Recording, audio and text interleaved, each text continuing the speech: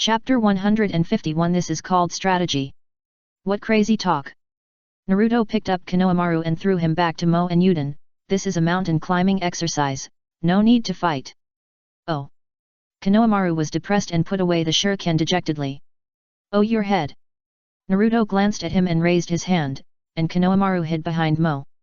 Yuden stood aside in confusion, turned his head and looked at Konohamaru and asked. Konohamaru, why don't you hide behind me? You always hide behind Mo. You are stupid. Konohamaru poked half of his head out from behind Mo, with a look of disappointment on his face. If I hide with you, both of us will be beaten together. It seems so. Yuden touched his head and said. Seeing Konohamaru shrink back, the other 6 children from the ninja school also breathed a sigh of relief. At least they wouldn't fight.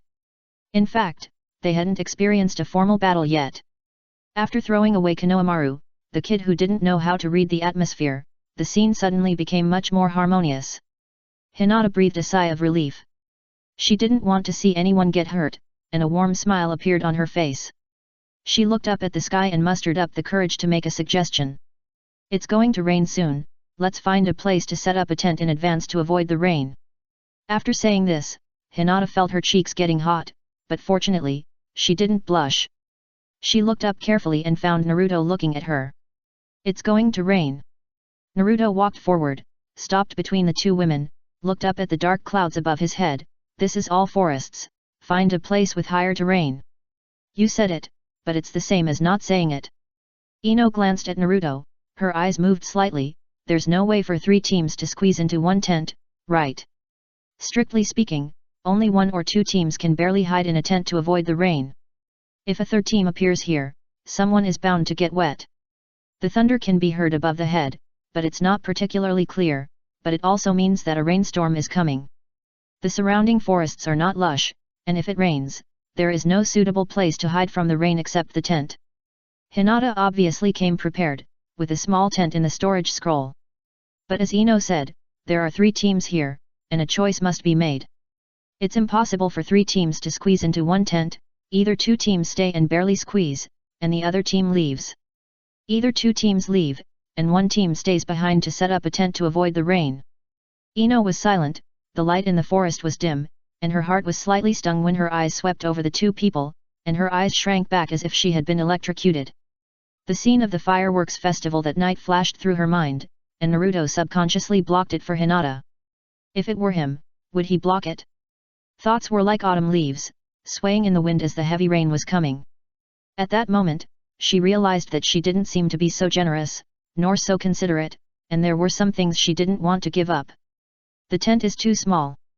Naruto turned his head and looked at everyone. I also have a tent. It was originally prepared for missions, and now it seems to be useful. Let's go together first, get closer to the top of the mountain, and set up the tent if it's about to rain. Go together. Ino's eyes were a little complicated. Each team has a separate route, right? We are lost. Konohamaru stood up from behind Mogi and interrupted. Brother Naruto said that if we find a team to follow, we can get to the top of the mountain.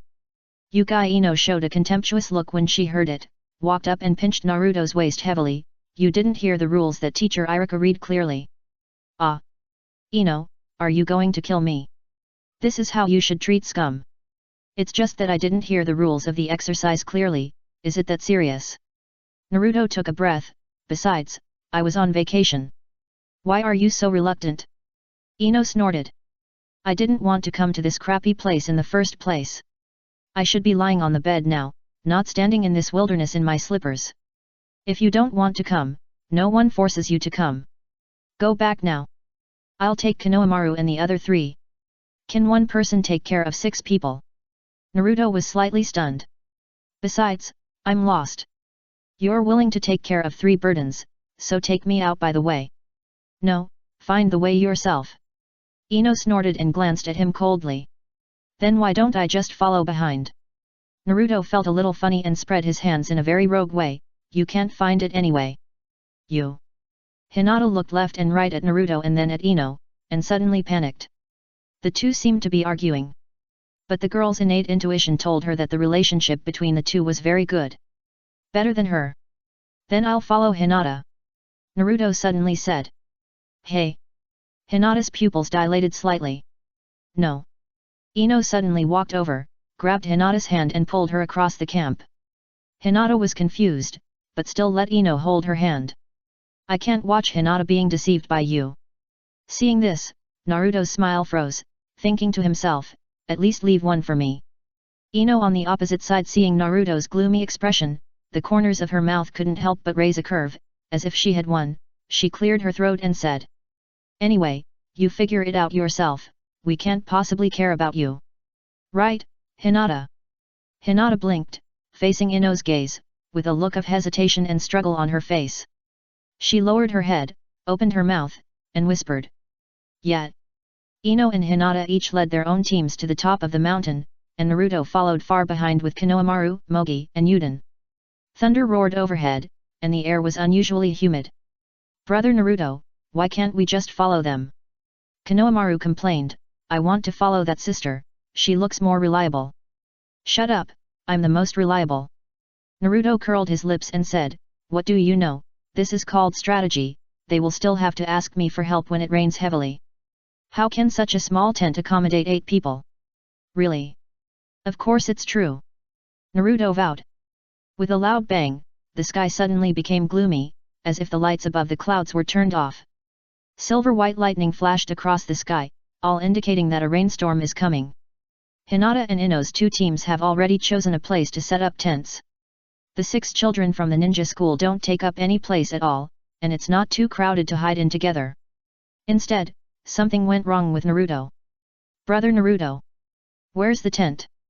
Chapter 152 Disappearance. Seeing the heavy rain coming, Naruto couldn't find the tent. "Didn't bring it." Konohamaru hugged his head, his face full of shock. "Brother Naruto, what are you talking about? Where's the tent? Where's my tent? What do you mean your tent?" Naruto picked up Konohamaru, who was rushing over, and said lazily, "Maybe I remembered it wrong, maybe I didn't bring it at all." "Then we're going to get wet in the rain," Yuden said honestly.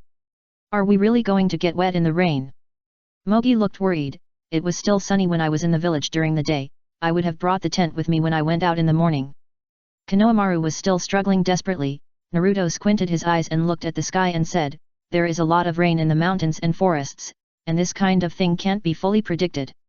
Anyway, find a place to shelter from the rain first." There was another thunder. Mogi screamed, and squatted on the ground because of excessive fear. "Mogi, get up quickly, we have to find a place to hide from the rain." Konohamaru, who was lifted in the air, kicked in the air and urged Mogi. "No. Thunder is scary." Yuden, who was standing by, also walked up to Mogi and advised, "Mogi, don't be willful, the rainstorm is coming." Naruto looked calm and unhurried, rubbing his slippers on the ground, and put Konohamaru down.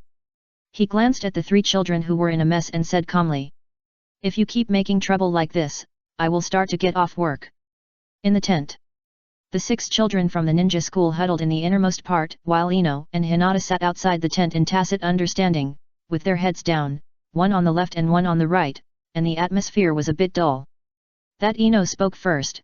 This time it can be considered an exam. "Hey? What?" Hinata was lost in thought, and Ino suddenly spoke, startling her, and she was suddenly at a loss. "Sorry. I was distracted just now."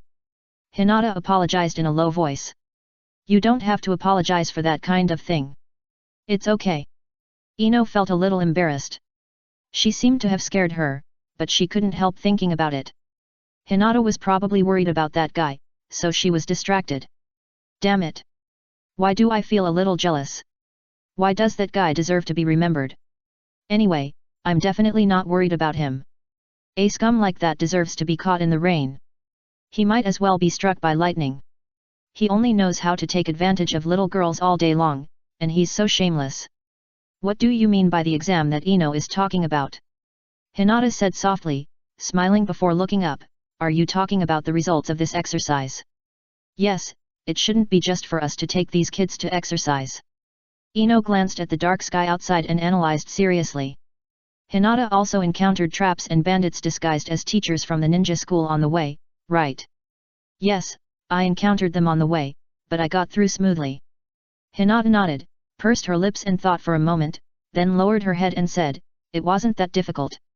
It's not difficult, but if you don't prepare in advance, it will probably be a mess. And that kind of emergency situation can better show the leadership ability of the genin. So I think this should be linked to the daily assessment of genin as an assessment indicator for promotion to chunin. Ino said in an orderly manner. If so, arriving on time is considered qualified, right? Hinata asked. Yes, so we have to start our journey when the rain stops. Ino said without reservation, the rain in the mountains is fast, and it won't last too long. Thank you, Ino. Hinata said seriously. Don't be so polite. Ino smiled, then glanced outside the tent. You don't have to worry about that guy, he can follow us smoothly. Arrived. No, I'm not worried about Naruto-kun. Hinata's face flushed. Ino. But that bastard doesn't seem to care about the chunin exam at all. With his personality, he probably wouldn't take it seriously even if he knew. He just wants to finish early and go home to sleep. Naruto-kun, he wasn't like this before. Hinata raised her head, her face a little red. He used to be very active, and then I don't know what happened and he became like this now. I didn't pay much attention to it before. Ino frowned. Anyway, that guy has become particularly annoying since the days before graduation, but Hinata, you should have known that guy for a long time, right? Yeah. Hinata. Ino suddenly called her. What's wrong? Hinata looked at Ino, her eyes reflected a calm light, but the next moment, her mentality was disrupted by Ino's words. Do you think that guy's previous personality is better, or his current lazy personality is better? Ino asked casually, but she didn't just ask about personality. He glanced at Hinata and paused. Everyone has this problem. Liking someone is also a kind of personality. People will change. It's like a star's reputation collapses, and the halo that was originally shrouded disappears. When the whole person seems to have changed, it is understandable that fans quickly stop following him. Because the personality has changed, it is no different from becoming another person, but the skin and memory have not changed. Hinata was silent for a while, lowered her eyes, curled up and hugged her legs and spoke vaguely. Should. The tent was surprisingly quiet. 6 children huddled in the tent, holding their breath and listening to the conversation of the 2 big sisters at the door. Thunder rumbled, and mountain wind entered the forest. A little girl lowered her voice and whispered. I think our big sister seems to like the big brother with yellow blonde hair. No, it's another big sister. But they are all talking about that person, it can't be. How is it possible? That kind of thing can't happen. Adults won't do this. With a loud bang, the rainstorm fell, making the tent rustle. The 6 children all exclaimed in surprise, pricked up their ears and listened carefully, finding everything new. Hinata's thoughts were interrupted by the sudden rainstorm, and she didn't know what to say for a while. There was a sudden sound of anxious footsteps outside the tent. Hinata and Ino looked out and saw a vague figure approaching the tent quickly. What is that? It looks like a person. Ino was also a little unsure. Although it was only afternoon, the visibility in the old forest was originally low, and with the heavy rain coming, it was basically grey outside the tent. The black shadow was wet all over. Outside the tent with a lamp, the person had not stopped yet, and the voice had already come out. There is no tent, take her in. As he spoke, the figure bent down and stuffed a person in. Ino recognized Mogi in the light. Before she could ask more questions, she and Hinata took Mogi in. The tent, which was not crowded at first, became a little crowded in an instant because of Mogi's joining. Naruto bent down and supported the outside of the tent, and his whole body was wet. Why, where are the other 2? Ino asked Konohamaru and Yuden. Naruto-kun, let them come too. Hinata said. No need. Naruto directly rejected the 2, and his dark blue eyes stared at Mogi who was still sobbing. They too come with me to find a cave to hide from the rain. Mogi paused when he heard this. How can that be? If they get wet, Hinata asked with some concern. Of course. Naruto said coldly. Hinata was slightly surprised and looked up at Naruto, but found that his eyes were always on Mogi. Mogi. His eyes were cold and his voice was calm. It's useless for a ninja to just cry. I'll take Konohamaru and Yuden with me. It doesn't matter if it rains. I won't send them here. They have to clean up the mess for you. You can follow these 2 sisters. If you have anything to say, we can talk after the exercise. Through the tent, Ino looked up at Naruto, who was soaking wet, and saw the tent, Mogi, her own and Hinata's faces from his pupils without any ripples. After saying that, Naruto left directly. Mogi couldn't help crying. Hinata and Ino looked at each other, and then quickly looked away. She suddenly felt that Ino's question was a bit sharp, so sharp that she could no longer numb and ignore her true inner thoughts. Is it the person or the character that she likes? Just now, she was sure that Naruto would never return to his previous appearance. The person who was always warm and bright disappeared. She realized that she could not avoid this question, even if she could be cunning and vague, and spend some tricks to pretend that she didn't understand. But when it was late at night and no one was around, those thoughts would climb up to the edge of the bed, questioning her mercilessly, leaving her with nowhere to escape. Chapter 153 My home is closer. Inside the crowded tent, the lights were bright. Hinata stared at the heavy rain outside in a trance, and Ino also frowned. Listening to the sound of heavy rain hitting the tent, she felt a little uneasy. The sound of "oo-at" sounded. Hinata looked up and saw Ino, who was getting up, was slightly stunned. She didn't ask Ino where she was going in such a heavy rain. She turned around and looked at the 7 children inside the tent. Hinata tried to make her voice gentler, smiling as she usually did. Stay here and don't run around. When the rain stops, we will come back to check if you are well behaved. Are the elder sisters going out? Ino glanced at Hinata with some surprise, but didn't say anything, just forced a smile in response. I suddenly remembered that there are still some things I haven't done. Yes. Hinata also said that there are some things she wants to verify in person. Maybe it's not a good opportunity now, but she doesn't want Ino to go to see Naruto alone. She has begun to feel uneasy. If there are more accidents, things may develop in the direction she hates. The tent was opened a crack, and the 2 women immediately left in the heavy rain. Outside a cave not far from the tent. With a snap, a puddle was stepped on and splashed half a meter of water. Brother Naruto, there is a cave ahead. Quick! Hide inside. Naruto felt his underwear was wet, and his slippers limited his running speed. No. It's too high on the cliff. Yuden said. What are you afraid of? Don't you still have me? Naruto shouted. Brother Naruto, didn't Irika teacher say that we can't rely on the power of the leader of the team? Konohamaru asked while running back. I didn't hear it at all, so it doesn't count. Naruto wiped the rain off his face. Ninjas can't be too rigid, Mo and Huang are special cases. Go up first. As he said, he carried Konohamaru and Yuden in one hand and went straight to the cliff. When they entered the cave, the 3 of them found that they were almost soaked all over. Naruto took out the purchased firewood from the sealed space, stretched out his hand to melt it, and a fire appeared with a bang. Konohamaru jumped on one foot and took off his coat. Fortunately, it is not yet late autumn, and the temperature around is not low. Actually, I have a tent. He sat down by the fire, and the first sentence stunned Konohamaru and Yuden. What? Konohamaru stared at Naruto in a daze, his lips trembling slightly. Brother Naruto, you did it on purpose. Why didn't you take out the tent? Yuden nodded and echoed. Naruto looked impatient. What's wrong with getting a little rain? Can it melt you? The firelight danced in Naruto's pupils, and his voice sounded lazy. Although I am not competent, it doesn't make sense to be too competent for you. I always think that the tasks of the summer camp in the ninja school are stupid, like a ninja house game. What problems can be found by following the steps? Everything is prepared for you. What kind of ninja is it? And Mo Huang? Mo Huang didn't do it on purpose, she just does this occasionally. Konohamaru explained. I didn't say anything bad about Mogi. At this age, everyone will allow her to be willful. I just hope that she can change with this opportunity.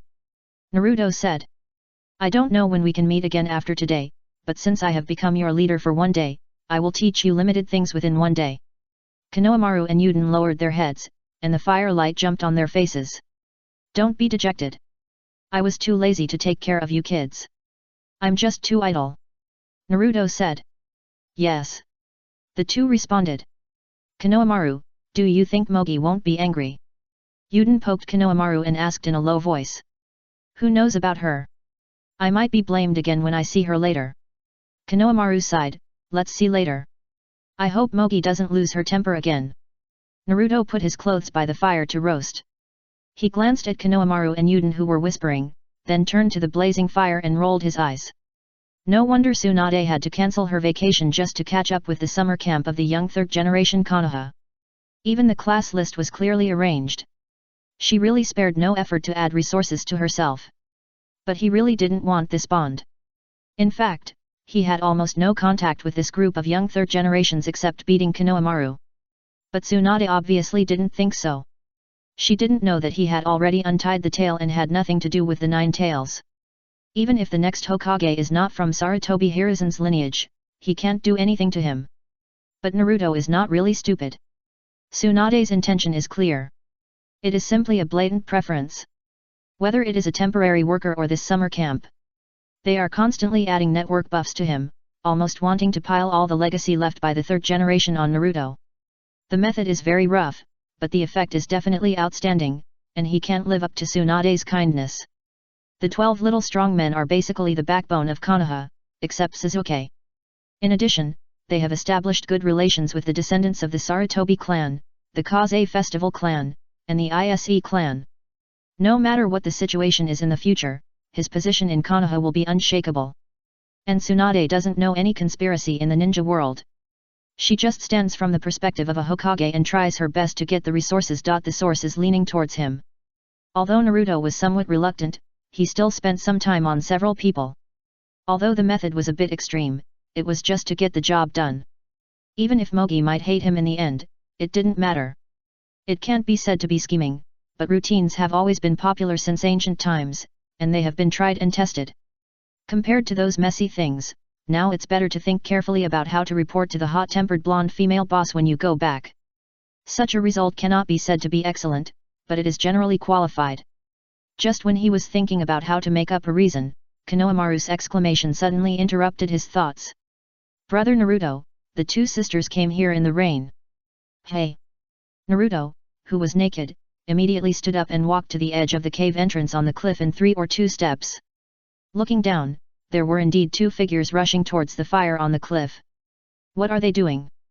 Naruto rushed back to the fire, put on his half-dry clothes, and jumped down from the middle of the cliff. The heavy rain did not last too long. The 3 teams arrived at the top of the mountain at the same time and completed the training task.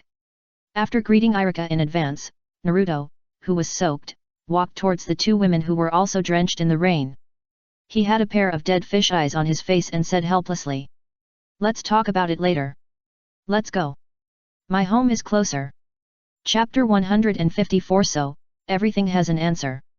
Things developed a little awkwardly, which was completely different from what they imagined. Ino turned her head to look elsewhere, and Hinata looked down at her shoes. Humph. Ino turned her head away. He was not worried that Ino would not agree, she even had the key. As for Hinata, I won't force it, but after all, she got wet in the rain because she was worried about me. If you are really shy, then give her some medicine to drive away the wind and cold. Fortunately, the rain didn't last long, otherwise, before reaching the top of the mountain, Ino and Hinata would not have found a dry spot on their bodies. Now the most important thing is to take a bath, drive away the cold, and wrap up in a blanket. In this way, Naruto's guilt will be alleviated. This place is not far from the village. If we rush back now, my place is indeed the closest. Naruto showed a rare look of embarrassment. The Hyuga clan's residence and the mountain flower shop are too far from here.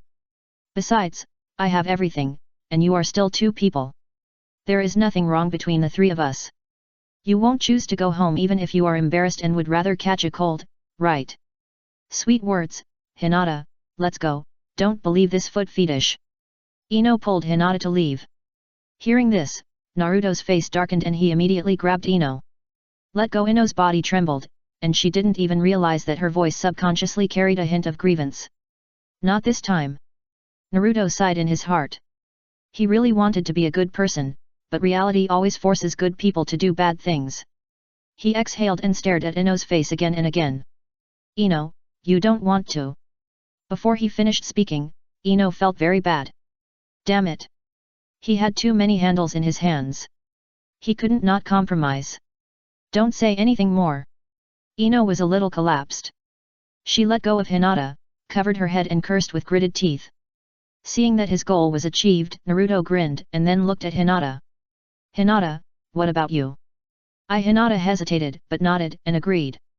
This surprised Naruto. Ino also looked at Hinata, with a hint of surprise and jealousy in her eyes. The door lock of the apartment turned. The nine-tailed fox, lying on the sofa, looked up drowsily, squinting his eyes like a middle-aged drunkard with a hangover, and then he saw the familiar yellow-haired man. And two girls with familiar faces, both of whom he had seen before. The nine-tailed fox's heart skipped a beat, and he cursed in his heart. That bitch wouldn't really want me to do a backflip, right? 2 at a time? What a beast! What a play! Fortunately, Naruto ignored the nine-tailed fox lying dead, and went straight into the bathroom to run hot water. Hinata, who was outside the door, blushed, bowed slightly at the door, and shouted "Excuse me" with her eyes closed. But when she looked up, she saw Ino already standing at the entrance and changing shoes skillfully. The moment their eyes met, the atmosphere was a little awkward. Hinata lowered her head, walked into the entrance, forced a smile, lowered her eyes and changed shoes silently. The wet clothes stuck to her body, but they were not transparent.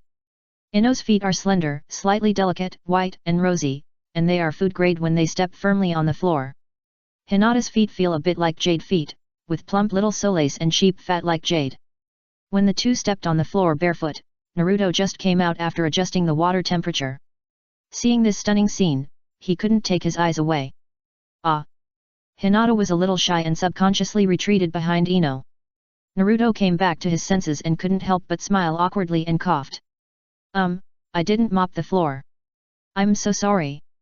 Tisk. Ino looked at him with contempt and mocked, did you mop the floor clean? It's your dirty heart that didn't mop clean. Dead foot fetish. Naruto, Let's take a shower first, it's better to take a shower together, anyway, you are all girls. If you mop it any further, one of you will definitely catch a cold. What do you care? Ino pulled. He led Hinata to the bathroom. You pervert, better stay away from the bathroom, don't listen to the sound, and don't imagine dirty things in your mind. Don't worry, I won't. Naruto replied lazily, I'm not interested in doing that kind of thing at all. Hinata, who was being dragged away, blushed. Listen to the sound of water in the shower? That kind of thing. She didn't hate it, but she just had no idea about it. Or, she couldn't imagine Naruto at all. Hey! Ino suddenly turned around and shouted at Naruto before entering the bathroom, what are you going to do? What do you mean? You're also wet, and you'll catch a cold if you don't take a shower. Ino frowned and said. So, can I take a shower together? Go to hell. I'll just change my clothes. Naruto waved his hand and turned to walk towards the room. Kyuubi lay motionless on its exclusive small sofa, watching the development of the situation the whole time, feeling uneasy, and had already thought about how to refuse the request for a backflip. Maybe it was because her legs were uncomfortable, or she was in a bad mood today, or some other reason that could not be refused. In the bathroom, Ino sorted the wet clothes and threw them into the washing machine, and took out the small clothes that needed to be washed by hand. The warm air in the bathroom was on, so it was not cold. Just as she was about to take a shower and then soak in the bathtub, she turned around and found Hinata standing there wet and motionless. What's wrong? Hinata. Ino walked to Hinata, stretched out her hand and touched her forehead, are you feeling uncomfortable? No. Hinata's face was flushed, and she looked at Ino in a panic, I think I'm fine now. Hey! Ino looked at Hinata in confusion, your clothes are soaked, you will catch a cold if you don't change them now. I. Hinata looked embarrassed and whispered, I'm embarrassed. What's there to be embarrassed about? Aren't we all girls? Ino smiled, you see I don't feel shy at all, listen to me, change quickly, otherwise you will catch a cold. Hearing this, Hinata looked at Ino and nodded. Hinata imitated Ino's appearance just now, threw the outer clothes into the washing machine, and placed the small clothes aside. She walked to the shower head a little embarrassedly, and sat on the small bench with her eyes half closed. There were 2 small stools and only one shower head in the misty bathroom. Ino and Hinata took turns applying shampoo and conditioner to rinse their hair. After washing their hair, they applied a thin layer of shower gel on their bodies, rinsed and took a bath. The bathtub was large enough to accommodate 2 people. It took more than half an hour for the girls to rinse their hair and bodies, and the two chatted constantly, talking about some topics between girls. When Ino's doubtful eyes probed a certain part of Hinata, Hinata crossed her arms and blushed. With a splash, they entered the water, and Ino leaned on the edge of the bathtub. Hinata also slowly sat in the water, and the clear water rippled slightly. Ino, who was staring at the ceiling of the bathroom, suddenly sighed and said, "Life is really a race. Some people run fast, and some people run slow." Hinata blushed to her ears when she heard this. Looking at Ino, she suddenly felt envious, but she actually said it out loud when she thought so in her heart. "Envy me?" Ino looked up, weighed her own weight, and looked at Hinata again. "What can I envy you?" It was already shameful to accidentally say what was in her heart. Now Hinata just wanted to suffocate in the bathtub, her face red as blood. But after thinking about it, she had already said it, so there was no point in saying half of it. So she used the courage that had been slowly accumulated since who knows when, and began to use it up from the first second she opened her mouth, and said in a low voice and stuttering, "I envy you being liked by others. There are many people who like me." Ino's face was calm when she heard it, and she continued to look up and lean back on the edge of the bathtub. "Maybe it's because I don't embarrass others. That's what they call knowing how to read the atmosphere and say the right thing at the right time." Ino completely relaxed, her body soaked in hot water, as if floating on the sea, half squinting her eyes and staring at the ceiling light emitting bright yellow light. "Everyone has a personality, round, flat, or square, but I don't seem to have one." Hinata blinked, wondering if Ino had misunderstood, and that was not what she meant. But looking at Ino who had opened her mouth, Hinata could only listen quietly. With a splash, Ino's pale arms fiddled with the hot water in the bathtub and continued. "It's not a good thing to have no personality. Although it's easy to get praise for being attentive and considerate, it's also easy to be depressed. It seems that anything is possible, and anything is possible. I think that someone will like me in the future anyway. As long as I show my considerate side, there will be countless compliments. Isn't that good?" Hinata whispered, "I actually envy you, Ino. I can't satisfy my father no matter what." "Of course it's not good." Ino turned her head to look at Hinata, half of her body came out of the water, and she leaned on the edge of the bathtub and said with a smile, "It's easy to lose yourself. I always stand in the other person's shoes with a considerate mood. Sometimes I want to be willful but I find it troublesome. It seems like there is a voice in my ear saying that you should be well-behaved, considerate and understanding. But I just want to cry, and I can't find a corner to cry, so I keep hiding. I think one day, there will be someone brighter than me, standing in front of me and asking me if I will be sad, if I will want to cry, if I will want to have a birthday that belongs only to me." Speaking of the second half, Ino suddenly choked up and buried herself in the bathtub. Hina watched like this, and her heart suddenly became sad. She didn't know whether to feel sorry for Ino or herself. She didn't dare to hug others, so she hugged herself by the bathtub. Slowly sinking. She suddenly realized that Ino knew what she meant by that sentence from the beginning. Too cunning, Ino knew that she was loved, but she still said that. She was too slow, and those words that were no different from confession slowly turned from blunt knives into real knives. They were all laid out in front of her, leaving her no way to avoid them. Hinata now knows everything, but she and Ino have just become real friends today, and now she is about to face another quarrel that is not a quarrel. It is too cruel and too torturous, but Hinata does not want to give up on this one thing. The idea of wanting to see her inner thoughts is like an obsession lingering in her heart, something she wants to do even if she is cowardly. She wants to find out whether Naruto is still the person with a bright heart. It's just that the person who is illuminated is no longer her, but Ino. But Naruto seems to have taken care of her in the same way, and she is not without memory. The trivial things come to mind one by one, and Hinata gradually feels that she has come back to her senses. When she leaned on his back, she didn't dislike it, and when her hand was held, she didn't dislike it. Her heart kept beating, which has nothing to do with her personality. This is love. In the past, it's fine, and now. The wind is hot, and the lover's hands are warm. Her heart beats violently every moment because of the brief contact. The body will not lie. The bathroom was filled with thick fog, and the bright yellow light dimly revealed the outlines of the two women. With a rustle, Hinata suddenly stood up and looked at Ino and said, "It doesn't matter whether you like the past personality or the current personality. I still don't dislike it now, and that's what's important." Ino stared at her in a daze, a little confused.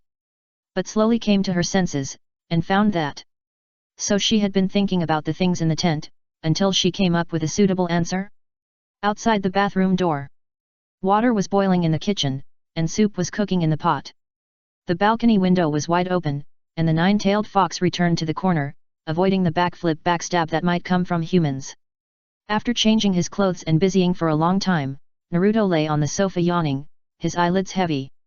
He didn't expect the two women to chase him out. The sudden accident caught Naruto off guard. Now he just wanted the two of them not to catch a cold, and didn't want to feel guilty about it. It was almost late autumn, followed by winter and snow, and the New Year's festival. Time passed so fast, it seemed to wait for no one. Half asleep and half awake, Naruto suddenly heard the sound of the door opening, but because Ino and Hinata took too long to take a bath, he temporarily forgot about them. He opened his eyes a little and saw the two women pointing at him secretly, and he was stunned. It took him a long time to remember, and he sat up immediately.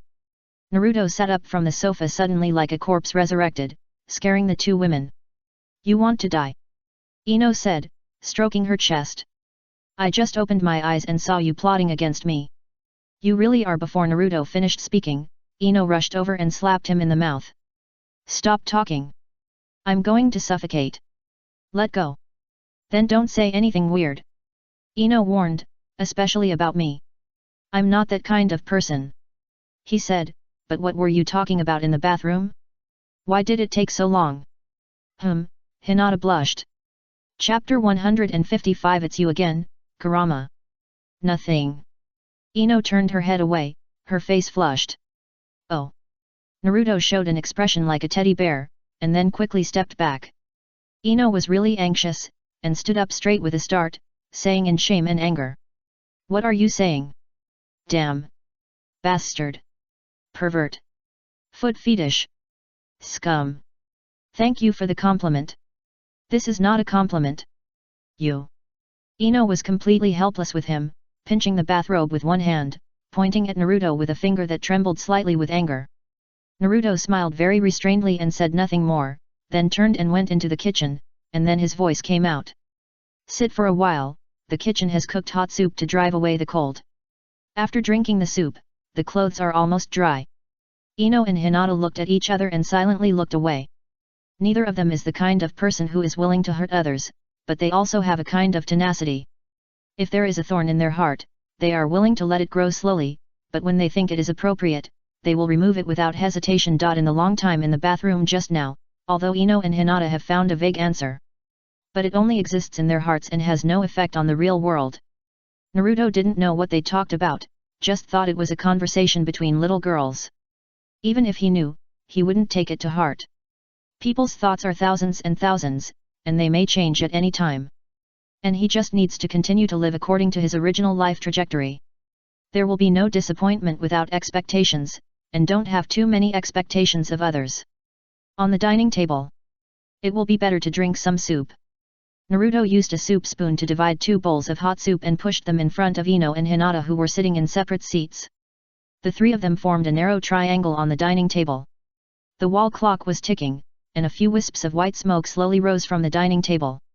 He looked up at the two girls belatedly, and saw 2 slightly stiff faces through the curling hot air, like the tired expressions of 2 friends who were not good friends after the noisy ending. Outside the balcony, the sky was getting darker. The empty living room was quieter than ever. The door of the apartment was closed, and the hustle and bustle of Konoha Street was isolated outside. The voices were so low that they seemed to be far away. Naruto glanced at the 3 bowls of hot soup on the table, knocked on the table indifferently, and said half-jokingly, ignoring the atmosphere. "If anyone doesn't drink it, for the sake of health, you can only stay here overnight for observation." The scene was so quiet that you could hear a pin drop. Hinata kept her head down, but did not move. Naruto was sure that both women heard his words clearly. Finally, Ino looked at him, her eyes were misty, and her voice was terribly soft. "You." With a hoarse cry, that look was completely different from the usual generous Ino that Naruto knew. Naruto was slightly startled, but he did not avoid it. He raised his eyes and looked at Ino seriously. Although he didn't know what was wrong with Ino, he knew clearly that if he hesitated at this time, it would be the end. "What's wrong?" "I've been struggling with one thing." Ino felt a little depressed, tears seemed to be flowing in her eyes, about to burst out. For the first time, he saw a completely different expression on Ino's face. Her eyes were watery, with a sense of torment and pleading. It seemed that she could no longer tolerate Naruto's ignorance. Although there was no need to make it clear now, she still wanted to know how Naruto saw her. Just as Ino was about to say it, Hinata on the side suddenly raised her hand to the hot soup and began to drink it spoonful by spoonful. During this period, she didn't say a word, just drank the soup. It seemed that she was completing a task and hurried to finish the soup. Seeing this, Ino's words that were about to be said stopped in her throat, and her mouth opened but no sound came out. Hinata had already finished the soup, lowered her head and stood up to say, "Sorry, Naruto-kun, Ino, I have to go back." As she spoke, Hinata had already walked into the bathroom quickly, holding her bathrobe. Only Ino and Naruto were left sitting at the dining table. After a while, Ino also stood up with a bang and said something muffled. "I have to go back too." Then she went into the bathroom to get the dried clothes, and Hinata had already dressed and walked out. She bowed to Naruto the moment she lowered her eyes, and then opened the door and left as if escaping. Naruto covered his face and took a breath of cold air. He suddenly realized that something extraordinary seemed to have happened between the two of them, but it seemed meaningless to ask now. After a while, Ino also came out. She did not say goodbye, but just looked at Naruto deeply, shed a tear, pursed her lips and walked away. Suddenly, Naruto was the only one left in the living room facing a pot of hot soup. After a moment of silence, the nine-tailed fox poked its dog head out from the balcony, and it happened to meet Naruto's dark blue eyes. "Kid, where are your two owners?" Kyuubi was talking about something else. "Gone." He was not angry either. Or there was nothing to be angry about. Naruto did not lose anything in the current situation. No matter what Ino and Hinata thought, it would not affect him. It should be as it is. He did not need to make any promises or give up at this age. He could continue to pretend to be confused or really not care. In short, nothing would be wrong. "Gone? Are you angry? What about my wine in the future?" Kyuubi was simple and innocent. Tonight, he did not care about humans, but only about wine. "Yes, where will there be wine in the future?" Naruto lowered his head to drink soup, drank a few sips, and looked at Kyuubi standing in front of the balcony floor-to-ceiling window, and greeted him. "Kyuubi, come and drink some soup. You can get up early if you have no money in the future." Before he finished speaking, Naruto saw Kyuubi silently return to the balcony, pull up the floor-to-ceiling window, and began to practice backflips without saying a word. Seeing this, Naruto touched his chin and stopped drinking soup. He simply stood up and walked to the balcony, squatted beside the nine-tailed fox, and watched the nine-tailed fox backflip closely from a 360-degree full-view angle. The girl can be coaxed back at any time, but the nine-tailed fox backflip is something that you may not see once in hundreds of years.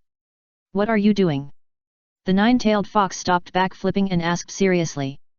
"Watching you backflip." Naruto squatted on the ground and watched intently. "I wish I could record it now, but unfortunately there is no camera." "Ha!" The nine-tailed fox glanced at Naruto with contempt. "What do you know? What do you think I am doing? It's just to enslave you despicable people. It's just a tribute of fine wine from humans." "Ah, makes sense. It's you, Kurama, whose theory stands in the atmosphere." Naruto nodded. "What are you still standing there for?" The nine tails glanced at Naruto. "Practice together." Hearing this, Naruto actually touched his chin and thought for a while, then stood up after a while, left a word of stupid dog and returned to the living room. Chapter 156. Isn't this a kind of? The next day, Tsunade really sent someone to find Naruto, for nothing else, but his mission report in the ninja school exercise. Perfunctory. Extremely perfunctory. "Uzumaki Naruto, do you want to see what you wrote?" With a snap, Tsunade threw a scribbled mission report on the desk in front of her face, and her beautiful eyes widened as she stared at Naruto, who looked innocent.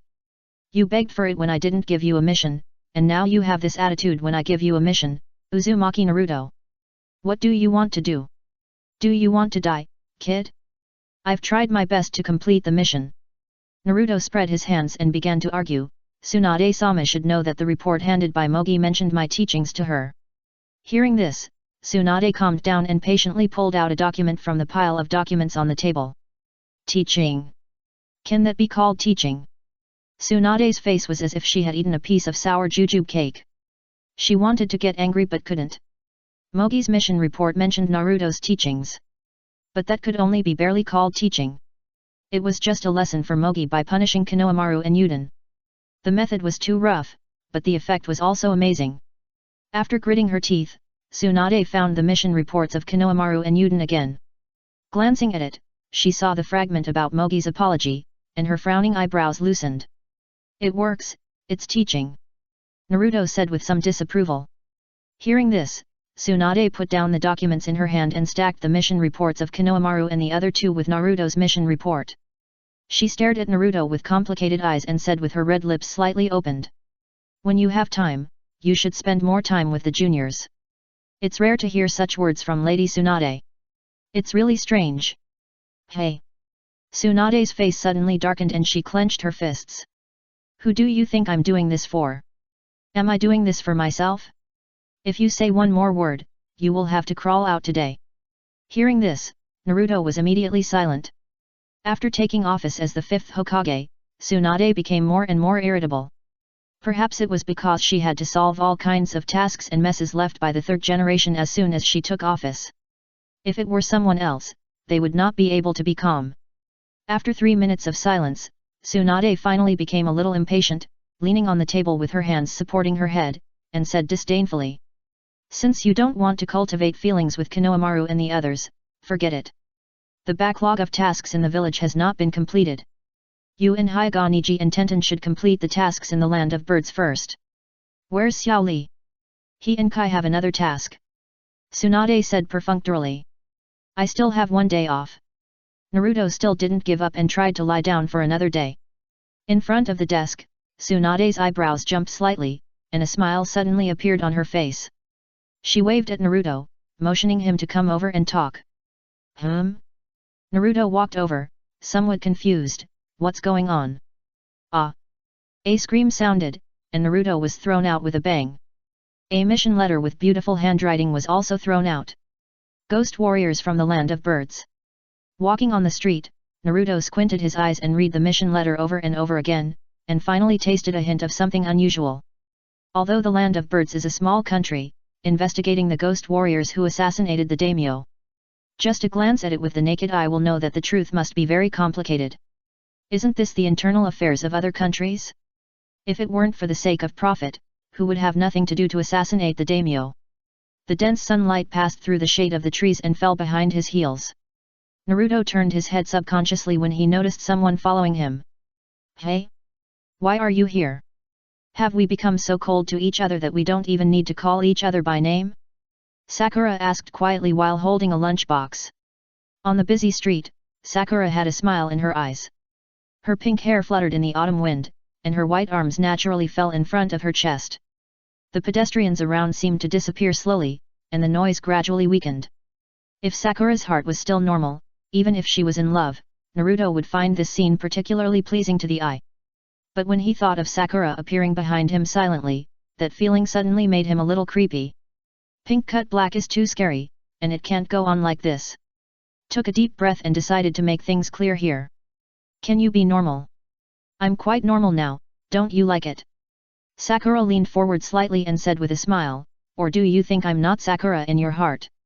It doesn't matter whether it's the original little Sakura or not. I'm not a god, and I can't control that kind of thing. Naruto sighed, whether it's the original little Sakura, or you, it's not my decision. What to do, how to keep it, is your business. I can't intervene, or I have no interest in intervening. I still say the same thing, I don't want to see anything, I don't want to know anything. Hearing this, Sakura was not annoyed, and there was still a smile in her eyes.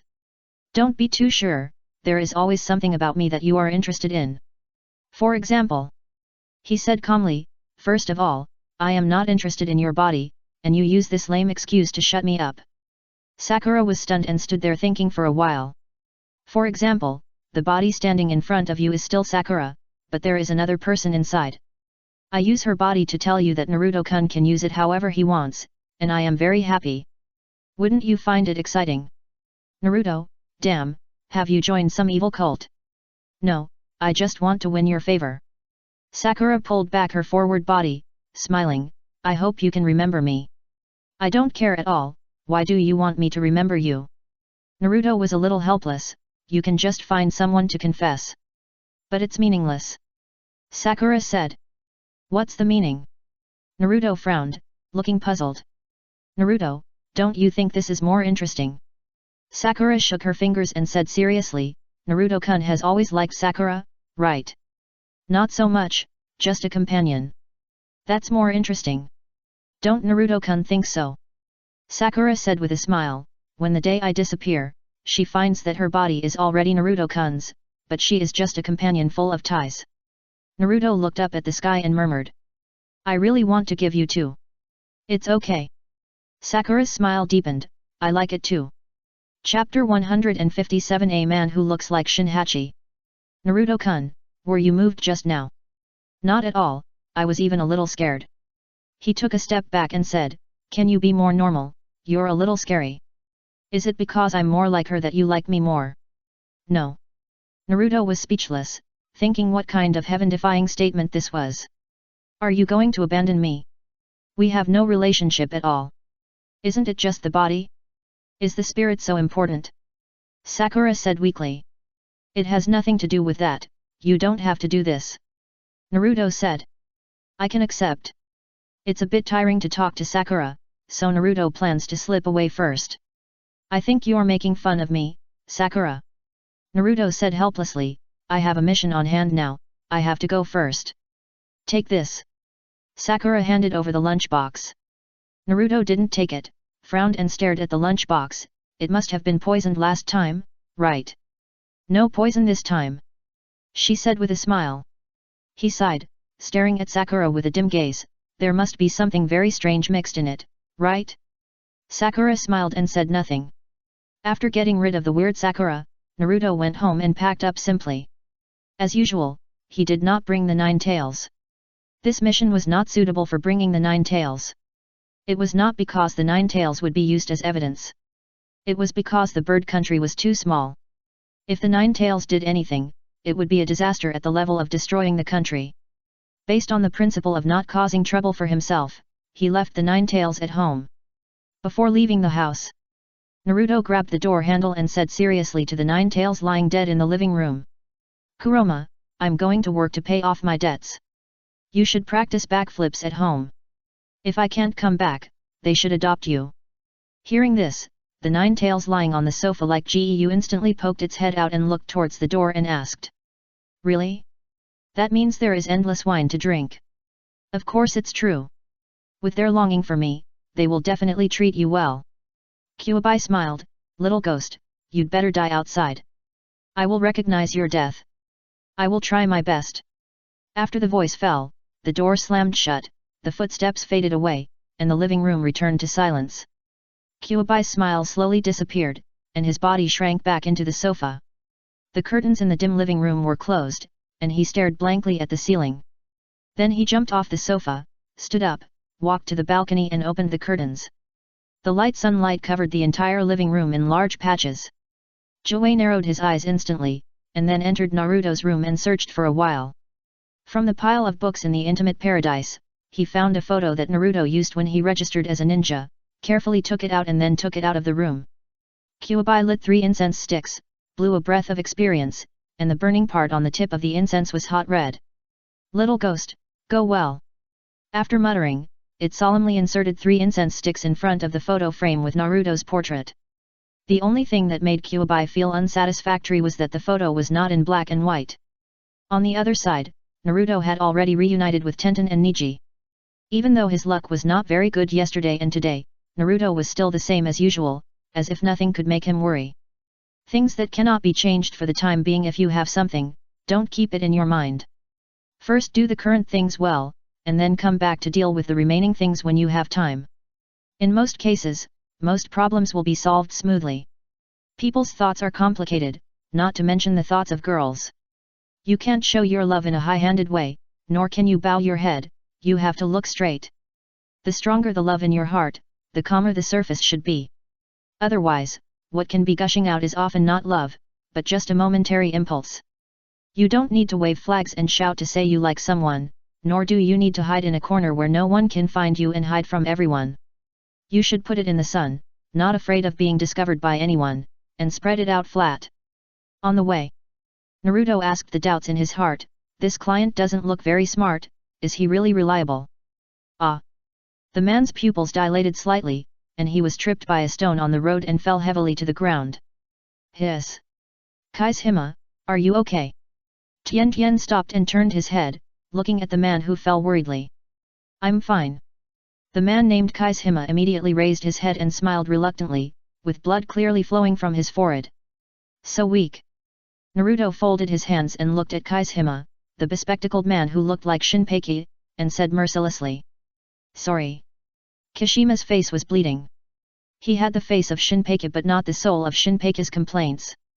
He apologized in a panic. I know the mission reward is not enough, but I don't have any money on me. That we didn't talk about the reward issue. Tian said awkwardly. This little money makes it difficult for us. Naruto added. Sorry. Sorry. Kaishima was about to kowtow and apologize. Naruto, don't scare him. Tian glared at Naruto with a stern face, and the latter left whistling and leaned towards Niji. Sorry. Kaishima knelt on the ground, not daring to raise his head. It's okay, he's just like that, just joking. Tenten had a headache, handed Kaishima a towel, and forced a smile to comfort him. Since Konoha has accepted the mission, we will definitely do our best. Thank you, thank you. Kaishima looked grateful. On the other side. Ninkai. Naruto called out to Niji, and Niji paused when he turned around. It seemed that he remembered some not-so-good memories, and his face suddenly looked a little ugly. He remembered that Naruto called him that last time, and then they tied the client up like a dumpling together. What a pity, he teamed up with this lawless temporary worker again. Looking at the smiling face of the lawless madman, Niji's heart suddenly jumped. This guy. Something is wrong. Naruto patted Niji's shoulder and said with a smack of his lips. What's wrong? Niji asked patiently. Nothing is right. Naruto glanced at Kaishima who looked like Shinhachi and said, the man said in the letter of entrustment that the ghost samurai assassinated the former daimyo and asked us to protect the new daimyo.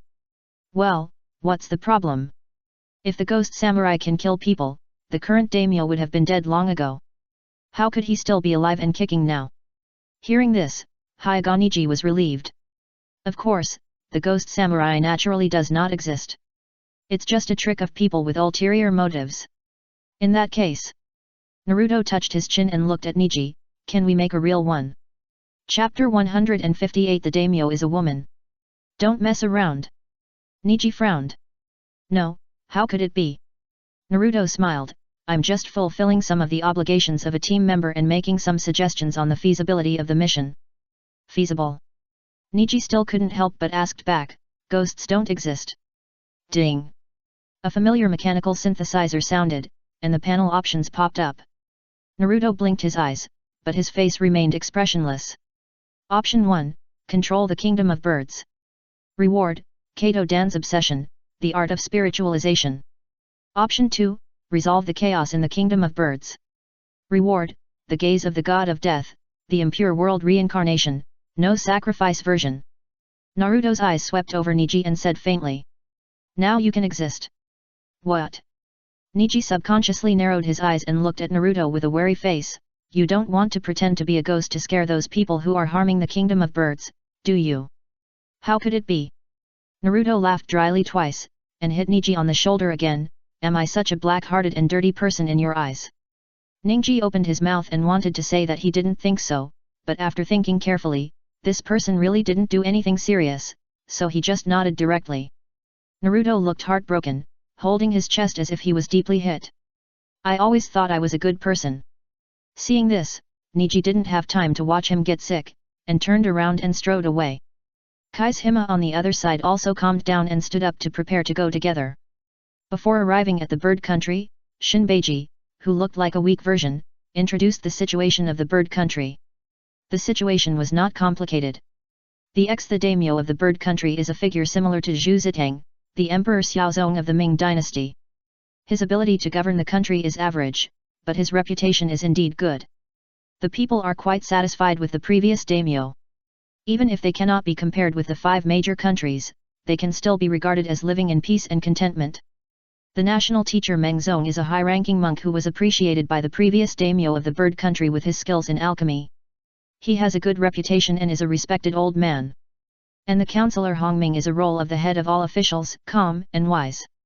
And Hongming is in his prime age, and his future is bright. Daimyo, national teacher, counselor. The delicate balance between the 3 did not last long, and the daimyo was assassinated. The position of the daimyo cannot be vacant, and a new daimyo can only be selected as soon as possible to stabilize the hearts of the people in the bird country. At that time, there were only 2 candidates for the daimyo. One is the son of the former daimyo, Heron, who was born in an orthodox family. Meng Zong fully supports his ascension to the throne, and the other is the counselor Hongming. In the fierce debate in the court about the theory of orthodox birth and the theory of ability, Heron finally defeated Hongming and succeeded in becoming the new daimyo of the Kingdom of Birds. Later, Heron's sister was also assassinated and killed, and the reason was attributed to the ghost warrior. That was a ghost that suddenly appeared from the sky. All attacks were ineffective against it. Kaishima said with a slight tremor in his shoulders. Shinhachi, calm down, there are no ghosts in this world. Naruto turned back and interrupted while hurrying on his way, people can't be resurrected after death, so where are the ghosts? There are indeed no ghosts, but the dead will wake up. As he said, he silently chose option 2 in his heart. Option 2, reward, solve the chaos in the Kingdom of Birds. The gaze of the god of death, reincarnation, no sacrifice version.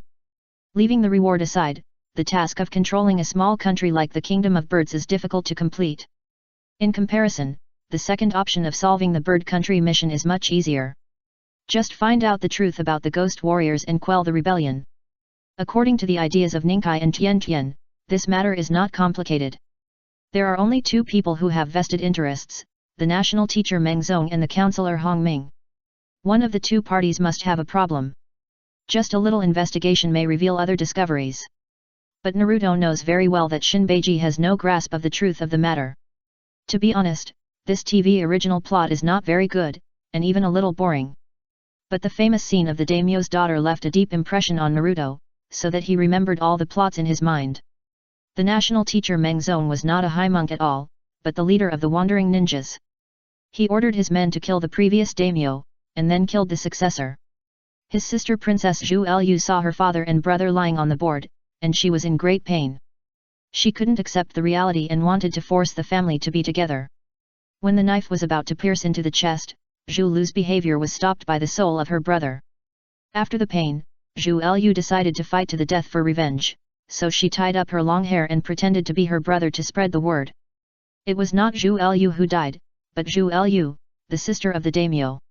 In general, this is a story about Mulan in the ninja world who avenged her father and brother, disguised herself as a man to ascend to the position of daimyo, and continued to investigate the truth under the name of Ghost Warrior.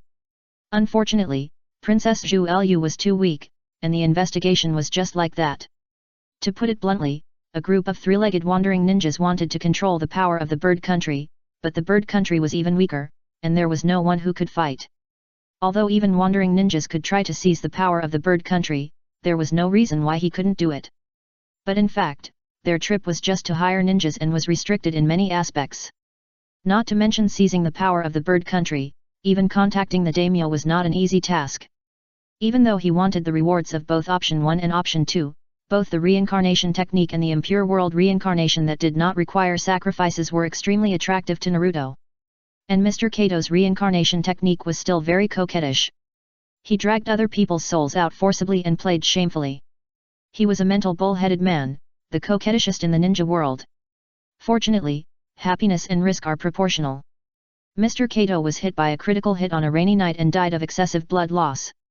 Now Naruto had one reincarnation technique and the other impure world reincarnation. After hesitating for a moment, he chose the latter. The reincarnation technique has a drawback. After the soul is out of the sheath, the body cannot move. Once the body is not well protected, or there is a traitor in the team, it's game over. At this stage, Naruto doesn't really need the reincarnation technique.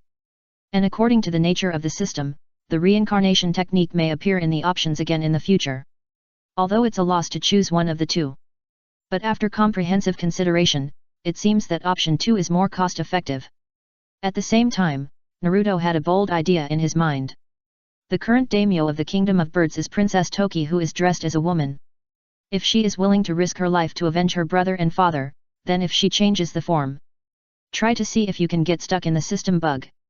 If not, you can get stuck in the requirements of the first option. Chapter 159 Princess of Vengeance. The last time I tried to get stuck in the bug was in early summer, and I almost got stuck in the system. I was young then, but now is different. Not only do you have to get stuck, but you have to get stuck boldly. Be brave to try and play with the system. After arriving in the Kingdom of Birds, Niji led the team to investigate the most suspected strategist, Hongming. After all, Hongming is the most suspicious strategist of the current daimyo. Big competitor. Naruto knew the truth, but he also patiently followed the investigation. There was nothing wrong with Hongming. If you don't make groundless accusations, you naturally won't find anything. And obviously, Ninkai and Tian also realized this. In this situation, either Hongming is hiding something, or Meng Zong has a big problem. And the person with a real problem can't help but be investigated, and Meng Zong soon attracted Ninkai's attention. Things are finally on the right track, and the rest is simple. As they investigated Meng Zong, they felt that this person was not right. Not only was he not a high monk, but he also had close contacts with a group of mysterious organizations. The three of them would occasionally listen to the memories of Kaishima, who looked like Shinbeiji, recalling the time when he was childhood sweethearts with Daimyo Saru. Has his personality changed? Is he still the same old ibis? Naruto glanced at Kaishima. Aren't you a childhood sweetheart of the daimyo? Why has his personality changed, and you can't explain it? Maybe it's because of the death of his father and sister that ibis, Kaishima said reluctantly. Maybe he just doesn't want to see you. Naruto played steadily, and there was one more thing he didn't say. Ibis, who was dressed as a man, was afraid of being discovered by familiar people. Don't talk, people are already here. Tian warned. At night, when the ghost warrior fell from the sky, Naruto threw a few shurikens at him. The ghost warrior hung by the kite instantly fell to the ground with a bang. Seeing this, the three of them looked at each other and had the answer in their hearts. The so-called ghost warrior is just a kite warrior. It's just a person who uses a super large black kite to create signs of floating in the air and appearing and disappearing at night. The ghost warrior is indeed fake. Chase him. Don't chase him, someone is surrounding us. Ninkai said, we can't fight with the soldiers of the bird country, we have to leave here first. It's so troublesome. Naruto complained. Ninjas are like this, stop complaining, let's go. Tian pulled Naruto, and the three of them left the woods. That night, Meng Zong's men surrounded the residences of Ninkai, Tian and Naruto, and found the armor of the ghost warrior in the home of the strategist Hongming. Meng Zong, who noticed something was wrong, had already begun to close the net, as long as he killed the strategist Hongming. For Meng Zong, a young daimyo could not support himself, and he would have the final say in the bird country in the future. Ninkai didn't want to clash with the bird country army, so he issued an order to break out again. In the woods. The night wind was bleak, and the three people who broke out separately gathered together again according to the original agreement. The moonlight entered the forest, and the dead leaves under their feet rustled. Ninkai frowned and said, it's clear that Hongming is not the mastermind behind the ghost warrior. This matter is most likely related to Meng Zong. And Meng Zong and his strategist Hongming should have guessed the identity of the ghost warrior, so Meng Zong took the initiative. What should we do now? Naruto asked. Split into two groups. Ninkai replied, Tenten and I sneak into the execution ground to rescue Hongming. Naruto, you find a way to enter the daimyo's mansion and tell the daimyo the truth. In this way, our mission is completed. What he said was right. The mission received by Konoha was to uncover the true identity of the ghost warrior and drive away the ghost warrior. If Hongming died, the clues of the ghost warrior would be cut off again. And the premise for Ninkai and Tianten to take Hongming away must be legitimate. Only by telling the daimyo of the bird country about Meng Zong's conspiracy and letting the daimyo deprive Meng Zong of his identity as a national teacher can it be convenient to take action. Okay. Naruto didn't care. Get rid of Meng Zong's group, and the reward for the impure world reincarnation will be in hand. As for Zhu Lu, if his brain is not broken, he should know what to do. It was dark at night, and Naruto quietly climbed into the daimyo's mansion. Avoiding the waiter and the patrolling soldiers, he estimated the opportunity and quietly climbed onto the roof of the daimyo's mansion. He jumped all the way and landed right above the daimyo's room. With a light bang, Naruto landed on the ground lightly like a fallen leaf. At this time, Zhu Lu's hair was not tied up, but scattered on both sides. The ghost warrior armor on his body had just been untied, revealing the lining clothes, and the whole person was still in the action of taking off the armor. The palace was very large, just like the bedroom of a king, big enough to accommodate 10 people lying together on the bed. The palace lanterns burned slowly, illuminating the entire palace. Zhu Lu was really too weak, and didn't notice Naruto's arrival at all. He suddenly looked up and saw a yellow-haired man just falling from the roof. She was stunned, and suddenly remembered that she had not completely taken off her armor. Her secret was exposed, and she immediately wanted to kill. Before she could say the word "you," Naruto's pupils dilated slightly, and he reacted very quickly without any hesitation. A monkey turned over the mountain, his body spun in the air, covered the mouth of the ibis with a slap, sat on her, and pressed her to the ground heavily. He had no mercy on women, and his teammates had only one life. If he was a saint, Niji and Tenten would have to fall into a dangerous situation with the army of the bird country. Don't talk. He raised his hand, and the lava escape immediately covered his palm, melting through the floor in front of her eyes. If you don't want your face to look like this, you'd better not speak now. I don't have the patience to talk to you. Seeing the fear in the eyes of the ibis, Naruto continued. I am a ninja from Konoha. Introducing myself making customers feel more at ease. Although they are temporary workers, they also have professional ethics. Sure enough, Princess Ibis, who was pressed to the floor and trembling, was obviously not so scared after hearing the voice of Konoha's ninja. After Naruto released her mouth, she took a deep breath and said dissatisfiedly. The relationship between the Kingdom of Birds and Konoha is average. Even if you are a ninja from Konoha, you can't. Naruto ignored her and interrupted her. We have already found out that the national teacher Mengzong is the leader of the wandering ninjas. Your father and brother were killed by him. What? Zhu Lu was stunned. How did you know? The counselor Hongming has been framed by Mengzong and taken away. As the daimyo of the bird country, you'd better take people to stop Mengzong now. Why should I believe you? I knew you would ask that. Naruto smiled and suddenly slapped her. Wake up.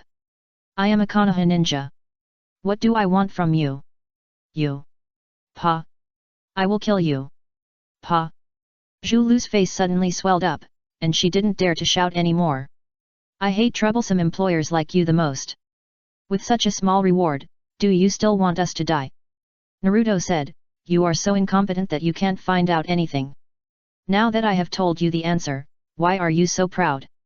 Zhu Lu was slapped several times, her eyes widened, and she stared at the yellow-haired man with an incredible look. But Naruto frowned slightly, and obviously had no intention of stopping. Seeing that the man's palm was raised again, Zhu Lu wanted to resist but was afraid of Naruto's high-temperature melting escape. Okay. I'll go. What do you mean you go? This is what you should do. Aren't you the princess of revenge? Naruto looked down at Zhu Lu, go now. Chapter 160 Hard to Coax. Naruto didn't know much about Princess Zhu Lu. However, there are too many derivative paintings of the Princess of Revenge. You don't want your brother's revenge to be unrevenged, right? In the land of birds, he ran into the daughter of the daimyo. The evil Zhu Lu, the revenge of the undead. A big failure, a dungeon, and a coffin, torture of Zhu Lu. There are too many network talents, which made Naruto impressed. Only in the matter of revenge, Zhu Lu is a determined girl. The death of her father and her brother deeply stimulated her. In order to take revenge, she tied her hair and pretended to be her brother Zhu Lu to succeed the daimyo of the land of birds. Hatred controlled her, and she had long ignored all factors that had nothing to do with revenge. Naruto knew very well that she didn't care whether the Konoha ninjas would die, or even whether she would die. As long as she could get revenge, she would do whatever it took and give up everything. Naruto carefully waited and finally gave up the option of seizing the power of the bird country. It was not realistic to rely on the Vengeance Princess to seize the bird country. Although the sparrow was small, it had all the organs. The bird country did not have outstanding ninjas, but there were also smart people like Hongming who were fearless. Controlling a country is much more difficult than simply fighting and killing. It is impossible to do it by controlling a vengeance princess alone. Moreover, this vengeance princess is not easy to control. She is a revenge-minded person. After thinking about it, it was better to run away after completing the mission. In this way, in the shocked eyes of Toki, Naruto calmly slapped her again. I am the daimyo of the land of birds. You are not, your brother is, you are just an impostor. Naruto stared at her and said, I advise you not to have any other ideas. As he said that, Naruto stood up. You know the methods of ninjas, you don't want your father and brother to die and not rest in peace, right? You. What on earth do you want to do? Zhu Lu asked with gritted teeth, her face was red and swollen. I just said it clearly, why don't you like to listen to others carefully? Naruto was not far from Zhu Lu, and he could touch her if he walked forward 2 steps.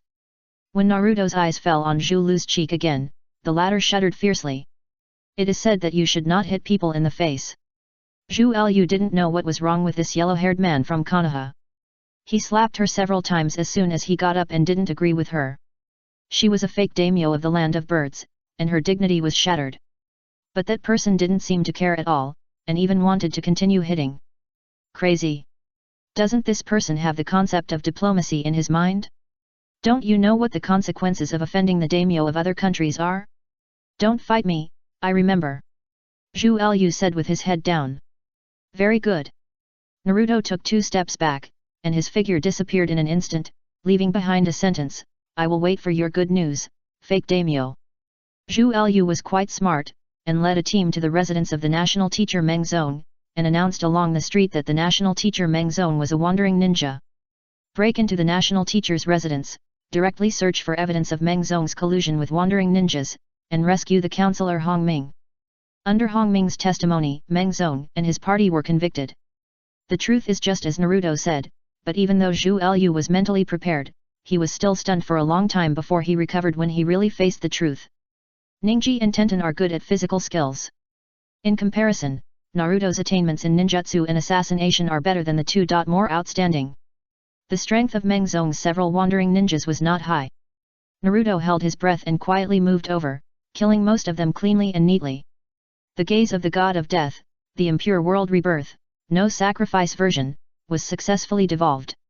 It turned out that the counselor Hong Ming still had brains.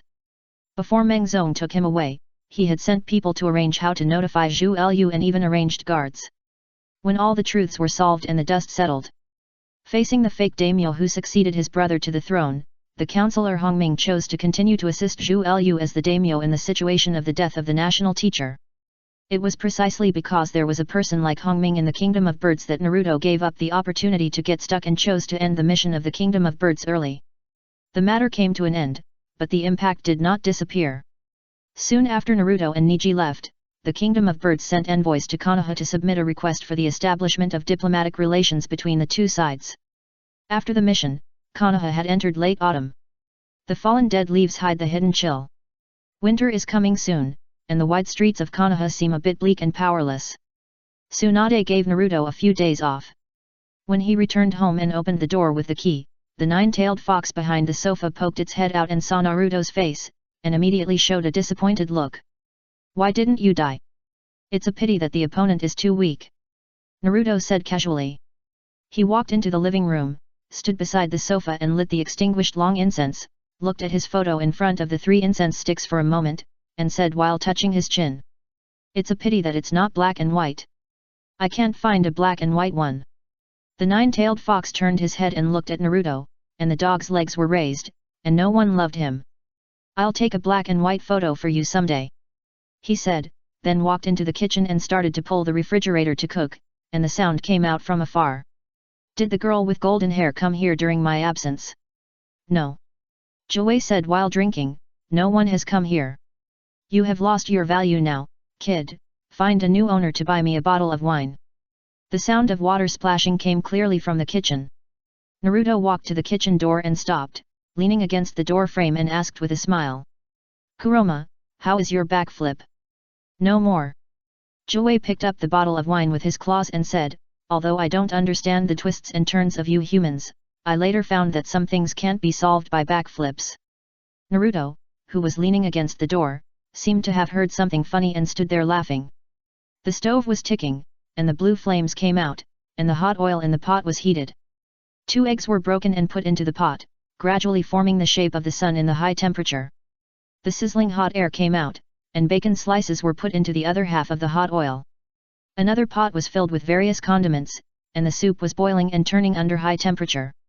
The fruit was rinsed under the faucet, and the water splashed beside the pool and slowly slid down the pool wall. When all the food was just right, it was carefully put into the food box by the dexterous hands, and the fruit was cut and put into the box. After doing all this, Naruto cleaned up the kitchen as usual. He walked out of the kitchen with the food box and put it on the dining table in the living room. He went into the room, took the clothes and went into the bathroom. "It's dark, where are you going?" Joey asked boredly towards the bathroom. With a click, the light in the bathroom turned on, and the light was warm and bright. "To make people happy," he said. Chapter 161 Reconciliation. The flower shop in the mountains. There was a dull sound of footsteps coming from the wooden stairs on the second floor. The lady looked up and a gentle smile appeared on her face. "Ino, aren't you going on a mission tomorrow?" "I can't sleep." Ino, who was wearing loose pajamas, rubbed her eyes, looking a little haggard. "I'll come to look after the store, mother, go and rest." "Is it okay?" Yamanaka Rino asked. The store was brightly lit, flowers were neatly placed on the shelves, and moths flew around the light stands. The street gradually became noisy at night, and the sound slowly seeped in through the glass door. It was dark outside, and the big green tree outside the store could be seen silent in the dim light. Ino retracted her gaze and said with a smile. "Well, it's okay, mother, I'll go on a mission tomorrow afternoon, and there's still plenty of time." Yamanaka Rino nodded, got up from the counter and went upstairs. Ino sat down in front of the chair, found a book and read it absent-mindedly. The store was a little quiet, and she stared at a line of words in the book and was a little absent-minded. After the day of the camping, it seemed that nothing had changed. Irika gave excellent evaluations on almost everyone's assessment records, except Naruto. She regretted that she was a little impulsive that day. In fact, when she thought about it carefully later, there was no need to say those extra words. The risk of the ninja profession is too high. The greater the expectations, the more bad things will happen. There is still a long time to go, and no one knows what the future will be like. But the words spoken are like spilled water, and they cannot be taken back. When she thought of what happened that day, Ino couldn't help but sigh. At that time, the direction of things was completely out of her control, and some words were said directly without thinking. Dingling, the door of the store was opened. "Welcome." Ino looked up and stopped halfway through her words. The night in late autumn was still cool, and people tended to become lazy. With a squeak, the mountain Naruto pushed open the door of the flower shop, and the noise from the street outside immediately poured into the shop. Ino looked at the person with complicated eyes. The person had messy blonde hair, wore a loose white short-sleeved shirt, casually put on a pair of trousers, and did not wear a forehead protector to reveal a smooth forehead. Holding a food box in his hand, he had long arms and legs. His height has indeed grown very fast in recent times. He walked but did not walk completely. The blue eyes hidden under the blonde hair slowly fixed on Ino's face. Then his pupils shrank slightly, and he smiled fearlessly. Under the bright yellow light, Ino couldn't help but want to laugh, but she still held it back. She pushed the book in front of her forward, her mouth slightly pursed, and said unhappily. "Don't stay here if you don't want to buy flowers. Buy them." Naruto leaned over, put the lunch box on the counter, and lazily found a high chair to sit opposite Ino. "I'll buy whichever flower you like. I like them all." "Then I'll buy them all." "Tisk." Ino muttered, "I've seen too many flowers.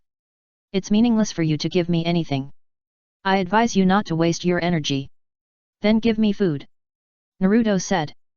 Ino glanced at him sideways, half supported her head against the counter, and glanced at Naruto.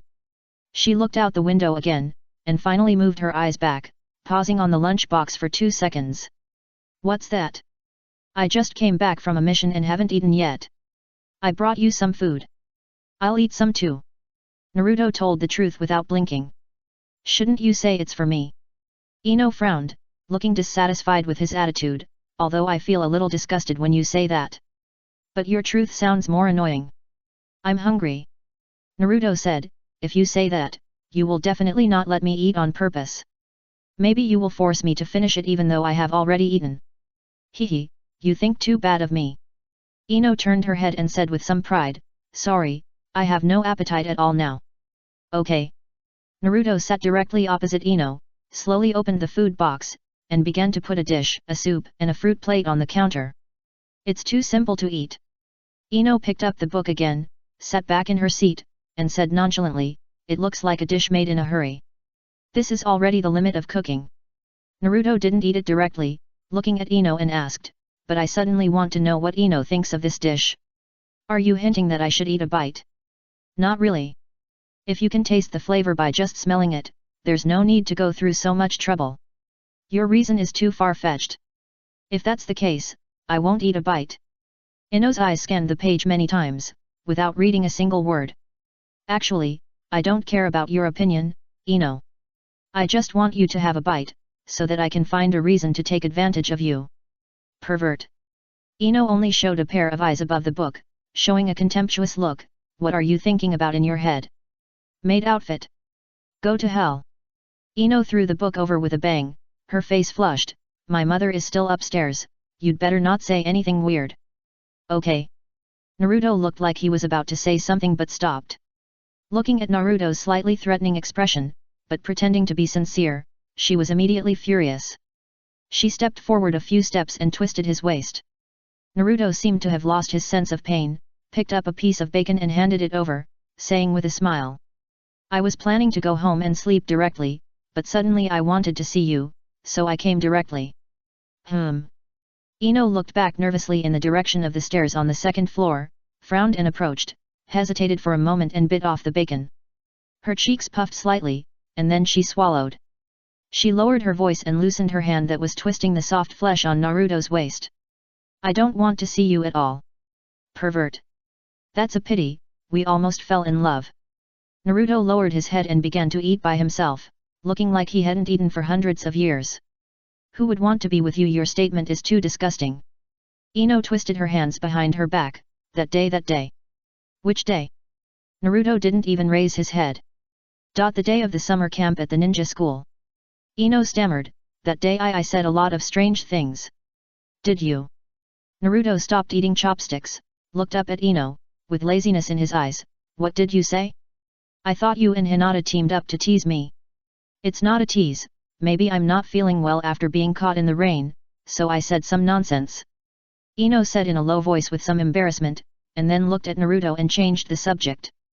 Let's not talk about this.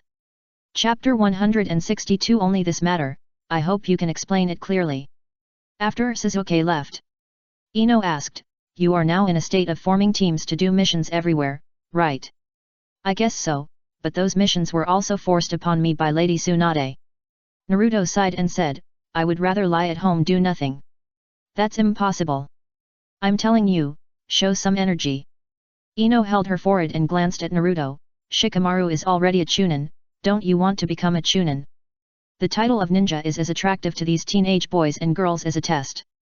Although getting the recognition of a chunin doesn't necessarily make you stronger, it is the only way to become a jonin. Well, but he doesn't care.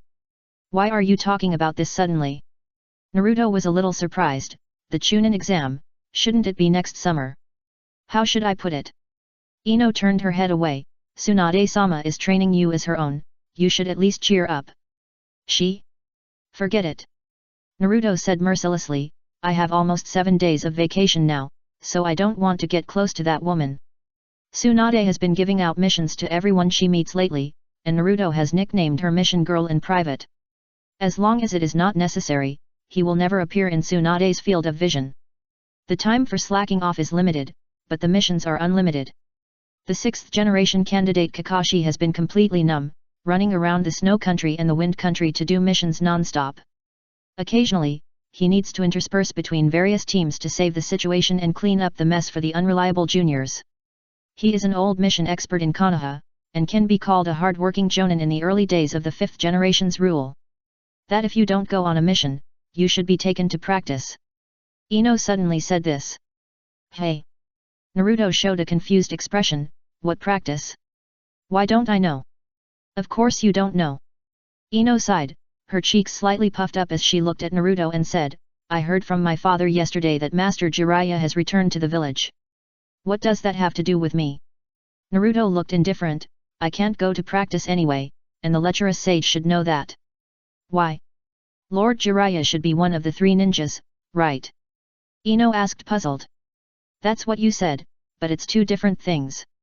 Naruto scratched his face and said, practicing with the lecherous sage is also very stressful. I don't want to be a big shot, it's good enough to maintain the status quo. Your words are a bit irritating. Ino leaned on the counter and said a little depressed. Why? I've seen that your task completion rate is almost 100%, even the tasks with difficulty A can be completed smoothly. Although your reputation is not good, your strength is always improving quickly. There's no need to talk about reputation. Naruto was a little embarrassed. So when I heard you say that you just want to maintain the status quo, it suddenly became a bit annoying. Ino stared at Naruto's face and said, I seem to have made almost no progress since the Chunin exam. After becoming genin, everyone gradually saw their own shortcomings and deficiencies in the half-year mission experience, and also saw their own path. Sasuke defected and embarked on the road of revenge. Hinata firmly believed in becoming a qualified ninja, and did not seek to surpass Niji, but just hoped not to drag her feet. In the team, she became a reliable companion. Ninkai hoped to break the shackles with his own strength and find the answer to freedom. Xiao Li burned his youth with all his heart and continued to move forward in the direction of the supreme physical skill. Tian Tian has become a qualified tool man, and his performance in physical skills is remarkable, but in the rich with the quality of billions, it has become a must-have companion for home travel. But there are many lost people among them. Sakura can be considered lost. Naruto has no goal at all, he fishes for 3 days and dries the net for 2 days, and has no idea about the position of Hokage. As long as he doesn't go on a mission, he can lie down for a few days. Rather than saying that Naruto is lost, it is better to say that he has no intention of moving forward at all. It's like a dandelion seed, it will fall wherever it falls. If it falls into the sea, it will keep floating. But this guy's strength has been increasing, which makes people confused. Ino, I have a way to improve your strength. What way? Special training. Naruto no longer had the heart to eat, put away the plate and put it back in the food box, stared at Ino and said seriously, I will help you with special training. You? Ino's face was a little complicated, hearing you say that, although I will be very grateful in my heart, but I can't imagine what good special training methods you can have. Don't underestimate me, damn it. Will the bodies not overlap? Ino glanced at him and asked. Who do you think I am? I'm just giving a suggestion. Naruto was completely speechless. Remember the furniture store downstairs from my house? Hearing this, Ino raised her eyebrows. Just now she had said a lot of irrelevant things to Naruto, but in fact she felt much more comfortable, and her anxiety about the future was also relieved a lot. Naruto was very clear about this, and when Ino said those words, he began to talk nonsense seriously. The most important point to relieve Ino's anxiety is not what to do in the future. It's how to do it now to make her happy now. As a ninja who is much stronger than her, his subtle and outrageous suggestions will make Ino more useful than long-winded speeches. That big furniture store? Ino asked. Yes, it's closed down, there's a lot of space there, I can buy it as a training ground. Naruto stroked his chin and thought. If you are free, we can train together. Idiot. I won't go. Ino made a face and said, do you think I am a fool? You want to trick me to go to your place? I won't be fooled so easily. I will be sad if you say that. Naruto frowned, I just hope that you will become stronger, Ino, and your troubles will disappear, right? Ino, For someone like you who secretly refrigerates bath water, it is totally unconvincing to say such things. Hey! That time was an accident, listen to my excuse. He reached out and held Ino's hand that was hanging on the counter, no, listen to my explanation. Ino froze when she realized her hand was being held. Her reaction was very cute, like a cat being held in place, with a blush spreading from her cheeks to her neck. Let go first.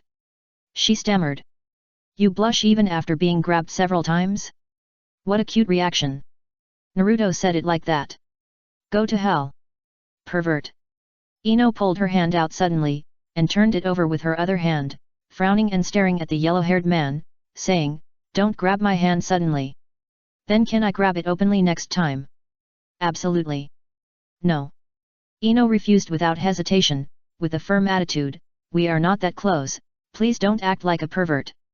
Ino's reaction made Naruto very satisfied. He supported his head with his hands and stared at Ino and smiled. Winter is coming soon, you. There were a few thumps, as if someone upstairs accidentally fell down. With a cry of surprise, the noble Yamanaka Rino staggered and stabilized her body at the corner of the stairs. Just as she met the eyes of the two people at the counter, Mrs. Yamanaka, who realized that she was discovered, looked a little embarrassed. This staircase is a bit old, I have to find someone to replace it later. Mother Ino was full of black lines, you didn't eavesdrop just now, did you? Hey, how could it be? Yamanaka Rino covered her mouth and chuckled, and walked downstairs with elegant steps, I just happened to go downstairs, who knew that this staircase was really... Looking at her mother who had no elegance on weekdays, Ino was a little helpless. Mother, eavesdropping is wrong. Little Ino, I didn't hear your conversation. Yamana Rino, in an elegant long dress, walked to the edge of the flower bed and began to spray water to take care of it. Hearing this, Ino breathed a sigh of relief. But the next second, Yamanaka Rino turned her back to the two of them and said without looking back. If the bath water is refrigerated, it will still cause stomach upset. Ino turned her head stiffly and looked at Naruto, her pupils dilated. Naruto understood what she meant, and quickly got up with the lunch box and said to Yamanaka Rino. Aunt, it's getting late, I'll go back first. Won't you stay a little longer? Yamanaka Rino turned her head and asked with a smile, Little Ino. Mother. Ino was anxious and interrupted Yamanaka Rino's words directly, that. Ino's face flushed, she pushed Naruto out of the store, turned around and closed the door, and said to Yamanaka Rino inside the door. Mother, I'll get that guy out first. Will you come back tonight? Yamanaka Rino asked with a smile. I'm at the door. Mother, don't say that. Ino had a headache and closed the door with a click. When she turned around, she found Naruto watching her not far away, with no intention of leaving. My mother anyway, don't think too much. Ino was a little tired, having such a serious-looking mother who was unreliable at the critical moment. But the yellow-haired man in front of her was not an honest man. Seeing him standing there pretending to be innocent, Ino couldn't hold it anymore. She took a few steps forward, grabbed Naruto's clothes, and dragged him to the corner of the dim street. What's your expression? I'm just thinking. Little Ino, ha ha ha. Naruto laughed out loud. Don't laugh. Ino pinched Naruto's neck and threatened fiercely, and there is one thing, anyway, it's like this now, I'll ask directly. What? You can pretend to be stupid, although I don't care much about this kind of thing, but... Ino lifted her hair in front of her forehead, and stared at Naruto with a pair of eyes. There is one thing I hope you can make clear. Who do you have the best relationship with, Hinata or me? Hey! He was stunned, with 100 question marks in his mind, that's it. Chapter 163 The girl has the upper hand. Is it difficult to choose? Ino's eyes dimmed. He blinked, the fact is not so, it is not difficult to choose, it is too easy to choose. Relationships are not private things. It can be simply understood as, to be good, to have a better relationship with someone. That's not the case, I still have the best relationship with you. Naruto said skillfully, just like coaxing a playmate when he was a child, I only gave the key to you, what do you think? Really? Ino was as childish as a kid at this moment. Of course it's true, I swear on my beloved foxhound, if I lie. Naruto said without hesitation. He raised his hand and swore. The fox dog will be struck by lightning and die a miserable death. He will be hungry all day and never drink alcohol. Does that dog still drink alcohol? Ino was slightly surprised. Yes, I have said it before. All the alcohol in the refrigerator in the living room is drunk by it. Naruto betrayed Kyuubi without hesitation. Drinking alcohol is no secret anyway. The fox dog can drink alcohol. How cute! Ino said. Hey! Naruto found that Ino's brain circuit seemed a little strange. What's so cute about a drunkard fox? At the same time, Kyuubi, who was curled up on the sofa in the living room drinking and watching TV, suddenly felt a chill on his neck. He squinted his eyes and glanced at the balcony. It was pitch black outside the half-open window. He looked for a long time but couldn't figure it out. Is it an illusion? At the corner, Ino covered her mouth and laughed. Naruto didn't understand it, but he smiled awkwardly. This wave of backstabbing the fox failed. Write it down in the small notebook first. Ino was laughing, but suddenly realized that the two were arguing, and stopped laughing. I have a mission tomorrow, which may take a while. Is it dangerous? Naruto asked. With Asuma-sensei here, there won't be any danger. Besides, because I'm too weak, I won't take on too dangerous missions for the time being. Ino said. Yet. Naruto's eyes fell on Ino, who was only wearing a thin pajamas at this time. The fabric looked very high-end. Her fair face was not far away, revealing a faint fragrance. Aware of Naruto's hot gaze, Ino turned her head away and said sullenly. Are you peeking? No, I haven't seen you in pajamas. I think there must be few opportunities like this, so I just took a few more glances. Pervert. Ino said in a low voice, her voice trembling. As if the gaze was tangible, Naruto coughed strategically at this moment, and the atmosphere became slightly awkward. I'll go back first. Wait. Naruto called her. What's wrong? Ino looked at him. The light was dim. This was outside an alley where no one would pass by. Suddenly, her heart began to beat. Nothing. I suddenly wanted to ask you. It's time to enter winter after the mission is over. He asked in a lazy voice, as if the record player was stuck. Ino felt a little uneasy. She remembered that when Naruto was in that state last time, he almost got behind the big blue tree. Fortunately, nothing happened in the end. Maybe, but it's still a long time before the New Year's festival. My house is not cold, so you will still come, right? Naruto looked at Ino. The boy's eyes were full of openness, as clean as the breeze and the bright moon. Ino pursed her lips, and her heart beat faster. The little bit on the tip of her heart suddenly trembled, feeling a little sour, but a little addictive. Ambiguity is more fascinating than naked love. Love covered by a veil can never be seen. But the boy's short words made up for a summer that left in a hurry. So you will come again, right? That sentence always echoed in Ino's ears. She narrowed her eyes and showed a sly smile on her face. Her eyebrows suddenly bent down, like a new moon. Guess. Deep in the streets of Konoha, in the moonlight of an autumn night. At the other end of the dim light, the girl with her hands behind her back had the upper hand. The next day, Naruto opened his eyes from the bed and immediately remembered his own little vacation. He has a unique view on doing missions. It is more reliable to find the third team to do A-level missions together. Hinata's white eyes, Xiao Li's physical skills, plus Tian Tian who travels at home, can complete even A-level missions with ease. Class B task in the 8th class where Hinata is located will be more interesting, the danger is not high, and it can also tease Hinata. Naruto has doubted that Tsunade did not want to make this temporary work harm the pig butterfly. Naruto glanced at him and didn't respond. But soon, when he came to the table for breakfast, he walked in front of the fox, grabbing the skin behind his neck to hold him up. Eat breakfast, what nonsense are you talking about? Naruto said, get up and eat. Why are you asking me to eat breakfast so early in the morning? Are you crazy? Kyuubi turned around and squinted his eyes at Naruto, I'm not a real dog, it doesn't matter whether I eat or not. Just eat when I tell you to, why are you talking so much?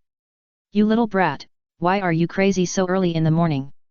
Oh, I know, you must have been frustrated last night and came to me to vent your anger. No, I just asked you to eat breakfast. Naruto had a blank expression, you are too lazy, Kyuubi, and now you have completely turned into a drunkard. What does it matter? Kyuubi sat on the chair, his eyes not fully open, and moved the tableware that belonged to him on the dining table to in front of him.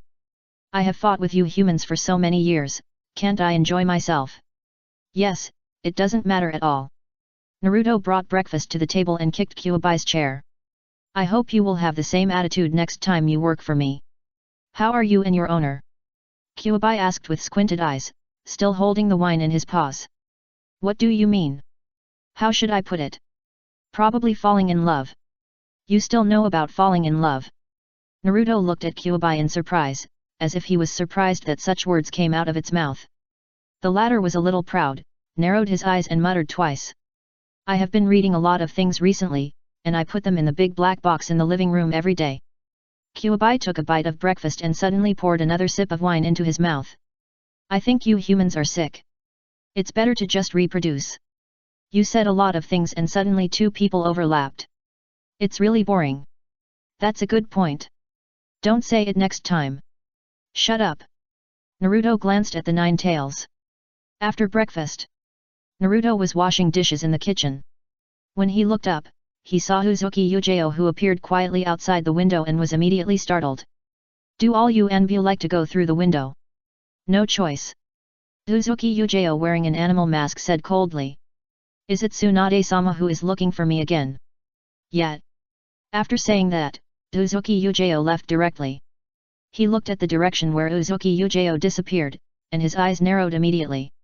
He thought to himself, what did Tsunade think of the Enbu after taking over the Enbu? A messenger pigeon? However, just thinking about what that woman does on a daily basis, it is not too difficult to understand that she can do such a thing. After cleaning up the kitchen, Naruto wiped the water stains on his hands and walked slowly to the entrance to change shoes. He opened the door with a click. The warm sunlight outside the door was a bit dazzling, shining on the white wall cleanly and brightly. Hokage's office. With a creak, the heavy double-opening office door was pushed open. Tsunade, who was sitting at the desk, was wearing a pair of black-framed glasses. She looked up at Naruto, who came to report. The white greasy in front of her was shaking, with an intellectual beauty. Naruto didn't react much, and looked ashen, as if he was working on Monday on the first day after the Chinese New Year. What's your reaction? Tsunade knocked on the table with some dissatisfaction. I just finished the mission yesterday. Naruto walked up to Tsunade and argued, my vacation. Did you forget everything, Tsunade-sama? Of course I didn't forget. Tsunade restrained herself a little and said with a guilty conscience, let's just say you are on vacation. I'll let you extend it for another day. That's about right. He muttered. Anyway, I have something important to ask you to come here for. Tsunade crossed her hands on the table. Team 7 has been vacant for a long time. Kakashi is busy training and doing missions, and he has no time to continue to be your guiding jonin. Recently, the top management is looking for a new guiding jonin for you, as well as a substitute player to replace Uchiha Sasuke's position. Oh. Oh. Tsunade frowned. Your reaction? What else? Naruto asked back, isn't it good to have a new guiding jonin? I work like a cow and a horse every day as a temporary worker. If I continue like this, I will be exhausted sooner or later. Get more for less work and get something for nothing, this is my ninja way. I really want to smash you and bury you, Uzumaki Naruto. Tsunade gritted her teeth and said, you. Tsunade took a deep breath, gradually calmed down, and exhaled lightly. Then she took a sip of the hot tea on the table, glanced at Naruto and said, you are responsible for relaying what I just said to Sakura, and let her accept this fact. Team 7 needs to be reorganized, and the top management can't let Team 7 go to waste like this. Why do I have to say it? Naruto asked, a little puzzled. He really didn't want to contact Sakura, just thinking about the few times they met, he was a little scared. Hey! Tsunade narrowed her eyes, if you are not a member of Team 7, do you want me, the teacher, to say it? Chapter 164 Want to summon a psychic slug. Okay. Naruto smiled, of course I will say it. Then, Naruto saw that the tea on Tsunade's table was empty, and subconsciously asked, where is Shizune-sama? You're going home after quarreling with me. Tsunade lazily leaned on the Hokage chair, totally ignoring her plump image. Naruto pursed his lips, thinking that since he was already here, he would have something to do later, so he might as well get some benefits from Tsunade before leaving. Based on the principle that a thief never leaves empty-handed, he came up to her, boiling water for tea and massaging her shoulders and back. Tsunade groaned, letting Naruto's hands massage her shoulders. I didn't expect you to be so skillful, keep going, don't stop. It's my honor to serve Lady Tsunade. You finally said something human, it's rare. Tsunade closed her eyes comfortably, and the fatigue and exhaustion from working for many days were instantly relieved. Hee. Naruto kept his hands, standing behind Tsunade and outputting to her shoulders, Lady Tsunade, how do you think I've performed in the past few days? Tsunade leaned back in the Hokage chair, her green robe swaying, revealing a large area of jade.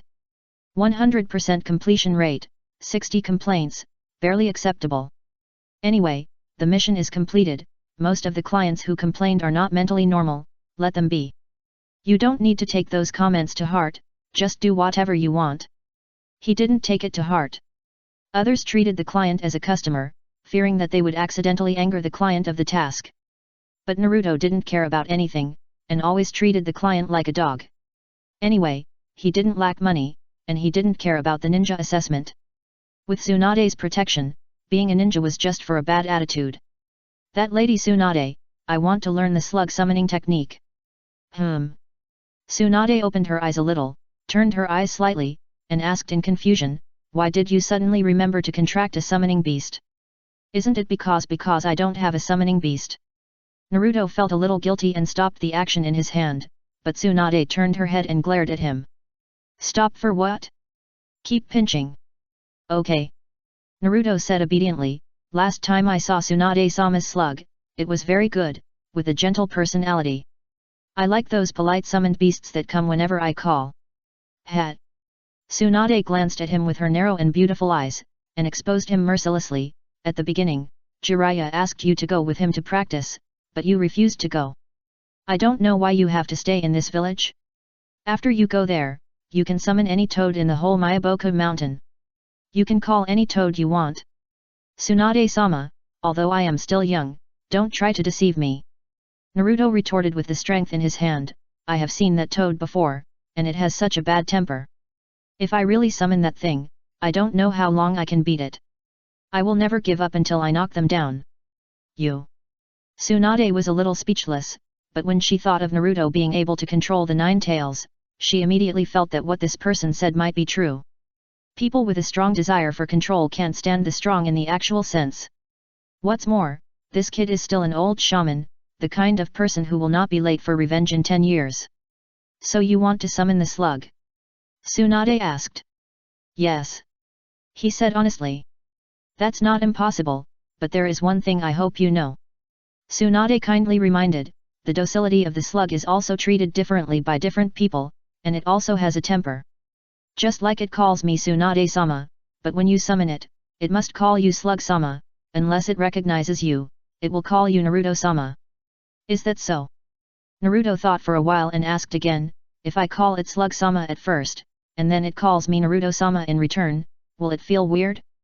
Slugs have a long lifespan, so you don't have to worry about that at all. Tsunade attacked venomously, in the future, when you turn into ash, the slug will still be alive. I'll turn into ash, okay? Naruto said as if he accepted his fate. Since you want to learn so much, I'll teach you. Tsunade looked up, and the scene suddenly became 404, you don't have to become my disciple, I can't afford to accept you as a traitor. Hearing this, Naruto silently complained that he didn't want to become my disciple yet, and it was too much of a loss to exchange a summoning technique for a master. But I have a request. Tsunade spoke again, shaking her left and right balls, so that Naruto could only press his shoulders and look up at the ceiling. What request? Next time, if Jiraiya wants to teach you fairy arts, you have to learn honestly. Tsunade said seriously, you can be willful in other matters, but you have to agree to this one. Senjutsu? What is that? Naruto asked, pretending to be dumb. Don't worry about it. You'll know it when the time comes. Tsunade exhaled, and pointed her slender jade finger to a corner of her shoulder, indicating that she should press it. Okay, but if the lecherous sage knows Senjutsu, why can't Tsunade-sama? He asked. Do you think Senjutsu is so easy to learn? Damn it. Tsunade complained, don't think ninjutsu is so simple. Yes. Naruto nodded. After a while, Tsunade, whose shoulders were completely relaxed, leaned back in the Hokage chair with satisfaction, with a satisfied look on her face. She raised one hand and waved at Naruto, saying lazily. Okay, that's all for today. I have to make up for my sleep first. Let's talk about the summoning scroll later. Anyway, you still have a long vacation. Ask Shizune to find time to see me in a few days. When I get it, I will teach you psychic skills, and the contract is good. The life-saving coefficient is even higher. For a long time, Naruto did not have the courage to walk in. At worst, he could just be more careful, and walked into the Konoha hospital. In the duty room, among the piles of information. The pink-haired Sakura raised her head, with a faint smile on her face. You came to see me. Hearing this weird first sentence, half of his body suddenly went numb. Chapter 165, Born in the morning and died in the evening. After swallowing a mouthful of saliva, Naruto sat down next to the chair. Black Sakura looked extremely normal on weekdays. The scary thing about that woman was that she was not crazy, and was even very restrained. She only showed her special side to Naruto. Even if Naruto told others about this, it was estimated that no one would believe him. It can only be said that this thing is really one thing subdues another. Even if he is an outlaw and does not follow martial ethics, he will still be a little scared when he meets Black Sakura. Want some water? Sakura handed over a glass of water, which seemed to be cold. Ahem. In the small duty room, the curtains were drawn, but the sunlight was blocked by the pile of files. The rays of sunlight squeezed in from the corner, reflecting a messy halo on the white wall. A little halo hit the table and fell on the edge of the disposable water cup. Naruto frowned, and suddenly had a little bad association. My love is on the mountainside, but the mountain is too high for me to find her. My lover gave me osmanthus cake, what should I give her back? Menghan drug. You don't have to be so defensive against me. There's no poison in the water, and there's no mess. Sakura looked up and smiled, completely pure. I really don't believe these two words coming out of your mouth. Naruto paused and said, I have something important to talk to you about today. Let's talk about drinking water next time. What's the important thing? Sakura stopped turning the pages. Are you going to accept my last proposal? I don't accept it at all. Naruto shook his head. Tsunade-sama said that Team 7 will be reorganized in a while, and Kakashi-sensei will not have time to continue to serve as our guiding jonin. After a while, the higher UPS should dispatch a guiding jonin and new teammates, and then Team 7 will probably start taking on missions. I see. Sakura said, her eyes fell on Naruto's face. If Team 7 is reorganized, you won't be able to hide from me anymore. I'm not hiding, I'm just a little busy. Naruto said calmly, Sakura, you're also busy practicing, so isn't it normal that you don't have much contact? Hearing what he said, Sakura nodded gently. What you said makes sense, but I don't like this reason. It makes me feel that you are seriously perfunctory to me, which makes people feel more uncomfortable, isn't it? I would rather you say that you are afraid that I will do something out of line, and warn me honestly not to do something weird, otherwise you will find a way to erase my existence. Why do you think so? Naruto moved back and leaned on the cold back of the chair, looking at Sakura with a complicated look. He didn't know how to deal with Black Sakura. At present, she didn't have any aggressive tendencies. He hid for a while, and now there is no way to hide, so he can only face it head-on. That's the truth. You don't have to be so nervous. Sakura narrowed her eyes. I said it at the beginning. I didn't want to do anything. I'm very satisfied with my current life. I don't want to do anything to you. And I cherish Naruto-kun very much. Stop it. Don't say such frightening words. Naruto took a breath. Now that things have come to this, I have nothing to say. I still treat you as Sakura anyway. Physically. She added. Don't emphasize this kind of thing. Naruto held the glass of water, and the ripples shook gently. Those things can be forgotten as soon as possible. There is no point. You said you wanted me to remember you. In the final analysis, you are worried that Sakura will suddenly wake up one day and you will fall into a deep sleep. You have to give up your current life and be a bystander. No, you may disappear directly. The smile on Sakura's face disappeared. She turned her head and said with Naruto's face reflected in her calm black eyes. The only thing I don't like about you is this. Naruto saw that Sakura was not calm, and immediately understood that she had touched her weak spot. In this way, he relaxed and asked with a smile. Because I see it too clearly. No. Sakura denied, I just don't like your condescending attitude, saying that you are worried that you will disappear one day. You haven't experienced it, how do you know what I think? Are you afraid of death? She asked. Naruto was slightly stunned. He found that Sakura's expression at this moment was a little strange, and it was hard to describe the weirdness. After coming to his senses, he replied. I'm not that afraid, but there are still many things I haven't enjoyed, so I want to live well. That's really your style. Sakura said, I'm not afraid of death either. To be precise, I don't have this concept. I am very satisfied with my daily life now. But one more day or one less day like this doesn't really matter, do you understand? Because I can't feel the meaning of life. Naruto asked. Almost. Sakura pursed her lips. I was quite happy when I gained control of my body, but I wasn't that happy after a while. So I want to find some meaning in life. For example, if she likes Sasuke, then I will let Naruto like me. Wait. Naruto interrupted Sakura, frowned, and felt something was wrong. Sakura likes Sasuke, so you want me to like you? What kind of logic is this? There is no connection between the two, right? Do you like her? Sakura asked, referring to Pink Sakura. No. Naruto shook his head without hesitation. A companion is a companion, and even if I want to like someone else, I have other people to like, so there is no need to hang myself on a tree. Hearing this, Sakura was stunned for a moment, and then laughed out loud. Her laughter echoed in the small duty room, and tears came out of her eyes. You really live clearly. Naruto also laughed. It's just that I didn't have that idea at the beginning, and it's said that a forced melon is not sweet. It's great to have many choices. Sakura murmured. That kind of thing is not important, let's not talk about it. Naruto subconsciously changed the subject. What you really want is the joy of living, right? Yet. Sakura thought for a while and said, I'm pretty happy now, so I don't plan to try anything new. You're the only person I'm familiar with, so. So you're using yourself as an experiment? What kind of human observation experiment is this? Naruto complained wildly in his heart. Black lines appeared on his forehead, and he took a few deep breaths to calm down. Have you heard the story of the mayfly? No. Sakura shook her head and pointed to her head and said, she may have heard it, but I can't share too many of her memories.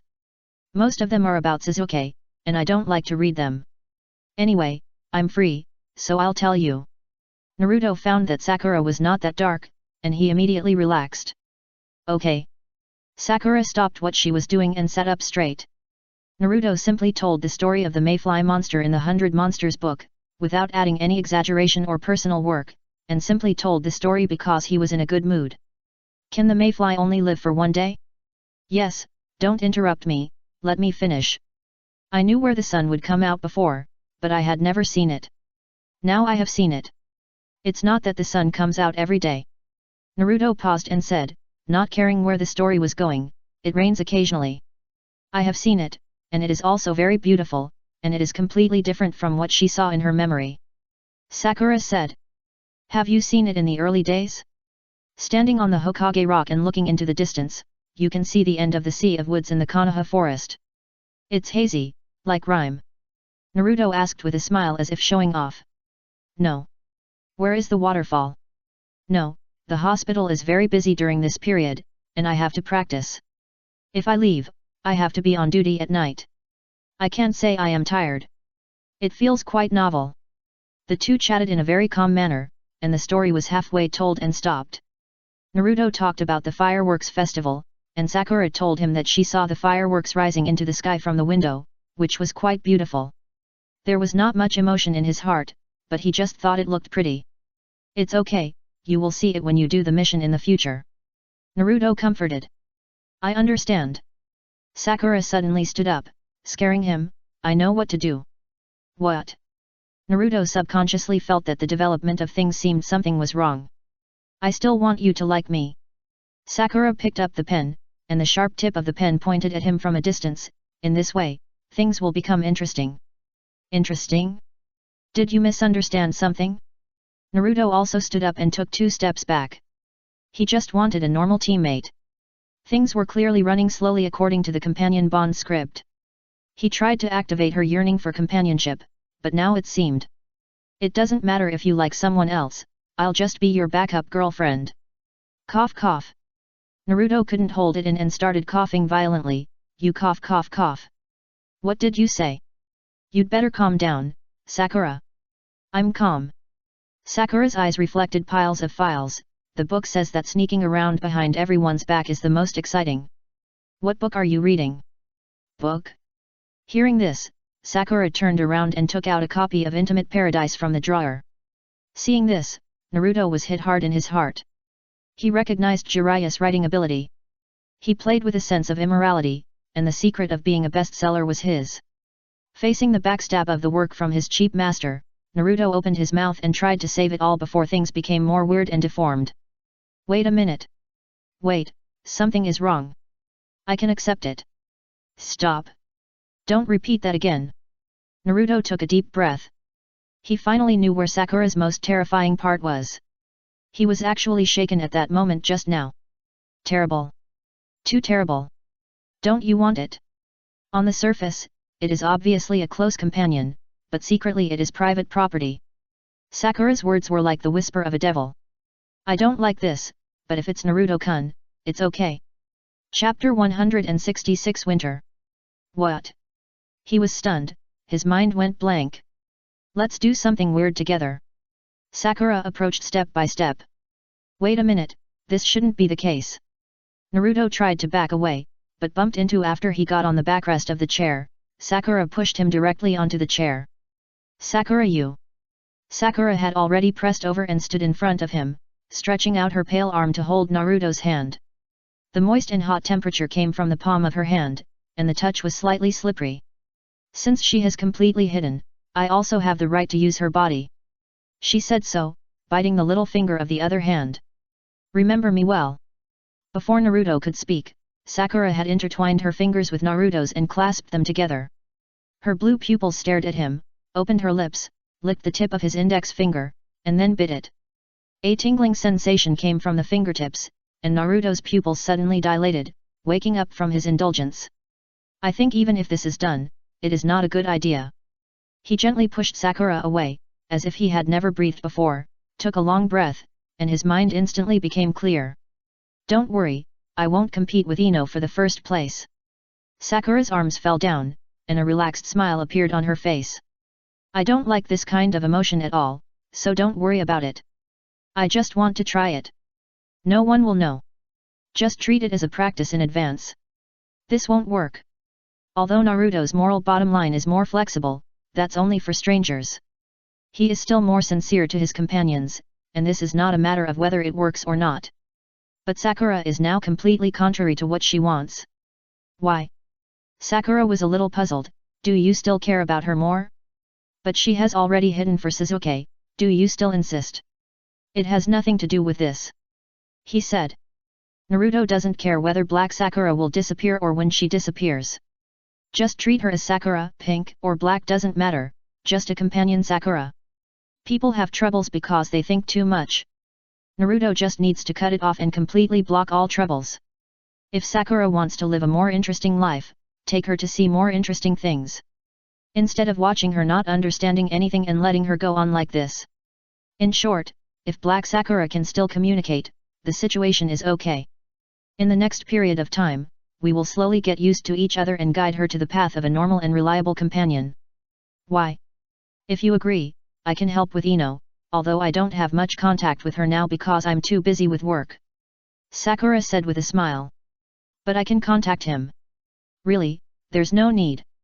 Naruto took a deep breath to calm his mind and said, I don't think your proposal is outrageous, because I'm not a good person either. But this kind of thing is not a simple attempt. You are right.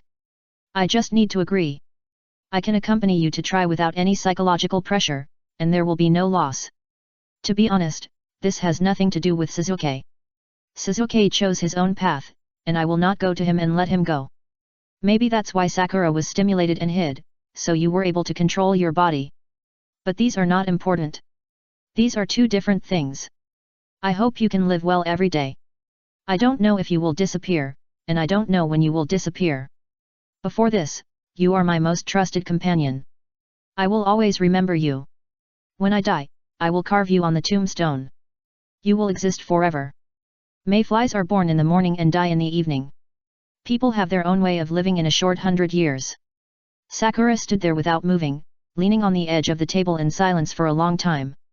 After about 5 minutes, she raised her head with a smile on her face. Okay. Naruto left Konoha Hospital at noon. The autumn sun was hanging in the sky. Walking to the edge of the hospital wall, he stopped and sat down weakly against the old wall. Black Sakura was getting more and more outrageous, almost losing her mind, who could stand this? But thinking carefully, Black Sakura was actually quite pitiful. But he couldn't say such words, everyone had his own destiny. In short, Sakura's problem had a good start, and the reorganization of Team 7 would be a natural outcome. After returning home, Naruto collapsed directly on the sofa. The Nine Tails glanced at him and didn't say anything. It knew that Naruto had a few days off, anyway, that guy usually lay down when he had nothing to do, and it had long been accustomed to it. During the strange vacation, Naruto lay down neatly for 7 days. Because Team 7 was to be reorganized, Tsunade did not delegate any more tasks to Naruto, leaving him time to practice, because Jiraiya had already returned to the village. On the rooftop. What is a fairy technique? Naruto asked with a yawn. Jiraiya put away the telescope and turned his head to glance at him. Tsunade has already told me, but it's not so easy to practice fairy techniques. You have to lay a good foundation first, then talk about fairy techniques. It's not that I want to learn fairy techniques. Naruto poked his nose and said with some disdain, Tsunade forced me to learn. If I can't learn it, I will go on a mission. You little brat, you are so picky about learning skills. Do you know how many people want to worship me as a toad fairy? You still despise it. I don't care so much, anyway, I'll choose whichever one is easier. Naruto said indifferently. But, lecherous fairy. Naruto raised his head, you should not have much time to stay in the village, no matter what you teach me, there is not enough time. No, I just came back to supervise you, I just learned the raise nan. Jiraiya waved his hand and said. I almost forgot that there is such a thing as the raise nan. Naruto said, sitting cross-legged on the rooftop, I haven't practiced since I came back from Tansho Street. You little brat, really don't you have any shame at all? Jiraiya knocked Naruto's head with a telescope. How can you become an excellent ninja if you are so lazy? Excellent? Ninja. Naruto turned his head and squinted at Jiraiya, a lustful ninja, right? You are disrespectful. Jiraiya muttered and put away the telescope, and glanced at the women's bathhouse reluctantly, and sighed. I can't stay for long. Uchiha Taka's whereabouts are unknown. This time I only found an organization called Akatsuki, and nothing else. After this winter, I still have to go out to collect intelligence in the spring of next year. Is that so? Naruto yawned, looking a little bored, then go find intelligence, but if it's not necessary, don't take too many risks. Jiraiya didn't take it seriously and laughed. I'm the immortal of Myaboku Mountain, how could anything go wrong? I've traveled around the world for decades without any problems, relying on only 3 things. Drinking and picking up girls, shameless. Naruto asked leisurely. What nonsense are you talking about? Of course, be cautious, cautious, and cautious. Jiraiya said, when you go out to collect intelligence, you can lose your life if you are not careful. Got it. Naruto looked lazy. The late autumn sun was warm, but it was no longer scorching. Time passed by like water on the wooden stakes where they practiced every day. It rose from the steam rising from the ramen shop and drifted away. It was deep winter in the blink of an eye. The sky was grey and it seemed to be snowing again. Naruto stood under the red walls and green tiles, with a layer of white snow under his feet. He was getting taller and his face was gradually becoming more heroic. The slightly thin body stood in the cold wind, wearing a black training suit, as if waiting for someone. Jiraiya appeared from the entrance of the alley, walked up to him, and said, It's getting late. Train early and go back early. I'm leaving the village tomorrow. The cold wind was howling, and the temperature at night was more like freezing people into a coffin. Why are you in such a hurry to go out? Naruto was a little puzzled. The New Year's festival is coming soon, why don't you wait a few days before leaving? What is there to wait for? Jiraiya looked up at the sky, and then reached out to pat the snowflakes on his shoulders, with a hint of reprimand in his tone. The New Year's festival is also a lonely one, and there is nothing good about it. It just so happens that the Wind Country Customs Store has a New Year's festival event. Lecherous immortal, I suspect you went out just to have fun. Naruto complained mercilessly, you can't even wait for a New Year's festival? You are indeed an old pervert. The village has new intelligence, and the situation in the Wind Country is turbulent. That little kid, the tailed beast Jinchuriki, seems to be unable to sit on the position of the successor to the Wind Shadow, and now there seems to be a relatively large variable. Jiraiya's expression became serious and he lowered his voice. The village leaders want to help the kid who has a good impression of Konoha to succeed the Wind Shadow, so they sent me to collect intelligence and deal with this matter. I have to go over and take a look. This is not the same as interfering in other countries' internal affairs. Naruto raised his eyebrows slightly. What are you talking about? I just went there to collect intelligence. I am completely innocent. Jiraiya argued, Gaara's succession to the Wind Shadow is good for the people of the Wind Country and the Fire Country. At least it can bring decades or even hundreds of years of peace between the two countries. This is something worth doing. It's really boring, but since the lustful immortal wants to do it, then go. Naruto said with his head in his hands, what is the meaning of ninja? I don't understand it at all. You are really— Jiraiya calmed down, pointed at Naruto and laughed, do I have to explain to you, a little kid, where I am going? The world of adults is very boring. You have to bear responsibilities wherever you go, so I won't take you this time. If Jiraiya wanted to take his Jinchuriki out of the Kingdom of Wind alone, he could still do it. After all, with Jiraiya's qualifications, even as an intelligence ninja, he is a master-level figure. Whatever you want. Naruto waved his hand, then let's do the last training today, let the lecherous sage see what a perfect raise nan is. Chapter 167 New. Coming to the training ground in the forest covered with snow, Naruto saw the newly replaced wooden stakes from a distance, and slowly walked to the middle of the training ground and stopped. He turned his head to look at Jiraiya who was coming slowly, and suddenly asked. Since it is a real combat training, does everything follow the real combat situation? I mean, let go of your nature or something. Nature. Jiraiya did not realize the seriousness of the matter, and was still kept in the dark. He said casually, whatever, you can fight however you want. After speaking, Jiraiya stretched out a hand and showed a smug smile. I'll give you a hand. Okay. Naruto smiled, without any shadow clones, he rushed forward with a single-handed raise nan in a curve, old man, stretch your neck and die. Hearing this, Jiraiya frowned and clenched his fists. What nonsense are you talking about? With a few bangs, Jiraiya flashed and kicked Naruto's wrist directly. The pill suddenly fell uncontrollably on the snow, and the ground suddenly turned into a big pit. Ouch, didn't you say it should be real? Naruto covered his wrist, grimacing in pain. It's quite real now, at least the beating you received is very real. Jiraiya, with a head full of silver hair, clapped his hands and said, let's stop here today, the snow is heavy. You have mastered the raise nan now, and your efforts for a winter have not been in vain. In a winter, only a gifted person like me can learn a ninjutsu so quickly. Naruto was not embarrassed at all, his speed was indeed good. At least now only Jiraiya and him can use the raise nan. If a battle breaks out, this move can often hit the opponent unexpectedly when facing the enemy. It's about right, so. Jiraiya scratched his head. The wind was stronger, and the snow was falling. The two began to look back, and all they saw was a vast expanse of white. There was almost no sound in the forest except the sound of the cold wind and the sound of stepping on the snow. As if the whole world had quieted down, Naruto walked ahead in silence. Jiraiya lagged behind by 2 steps, stepping deep and shallow in the snow, occasionally breaking dead branches and making a crackling sound. After returning to the village, the surrounding sounds began to become lively.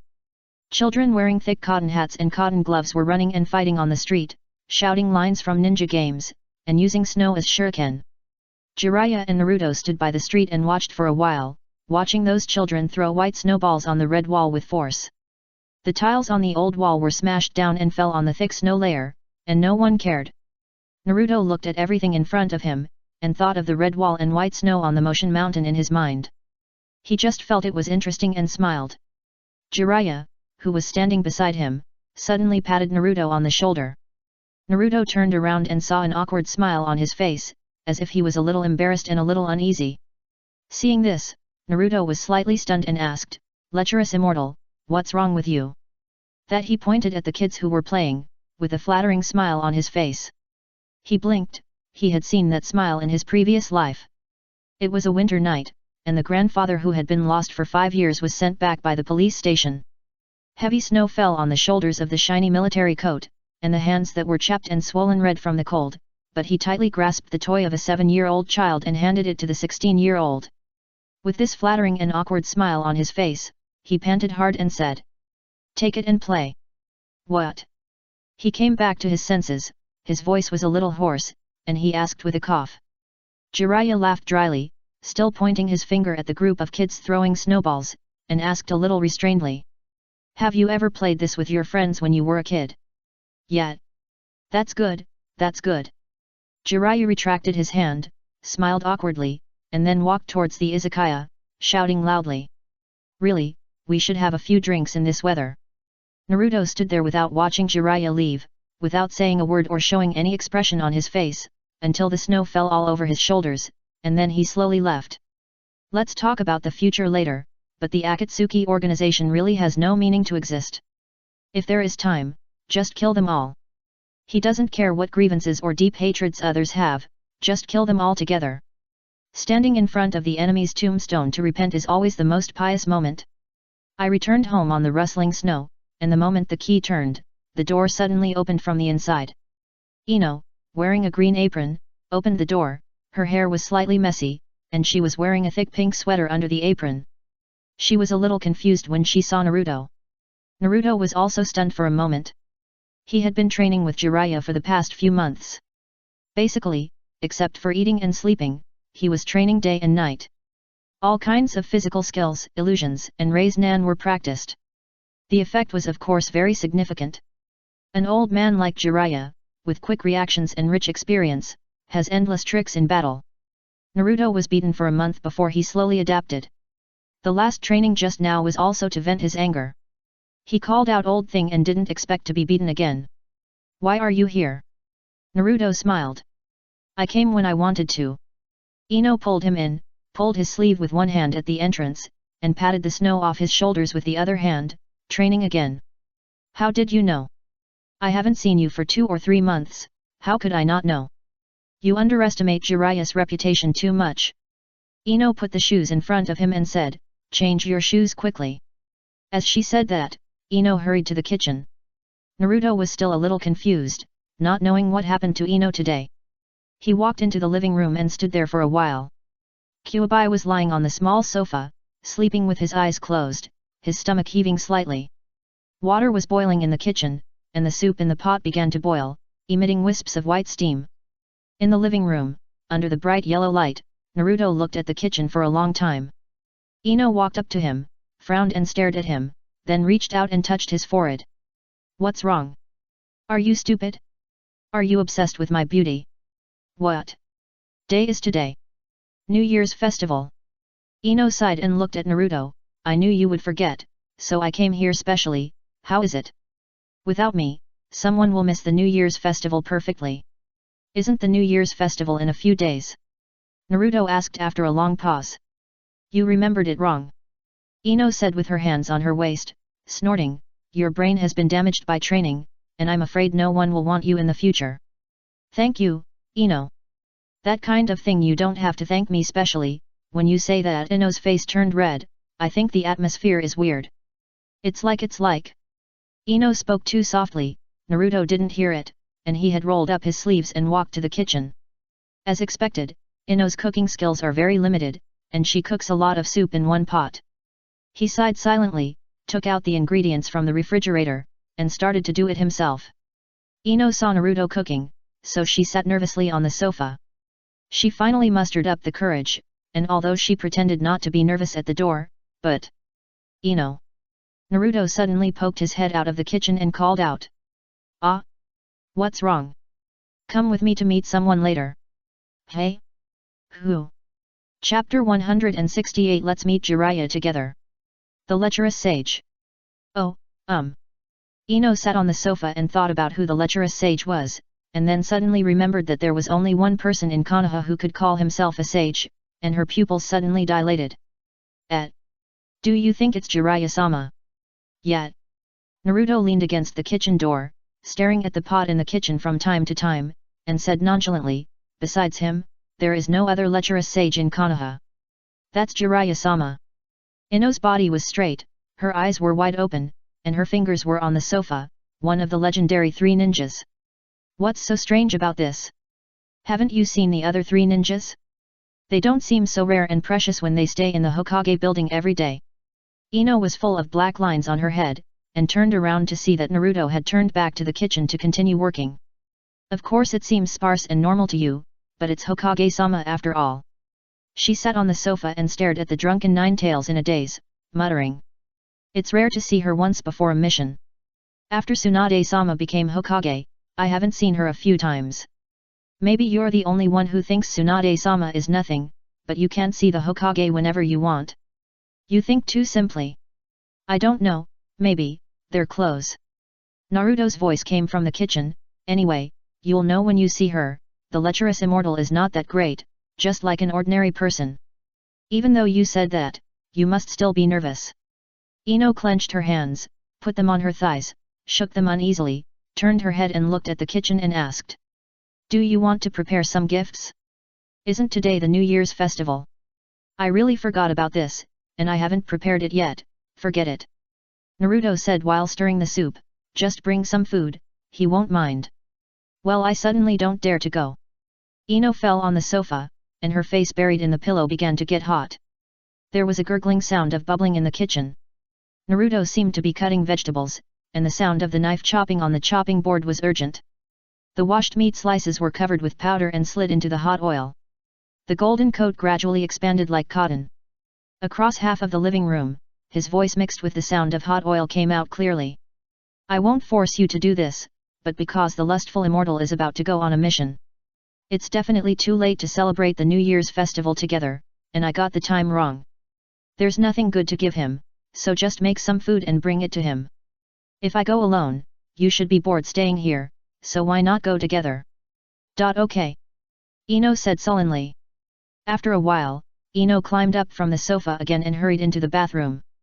Turning on the light with a click, standing in front of the big mirror in the bathroom and looking again and again, her whole face fell again. Why didn't you say it earlier? She complained. What? Naruto didn't hear clearly what Ino said. What pink straps? Go to hell. Pervert. Ino's frantic voice came from the bathroom. Strange. Naruto stood in the kitchen, taking the fried tempura out of the pan, and turned his head to look out the window. There was a grey snowy scene outside. It was not dark yet, the kitchen was warm, and footsteps came from the other end of the living room. Naruto turned his head slightly and glanced. Ino stopped at the kitchen door, nervously preparing to speak.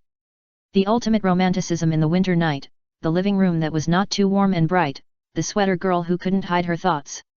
When she stood there, her thoughts were all written on her face. Wouldn't it be too casual to dress like this? It would be ugly to go to see Jiraiya-sama like this. How about I go home and change clothes? What do you think looks good? But I don't think I have any formal clothes, just like this.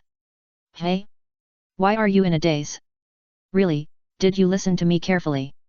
Naruto came back to his senses, calmly lowered his head and turned off the fire. One hand touched the plate, pretending nothing happened and said. You look good in anything you wear, and you don't have to dress up deliberately. How can this be? Ino blushed. How can you dress like this when meeting an elder? It's too rude. Elder. Naruto, who was about to pick up the soup, narrowed his eyes. Do you mean the lecherous immortal?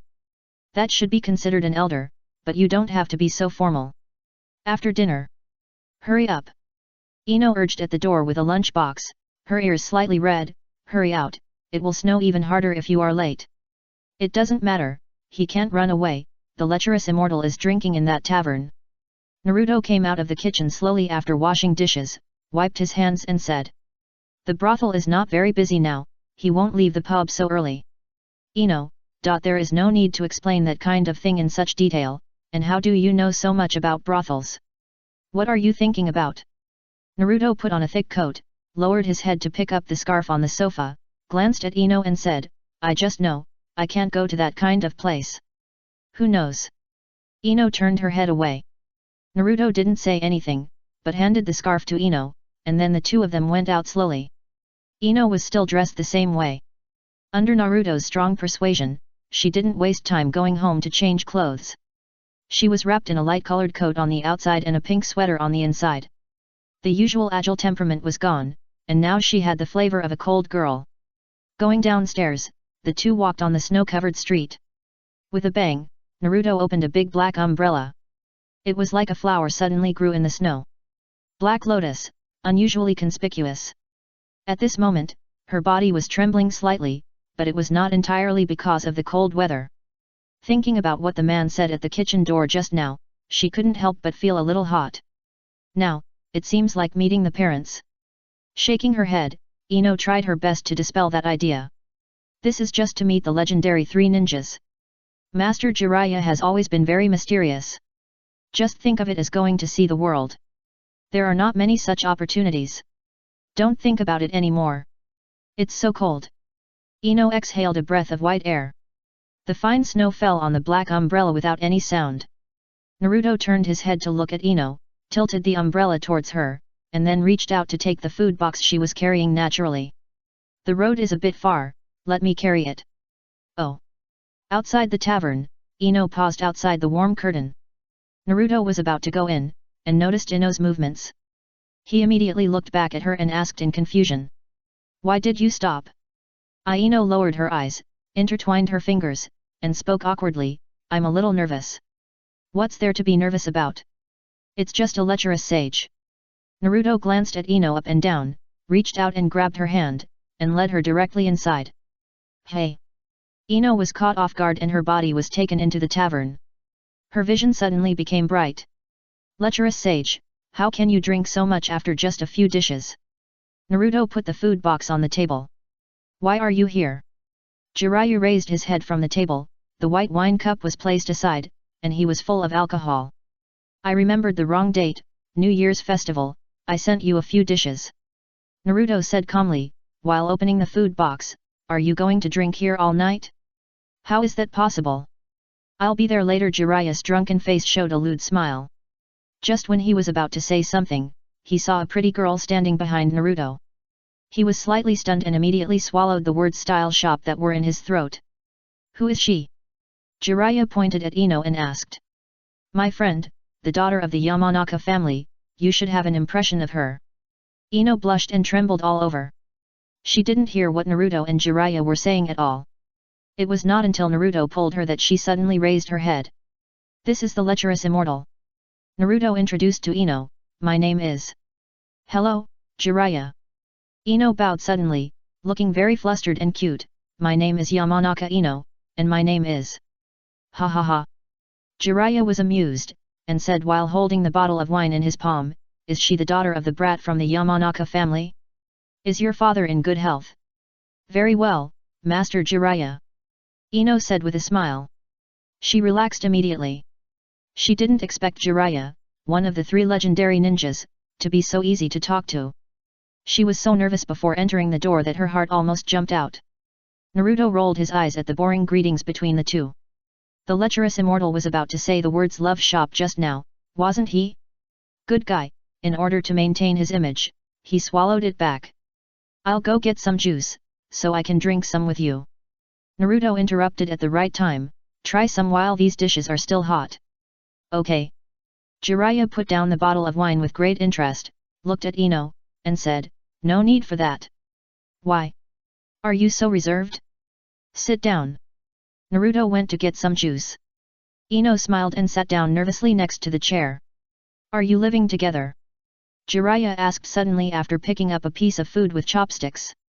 Ah. Ino waved her hands quickly, no. No.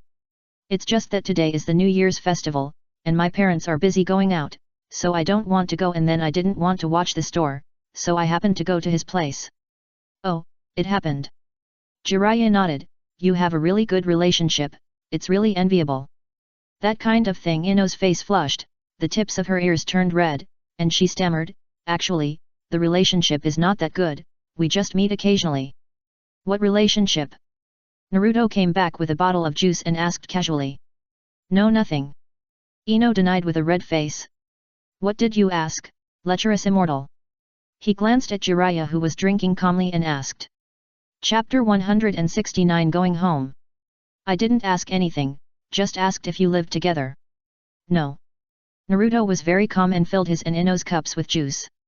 Such a boring question can only be asked by a lecherous immortal like you. I'm just concerned about you. Jiraiya smiled and took a sip of wine. Okay, ask whatever you want. Naruto didn't want to embarrass Jiraiya, so he pretended to be indifferent. He walked over and sat next to Ino, looked at Jiraiya and asked. Are you leaving tomorrow? Yes. Jiraiya yawned. Since it was a village secret, he didn't say much. The topic naturally turned to Naruto and Ino. Jiraiya pretended to ask some simple questions intentionally or unintentionally, such as, did you cook this soup? No, Ino cooked it. Naruto said casually. Oh, why do I feel special, is it cooked in your kitchen? So do you often visit each other? Jiraiya was very experienced in making flattering comments, and his words were very skillful. Well, we are very close to each other, which is normal between good friends. Naruto said seriously. Ino's eyes were about to ooze tears when she heard it, and she was so embarrassed that she was fidgeting on the side. She glanced at Jiraiya and then secretly glanced at the calm Naruto, and suddenly felt her face burning. She secretly complained in her heart, what do you mean by close contact? Can't you just tell a lie? Although it's not good to lie to your elders, but it's really too shameful. He must have done it on purpose, a foot fetishist, a playboy. Go to hell. Really? It turns out that you are good friends, no wonder you have such a tacit understanding. When did you know each other? Jiraiya asked casually while picking up some food. We've known each other for a long time, right? We've gotten closer since we graduated from the ninja school. Naruto answered while drinking juice, looking like he knew everything. Ino, who was standing by, was so annoyed by what she heard that she was afraid that Naruto would say something he shouldn't, so she quickly put her hand under the table into his clothes. Through the training suit, she pinched Naruto's soft flesh on his waist. The latter remained calm, just smiled and glanced at her, his eyelids trembling slightly. Seeing this, Ino pursed her lips complacently, pretending to know nothing. Under the lamp, Jiraiya held the wine glass in one hand and drank it in small sips. Looking at the two people making small movements, with a smile in his eyes, he suddenly felt like a parent. Originally, you said that we should go to the New Year's festival together. But it's snowing so heavily outside, so there's no need. Jiraiya said. Jiraiya has never liked this kind of lively scene. If it wasn't snowing heavily today, he could consider it. But the weather is bad, and it's not appropriate to force a visit. It's not necessary. Naruto turned his head and looked out the window. The snow was flying heavily, dancing like goose feathers under the bright yellow street lights. After staying for a while, they talked about some light topics. Jiraiya was traveling outside, knowledgeable, and humorous. After a while, the atmosphere at the table became relaxed, and Ino listened with relish with bright eyes. Most of the time, Naruto and Jiraiya were talking. Ino would occasionally interject a few words, and the rest of the time she would be a listener. It was the first time that Jiraiya liked Naruto so much, and he couldn't help but feel that this conscienceless person had finally become sensible today. In addition to being happy, he drank a few more glasses. In the izakaya, the lights were bright, and Jiraiya was drunk. Naruto raised his head, put down the cup of juice, and suddenly said, "Sexy immortal, she encountered some difficulties in her practice. Do you have any good ideas?" "What difficulties?" Jiraiya put down his wine glass and asked with some amusement. "Hey!" Ino was confused, turned her head suddenly and looked at Naruto in surprise, and suddenly realized something, and immediately pulled his hand to deny it. "I didn't." She looked at Jiraiya again, shaking her head like a rattle.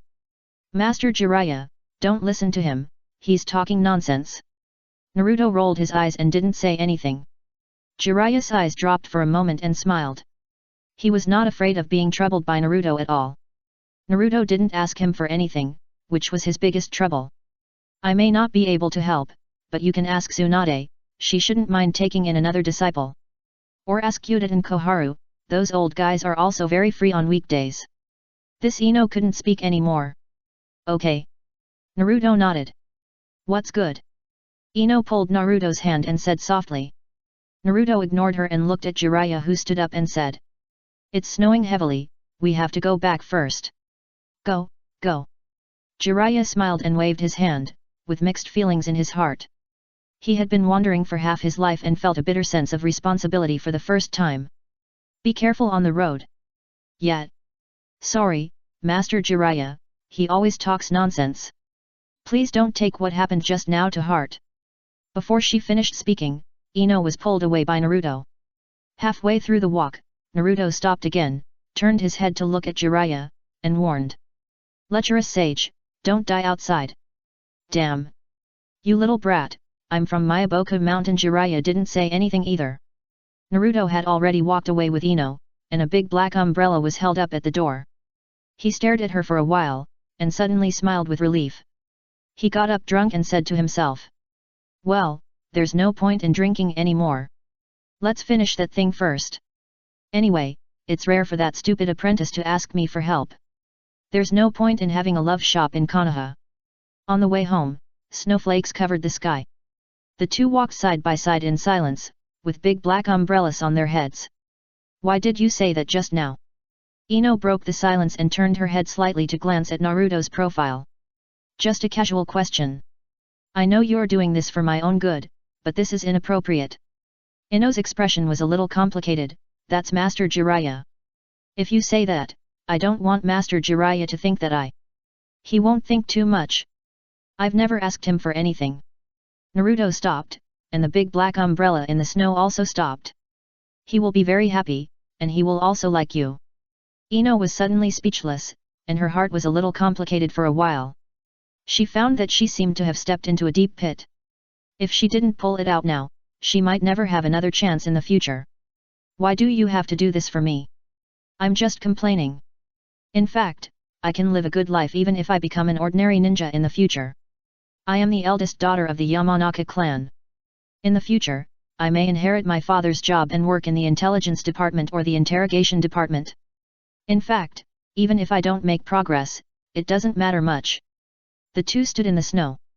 There was no one around in the dark night, and the streets were extremely quiet. The street lights not far away emitted bright yellow light clearly and steadily, illuminating a corner of this place. Flying snowflakes fell from the sky, and under the light, it was like a large funnel raining. Every snowflake was flying in the yellow light, and fell on the big black umbrella. When the snow fell heavily, there was a sound, rustling like a brush scratching rice paper. Listening to Ino finish her words in one breath, Naruto had no expression on his face, and did not argue with her, just looked at her quietly. Until Ino turned her head away unnaturally and stopped looking at him, Naruto asked. Is this not good? I don't know. Ino shook her head stubbornly. This is good, but I will feel too heavy, I can't repay you. Naruto stared at Ino's pretty face for a while, not knowing what happened to her, but it was just a small matter. It was the same for him to talk to Tsunade and Jiraiya to talk to Tsunade, but Naruto asked Jiraiya to be a middleman.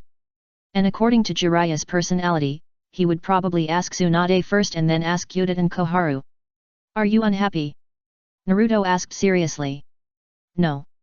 Ino herself didn't know what was wrong with her, but suddenly found that everything had changed, and Naruto seemed to be able to live well without her. Both Jiraiya and Tsunade were very kind to him. With their strength and status, the Yamanaka clan was simply in their eyes. She also wanted to accept his kindness, but if it was an unequal relationship, then she thought about it and thought about how she was the same as him before when there was not much difference between them. She knew that she was being unreasonable, so she wanted to get away as soon as possible and hide in the bed to figure it out bit by bit. Just wait until tomorrow and have a good sleep. It's good that it's not. Naruto didn't think about her thoughts and smiled and said, I thought you would be so wronged that you would run home and cry in the bed. You. Ino was so ashamed that she was about to explode because of her thoughts. She pointed at Naruto and trembled with anger, and said viciously. I won't. Why do I say so much to you? Do whatever you want. I won't think about repaying a soul like you. Hearing this, Naruto was happy. That won't do. I bought you new clothes. Ah. Wear them yourself. Damn pervert. Ino punched him, her chest rising and falling due to her anger. I can wear them myself, but it would be a pity if no one appreciates them. As he said that, he took Ino's hand and held it tightly, pretending nothing happened. Ino's eyes widened as she looked at Naruto who was so close to her. She didn't know where to put her other hand. The hand she held was so hot that her heart trembled. She suddenly realized one thing, no matter what he became. At this age where she can do everything. In this place, it is not a mistake, but a kind of luck. Send you home? Naruto asked. The Ino Shikacho family celebrated the New Year's festival together, and my parents should not be at home now. Ino bit her lower lip and said. Then let's go home. He said. Chapter 170 New Year's Power Outage. Holding hands all the way, Ino struggled to break free several times but failed. She had no choice but to let Naruto lead her back home skillfully. After returning home, Naruto did not say anything about maid outfits or other slutty words. He understood the truth that too much is as bad as too little. He had already stimulated her once at night. At this time, he should be honest, so that Ino would not panic again. As usual, the two took turns to take a bath, and this time Ino chose to take a bath later. I'm really not that kind of person. The last thing was just a joke. Naruto wanted to explain. You don't need to explain. Ino took several steps back, looking at him with contempt. Really, you know what you usually do. Are you serious about retreating? Naruto sighed. If he had known not to be clever, why did he get so naughty at that time? Lulu. Anyway, don't try to take advantage. Ino happily lay on the sofa, and then hugged the nine-tailed fox on the small sofa next to him. Naruto looked helpless, and slowly went back to the room to get clothes to prepare for a shower. The nine-tailed fox, who was picked up, looked confused, and looked up to see that it was Ino, and he was honest again. Does your fox terrier really drink? I smell alcohol. Yes, it drinks. What? Are you going to buy it alcohol? Naruto grabbed his clothes and walked out of the room, glancing at Ino and asked. The nine-tailed fox, who was being held in his arms and stroked, had bright eyes and looked up at Ino. This look made her laugh directly, and she hugged the nine-tailed fox without knowing it. Okay, I'll buy as many as you want. The nine-tailed fox's ears stood up, and it looked at Ino excitedly. It thought to itself that the owner of this little waist was indeed the woman in front of it, a spineless human. Although it thought so, it was very hypocritical to forgive itself and frankly accepted the fact that it was a tailed beast and not a human. So there is no such thing as spine at all, it's just using them. Half an hour later, while Ino was taking a shower, Naruto was blowing his hair in the living room and glanced at the nine-tailed fox again. You really have no shame, nine-tailed fox. The nine-tailed fox glanced in the direction of the bathroom and said in a low voice. Don't mind my business. Naruto looked complicated. If you start backflips later, I will really look down on you. Waste, get out of here. I'm going to start warming up. The nine-tailed fox said disdainfully. Naruto, He didn't care about the nine-tailed fox that was completely free, and after drying his hair, he went into the room and changed his clothes. Then the air conditioner was turned on again, and the temperature in the room rose immediately. When Ino came out of the bathroom, she was surprised to see the nine-tails doing a backflip. She ran over excitedly with her bathrobe in her hand. After the nine-tails did a few flips, she felt embarrassed and stopped. Seeing the nine-tails suddenly come to her senses, Naruto was even a little surprised, and changed his position on the sofa and continued to lie. Ino walked over, carefully pinched the edges of the bathrobe, and sat down slowly after confirming that there would be no exposure. To be honest, Naruto was a little disappointed. It was really unnecessary to be on guard to this extent. He lay on the sofa and closed his eyes, and gradually sorted out the recent events in his mind. In the Kingdom of Wind, Gaara seemed to have encountered trouble in his attempt to take the throne. Jiraiya continued to collect intelligence, perhaps investigating the direction of the Akatsuki organization. The affairs of the Kingdom of Wind were too sensitive, and I wondered if Jiraiya would intervene. Itaki Uchiha, that crazy brother Khan, should not come back for the time being, and the Akatsuki organization would not come to him for 2 or 3 years. There is still a lot of time, but we can't just sit and wait for death. After thinking about it, I decided to talk about it later. The battle is an intelligence war.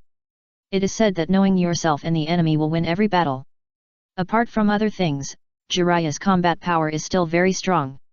If he has enough understanding of Nagato's ability, he will never be killed by a few pains.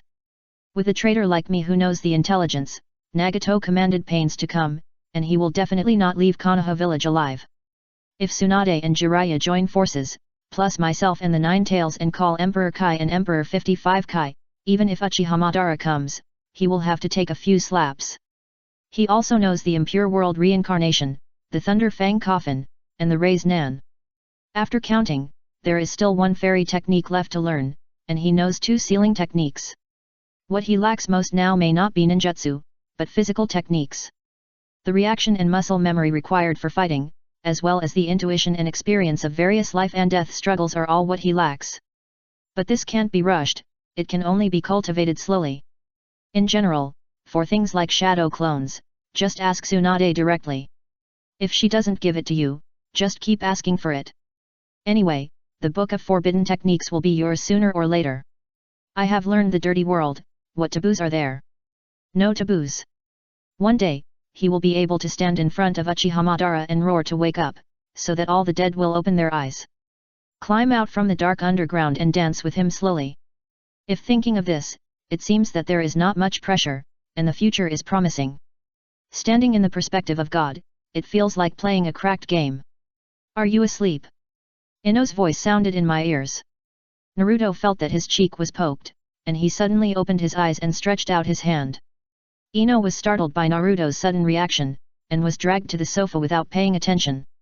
With a bang, Ino was pressed into the sofa by Naruto. Ah! Sorry. After he saw that it was Ino, he quickly got up and let go of Ino. Don't scare me suddenly, I was scared by Uchiha attack at that time. I have a psychological shadow. Ino knew that she was in the wrong, lowered her head and hummed without speaking. It was 11 o'clock in the evening, and it was quiet outside the window. The balcony was covered with snow. Nine-tailed Fox stood on his legs and looked out by the window. The two sat on a sofa, and the atmosphere was a little subtle. He himself didn't know why, once he was quiet, this subtle feeling would exist. Maybe this is a common problem during the period of ambiguity, neither frank nor direct enough. I heard that it has been snowing heavily these days, there will be no power outage in Konoha, right? Naruto casually brought up a topic. Konoha's power supply has always been half dead. No way, there was no power outage during the last heavy rain. Ino thought for a while and said, the last heavy rain she mentioned was the time when Uchiha Itachi came to capture. That time it was because the old apartment was located in the center of Konoha, how could it be the same as the corners here? Naruto said with a smile. But since I moved here, it seems that there has been no power outage. It is impossible that it will really be so in a short time. Click. The view of the living room instantly fell into darkness. Then there was a long beep from the direction of the door, and the power really went out. Chapter 171 Skylight as a curtain. All the lights disappeared. On this New Year's Eve, Naruto remembered that he saw the clock on the wall before the power outage, and it was about 11 o'clock. It was obviously unrealistic to wait for the call. If the heavy snow crushed the equipment outside, we would have to wait until tomorrow. It was pitch black in front of him, and he suddenly remembered that there were candles in the drawer. So he stood up and knocked something over with a bang. That. Ino suddenly became nervous, and he could hear a slight tremor in her voice. Yet. He turned his head to look in the direction of the sofa and responded subconsciously, what's wrong?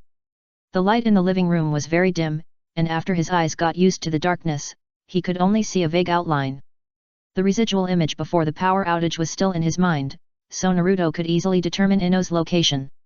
He thought that a ninja should not be afraid of the dark, or it might be other factors that made him a little uncomfortable with the power outage.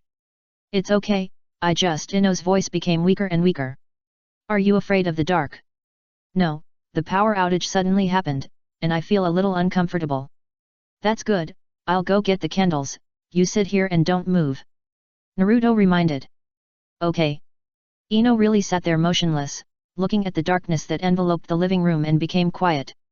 There was a sound of clacking next to her ear, followed by the sound of a cabinet being pulled open. After a few minutes, seeing Naruto still groping in the dark, Ino couldn't help but stand up and ask. Can't find it. It should be in a few cabinets nearby. I haven't found it yet. Naruto's slightly distressed voice came, wait a little longer, it should be. I'll help you find it. It's boring to sit here. Ino said, and walked towards the cabinet in the dark. Okay. Naruto replied. Is it here? Ino squatted down and began to pull the cabinet and asked, groping in the cabinet little by little. The feeling in the dark state was a bit strange. The weakened vision made the other four senses more sensitive. It should be. Naruto's voice sounded in her ear. Is it? Ino's voice trembled slightly, and she pulled her hand out and began to feel around on the table above the cabinet. Suddenly, she felt an arm again.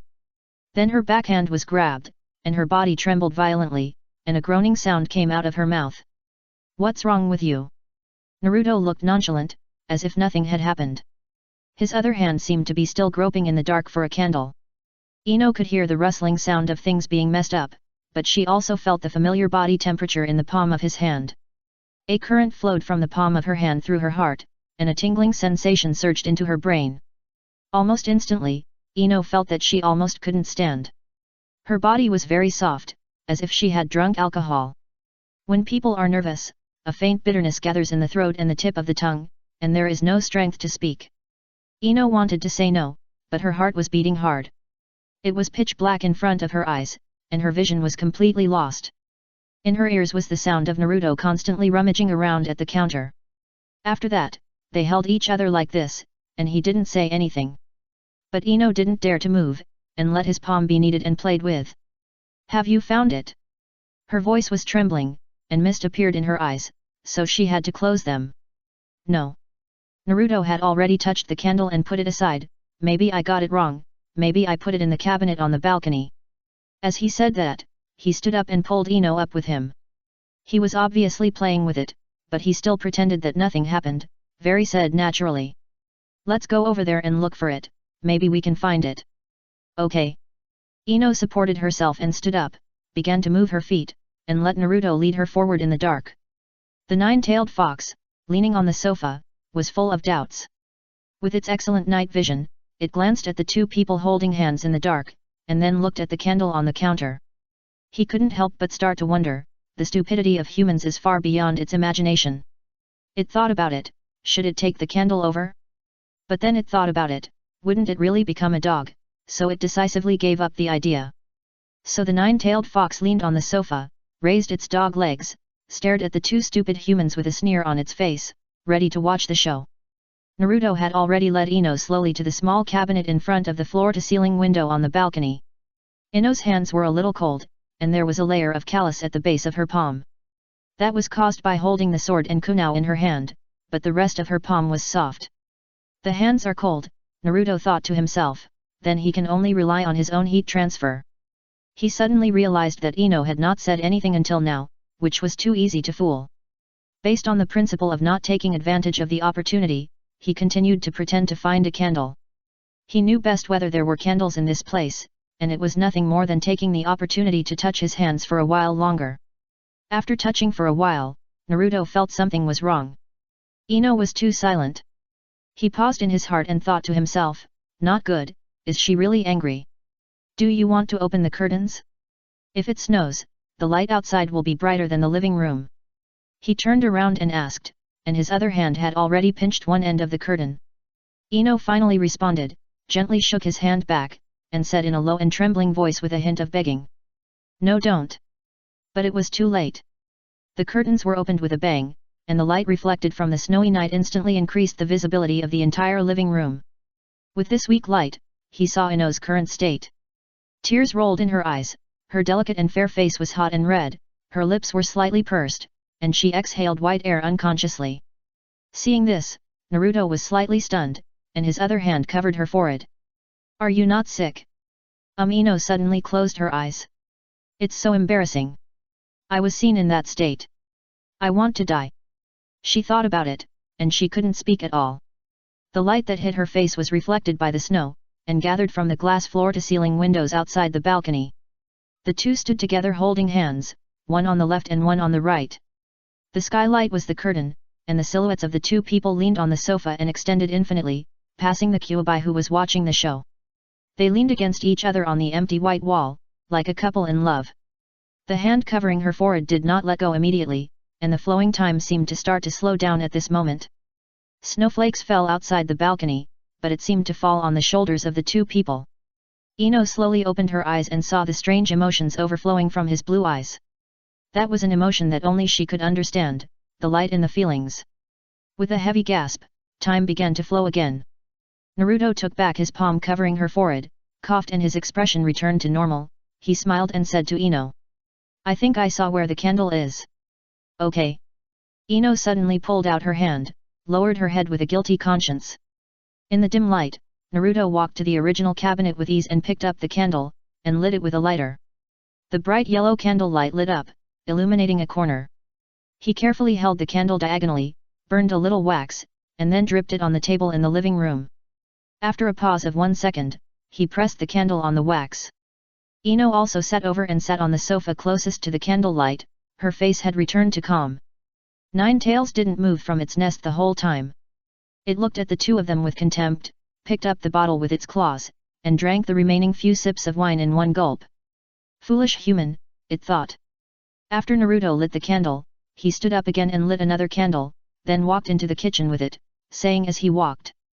Wait a minute, there should be boiling water in the kitchen, I'll make you a cup of cocoa. Yet. Ino's mood hadn't completely calmed down yet, and the afterglow was still coming one after another. She didn't hear clearly what Naruto said, but just responded. Until Naruto brought 2 cups of steaming cocoa, she subconsciously said thank you. Don't you dislike cocoa? Ino held the cup full of hot cocoa, and her hands gradually warmed up. I don't like it. It's sweet and greasy. I'd rather drink water than this stuff. Naruto said, usually only girls like you like it, to replenish sugar or something. Then why do you still drink it? Naruto smiled, sat down opposite her, took a sip of cocoa and said. I just want to know what you like to drink. If I drink your cup directly, I might be beaten to death by you, so I can only settle for the next best thing. You're exaggerating. I'm so. Ino paused halfway through her words, and then frowned. This guy talks in a set way. If she says she doesn't mind, he will definitely say it directly. He drank from the same cup with her openly. If he minded, this person might say something weird again. So Ino stood up silently and moved away from Naruto automatically.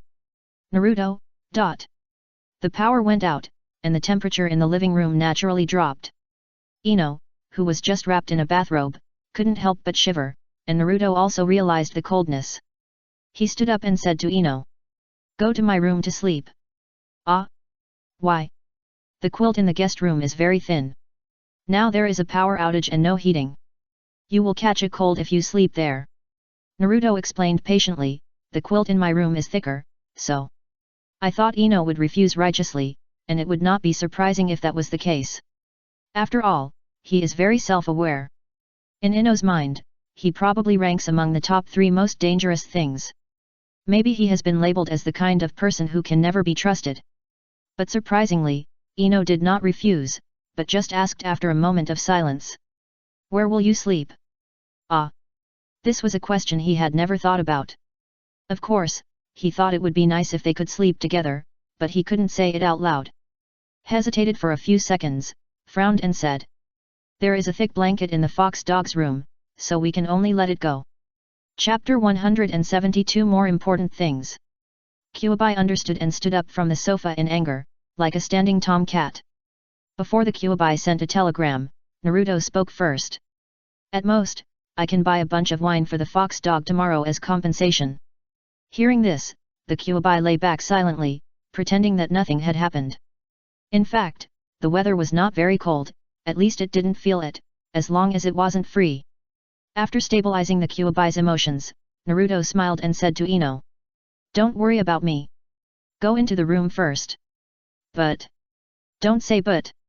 Naruto pushed Ino into the room, then went back to the living room to get a candle and put it on the bedside. He stood at the door and waved, then slammed the door shut.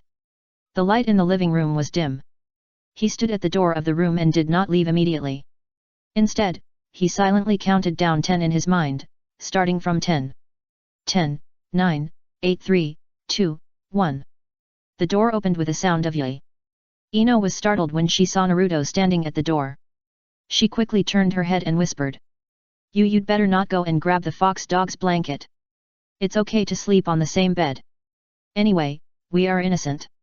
Naruto smiled at Ino, nodded, and said okay. In the room. Ino's slender body sank into the right side of the bed, motionless. Until she felt the candle in the room being blown out, and heard the sound of Naruto going to bed. The stiff body trembled slightly, and she regretted her impulse just now. She just felt that it would be too pitiful if he slept in that room. After accidentally moving her sympathy, she opened the door.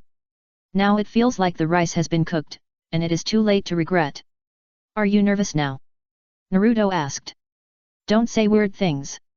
Ino turned her back completely, and buried her hot face in the quilt. She originally thought that Naruto's room was always a little messy, but when she came in, she found that the room was not only unexpectedly tidy, but even the quilt didn't have any peculiar smell. These can easily create a clean atmosphere and reduce the girl's resistance. Ino likes this very much, whether it is holding hands in the dark during a power outage, or candles, looking at each other, clean rooms, and fluffy quilts with fragrance. In the darkness, Naruto could feel the body temperature coming from Ino on one side, and he suddenly asked, "Are you in a hurry to go home tomorrow?" "Yet." Ino's voice was so soft that it was barely audible. "The New Year's festival should have been postponed. Tonight is not too important. Tomorrow I should go to worship with the elders of the Akimichi and Nara clans. That means I don't have time tomorrow and I have to get up early in the morning." Naruto asked. "That's about right, what's wrong?" Ino asked in a low voice.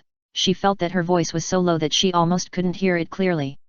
"It's okay, I just want you to stay a little longer." The voice came from the other side. Ino was stunned for a moment, then turned around. In the darkness, the two were not far apart, lying in the same bed, and no matter how innocent they were, they couldn't help blushing. Ino looked at the pair of familiar eyes, pursed her lips, hesitated and couldn't say that sentence. She felt a little uneasy. Did he want her not to leave? Should she agree? Actually, it's okay to miss the New Year's festival occasionally. Although I've never missed it before, it's snowing heavily now, and Konoha has never had such a heavy snowstorm. Even if I don't go, it doesn't matter. Naruto slept on the pillow, tilting his head to look at Ino in a trance, and couldn't help but feel a little funny. I've been in this world for half a year. From the beginning, I was very lively and made all kinds of troubles. Then I became honest after being beaten a few times, completed a few tasks, and met a few friends.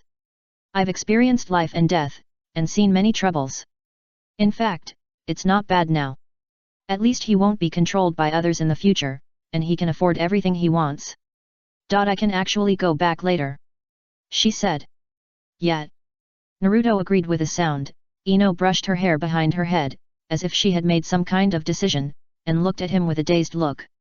"You have always remembered the incident with Uchiha Itachi, right?" Ino asked. "Why do you ask this suddenly?" he asked with some confusion. "I saw that you reacted quite strongly last time, and you were very nervous every time someone knocked on the door." Ino pursed her lips and said, "I think you should have been scared and had a stress reaction. That should be the case, but it's okay, it doesn't have much impact. I heard from others that if you say it in a safe environment, the psychological trauma will be much better." Ino said hesitantly, "I am very grateful to you for asking Jiraiya-sama to find a teacher for me. But there is nothing I can do for you, so don't take that kind of thing to heart. We don't need to calculate our relationship so clearly," he said. "It's different. These are two different things." Ino shook her head, her blonde hair scattered on the pillow, her eyes were stubborn and bright.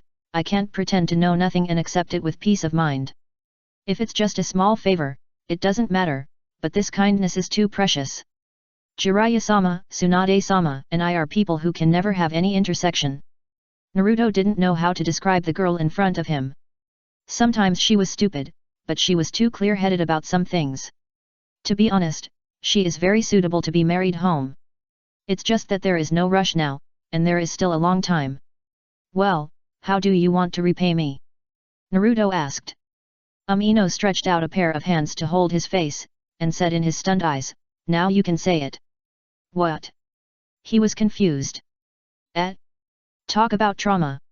If I accompany you like this, you won't feel the pain of memories, right?"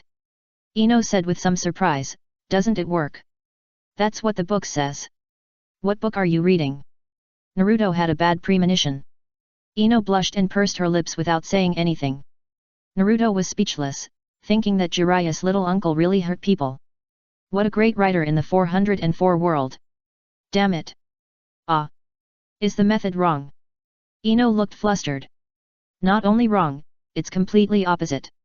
It's irrelevant. Naruto sighed and said seriously, "You should read less of this kind of books in the future." "Oh, okay." Ino nodded honestly.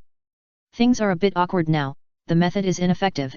If I pull my hand back now, it's not right, and if I leave it, it's not right." When Ino hesitated, Naruto spoke again. "Actually, there's nothing wrong with saying it. It's already done, so just say it as you want." Sorry. Ino was a little embarrassed. There's no need to apologize for that kind of thing. He said, actually, I'm not afraid of death, nor am I afraid of Uchiha Itachi, but I was really scared at the time. Is it because it's a life and death moment? Ino's eyelashes trembled slightly. No, I was afraid that something would happen to you. I was very afraid. His voice was very calm, like the lake water in winter. You came suddenly that day. I had already planned to fight to the death. But if the tailed beast turns into a ruin, half of the village will be reduced to ruins. But at that time, I didn't really care about the lives of the people in the village. It was more important for you to be alive. Why? Ino didn't know why her heart softened and she suddenly felt uncomfortable. She asked with a thick nasal tone. There is no reason. There are so many reasons. He suddenly laughed and said with some amusement, anyway, nothing happened in the end. Fortunately, you didn't get hurt. Her voice suddenly became tearful, her hands retracted, and the whole person turned to one side, sleeping with her back to Naruto. What's wrong? Naruto really didn't know what happened. It's okay. I suddenly felt uncomfortable in my heart. Ino was crying while hugging the quilt. Even if Naruto didn't need to turn over to see, he knew how many tears were hanging on her face. No, it's okay, why are you crying? Naruto asked with a bit of amusement. Don't bother me. Woo. Ino cried, and she was still fierce. Didn't you ask me to tell you? Now you don't let me ask. Naruto was a bit helpless. What's the reason? It's totally unreasonable. Woo. Are you an idiot? Ino was crying so hard that she didn't want to pay attention to him, and kicked him from the quilt. Ah! Naruto cried out in pain. Until Ino calmed down and her crying turned into sobbing, he asked tentatively. Do you need tissues? You did it on purpose. You've already finished crying, and you're still asking. Ino's voice sounded a bit unclear, with a thin turbid sound, which is usually the case after crying. I just asked casually. There are no tissues in the room. They are in the living room. He said. Then can't you go get them? Ino said with her back to him, with a hint of complaint in her voice. There was a hint of coquetry, but very little. This was the part he imagined. It's too cold, I don't want to go. How can there be someone like you? Ino was a little mad, that person loved to deliberately anger her for no reason, and acted like a slut at every turn. How could a normal person say such a cruel thing at this time? What kind of non-human component is in his heart? Is he allergic to the atmosphere? There are a lot of people like this, haha. Naruto reached out and poked Ino's back, and asked kindly, are you cold? I have a velvet-made outfit. Go to hell. Ah! Ino suddenly turned around and punched and kicked Naruto. The attack was not heavy, but she was tired and sweating. No words were spoken all night. The next morning, Ino was still sleeping soundly. There was nothing wrong with the two sleeping separately, and there was no famous scene of the early morning jade body lying on the ground in the animation. In short, everything was normal. Ino's defenseless sleeping posture made Naruto feel a little relieved, and he was honest. The soft golden long hair made him want to touch it, but his hand stopped soon after reaching out. There was still business, so he should wash up and make breakfast. Chapter 173 Crazy. Although Ino said that it was okay not to attend the New Year's festival, Naruto couldn't take it seriously. Some things, the attitude is enough, not really to do. If Ino is absent, things will become more troublesome. Anyway, there is no need. Washing and making breakfast in one go, the nine-tailed fox was still curled up on the sofa cushion, and didn't go to its own room to sleep. The tailed beasts are like this, not eating worldly fireworks. Naruto didn't know why the nine-tailed fox became like this, the wine-tail. Breakfast was ready. Naruto opened the door, walked to Ino's side, and poked her cheek with his fingers. It was a little soft, but she didn't wake up. So he increased the strength, and Ino finally responded, frowned but still didn't open her eyes. Naruto also frowned, thinking that she didn't respond even after this, so he continued to poke with his fingers. This time Ino finally opened her eyes, with murderous intent in her eyes. Go to hell. Stop poking. Awake? Naruto put his hands behind his back and pretended nothing happened. You woke up after the first poke. How could you not wake up if you poke so hard? Ino said angrily, can't you leave and let me get up slowly by myself? But the breakfast will be cold. He spread his hands and said. Ah! I'm so angry. Idiot. Pervert. Foot fetish. Ino suddenly opened the quilt and started to put on cotton clothes. After that, without even looking at Naruto, she ran into the bathroom in her cotton shoes and started to wash up. Naruto didn't care and lazily returned to the kitchen. When Ino came out of the bathroom, he just brought breakfast to the table. Eat and go out early, don't miss that, Naruto said vaguely. Are you going to drive me away? Ino narrowed her eyes. What do you mean by driving you away? You said that the New Year's festival, the Inoshikacho family will be present. Naruto rolled his eyes. Anyway, you should still have time after you finish eating. Got it. Ino lowered her head and said with a little dissatisfaction. If you really don't want to go, it's okay. I'm not very willing to go anyway. Naruto explained, it's so boring for me to lie at home alone, it's better to go with two people. Demi. I'll leave as soon as I finish eating. Ino looked disgusted. Tisk, ruthless. New Year has passed for several days. Naruto, who had been lying at home for a few days, suddenly remembered an important thing. Damn, he had completely forgotten what Tsunade had told him. He hurried to the Hokage building, opened the door and happened to see an acquaintance standing next to Tsunade's desk. He was stunned. Sakura looked back and smiled naturally. Naruto, long time no see. A long time no see. Naruto scratched his face. He had trained with Jiraiya for a whole winter, and he really hadn't had much contact with other people for a long time. He squinted his eyes, looked at Sakura's smile, and secretly wondered in his heart, is Pink Sakura back? Just when he was stunned, Sakura, who had her back to Tsunade, suddenly licked her lips. He took a breath of cold air, and immediately had the answer in his heart. Well, it's still her. Tsunade didn't look up the whole time. The only one who never knocked on the door when entering the Hokage's office was that bastard. Tsunade knew he was here without guessing, and she didn't have the interest to look up at all. What? You still know to come here? Tsunade's voice echoed in the office, and it was obvious that she was angry. It was not Tsunade's fault. They had agreed to let him go to the Hokage building to find her after the New Year festival. But suddenly, there was no movement after 4 or 5 days, especially after someone sent someone to pass the message. Anyone would want to kill this pigeon spirit. Naruto felt a little guilty, but he couldn't be blamed entirely. Uzuki Yujao came, but she didn't go through the door at all, but went through the window to call people. He was still sleeping at the time and answered in a daze. But when he woke up, he didn't remember such things. This dragged on for several days, and then it came to now. Tsunade-sama, I'm sorry. Naruto admitted his mistake at the speed of light and apologized sincerely, it's all my fault. I delayed Tsunade-sama's plan. In fact, he also knew that Tsunade had no plan and was slacking off at work every day. But in order to sound good, he still had to flatter her against his will. Hey? Didn't you say you wanted to learn spiritualism? Tsunade frowned slightly, I gave you a chance, but you didn't use it. Do you want to die? Uzumaki Naruto. Ask yourself, how many times did you show up on time when I asked you for something? Tsunade's face was gloomy, you didn't learn anything else from Kakashi, but you did learn the true art of breaking appointments sooner or later. Okay, Uzumaki Naruto, you're really good. That. Tsunade-sama, I didn't mean it. Naruto's face trembled slightly, and he was already scared. Not intentional. Tsunade waved her hand, motioning Naruto to go over. He was slightly stunned, but still walked over honestly, and then Tsunade grabbed his face and kneaded it. Like kneading plasticine, it was kneaded casually for a while before the anger subsided. Okay, where were we just talking about? Tsunade asked. Hiss. Naruto covered his red and swollen face and said vaguely, learning summoning techniques.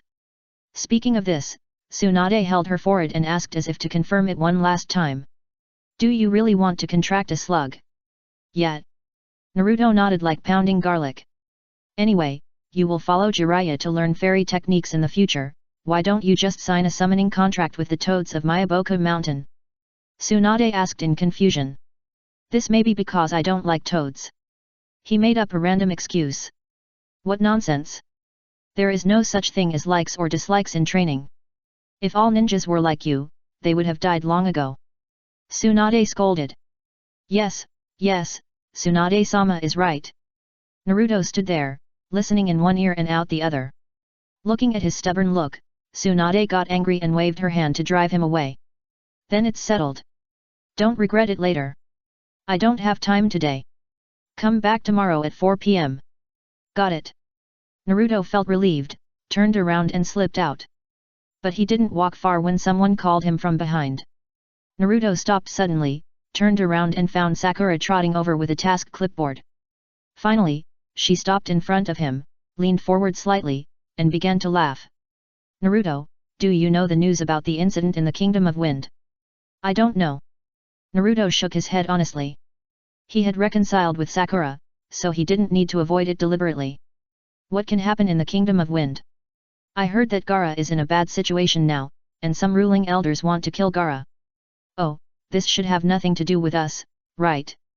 Naruto asked. It will be related soon. Sakura suddenly reached out and pinched Naruto's face, kneading it like Tsunade kneading his face, but the movement was very gentle. Team 7 is about to be reorganized. Who do you think the top management will send to the Kingdom of Wind? Oh, it's over. He thought so in his heart. Chapter 174 Street, Fireworks. Team 7 won't be reorganized so soon, there's still no news about the shadow. Naruto muttered, and pushed away Sakura's cold hand. It won't be too long, Tsunade-sama has transferred me out of Konoha Hospital. Sakura tried to raise her hand to pinch his face again, but was dodged by Naruto. So office maid? Naruto asked. It's almost the same. Shizune-sama is in charge of the medical department and doesn't have that much time to stay in the Hokage's office. Sakura reluctantly withdrew her hand and said with a smile. Ino will also be transferred to the Hokage's office in a few days. I have never been involved in secretary work, and I can't handle it alone. Okay, I guess Team 7 won't be reorganized so soon. He stood in the corridor, sighed and said, then I'll leave first. Sakura, you work hard. Do you have anything else to do today? Sakura suddenly asked. Does going home and lying down count? No, come and help me a little. Data room. You mean moving the data? Ahem. Naruto pushed open the door of the data room, choked by the dust, and subconsciously dodged. A glance over, the densely packed data cabinets, like small windows like a prison. Even the sunlight coming in from outside seemed to be covered with dust, a grey. How long has it been since you cleaned it? So much dust. Well, it's rarely cleaned, I just got the key. Sakura walked in first and began to search on the data rack. These are some detailed personal information of some Chunin. Tsunade-sama has ordered to find them and send them over as soon as possible. Chunin? Naruto stood aside and couldn't help. He touched his chin and said, I have seen many Anbu, but I haven't seen Chunin for a long time. It's really a mysterious group. Most Chunin are on missions outside the village, so it's hard to see them. Sakura said without looking back while searching, the sentries guarding the Konoha forest and the Fire Country forest are all the work of Chunin. He leaned against the door of the data room and looked at Sakura who was looking for data seriously. Suddenly, he felt a little unreal. Black Sakura seemed to be working hard, even if these jobs were meaningless. Naruto couldn't help but think, if he was a second personality and accidentally controlled the body, what would he do? It seemed unreal to give up the identity of a ninja, go out to play and indulge. He couldn't think of an answer, so he asked directly. Sakura, don't you have anywhere you want to go? No. Sakura reached out and took down a file, then put it on the cart, turned her head and glanced at Naruto. There are many things I can't understand, and there is no place I want to go. Originally, I planned to spend all her savings, but I saw that there was not much savings, so I gave up. She did not stop the work in her hands. Anyway, I don't have anything special I want, I will buy it when I remember it. Hearing this, Naruto interrupted with his hands folded. Not now, maybe in the future. Sakura pursed her lips and didn't respond, but she didn't know what to say. Later? She probably won't have a future. Everything is strange after taking control of the body. She finally got used to it. When the main personality wakes up, she will disappear again. A person is exposed to the real world for a few years, and then disappears silently. There is no follow-up. Naruto left the Hokage building, stood in the deep winter sunshine, and watched his shadow shrink under his feet. After a while of silence, he didn't know what to say. Sakura didn't have any abnormal behavior, which was originally a happy thing, but forget it, let's take it one step at a time, he thought. Back home, Naruto fell on the sofa with a thud.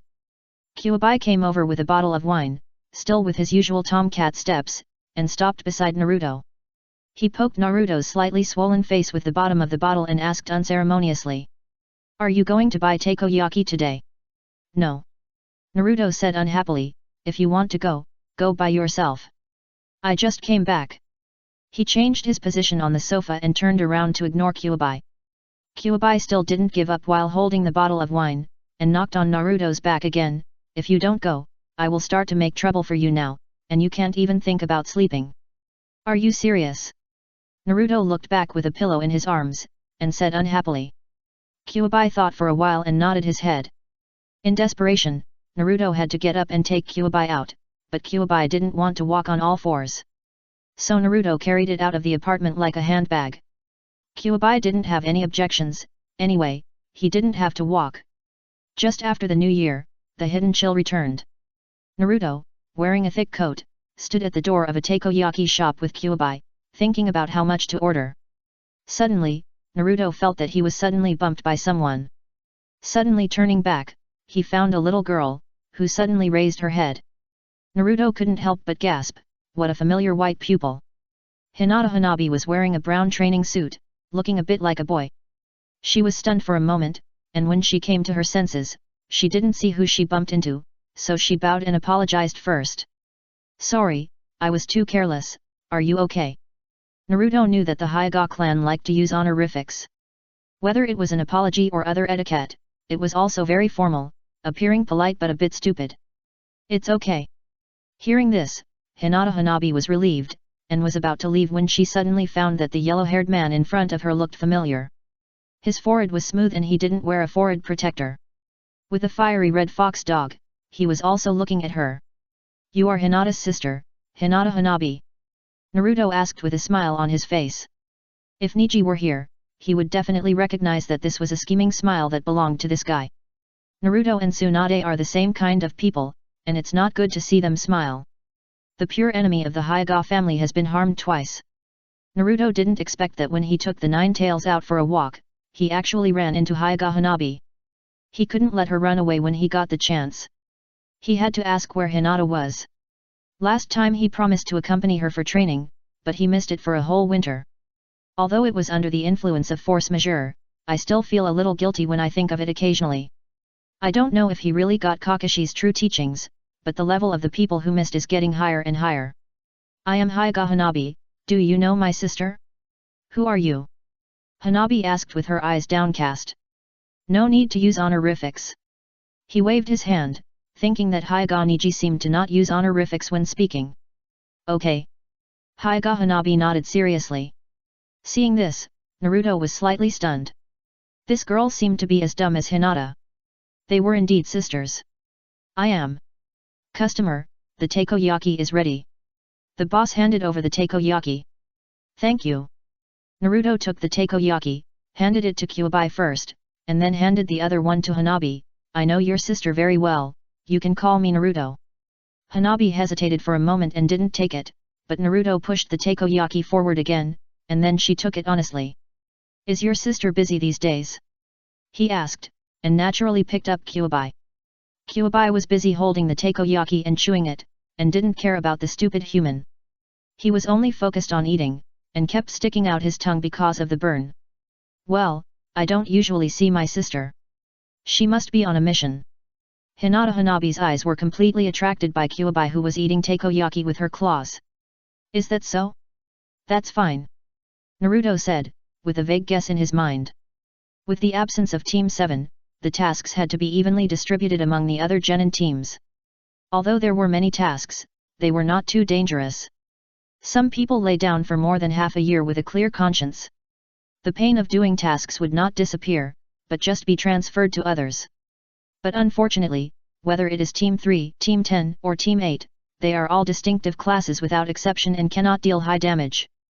And Team 7 was established for this purpose.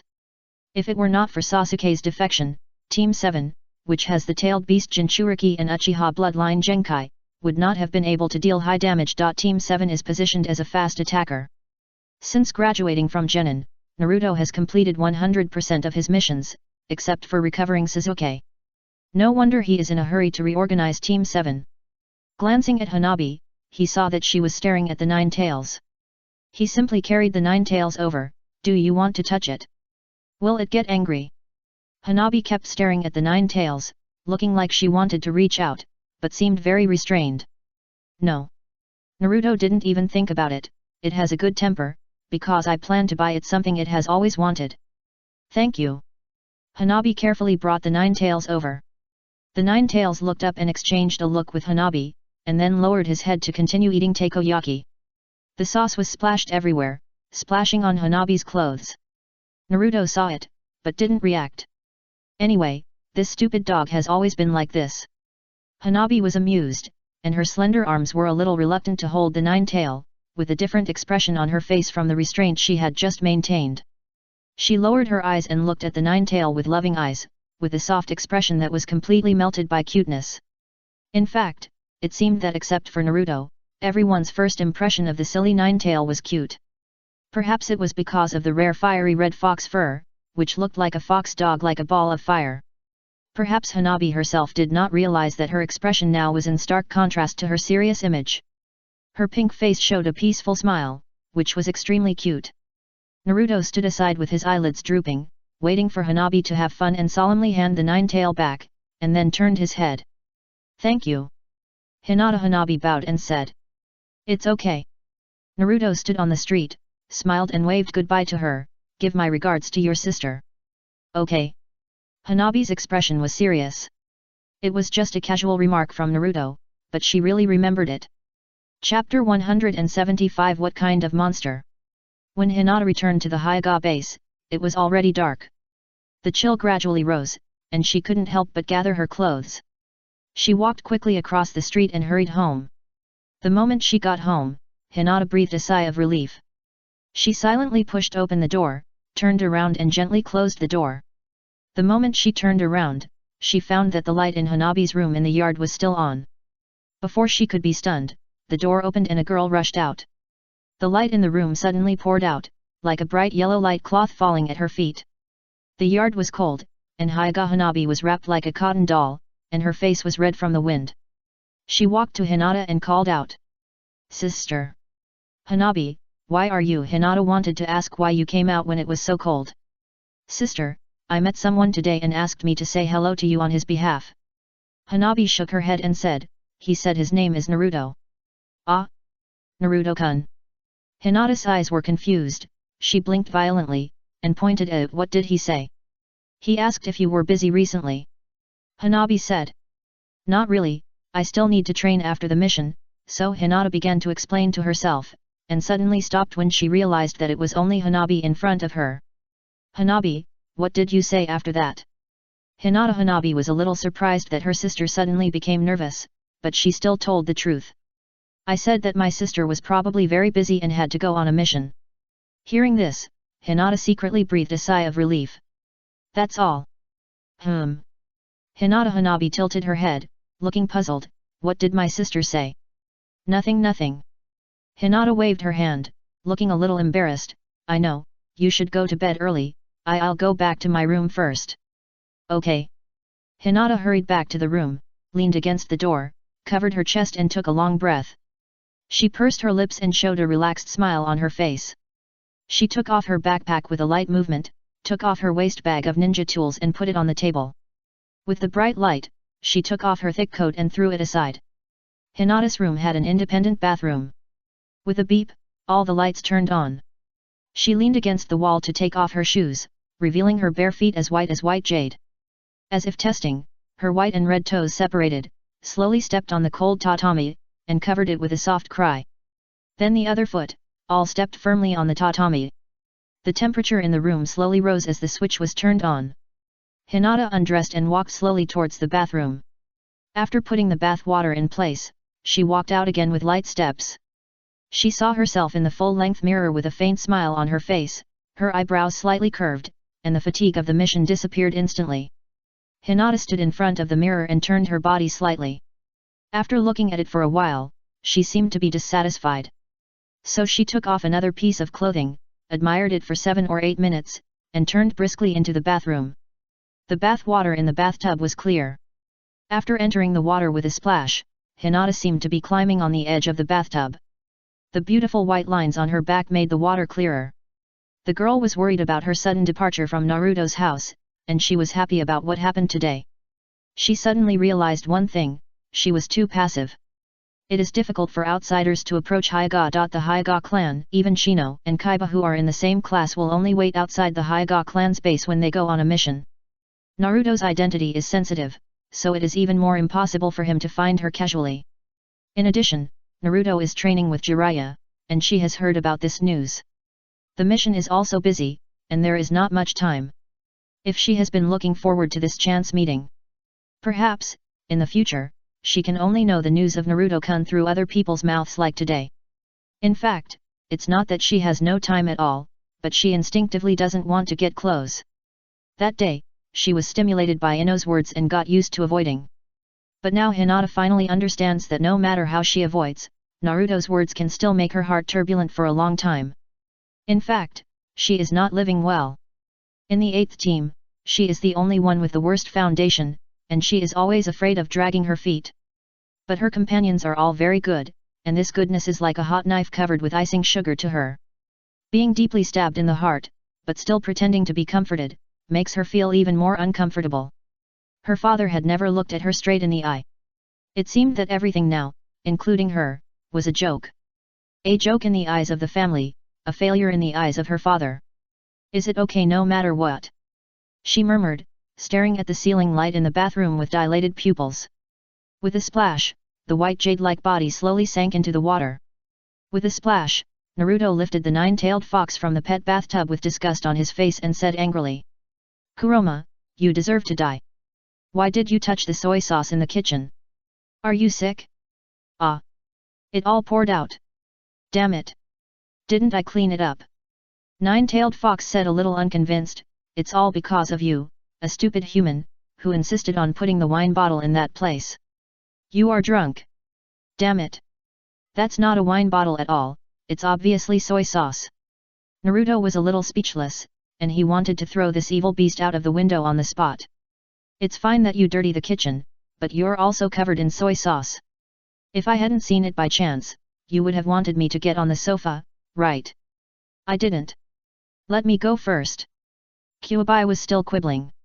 "Dream on." Naruto pushed Kyuubi into the water, and swished back and forth like a mop. "You. Gurgle wait gurgle," Kyuubi threatened. Tisk. Naruto didn't take it seriously. After rinsing Kyuubi clean, he didn't want to blow dry his hair, so he asked him to find a hair dryer and blow it himself. Kyuubi looked unconvinced, but he endured it for the sake of 100 bottles of wine. So the wet Kyuubi stood up, walked on his feet, found the hair dryer on the sofa and started to blow his hair himself. The next day, it suddenly rained in the early morning, and Naruto slept until noon. He didn't wake up until the sun was high in the sky. He thought about going to Tsunade to learn spiritualism in the afternoon, so he got up and washed up. He ate something at noon and staggered to the bottom of the Hokage building. He estimated that the time was about right, so he went up to the 5th floor and opened the door of the Hokage's office without knocking. Tsunade raised her hand to drink a glass of wine, and her eyes met Naruto, who pushed the door in. A drop of wine didn't enter her throat, but flowed down her neck over the towering snow-capped mountains and into the white jade forest. Naruto blinked, unable to look away, and coughed to hide his embarrassment. Tsunade-sama is in a good mood. When Shizen-sama is not here, you start. What? Tsunade hurriedly put the wine glass into the drawer, hiding it together with Yusai's wine bottle, and fanned the air and said, "Gangzi and Tai are too outrageous. They came in to deliver documents with a full body of alcohol. Now that they have left, there is still a smell of alcohol here." Naruto was convinced by this person. He is obviously the 5th generation Hokage, how can he lie with his eyes open so naturally? As if it should be like this, I don't know what face is. What are you doing here? Tsunade asked suddenly. Naruto looked up at the ceiling. Shizen-sama asked me to supervise Tsunade-sama's work and asked me to confiscate your tools. What tools? I don't understand you at all. Tsunade felt a little guilty. Don't hide the wine in the drawer. Hand it over. Naruto said in a serious tone, as if Shizune had really told him, hurry up, or I'll go find Master Shizune. It just so happened that Naruto and Shizune were really familiar with each other, so he deliberately used Shizune's tone, hand it over. Tsunade suddenly felt more guilty, and without any doubt, she could only take out the wine bottle and wine glass. I'll keep it for Master Tsunade first. Naruto raised his hand and stuffed all the wine jugs and wine glasses into his arms. What a bummer. Tsunade supported her head with one hand, staring at Naruto with a hint of resentment, and the latter had no expression on his face. Master Tsunade, I want to learn summoning. Naruto said. Here. Tsunade threw out a scroll in a bad mood, and turned around with a chair. The methods of making hand seals are all in it, just explore it yourself. No, Master Tsunade, you're not going to teach me. Naruto was a little confused. I'm not in the mood. Tsunade waved her hand, you can either practice on your own or give the wine back to me. Choose one. This Naruto took the scroll, looked at the bottle and then at Tsunade. Then I'll practice it myself. Tsunade. She didn't expect Naruto to really take the scroll and run away. Staring at the empty office, Tsunade frowned slightly. It's still raining outside, where can that guy practice? On the open-air balcony of the Hokage building, Naruto stood under the dry rooftop eaves to avoid the rain. Holding the scroll in his hand and unfolding it, Naruto showed a puzzled expression on his face. Just a few simple seals? But I can't understand it at all. Should I go back and ask? Forget it. Just figure it out by yourself. You can learn summoning at any time, but it's the first time to see Tsunade get frustrated. It would be a pity if she gave in now. Anyway, it's just a combination of seals. No matter how difficult it is, it can't be that difficult. Is this the seal of the pig? Suyu Shenwei. What are the two hand seals in the middle? He was a little confused, so he simply squatted down and put the scroll on the ground. It should be okay to imitate it casually. At most, the summoning fails, and it's just one failure at most. After forcibly making a few seals, the stumbling hand seals finally became proficient, and the last step was to inject chakra and start making seals. Hai Suyu Shenwei. Naruto's fingers flew up and down, like a flower rope. He deliberately mixed a few unfamiliar hand seals in the middle, and after he finished all of them in one go, he felt his palms were particularly heavy. It was as if there was a weight hanging on his hand and he was about to lose control, and he couldn't help but shout. Who is this monster? Show your true form quickly. Extra, wet rainy day. It was raining outside the window. The sound of the rain completely soaked the air in the living room, as if it had become humid. Well, Ino, can I have a bite of the grilled meat on your plate? Naruto suddenly looked up and asked. No. Ino sat at the dining table and refused without hesitation, muttering, isn't there some on your plate? What does it matter? He said, it's raining now. What does the rain have to do with you wanting to eat what's on my plate? Ino sighed, she shouldn't have come here to hide from the rain. It seemed as if the sky knew she was passing by, and it rained heavily as soon as she got here. Of course it matters. Naruto looked up and stared at Ino's fair neck. In this kind of weather, there will definitely be lovers confessing. You, what are you talking about? Ino shrank her shoulders slightly, blushed for a moment, and her eyes became evasive in an instant. It's that kind of plot. Because of missing the sudden tenderness, the other half braved the heavy rain to rush to another place, standing in the heavy rain looking at each other. He turned the chopsticks casually and said casually. Then I confessed my love in the rain, and then I didn't do anything. I turned around and left before the other person could react. Hey, what you said is so cliché. Ino said with disdain. Isn't it romantic? Idealism has refined the most beautiful and pure part of love. He tilted his head and said, it turns out that girls are completely indifferent to this kind of thing. Of course, as you said, this is too stupid. Ino said. If it were me, I would do the same, although you are right, it is a bit stupid.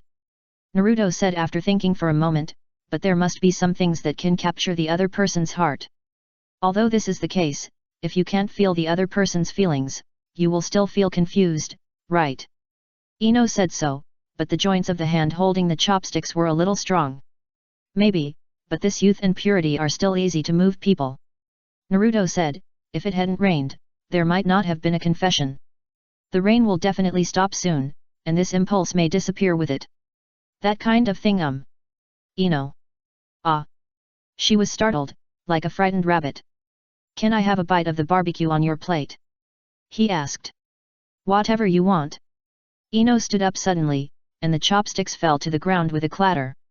She wanted to pick them up but felt something was wrong, so she gritted her teeth and said something. I don't care. With that, Ino rushed into the bathroom with her head down. Hey! Naruto looked puzzled. In the bathroom, Ino sat on the ground weakly, panting in small sips, with the tips of her ears and her face completely red. Really, what a weird thing to say. It's raining. What about confession? Actually a wet rainy day or something. In the afternoon, lightning and thunder. Chapter 176. It's so happy to let go of yourself. The rooftop of the Hokage building. Tsunade was worried for a while, so she went up to the rooftop to see what that guy was doing. When she walked out of the small door on the rooftop, she heard a strange voice from Naruto. Monster! What a mess! Tsunade frowned, thinking that this kid couldn't practice and his mentality exploded, right? She glanced at the place where the sound came from and was stunned. With a bang, the white smoke dissipated, and the slug as tall as the Hokage building was summoned out. Located in the rain, in the open space inside the wall of the Hokage building. The heavy rain blocked the vision around. Naruto was a little confused. It seemed that he had gotten the slug out in one go. What should he do next? He remembered Tsunade once said that if you see a slug, you should call it Slug-sama. So is it okay to just call it now? He was not sure if the slug could see him. At this moment, he was standing on the inner side of the rooftop, standing under the eaves of less than 1 square meter, and could only see the slug as big as a hill. Having seen the 9 tails, he did not have any giant fear. At this moment, he was like a young and inexperienced novice who accidentally entered a massage parlor, hesitating about how to say the first sentence to the technician who pushed the door in. Tsunade was stunned, but also happy. She stood at the entrance of the rooftop and did not go over. He thought that he was really summoned by this person, but was the process a little too simple? It was one thing to summon a spirit, and another thing to get the recognition of the slug. The sudden movement scared the people in the Hokage building. When they found out that it was Tsunade's summoned beast, the slug, they automatically retracted their gaze. 2 people from the Anbyo came upon hearing the news and landed on the red dome of the Hokage building. In the rain, they silently watched everything that happened below. Tsunade hugged her chest with a meaningful look in her eyes. She had high expectations for Naruto and hoped that he could climb higher mountains and go to more lively and farther places. He was not trapped in Konoha, like a prisoner without a sense of belonging. Tsunade also knew that Guy's character was unscrupulous. It was precisely because of this that she was not blindly optimistic. She knew better than anyone that Naruto actually had no attachment to the village. He stayed in Konoha only because Konoha was a place to stay. She herself didn't know what would happen to Naruto in the future. That Naruto opened his mouth and stretched out his hand to the slug, trying to say something to break the deadlock. But the next moment, the slug slowly lowered his head and made a gesture of submission. Naruto was stunned, then turned his head sharply, and then saw Tsunade leaning against the red wooden door on the terrace. He suddenly felt a little disappointed. It turned out that Tsunade had come. He still thought that the slug was bowing to him. He couldn't help but sigh, but heard Tsunade say, "Okay, go back." She waved her hand, and the slug disappeared with a bang. "Ah! Why does my summoning beast listen to you?" Naruto's face was full of sadness and resentment. How can this be? Tsunade was speechless and waved at him. "Come here." "Ah!" Naruto came over, but before he could react for a long time, he was picked up by Tsunade and pressed against the wall, and he couldn't get it off. "What do you mean you're summoning beast? This thing is yours when you get it, right?" Tsunade severely tortured the guy who tried to use the public bus for private purposes. "I gave you the summoning scroll, do you understand? I gave it to you." Understood. Naruto felt that his bones were about to fall apart, and nodded in agreement. Hearing this, Tsunade put it down, rubbed his forehead and said, "Come with me. I have something to tell you." Oh. The rain outside the window was still heavy. After Tsunade took Naruto away, the 2 Anbu looked at each other and disappeared. With a rustle, the curtains of the Hokage's office were pulled up by Tsunade. Seeing this, Naruto's legs were a little weak. He squatted down next to the door, looked honest, and said aggrievedly. Tsunade-sama, this is not possible. What a mess. Tsunade sat down in the Hokage's chair, glanced at Naruto, and said, the opinions on the reorganization of Team 7 have come out. Do you want to know the specific results? He thought about it, then nodded, yes. The opinions of the top management are actually the opinions of those few people. Tsunade lazily sank into the chair, the Anbu will send a guiding jonin, and the root will send a genin. Hearing this, Naruto basically knew the arrangements of the top management for Team 7. The guiding jonin should be Yamato, who has 3 bedrooms and 1 living room, plus Sai, who is an autistic man who draws. My opinion is to temporarily stop the reorganization of Team 7. Tsunade suddenly said. Why? Naruto was a little surprised. He didn't care about the reorganization of Team 7. It was just a mess anyway. When he reached adulthood, he would give Konoha a big surprise. The chaotic heaven was watching him. Once he had a relationship with an underage maid beyond holding hands, he would explode on the spot. But letting himself go was so happy that he wanted to take over Jiraiya's mantle and become the next great writer in the shinobi world. So when he heard Tsunade say that the reorganization of Team 7 should be suspended, he didn't have much waves in his heart. It didn't matter. Even if it was to be reorganized, he didn't want to redeem Sai. If he got in the way, he would smash his head. It's no good for you to reorganize Team 7 now. Danzo is too worried. I'm worried. Tsunade seemed to be talking about a very small thing. Since you can summon slugs, you don't have to worry about dying suddenly in a corner. From a selfish point of view, it's better to let you concentrate on training for a few years. Konoha doesn't need you for the time being. Train? I don't want to go at all. Naruto said subconsciously. Hearing this, Tsunade was not angry for the first time. She just glanced at him deeply and said. It's okay. I just said it casually. Since you said that, there is another thing. Tsunade paused and continued, Gaara from the ally Sand Village has encountered some troubles. The Anbu has infiltrated the Sand Village. At the latest this summer or next year, another group of people from the Sand Village will take action, and you must be prepared. If necessary, you may have to enter the Wind Good. When Naruto left, Tsunade was the only one left in the office. She stared at the files on the table in silence for a while, and summoned the little slug. With a bang, white smoke rose, and a slug the size of a teacup appeared on the table. Tsunade-sama. It called softly. Yet. Tsunade supported her head with her left hand, stared at the slug and asked, what happened on the rooftop just now? You recognized that kid just after he was summoned. This actually, it's not recognition. The slug said hesitantly with a girl's voice, is that man Tsunade-sama's disciple? No. Tsunade waved her hand and said, you don't have to be nice to that kid for my sake, just do it. That the slug interrupted Tsunade, Tsunade-sama, it's not that I agree, it's just I don't know how to say it. What? Tsunade frowned, not understanding what the slug meant. It's fear.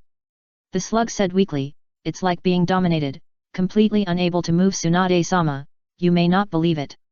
His soul is unusually tall, like a mountain, I don't know why I can't look directly at it, and I was also shocked at the time. Tsunade knocked on the table, silent. Naruto didn't expect that summoning a slug was so easy, whistling and holding an umbrella on the way home. At the beginning of the new year, it was probably another endless cycle of going on missions and doing tasks. Such a life can't be said to be monotonous, and he doesn't hate that kind of life. More importantly, his training speed is not fast. Apart from Raise Nan and Taijutsu, almost all the power comes from the system, and doing tasks can trigger system options more easily. If you have to say that he has any talent, it is probably that he is only good at training tailed beasts. He even thinks that it is because of this talent that he was able to learn summoning so quickly. It's bad. Will I become a trainer in the Naruto world in the future? Naruto muttered to himself. This won't work. Back at number 404, Konoha Street, Naruto shook his umbrella and looked back at the furniture store with its door half closed. He stomped his feet on the wet stairs and slowly went upstairs. There was no light in the corridor, but Naruto didn't care, since he was the only resident there. In the dim light of the afternoon, the open-air corridor was foggy. After the new year comes the long rainy season, which usually lasts for about half a month. He didn't care too much, and took out the key with one hand, preparing to open the door. Suddenly, he found someone standing at the door, and was stunned. The man was small, holding an umbrella in his hand, and stood timidly by the door. Naruto suddenly remembered some bad memories, but he also walked over tentatively and asked, "Hinata, why are you here?" Hinata was speechless for a long time. This made Naruto feel relieved. He thought that old thief Danzo had done something bad again and was waiting for him here. If that kind of thing happened again, it would not end so well. It's not that he didn't have a temper, but Izanagi, who was afraid of old dog Danzo, had not thought of revenge. As for the concern for the village, it was a complete joke. There were only a small group of people in this village who could make him feel a little good. Fortunately, he traveled through time relatively late. If he traveled a few years earlier, he would have been reborn in Konoha on a large scale. Hinata's hair was wet, and she stuttered so much that she didn't know what to say. She couldn't say that because she had no mission and had no intention of training, she was in a bad mood and wandered around all night and came here. 3 months ago, she couldn't stand the awkward atmosphere and suddenly left in a hurry, but now she is back. What's wrong with you? Naruto had already used the key to poke open the door of the apartment, and turned around to ask. Chapter 177 Raising Hinata. Hinata bit her lower lip tightly. She was wearing thick winter clothes, and there were some rain stains on the coat on her left arm.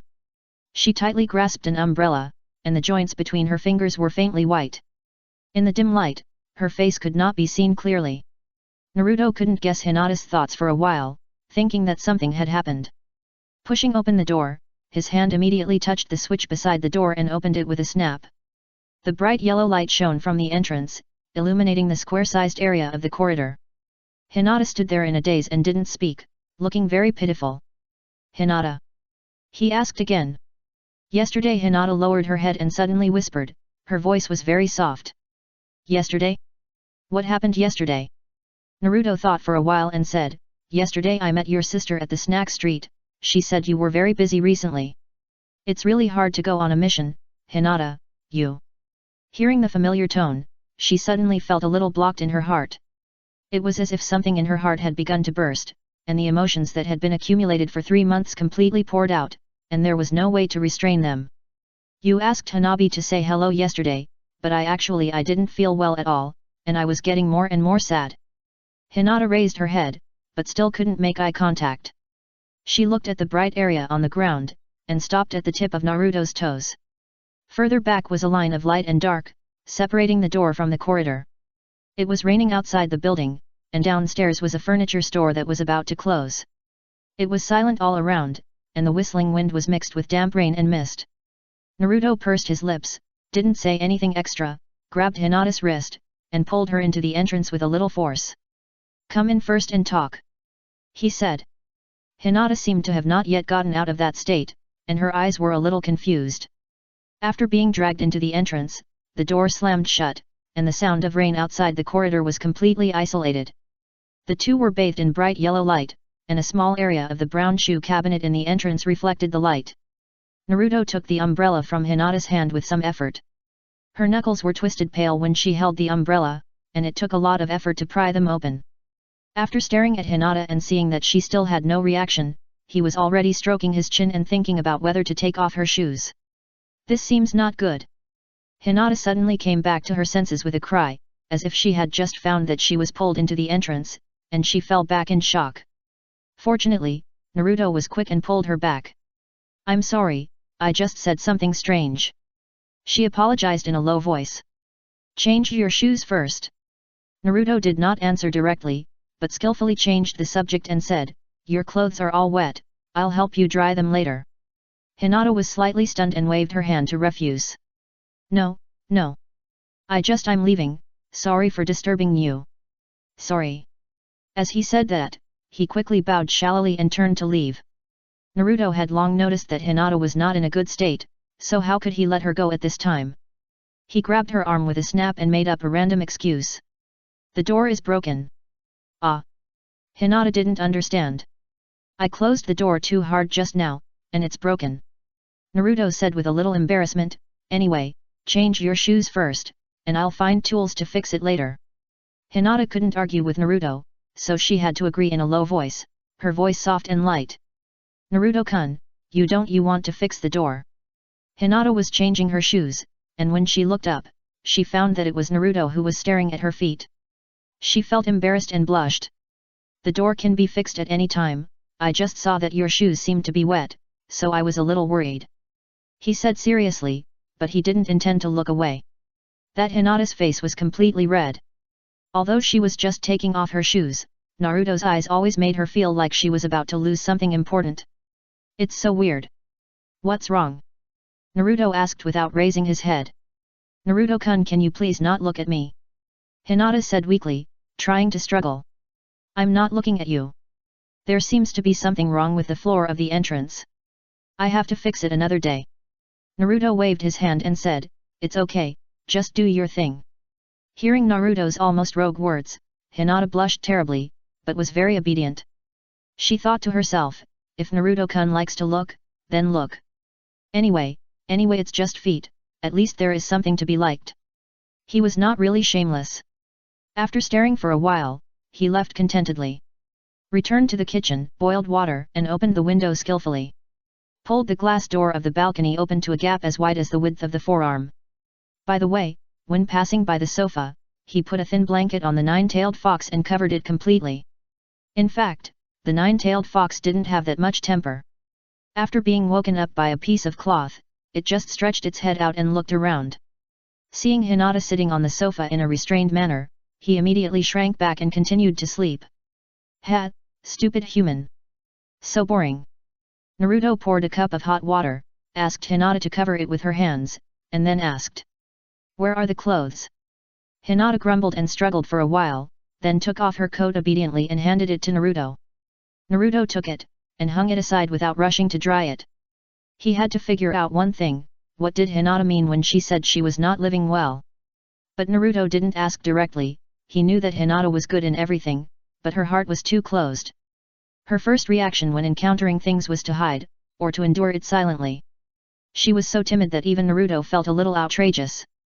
After all, she was the eldest daughter of the Hyuga family, born in an orthodox family, without the constraints of a caged bird. If I had this identity, let alone let Hyuga Hayashi treat me severely, if I couldn't make Hyuga Hayashi have a heart attack, I would lose. The eldest daughter still endured this bird's anger? Although Naruto guessed part of Hinata's stress source, he couldn't say it in front of her face, that old man is a piece of shit. At this time, the art of language is particularly important. Have you been under too much pressure recently?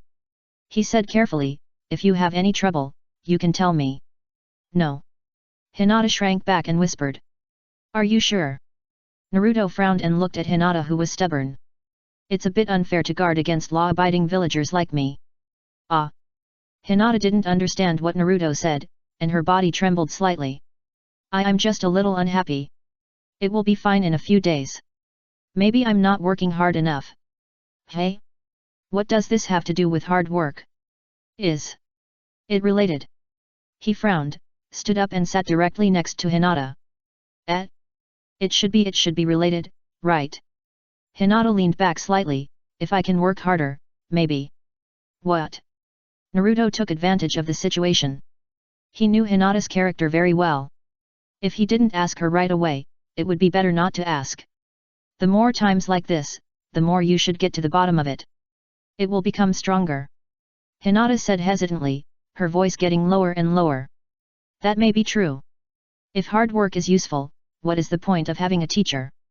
Naruto retorted straightforwardly, besides, everyone's foundation and talent are different, and they don't have to be measured by the same standards.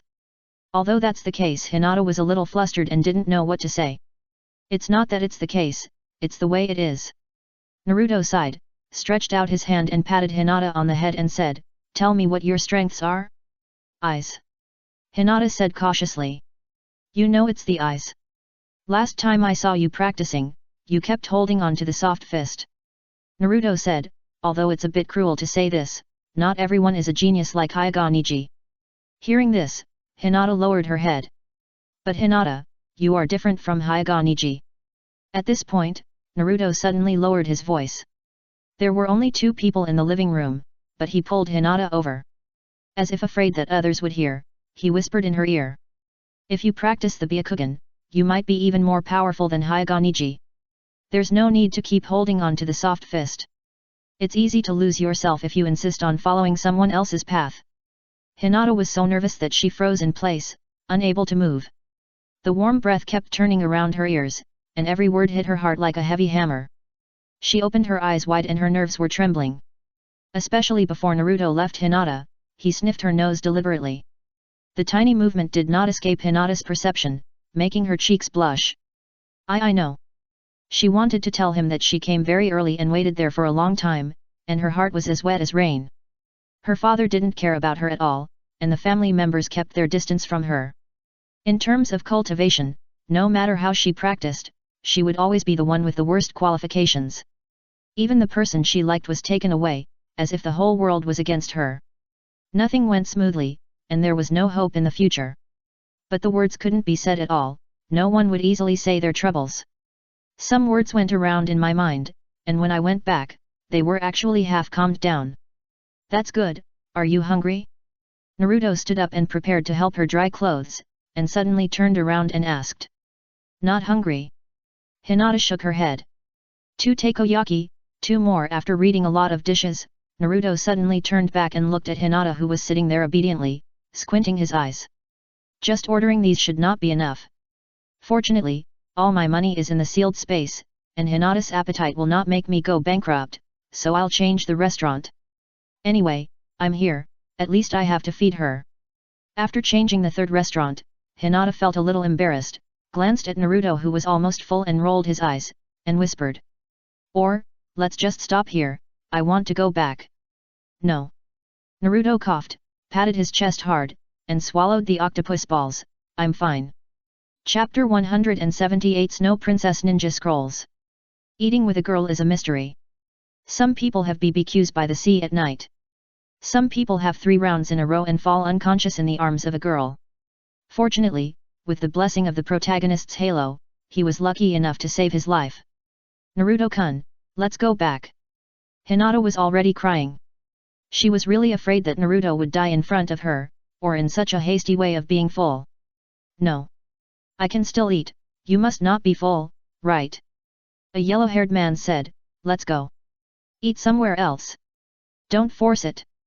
Hinata was really scared, tears were about to fall, and she was about to beg him not to die. Can we go back? No. Naruto said firmly.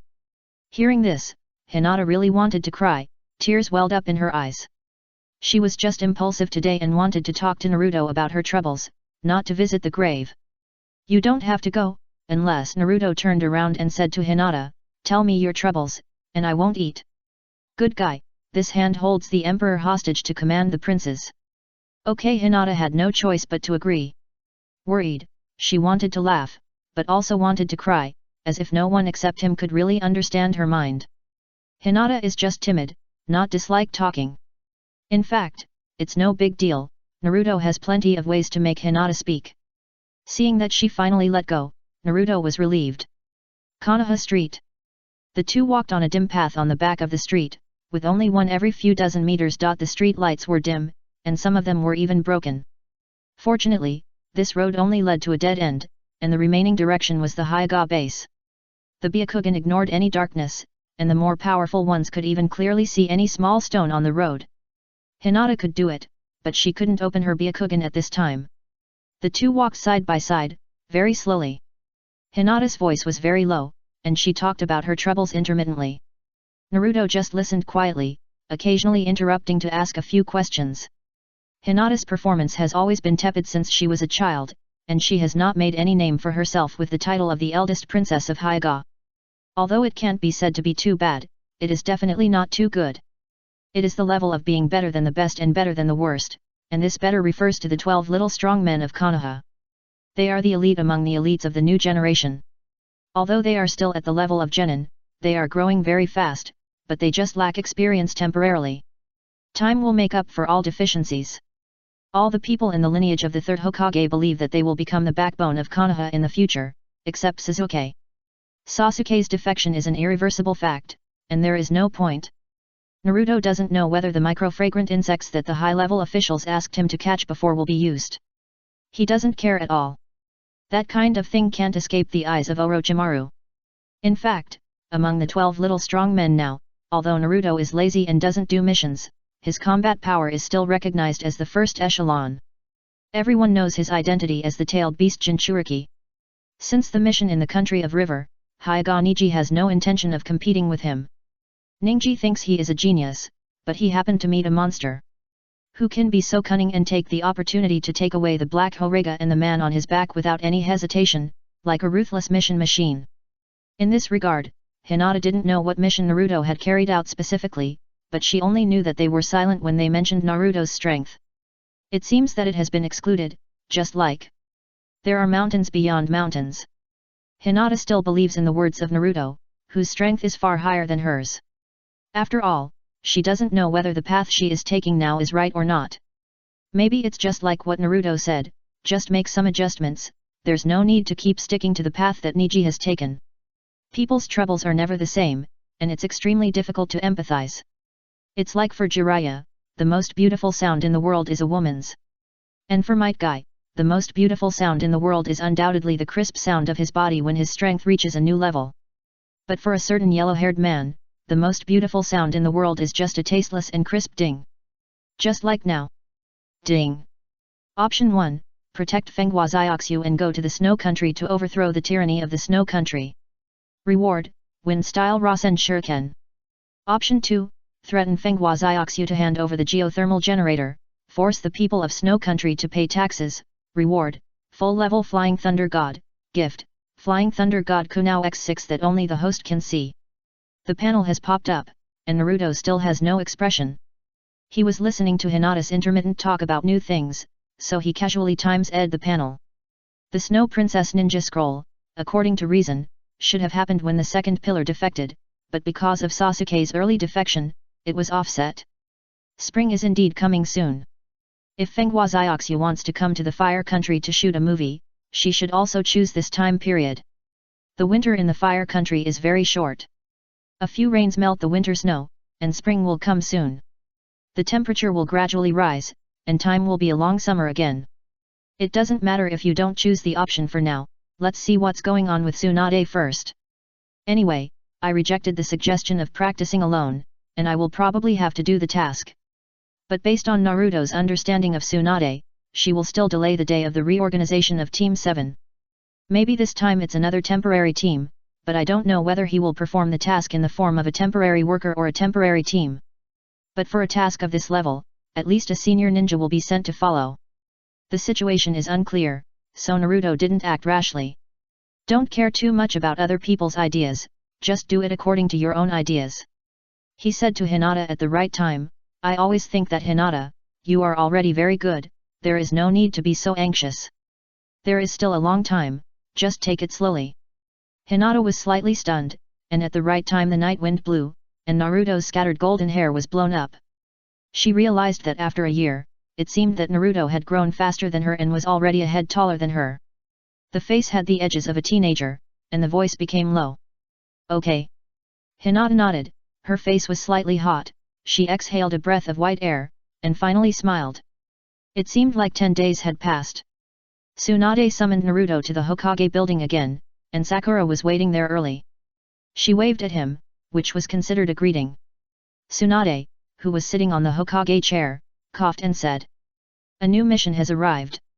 Mitarashi Anko will lead the team, and Haruno Sakura and Uzumaki Naruto will form a 3-person team to carry out this special mission.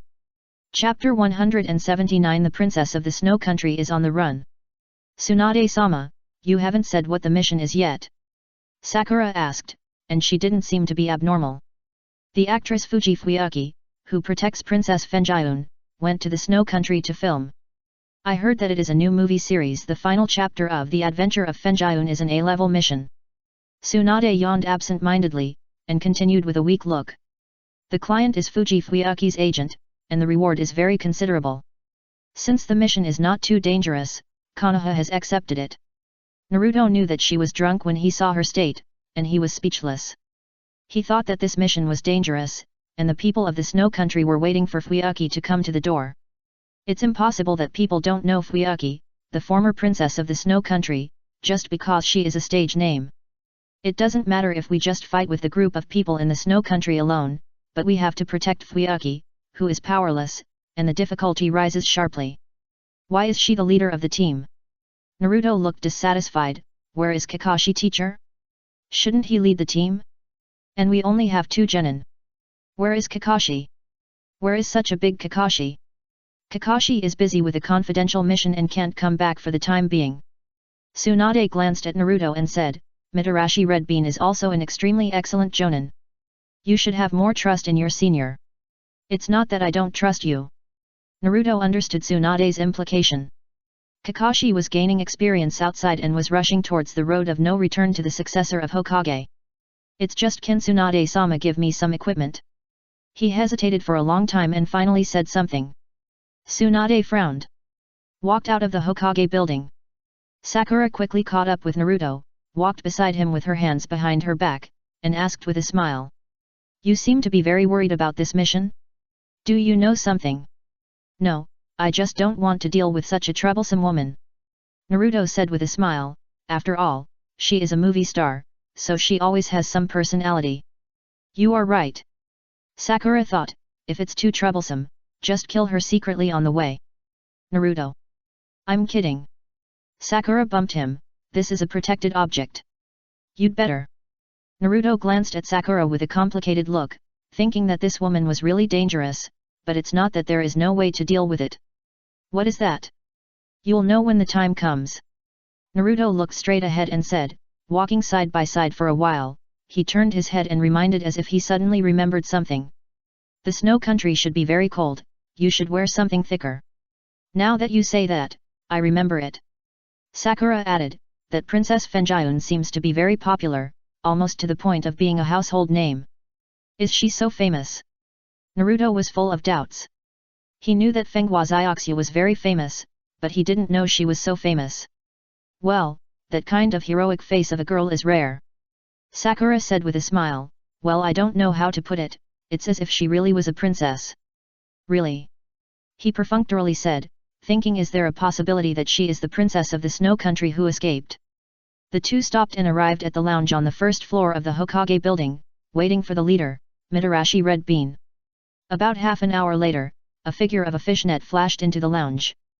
Mitarashi Red Bean was still rich and generous in some aspects under the fishing net, and her face was full of collagen. Something happened. She pushed the door and said, Princess Fengyun disappeared in Konoha. Hey! Princess Fengyun disappeared. Naruto frowned slightly, this is not her real name, really, should it be the woman with a long stage name? Sakura pursed her lips, feeling a little uncomfortable. The two were almost the same in their ability to ignore other people's names. Really, such a long name is hard to pronounce. Mitarashi Anko explained, even if you call someone in the streets, you can call her twice, but now you can only call her once. So, just call her Princess Fengyun, since she played the role in the movie Princess Fengyun. That makes sense. Naruto said, stroking his chin, calling her Princess Fengyun is also okay, and it's shorter. Such an ancient name will only appear on movie posters, it's too corny. Mitarashi Anko actually answered seriously. Sakura simply sat aside, watching the two guys who ignored Princess Fengyun's disappearance and started discussing her long stage name as soon as they met, and suddenly felt that this mission would not be too easy. Mitarashi Anko's performance in the second round of the Chunin exam impressed everyone. Who would have thought that this flopped jonin was the eldest disciple of Orochimaru, one of the 3 ninjas? Sakura didn't care about Princess Fengyun's life or death, and simply propped her head on the table and stared at the two people who were discussing the stage name fiercely. Until she heard the two people start to discuss what stage name would be more appropriate in case they debuted in the future. Sakura gently knocked on the table, cleared her throat and said, we should go find someone now. Yes. Find someone. Mitarashi Anko immediately made an abstract decision, let's act separately, I'll ask Princess Fengyun's agent if there are any clues. I'll ask passers-by nearby. Princess Fengyun is so famous that she will be recognized wherever she goes. Sakura suggested. I'm going to the bathroom. Naruto raised his hand and said. Okay. Mitarashi Anko nodded, and immediately realized something was wrong. No. You have to go with us, don't think about being lazy. When I go to the toilet, I will ask someone to go to the women's toilet to look for it. You don't have to work so hard. Damn it. Mitarashi Red slapped Naruto on the head. Go, come out and look for someone with us. It is not an easy task for 3 people to search the whole village for a famous woman. Naruto, who found nothing, gritted his teeth and asked Fenghua Xiaoxu's agent for a piece of clothing that Fenghua Xiaoxu had worn. Mitarashi Red Bean was slightly stunned when she saw this. She didn't expect Naruto to be so good. Kakashi gave you all the skills of the psychic ninja dog? That's great. Red Bean said. Amid her praise, a yellow-haired man put on the clothes, looked at Red Bean with a little doubt, and frowned. No, I'm just a little cold. It was chilly in spring, the cold wind whistled past, and Mitarashi Anko stood on the street with a stiff expression. Naruto shrugged indifferently and quickly formed seals with his hands. Transformation technique. A burst of white smoke flashed by, and Naruto turned into Fenghua Xiaoxu, even turning around in front of Sakura and asked. Does it look like it? Yes. Sakura said with a smile. In the afternoon, in a cold tavern.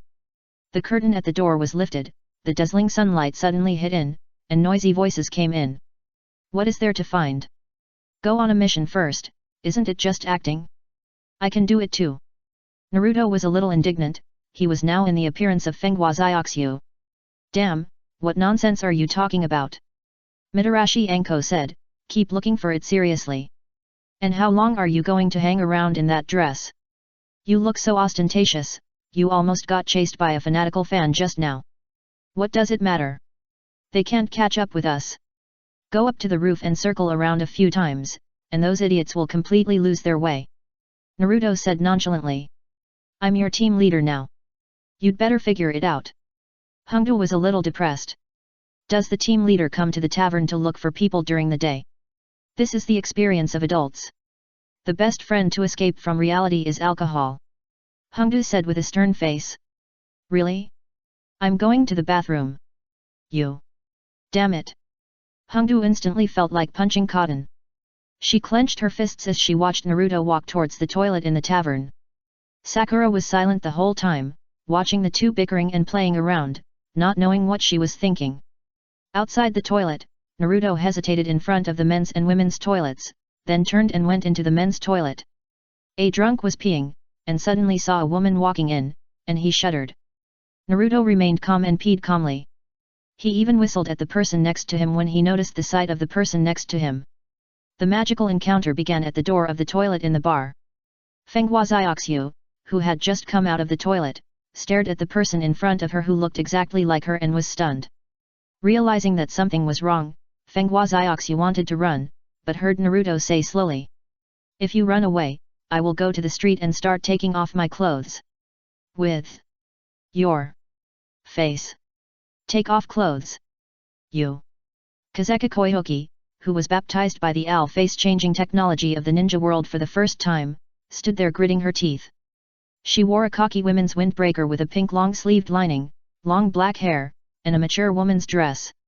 Long face, with a hint of lazy heroism. The most eye-catching eyes of Kazeka Koihoki seemed to be staring at it, as if watching a flowing story. Naruto. You are again. Hongdo came over and was about to complain about this shameless genin, but suddenly saw two Kazeka Koihoki. Hey! Princess Fenjiun! Found it! Hongdu shouted excitedly. Hearing this, Sakura also walked out of the darkness with her hands behind her back and stared at Kazeka Koihoki silently. Tisk! Kazeka Koihoki showed disgust in her eyes and swept over the 3 people. I don't know who you are, but I'm leaving now. I advise you not to follow me. Naruto didn't speak and took off a piece of clothing. It's so annoying. I hate people threatening me the most. Fenghua Xiaoxu suddenly snorted and said indifferently, do whatever you want, I've had enough of this terrible job. That Hongdu quickly tried to smooth things over, we are Konoha's ninjas, and we have received a commission from your agent, Princess Fenjiun, to protect you as you go to the snow country. I won't go to that kind of place. Fenghua Xiaoxu suddenly roared, why did he entrust you to protect me? This is coercion. You can't say that, Princess Fenjiun. Actually, Hongdu smiled awkwardly.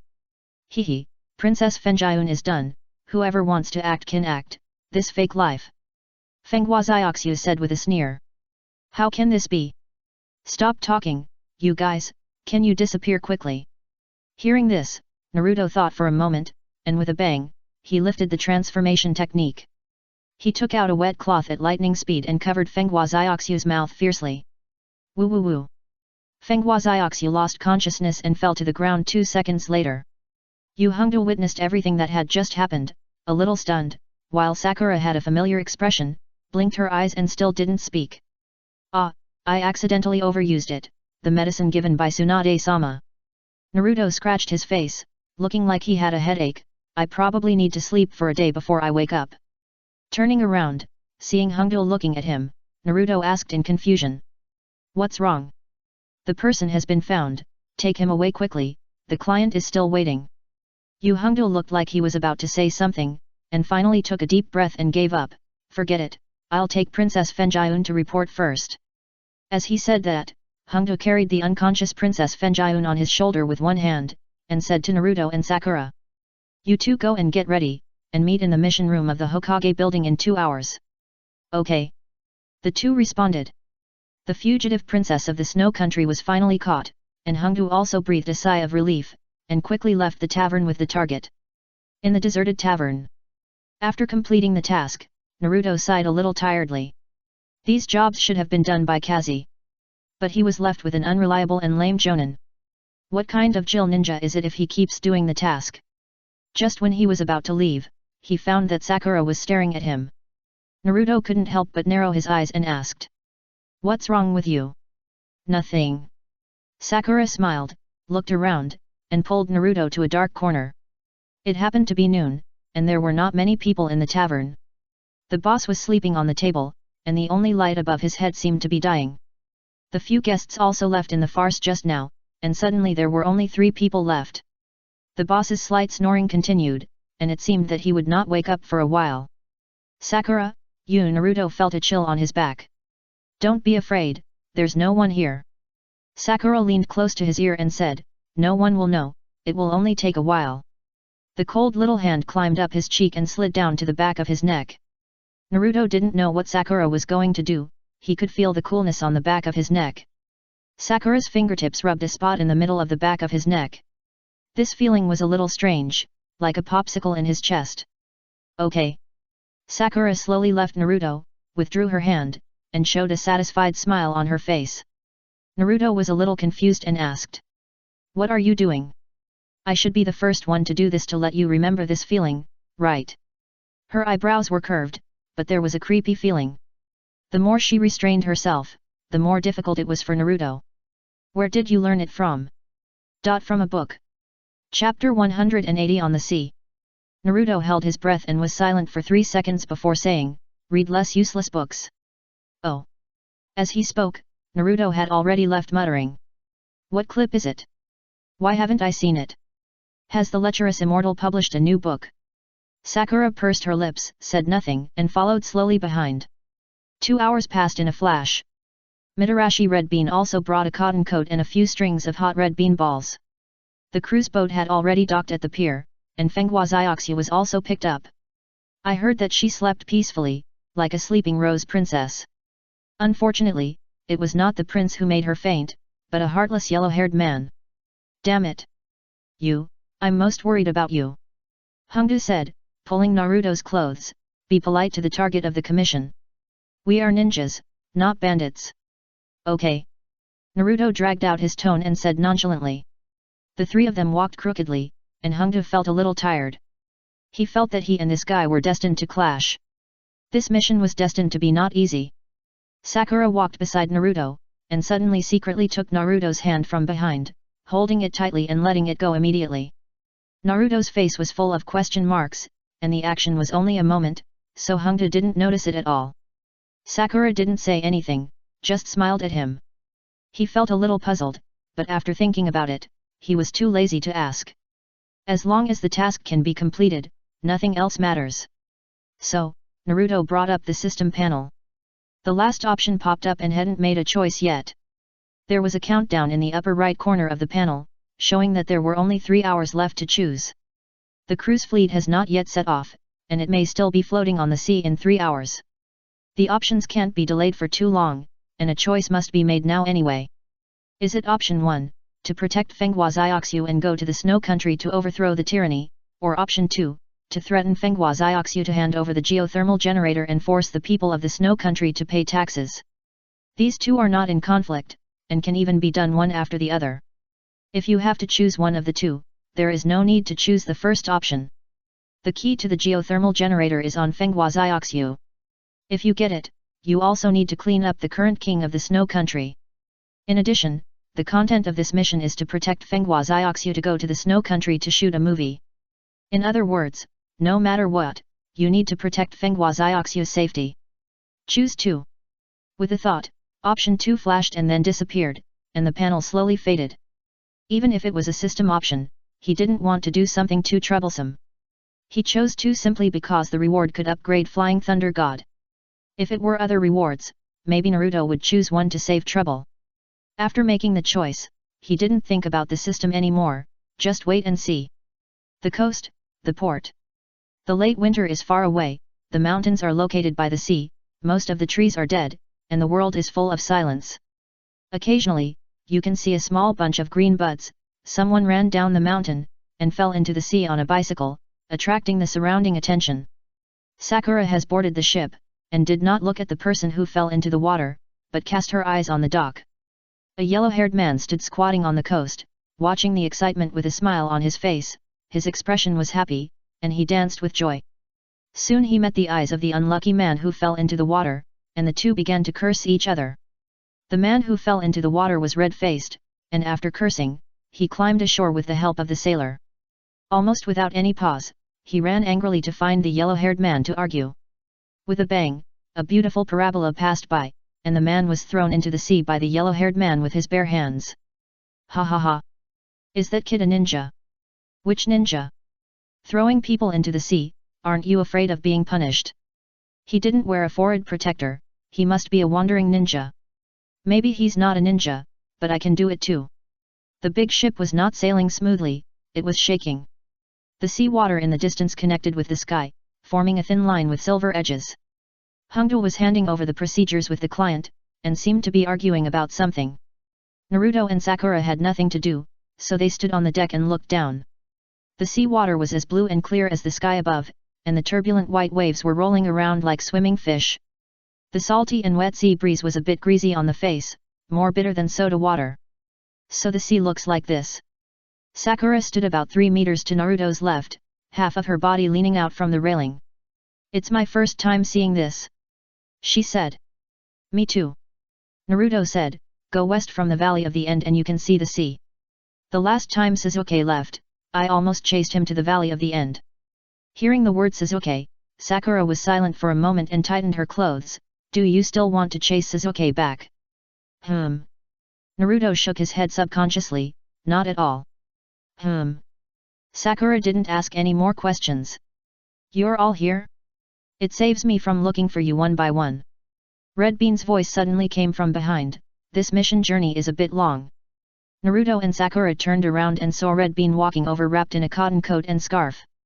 She was wearing warm clothes, but the large piece of fishing net training clothes and the dumplings separated on the left and right were exposed in front of her. It was still a rich and generous day. You don't button up your clothes, isn't your chest cold? Naruto asked bluntly. Hongdu stopped, looked down at the wide-open collar, and then looked up at Naruto, with a slightly embarrassed expression. Your focus is a bit strange, damn it. I'm just curious. Naruto asked, so is it cold? Hongdu. The next day. Naruto, who had never been to the sea, didn't sleep well all night. Hongdu said the journey was long, and he really didn't feel any progress after drifting on the sea for a day. Even if someone told him that the ship was circling the sea, he would believe it. The destination was completely invisible, making life boring and monotonous. At dawn, Sakura came over and brought him some food. You can't sleep well either? He asked while eating. Well, the boat was shaking too much. Sakura didn't look too good, with some bloodshot eyes. The crew said they would get used to it in a few days, and it would be much better on the return trip. What about that woman? Teacher Hongdu? Sakura asked. Who else could it be? Didn't she sleep in the same room with you at night? This Sakura suddenly laughed. Do you want to hear it? But if you know about that kind of embarrassing thing, she will kill you. Afternoon. The good news is that Fenghua Xiaoxu woke up, and the bad news is that she came with a knife. Chapter 181 Chapter 181 Eve of the Storm. That damn kid. Fenghua Xiaoxu was stopped by someone. Let me go. I want.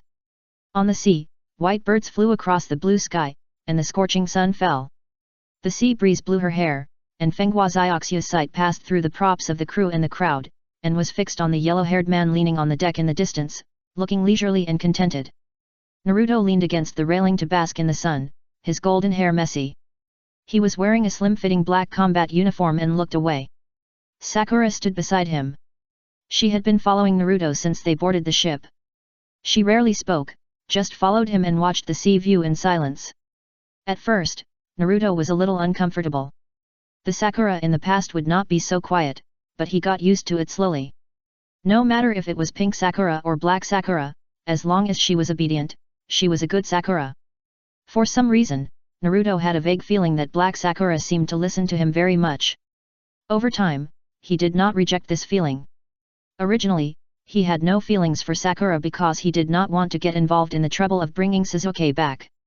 Now it seems that this trouble does not exist. After taking control of the body, Black Sakura seemed to have no feelings for Sasuke. His mind did not stay on Sakura for too long. Fenghua Xiaoxu on the other side of the deck had been stopped by her agent. The props team was setting up the scene, as if preparing for filming. The sea here is relatively calm, and the crew is catching up with the filming progress. Mitarashi Red Bean jumped out from a corner and landed steadily with a thud. Princess Fengyun still has a grudge against you. If nothing happens, you should not provoke her. Red Bean turned her head and glanced at Naruto, and warned. Who wants to provoke her? Naruto curled his lips. I just want to complete the task earlier. The nagging client is the most troublesome. The crew is setting up the stage background, and the lighting and photography are in place. Fenghua Xiaoxu in the distance has given up struggling and sat on a small bench like she accepted her fate, letting 4 or 5 people beside her put on makeup and comb her hair. The vermilion brush brushed over Fenghua Xiaoxu's plump lips, and they suddenly became rosy and shiny. The background is the endless sea. Fenghua Xiaoxu's eyes are dull and lazy, and she looks like she is in a bad mood. Her blue eyes turn slightly, as if she is looking at Naruto. She seems to be looking at us. Sakura said. Just ignore it. The shooting started soon, and the actors' props were in place. The role of Fenghua Xiaoxu, played by Fenghua Xiaoxu, is roughly a female princess who restores her country. She is brave and tenacious. She can face the cowardice in her heart and grit her teeth to draw the sword. Interestingly, this role is exactly the opposite of Fenghua Xiaoxu's real personality. She is timid, evasive, and lazy. But except for Naruto and the former minister of the Snow Country who pretended to be an agent, almost no one present knew Fenghua Xiaoxu's true identity, which made it even more interesting. Naruto stared at Fenghua Xiaoxu, who was dressed up and kneeled in the arranged scene to brew emotions. The clapperboard clicked, and Fenghua Xiaoxu's eyes changed instantly, and she entered the role in a second. Princess Fengyun is amazing. Sakura praised, and then whispered, what a great acting. The route that should have arrived in 7 or 8 days has been drifting on the sea for half a month due to the storm at sea and has not yet reached the Snow Country. The extremely bad weather also meant that it was impossible to shoot, and everyone huddled in the cabin, waiting silently. Even ninjas are not much different from normal people in front of the sea. The wind and waves on the sea are raging, and the only hope is the food reserves in the cabin. But as time goes on, everyone's mood gradually becomes uneasy. On this ship, the director has more prestige than the captain, and he visits and comforts the crew every day. Saying the same words over and over again every day, such a scene often lasts for half a day. Don't worry, there are always storms at sea. The routes have been verified by the ninjas of the Land of Water and are absolutely safe.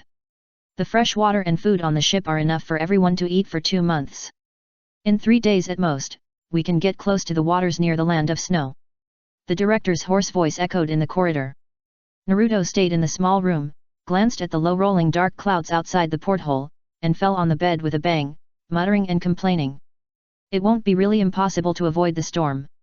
If this goes on, the Snow Princess Ninja Scroll will become Robinson Crusoe. Dong dong dong. There was a knock on the door, and Naruto turned over and wanted to draw his sword, but he forced himself to hold it back. He got up from the bed and opened the door. Haruno Sakura stood at the door with food in her hand. Since the day before yesterday, food has been distributed in portions. Before this, no one could have expected such a thing to happen. In order to avoid the storm at sea, they turned around and entered another more dangerous sea area. "Why are you here?" he asked. There was a salty and damp smell in the corridor.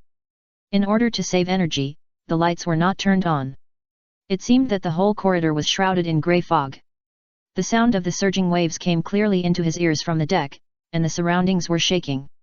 Fortunately, he and Sakura were both ninjas, and they habitually used chakra to absorb the floor under their feet, so that they would not sway back and forth. Hongdu had been guarding Princess Fengyun and had no time to pay attention to the two. "I can't finish it, so I brought it here to share some with you," Sakura said with a smile. The food was sealed at the bottom of the ship, in the cabin closed by the heavy oak door. Naruto went there once when he was checking for safety hazards. There were barrels of fine wine there, filling the corners. "Come in." Naruto turned sideways. After waiting for Sakura to enter the room, he subconsciously squinted his eyes and looked back and forth in the long and narrow corridor.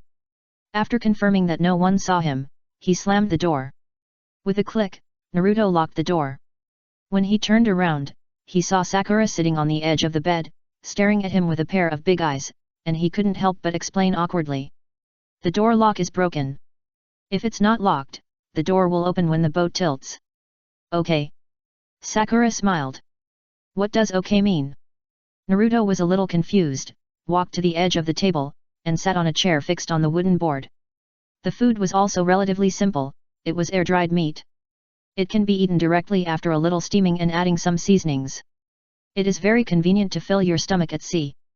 But the food a few days ago was clearly not this kind of hard and dry meat, but a combination of meat and vegetables. This is undoubtedly sending an important signal that they are in trouble at sea. He divided some of the meat, and then pushed the remaining meat back to Sakura. "Teacher Hongdu said that there is something wrong with this ship, so let's be careful." Sakura said after taking the food, "There may be a storm soon." "Whatever, let's eat first now," Naruto said. "Aren't you afraid?" Sakura asked. "What are you afraid of?" "Storm." Sakura said with a smile, "If there is a storm, everyone on this ship may die, and it will be very dangerous for us." "It's okay, the three of us just need to protect Princess Fengyun," Naruto said nonchalantly. "As for the life and death of others, it has nothing to do with us." That being said, Sakura took a bite of the meat and swallowed it with difficulty. "Even if we can walk on the sea, this is the sea area and we don't know the direction at all. If there are no ships and food, it's not a solution to float on the sea all the time. We'll see when the time comes." Naruto put down the meat, thought carefully and said, "It's completely meaningless to say these now, it will only increase the tension." He was not in a hurry at all, there were still a lot of food and drinks in the sealed space. Those were all stored for the mission when he was free on weekdays. The precaution is to do some bad mission one day and have to eat wild fruits or hunt in the wild. In this case, it is better to store some food early to be prepared. As for the boat that Sakura mentioned, he didn't have one, but he did have a small raft. "I don't remember when I bought it, but it seemed to be for drifting in the river downstream of the waterfall. Later, I forgot about it, and the raft has been gathering dust in the corner of the sealed space." Having made sufficient preparations, they were confident. Even if the boat capsized or was destroyed after entering the storm, the three of them only needed to bring Fenghua Xiaoxiu out. And now, even if they were worried, it was useless. They could only hope that the boat could avoid the storm or hold up in the storm. Yet, she nodded and said nothing more. The next day, the sea suddenly became foggy, and what was worse was that the magnetic field in the surrounding sea was disordered. Fortunately, the sea surface that could be seen by the naked eye was still calm, and the boat was sailing steadily. The kitchen even made a hearty lunch at noon. On the deck, Naruto looked around with 2 meals in his hands, and finally saw Sakura in the mist. Red Bean has been protecting Fenghua and Xiaoxiu closely, while Naruto is responsible for patrolling and guarding the periphery. The two parties usually keep in touch through Sakura, and occasionally Red Bean will come to see Naruto in person when she rotates with Sakura. Suddenly, "We have an extra meal."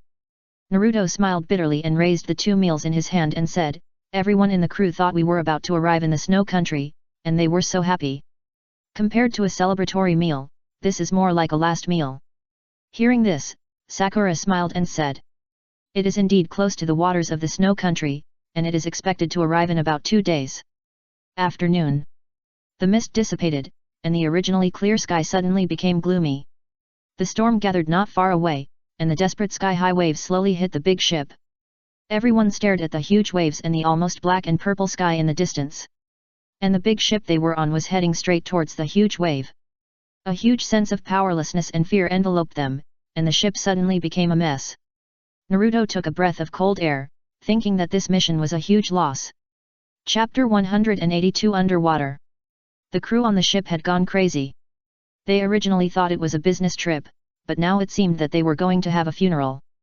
Naruto kicked the door open and pulled out the Kusanagi sword.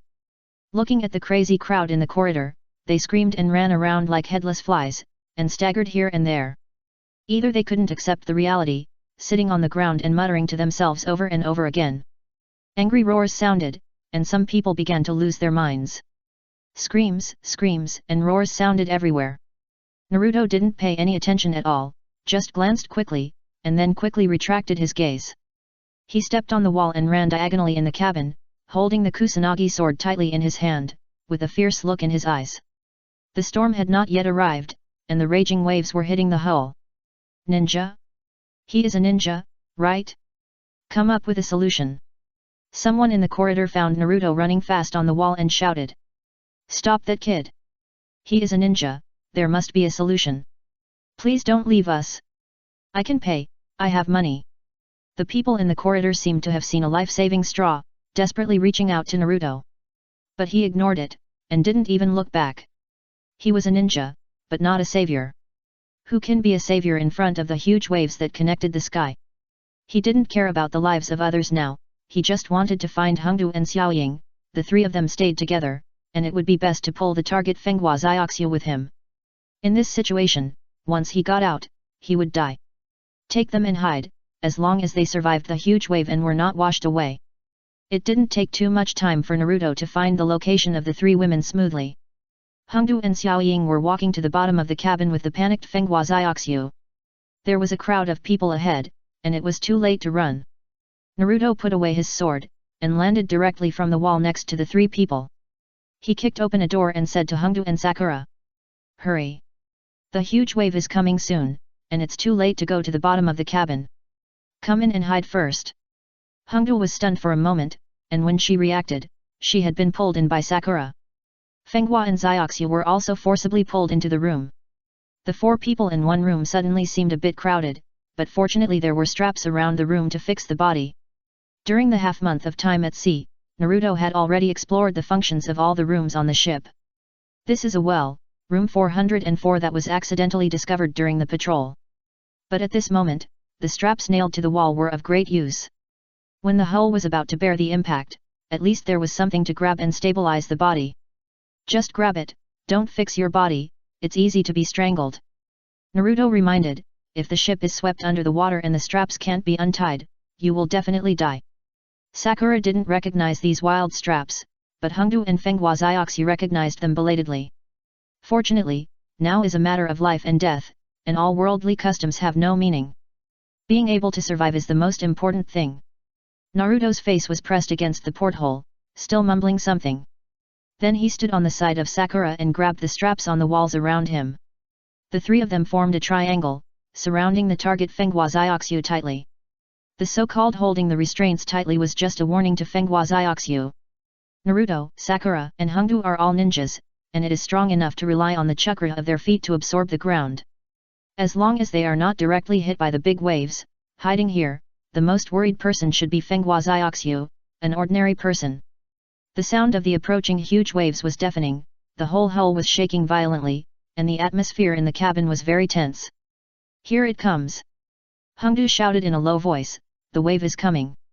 Hold on tight. The hull was cracked with a bang, and the sound was like thunder roaring in the ears at that moment. It was like a car at a speed of 180 miles per hour hitting a hard cement slab, and it was broken into pieces like plasticine. Manpower and ninjutsu seemed powerless and insignificant in front of the roaring deep sea, and all hopes were placed on the big ship. The huge impact force directly shattered the small room, and the porthole shot out like a cannonball under the huge pressure. Naruto tilted his head with difficulty and avoided the attack from the porthole. The sea water rushed in crazily at the moment the porthole burst, and Hongdu grabbed Fenghua Xiaoxiu. Naruto and Sakura also rushed up in an instant, protecting the target tightly. It's not that they are fearless, but that ninjas do this job. No matter what happens, as long as the mission is still going on and the senior ninja has not issued an order to terminate the mission, the life of the target person is the first priority. Sakura protected the target in front of the target and wanted to pull a belt on the wall, but was hit by a stream of water. Open! The whole person seemed to be hit by a hammer, and the arm could not be lifted instantly. Then half of the body was out of control, and consciousness slowly disappeared. Before she closed her eyes for the last time, she felt that she was pulled. She vaguely saw a pair of eyes, deep blue. An even more terrible thing happened. The whole ship had been swept to the bottom of the sea. The cabin was filled with seawater, and the air was getting less and less. Only Hongdu and Naruto were still awake. Sakura had been knocked unconscious. There was no time to check if there were any injuries. She could only drag and carry her out first. There was only 2 centimeters of space on the ceiling of the small room. Naruto and Hongdu floated up and took a breath. They looked at each other, and tacitly held one person each and dived. Going out of the door of the room, they soon came to the corridor filled with water. There was some air remaining in some small spaces here. In a triangular space extending upward, Hongdu and Naruto surfaced again, and dragged the unconscious Sakura and Fukako Koyuki out of the water. Is that person still alive? Naruto felt Sakura's breath, felt Sakura's heartbeat, and then asked Hongdu. Alive. Hongdu answered straightforwardly. Take a rest for 10 seconds, don't die. You can do whatever you want when you go out. Hongdu said loudly, follow me from the deck. This sounded like a last word, and Naruto didn't know what to say. 10 seconds passed very slowly, and every time his heart beat, Naruto and Hongdu looked deeply at each other. This has nothing to do with deep affection. If you really die accidentally, everyone hopes that the person they see before they die is alive. It's best to be of the opposite sex, a beautiful one, so that even if you die accidentally, you can comfort yourself. In the last second of the dive, Naruto's pupils dilated slightly. Diving fiercely with Hongdu, the 9 tails chakra slowly flowed through the body. The hatch that Hongdu couldn't open underwater was kicked open by Naruto. There were all kinds of corpses sinking at the bottom of the water, and various photographic equipment. Almost everyone was dead, smashed to pieces by the huge waves. Naruto and Red Bean struggled in the chaotic water flow underwater, each dragging a burden. The raging storm at sea had a serious impact on the waters 10 meters deep under the sea. Feeling the pressure from the lungs, Naruto knew that the depth must be more than 10 meters. After escaping from the sunken ship with great difficulty, the surrounding area was dark again. Seeing Red Bean struggling, Naruto gritted his teeth. Diving down suddenly, he grabbed the unconscious Sakura with one hand and Fukakoyuki with the other. Red Bean was slightly stunned, but the burden on her hand disappeared, and she could easily keep up with Naruto. At this moment, it was really tiring to drag 2 people alone. Naruto felt that his body had almost reached its limit instantly. His chest seemed to be on fire, painful and hot. But it was better to drag 2 people alone than to drag 3 people alone. If Hongdu couldn't do it, that would be really difficult. But if it really came to that time, he would probably just drag Hongdu and Sakura out of the water. In public and private, saving Hongdu had a higher priority than saving Fenghua Xiaoxiu. Hongdu swam at high speed, and her agile figure was like a beautiful snake, and she quickly came to Naruto. When he was about to lose strength, Hongdu grabbed Fenghua Xiaoxiu's other wrist and relieved Naruto a little pressure like a relay. Chapter 183 It was me who woke up, would you be disappointed? On the brink of life and death, he couldn't breathe at all. Naruto's brain was about to explode while soaking in the water. The resistance of his left arm decreased, and he almost subconsciously wanted to let go. But he couldn't let go unless he wanted to kill Hongdu. Naruto couldn't tell the direction, but Hongdu could. At this moment, he began to feel fortunate that he was right not to abandon Hongdu. There was only endless darkness and surging undercurrents at the bottom of the sea. Hongdu's clear and steady vision made Naruto feel that they were swimming straight towards the surface of the water.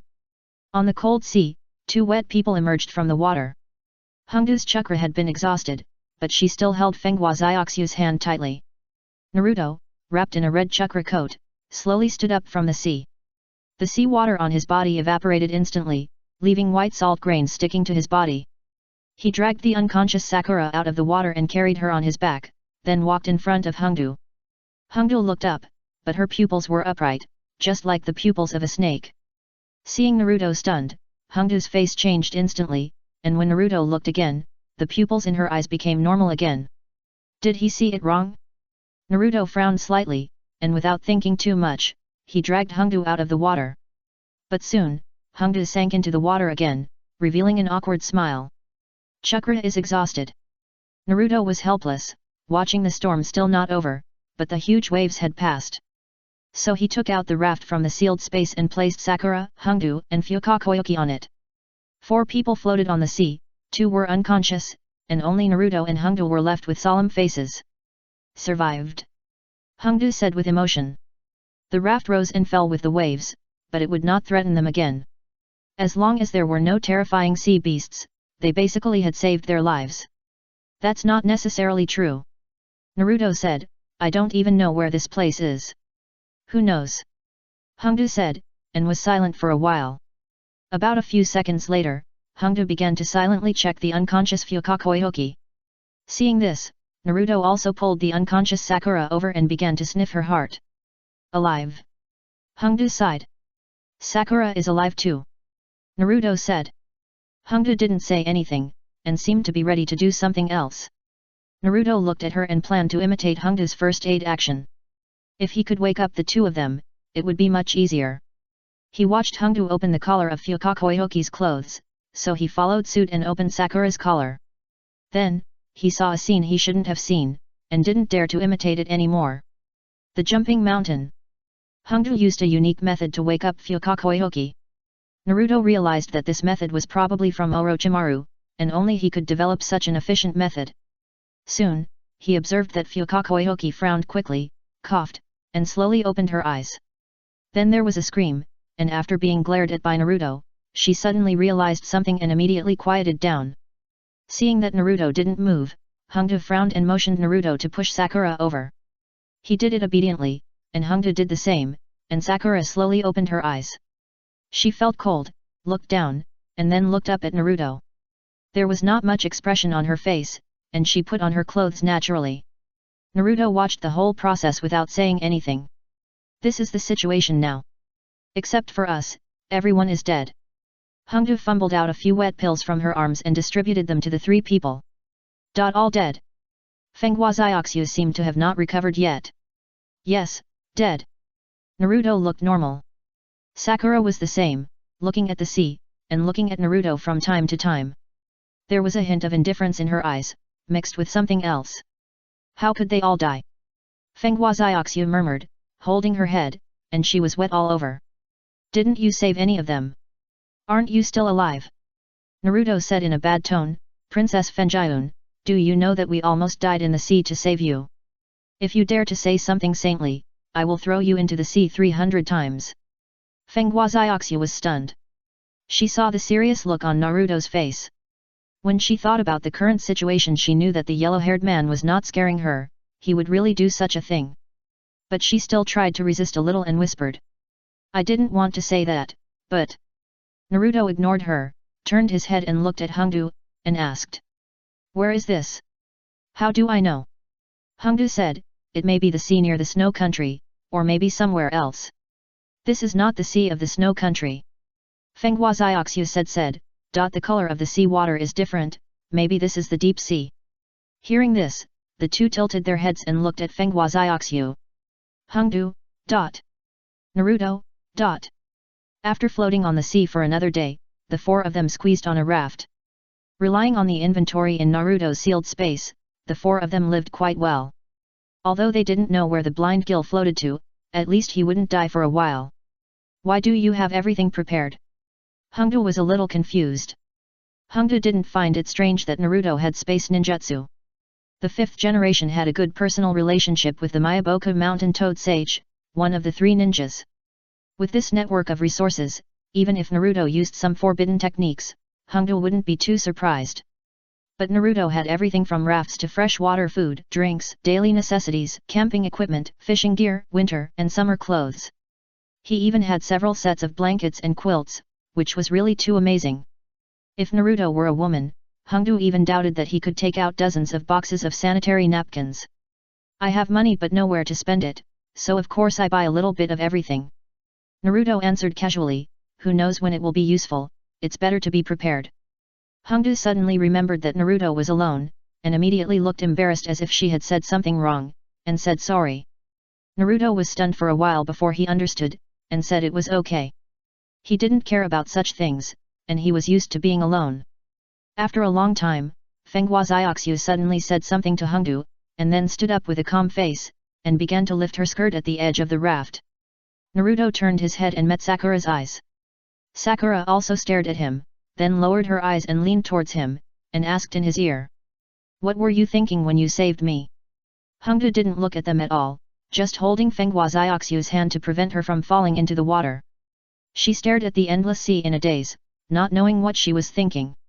Naruto felt his ears itchy, and warm breath was exhaled on his earlobes. I didn't think anything of it, he said. Then Sakura didn't hide it, glanced at Fenghua Xiaoxiu who had returned to her original position, and continued to ask in a low voice, did you save me because you didn't want her to die? No.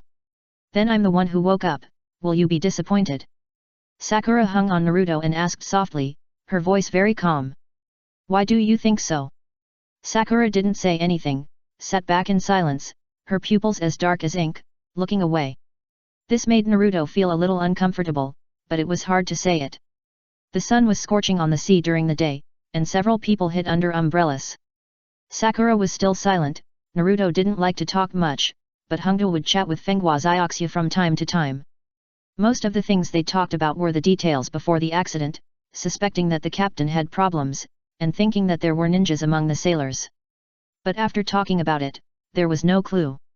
It's impossible that someone would scheme against others and include his own life in the scheme, right? After several discussions, the two could only come to the conclusion that accidents were greater than human efforts. They attributed most of the causes of the distress to the wind and waves at sea and the mysterious evil god. Naruto couldn't listen any longer and interrupted. Aren't the affairs of the sea under the jurisdiction of the sea god? What does it have to do with the evil god? How should I know?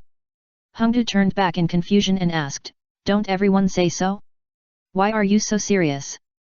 Naruto, who was scolded, didn't take it to heart and smiled awkwardly and retreated under the umbrella. He and Sakura shared a big umbrella, and Hongdu and Fenghua Xiaoxiu shared one. When the wind was strong, they would put away the umbrella. Or when the wind was stable, they would simply use it as a sail. At dusk, the light on the sea became increasingly dim.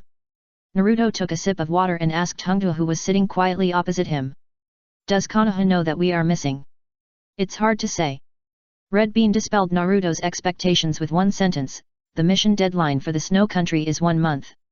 If we don't go back in 1 month, Konoha will react. But it will take a long time to find you, after all, you have a special identity. Red Bean continued, but now, even we don't know where we are. Well, the probability of finding you is basically 0, unless we see land. If we continue drifting at this rate, there may be hope. Naruto touched his chin and reasoned optimistically, no matter where we land, as long as we can get ashore, we can return to the Fire Country. That's right. Red Bean agreed. But if we are closer to the Snow Country, we can go and complete the mission in the Snow Country. Naruto added. Red Bean didn't respond, and looked at the sea with a speechless face. He was still thinking about doing the mission at this time. Late at night, the waves gently hit the raft. The three of them took turns to watch the night. Naruto held his chin and stared at the dark sea in a daze. Suddenly, a voice came from behind. A pair of hands came from behind and gently hugged him. Naruto's eyebrows trembled slightly, and his face showed an indifferent expression. Here it comes again. She didn't wake up. I woke up. Hei Ying said softly, actually, I can pretend to be her. Anyway, we are the same person, no one will find out. My acting is also very good, better than Princess Fengyun's. I will disappear sooner or later anyway, I have never existed, I am just a temporary product. Just like the expiring goods on the shelves of the store, except for the shelf life, there is no difference from the normal goods, right? Naruto pushed her hand away, turned around, and stared into her eyes with the extremely dim light. Sakura's eyes were dark, her expression was calm, and she smiled, I'm sorry, I lied to you, how about it, is my acting good? I just suddenly wanted to try if this is fun. Everything is fake, Sasuke-kun will not come back. Naruto, we can. Naruto didn't listen to her words and reached out to touch her face. In the darkness, his fingers touched big drops of hot tears. For the first time, he knew that Kuro Sakura didn't lie. Her acting skills were really good. When she cried, her voice didn't tremble at all, and it even made people feel that she was laughing. He couldn't see Kuro Sakura's face or her expression. His vision was stripped away, his hearing was deceived, and only his touch was real, hot, and imprinted in his heart.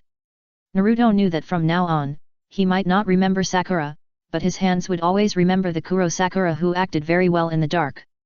It's just that he didn't know what to say now. His mouth, which was always restless, was silent at this moment. He didn't know what to say about the fact that the secondary personality would disappear one day. He hated this silence. He didn't know what identity he should speak with, and how to face this silence. Chapter 184 Landing, Whirlpool Country. The waves were rolling, and the boundless darkness enveloped it. Most of the time, she was quiet, but occasionally she would do something slightly out of the ordinary. Seeing Naruto was silent, Kuro Sakura stopped talking, turned her head and looked at the silent sea, wondering what she was thinking. After a long time, Naruto coughed softly to break the silence. His deliberately low voice was like a ghost floating on the sea at night. Compared to Sakura, Naruto said, "I like you more." He did think for a moment, but he always told the truth. Compared to the previous Sakura, he likes the current Sakura more, and being obedient is only one aspect. On the other hand, Naruto likes Kuro Sakura's personality. Putting aside the fact that they share a body, he still likes the current Sakura more. Really? Sakura fell over. Yes.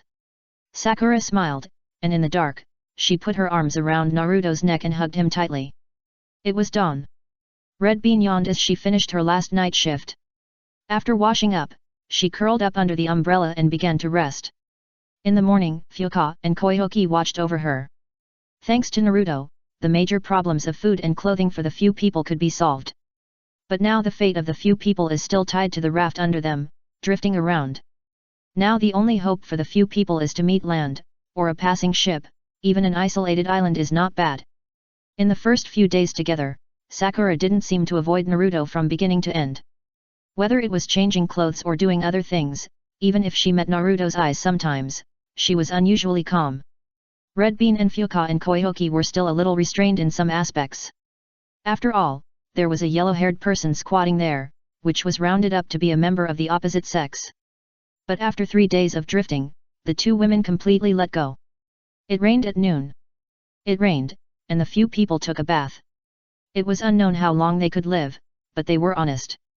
The words between the few people became less and less. Most of the time, they took breaks at different times. One person stared at the sea, and the other 3 rested. It was enough for Karen to rest for about 1/3 of the day. Now he rested for 3/4 of the time. Although Fenghua Xiaoxia didn't need to keep watch at night, the rest was enough. On the 4th day of drifting on the sea, the few people were energetic. It rained again in the morning. The few people huddled under the umbrella. After the rain stopped, they started fishing with fishing gear. Naruto didn't fish because he didn't lack food for the time being. He huddled under the umbrella and took a nap, occasionally opening his eyes to scan the endless sea. He glanced at the 3 women, each of whom sat in different places with a fishing rod, just fishing to kill time. Occasionally, when a fish was caught, it was always accompanied by a shout of surprise. "It's hooked." Fenghua Xiaoxia was busy pulling the line, and she stood up suddenly in her cool clothes. Naruto was used to it, so he just glanced at it and didn't look at it again. Hongdu processed all the fish, collected the blood and internal organs in a bag, and threw them into the sea far away. There were iron pots, seasonings, and even several large boxes of fuel in Naruto's sealed space. At this depressing moment, the 3 women felt a sense of relaxation. The fire on the raft lit up, watching the fish meat crackling. Fortunately, it was daytime, so it wouldn't attract any dangerous things, and the water surface was still calm. Naruto sighed, glanced at the fish that were already golden on both sides, and said casually, "Only a few." Hongdu frowned, looked at Naruto with dissatisfaction, and said, "You are great, how many can you catch?" "My words?" Naruto squatted aside and glanced at the 3 fishing rods placed beside him. It's about 5 fish in less than a minute. What? Hongdu's mouth twitched slightly. Although we are now at sea and the future is worrying, it's only been a few days, and you're so crazy. I'm not kidding. Naruto, he said seriously, just ask Sakura and you'll know. Hongdu looked at Sakura, who was scooping up the fish. She didn't say anything when she heard this, but just nodded perfunctorily. Impossible. Hongdu insisted, if you can catch 5 fish in 1 minute, I'll eat them raw. Not leaving any, all raw. Naruto glanced at Hongdu with a complicated look. I didn't expect you to have such a hobby. After thinking for a moment, Naruto pulled out 2 new spare fishing rods from the sealed space. This is the 4th generation spare version of his spare fishing rod. Hongdu watched Naruto put 5 fishing rods into the water at the same time, and the bait was not even hung. 3 seconds later, all 5 fishing rods responded. Looking at the 5 fish jumping around on the raft, Hongdu's eyes widened, and she felt that her face was crackling. Fortunately, Naruto did not let Hongdu eat them raw, and calmly threw the fish into the bucket one by one. You didn't develop ninjutsu specifically for fishing, did you? Red Bean couldn't help asking. How is that possible? Naruto collected the fishing rods one by one. This is a talent that can't be learned. Ninjutsu is just a hobby, and fishing is the main job. At night, the last fish was eaten. In the darkness, Red Bean suddenly spoke. Wait for another 5 days, forget it if you can't wait. What do you mean forget it? Naruto was shocked and quickly got up. You think twice, you are the leader of the team, damn it. Don't give up so quickly, can't you hold on a little longer? I don't plan to give up. Red Bean said. Hearing this, Naruto breathed a sigh of relief. He almost got scared just now. Although he has been floating on the sea for almost 5 days, the living environment is not too bad after all. He thought that he had food and drink, so he wouldn't have a mental breakdown so quickly. Then what are you doing? If there is no hope in 5 days, we should try to ask for help. Red Bean said, even if it may alert that guy Orochimaru, there is no other way to convey the message except summoning. Summoning? I can do it too. Naruto said after realizing it. What are you summoning? Red Bean hesitated for a moment. Slug. Red Bean was silent. She turned her head to look at the endless night on the sea, and then pounced on Naruto. She pinched his neck, but didn't use force, just shook it as if to vent, and said with gritted teeth. You deserve to die. Uzumaki Naruto. You can summon the slug master, why didn't you say it earlier? You cough. You didn't ask. Naruto shouted with his neck stiff. Who knew you could summon the slug master? Red Bean let go of Naruto, took a long breath, and said with forced calmness, forget it, you try it first. Okay. Naruto agreed, but his face did not show much emotion. Sakura and Fukakuoyoki watched from the side, not knowing what the two were talking about. But it was probably known that Red Bean and Naruto seemed to have found a new way out of the predicament. With a bang, Naruto summoned part of the slug with a small amount of chakra. A slug the size of a football appeared on the raft, stunned for a moment, and then shouted first. Naruto Master! Naruto and Red Bean were stunned at the same time. Naruto looked at the slug in disbelief, even though he could only see an outline in the dark. How did he become an adult? Does this mean recognition? Why is this different from what Tsunade said? He was obviously planning to call the slug master, who knew the reversal came unexpectedly. But now is not the time to dwell on these small details. Red Bean poked Naruto, and the slightly dazed Naruto suddenly came back to his senses. He coughed and asked. Can you contact Lady Tsunade? It has only been about half a month since the 3 of them left the village to carry out the mission. According to this progress, it will take some time for Konoha to notice that the Red Bean team's mission is abnormal. But the sea is unpredictable, and it is lucky that they have not encountered extreme weather and accidents in the past 4 or 5 days. If it drags on, I am afraid they will be buried in the sea sooner or later. In this boundless sea, even if the 3 are ninjas, they can support each other to go on. Even if they rely on Naruto as a supply support, if they have no direction. The slug heard the sound of the waves and was suddenly a little panicked. If it falls into the sea, it will die soon. I can't contact Lady Tsunade unilaterally, unless Lady Tsunade summons her body. Hearing this, Red Bean sighed. But she still told the slug about the current situation, giving it a chance to convey it to Lady Tsunade, and agreed to summon it once a day in the future. 7 days passed in a flash, the raft became worn out, and the few people were still drifting on the sea. They experienced several rainstorms and 2 big waves in the middle. Fenghua Xiaoxu was once separated, and Sakura was also swept to the bottom of the sea once. It was Naruto and Red Bean who rescued the two again and again, and pulled them out of the line of life and death again and again. Although there was no danger in the end, the raft became tattered. There was still no news from the slug, and the mood of the few people was a little gloomy. On the 16th day of wandering on the sea, it was dark at night. At night, basically nothing could be seen, even if land appeared in the distance, they could not detect it. At night, they were forced to do nothing. The 4 people had experienced big storms together, and they were also friends of life and death. As usual, they sat together and talked in a low voice. Fenghua Xiaoxu told her life story early, without any reservation, and Mu the 3 of Ye simply called her another princess who ran away. Fenghua Xiaoxu also let it go, and only hoped that one day she could return to the snow country alive to take a look. Naruto thought of that option and suddenly asked, "Can you give me your necklace?" A sound of breaking wind came, and the necklace fell steadily into Naruto's arms.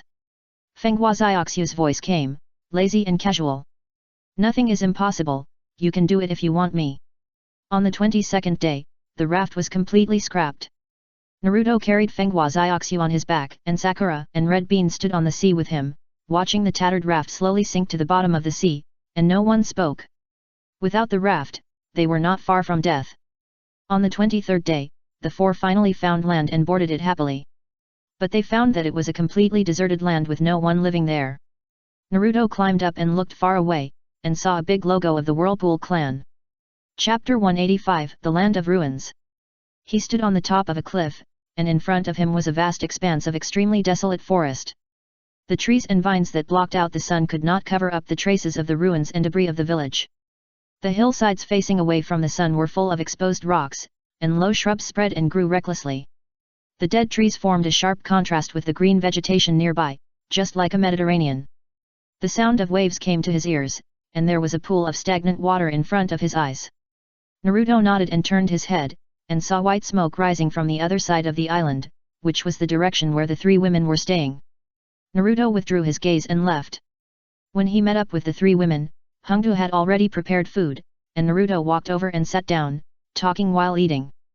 "There are several ruins here, and no one should live there. I really admire you for not being excited about going ashore."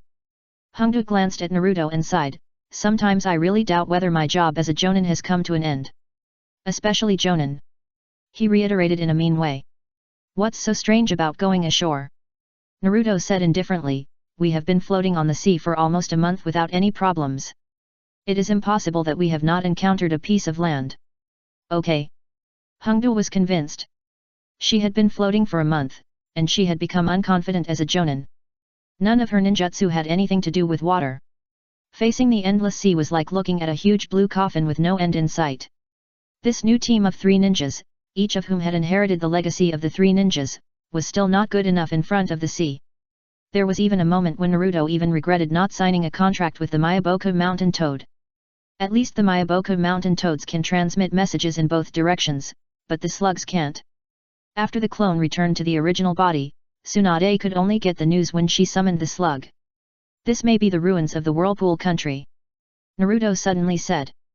"The ruins of the Whirlpool country?" Hongdu stared at Naruto for a long time, revealing an extremely bored expression. "Isn't that a country that was destroyed in the war a long time ago?" "Naruto, be more specific." "I heard that it is a country famous for its sealing technique. When Konoha was built, the first-generation Hokage had a good personal relationship with the village chief of the Whirlpool country, and the 2 villages also established a cooperative relationship. But the sealing technique of the Whirlpool country was too strong, and the country was destroyed under the siege of several parties." Hongdu said, "I don't know the rest, I read it in the book." Naruto shook his head and said, "It's not certain whether it is the ruins of the Whirlpool country for the time being. I'll find a chance to go and see it these 2 days." "Okay, I'll go with you to see it, so that I can take care of it." Hongdu agreed. "Yet," Naruto proposed, just waiting for her to say this. 2 days later, Konoha finally got the news. Tsunade learned about the situation of the Red Bean team and immediately terminated Kakashi's mission and asked him to lead the Anbu to meet them. In terms of experience in overseas missions, no one can compare to Konoha's socialite Keiko. Tsunade appointed him to lead the team because the rescue site was in the land of whirlpools. Kakashi has been out a lot. Although he has never been to the land of whirlpools, he knows how to deal with incidents between big countries. The land of whirlpools. The sky is clear. Naruto and Red Bean walked around the hillside for several times and found a circular pit at the location of the ruins of the land of whirlpools.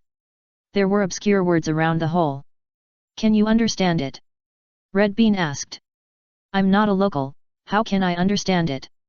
Naruto said unhappily, you can't expect me to understand it just because my last name is Uzumaki. I haven't even left Konoha a few times. Besides, you're a jonin, shouldn't you be knowledgeable? You're prejudiced.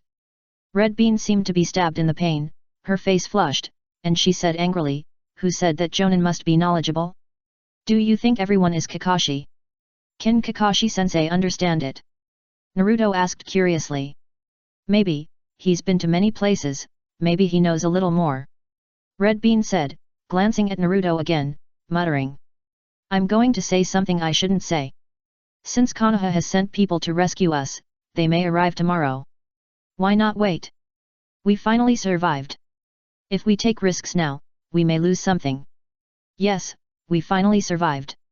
Naruto drew out his knife, glanced at Red Bean, and then he jumped into the pit, and slid down the rock wall slowly with a knife inserted into it. He looked up, looked at Hongdu whose defense line at the entrance of the cave was gradually getting smaller, and said.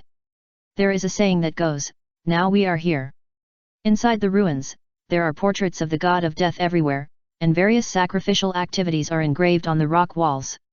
Those thick and colorful paintings almost covered the half-collapsed wall. Naruto stayed at the bottom of the pit for a while, and heard a scream behind him. He subconsciously turned back. With a thud, Hongdu, who fell down, hit him heavily under him. Sorry. Hongdu said with some guilt, I didn't catch it halfway when I was climbing down, and I fell directly. You are a jonin, right? Naruto's face turned black. Especially jonin. Hongdu reiterated. You are quite vindictive. He complained, damn it, get up from me first.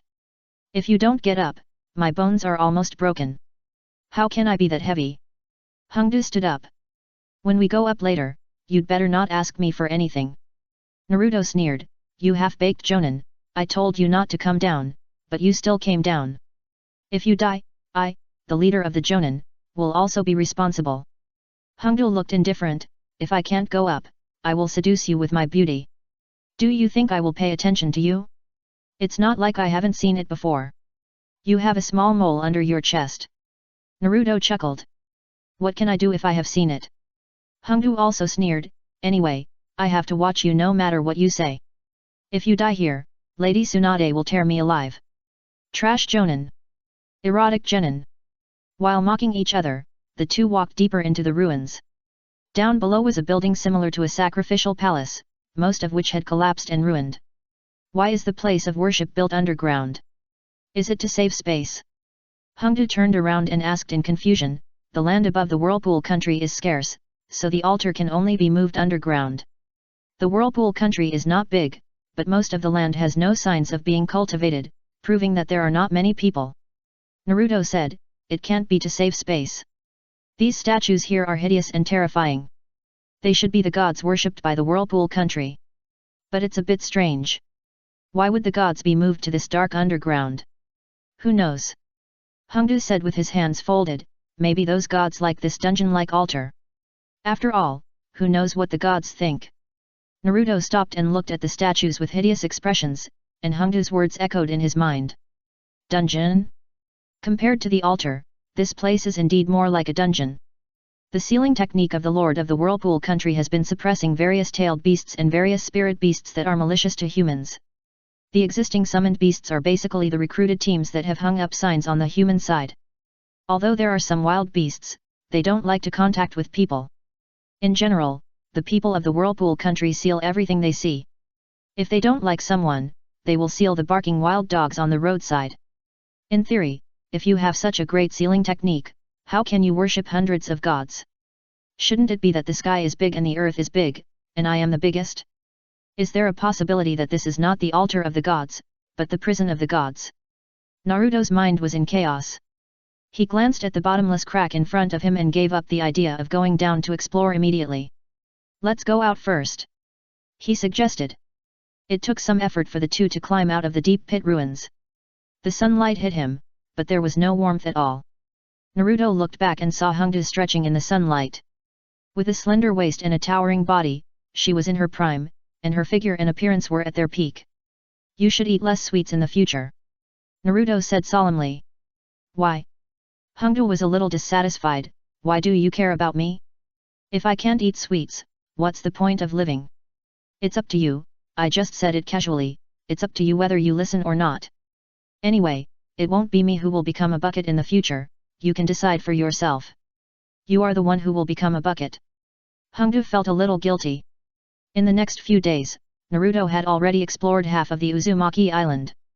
Except for some places that were inaccessible, he had been to all the places on the surface, and found almost nothing. About 8 days later, the dusty Kakashi finally came.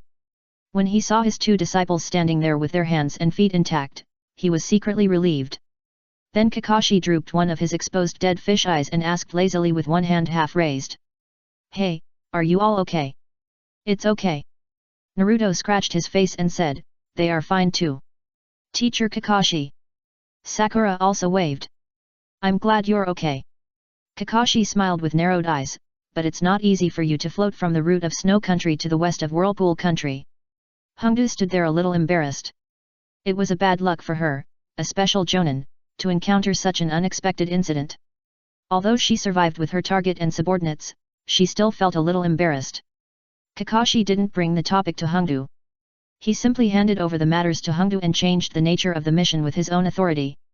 After the 5th Hokage's consideration, the Jonin Hotaki Kakashi announced the termination of the Snow Country mission, and the Red Bean team returned to Konoha with the target to protect. At this point, the order takes effect. Kakashi stamped the 5th Hokage's seal with his own personal seal on the new mission book. Hongdu confirmed that the order was effective and signed and stamped. At this point, the Snow Country mission was temporarily suspended. Team Hongdu and Fenghua Xiaoxu returned to Konoha safely under the escort of Kakashi and others, and all were admitted to Konoha Hospital for observation. Chapter 186 Don't Go Alone. The 3 women were injured to varying degrees and almost all had to be hospitalized for a period of time. Naruto was fine and was discharged from the hospital on the same day. Tsunade didn't look for him, and he was happy to be free and went home directly. After not going back for a month, the house was still the same. Kyuubi lay on the sofa, boxes of empty wine bottles were piled on the balcony, the windows were wide open, and the wind chimes rang softly. After washing, Naruto blew his hair, and Kyuubi suddenly woke up. Oh, you're back. I'm back. Naruto dried his hair and put on his clothes casually. You've been home alone for a month. More or less. I go out for a walk occasionally. Nine-tailed fox slumped on the sofa with a sweet smile on his face. Humans are really stupid. No one noticed me when I walked on the street. It's just a dog. What's there to pay attention to? Naruto said mercilessly. Haha, what do you know? Nine-tailed fox took out a pair of small glasses with his paws and put them on his nose, looking like a wise dog. Humans are relaxed about me. This is because I disguised myself well. Really? That's amazing. Naruto said perfunctorily. That's what the woman said when I paid for the takoyaki. Nine-tailed fox nodded his head. What woman? He turned around and asked. That blonde woman. Kyuubi turned over and pulled out a bottle of wine from under him and said, when you were away, that woman came once. What are you doing here? Naruto went into the kitchen and poured a glass of water, leaning against the kitchen and asked while drinking. Hehe, you are all my slaves. Kyuubi skillfully bit the bottle cap with his teeth and spit it into the trash can. It's the same as what you do every day, cleaning everywhere. Well, he didn't say anything, put down the water cup and lay down lazily on the sofa. Why do you feel weak? Kyuubi took another sip of wine and asked, you talk less after coming back. Don't mind the adults' business, Fox. Naruto glanced at it and took out the key to the floor heating generator he got from Fenghua Xiaoxu from his pocket. The key is in the shape of a purple crystal, more like a long necklace. He lay on the sofa, holding it in the air with one hand, staring at it intently. The reward for option 2 can upgrade Flying Thunder God, but now the mission is terminated. Although the client has been buried in the sea, the target Fenghua Xiaoxiu is still alive. As long as she is willing to restart the Snow Country mission, the suspended mission can still be restarted, instead of ending directly. Konoha has already received the reward, and it is not reasonable to refuse Fenghua Xiaoxiu. The question is, how to convince Fenghua Xiaoxiu, who survived the disaster, to embark on the journey to the Snow Country again? Will she be willing? After thinking for a long time, Naruto sighed and held the key in his palm.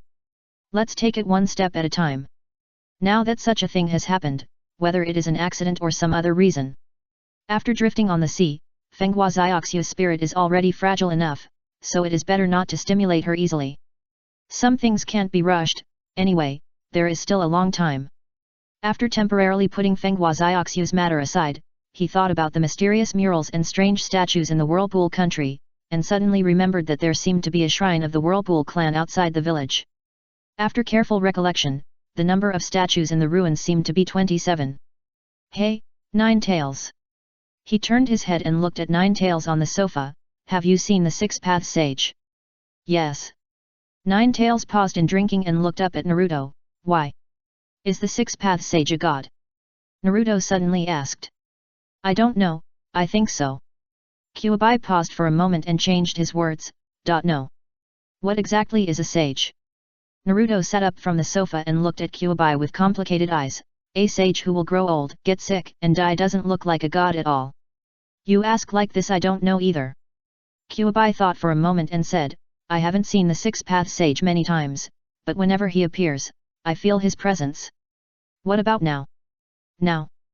Kyuubi raised his tone and asked back, what do you think? That is to say, the Six Paths Sage has disappeared. Naruto got up and paced in the living room, but I often hear people talking about the evil god festival outside. Some villages in the country of Kawa also believe in the god of death, and the Shiki Fusion and the impure world reincarnation also exist. I don't know. Hearing the name of the god of death, Kyuubi's head drooped and said vaguely, why are you asking about those things?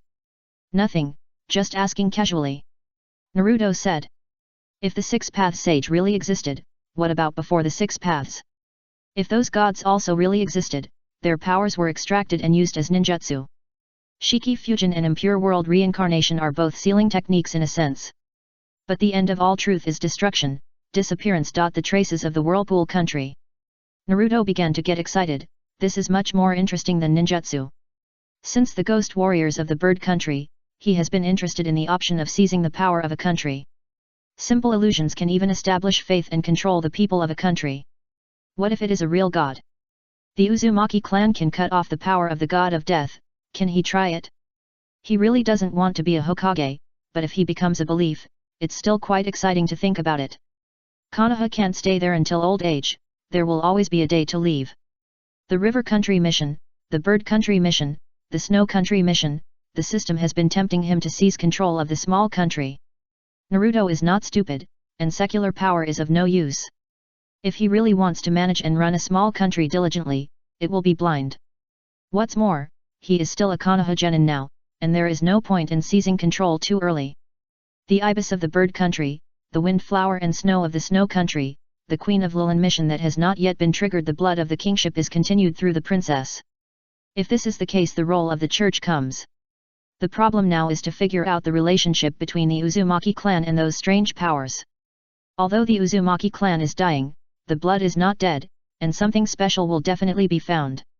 Thinking of this, Naruto felt that it was necessary to go to the Uzumaki clan's shrine. It is located in the forest of Konoha, which is quite far from the village. I'm going out for a while. Naruto put on his clothes and bent down to change his shoes at the entrance. You stay at home and guard the house. Hat. The nine-tail shrank into the sofa and muffled. It recalled the fear of being dominated by the soul. It was like this during the Shikigami Fengjin, and it was also the same when Naruto ordered it to swallow the root ninja. The tall soul makes people tremble. The nine-tail had no doubt that he would give that guy a white short sword, a white-haired evil ghost with a green face and fangs. Naruto left home excitedly and walked towards the outside of the village. But after a few steps, a few people came towards him, looking dusty and exhausted, as if they had traveled all night. "Hello, Asuma-sensei." Naruto smiled awkwardly, and ran into Team 10. "Oh, it's Naruto." "Naruto. Back." Asuma, who had just returned from a mission, watched 3 disciples and a yellow-haired man playing together. He didn't urge them, but lit a cigarette and watched with a smile. "I heard that you had an accident at sea." Shikamaru reached out and touched Naruto's hands and feet. "You're not hurt at all, it's a miracle." "What can happen to me? It's just a shipwreck." Naruto couldn't help bragging when he saw an acquaintance. "If the ship wasn't in the deep sea, I would have come back long ago." "You're not simple, you brought back the mission target." Shikamaru gently pushed Naruto's shoulder. "That's right, why don't you ask me? I'm known for my 100% mission completion rate." Ino. "I'm still a patient." Ino pinched him hard and said angrily, "Don't be so proud of yourself. You are so proud of your life. You don't look like a patient at all." Forget it, Ino." Koji came out to take sides. "It's a miracle that Naruto can come back. Maybe he is really injured." "Koji, don't be fooled by that guy. If he is really injured, he can't be discharged from the hospital." Shikamaru added. "Oh, that's good." Koji took a step back. Ino grabbed Naruto, frowned slightly, and narrowed his eyes. "Where are you going?" Naruto was a little stuck. He couldn't say that he was going to the Uzumaki clan's cenotaph. This thing is a bit unlucky no matter how you say it, and it is a bit taboo for people who often go on missions.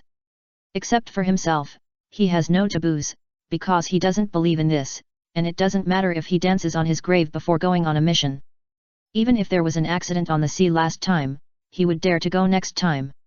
Just as Naruto was drafting a lie in his mind, Asuma on the side suddenly blew out a puff of smoke and spoke. "Let's disband the 10th team on the spot. I have something else to do. Shikamaru will go to the Hokage building later to make up this mission report." Ino was stunned and turned back to see the smile in Asuma's eyes. "Yes." Ino, Shikamaru, and Joe replied. After Asuma left, Shikamaru's shoulders collapsed and said dejectedly. "It's me who's doing the mission report again." Koji looked away and said with a guilty conscience, "Shikamaru, I want to help too, but you know that the mission report I write will be rejected by Tsunade-sama." Ino grabbed Naruto and didn't let go. She turned her head and looked at Shikamaru and was about to speak, but Shikamaru spoke first. "Forget it, I'll do it, Ino, we'll go first." After saying that, he pulled Koji away. Suddenly, Ino and Naruto were the only ones left on the road. Ino let go of Naruto and asked again. "Where are you going?" "I'm going to the shrine." "Shrine?" Ino frowned slightly and turned to look around. "Which shrine? What are you doing in a place like that?" "This just a look." Naruto said, "I found something outside, so I wanted to go over and take a look." "Wait for me." "Hey!" Naruto was stunned. "What?" "I said wait for me to go with you," Ino said. Naruto's home was nearby, so Ino simply went to his place to wash up. Traveling overnight, his face was full of fatigue, but he didn't care about anything else. He was soaking in the bathtub and almost fell asleep. After 3 knocks, the bathroom door was knocked. "What are you doing?" Ino asked unhappily. "Nothing, you look very tired, why don't you rest here?" Naruto suggested standing outside the bathroom door. "No." Ino refused, "If you go alone secretly, I will throw away the key and never care about it again." Naruto was speechless. "I mean it's not early now, why not go tomorrow?" The next morning. The shrine of the Uzumaki clan. The vermilion torii stood tall, engraved with the logo of the Uzumaki clan. Naruto and Ino stood in the yard, looking up at the tattered eaves, and glanced at the shrine with half of the door missing. This place is even more desolate than he imagined. There is an abandoned well in the yard, with a beam of white sunlight shining alone above it, and it is full of green algae. In front of the shrine, weeds are overgrown and broken rubble is everywhere. It is early spring, and tender green plants grow on the dilapidated walls, as green as if they have just been fished out of the water. Perhaps because of the heavy rain in the forest, the ground is covered with moss. Chapter 187 27 Masks. This place Ino, wearing a thin blue sweater and a hood, looked back at the dark red torii. How many years has no one been here? Hearing this, Naruto recalled that the last Uzumaki clan member in Konoha was probably Kushina. It's been more than 10 years. Ah! Ino shrank back. It's only been a dozen years and it's been abandoned like this. Is there a possibility that it has been abandoned for more than 10 years? Naruto couldn't help but corrected, this is the shrine of the Uzumaki clan, no one has been here for a long time. Hey? The Uzumaki clan? Ino looked at Naruto. I just found out about it too. He smiled, although my name has the same surname, that's all. I don't know anything else. A broken water tank in the yard attracted Ino's attention. She raised her foot and was about to walk over, but was pulled by Naruto. Where are you going? There's a water tank over there. She pointed to the corner of the rubble, it seems something is wrong. Don't walk around here. Naruto glanced at Ino with a complicated look, that thing is not a water tank, take a closer look. But it's clearly a water tank. Ino was a little confused and turned her head to look again. There was no water tank in the weedy corner, only a pile of bones that were hard to tell whether they were human or animal, and around the bones were a few strange purple flowers. Ah! Ino was frightened and broke into a cold sweat. It was an illusion. Just now I clearly. It's okay, just don't get close to there. Naruto pulled her and held the girl's hand. It's not that dangerous here. Follow me closely, and you'll be fine. A dilapidated shrine, to put it bluntly, is just an empty grave. Naruto was not too nervous. What he did was the masks hanging in the shrine. Kick the door open gently. There was nothing in the shrine, only some fallen rubble on the ground. In the empty inner hall, it was so quiet that only the footsteps of the two could be heard. A gust of wind blew, creaking and blowing the broken door. Naruto, did you hear someone laughing? Ino swallowed her saliva and kept looking behind her, as if something was following them. No. Naruto remained calm. It seems like she's crying. Ino was almost on top of him, holding his hand tightly. Naruto, should we leave here first?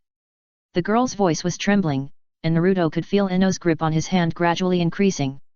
She was still whispering about backing out, and her mumbling echoed faintly in the empty hall. She was talking about whether to bring Shikamaru and the others with her, as it might be safer with more people.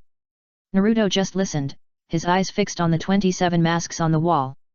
Occasionally, he nodded and responded with AHMM to Ino's mumbling. Some things can't be avoided, since they're here. Whether he cries or laughs, he has the Uzumaki clan's legacy in his hands, and it's useless even if the six-path sage comes. 27 evil ghost masks were hung on the wall, each mask was hideous, and the mask of the god of death was in the middle. Stand here and don't move. Naruto suddenly said. Ah? Then what are you going to do? Ino was a little scared. Thinking of the crying, her face turned pale. Am I standing here alone? I'm not going anywhere. I'm right here. Naruto let go of Ino's hand, looked around, and then picked up a long stick at the foot of the wall. Ino stood there honestly. An hour ago, she thought she was going to a shrine with Naruto to pray for blessings. Who knew now she was a little panicked. Things were going in a strange direction. She was shivering in the middle of the shrine's inner hall. The door panel was creaking again, but this time there was no wind. Ino saw footprints on the ground, and the masks on the wall stared at her sinisterly. There is something wrong with this shrine. The footprints stopped 3 meters away from Ino, and then went straight towards Naruto. Ino opened her mouth to remind him, but found herself saying speechless. Naruto seemed to be completely unaware of the situation around him. He stood under the mask wall with a long stick he had picked up, trying to poke the mask off. Ino clearly saw that the footprints had walked behind Naruto.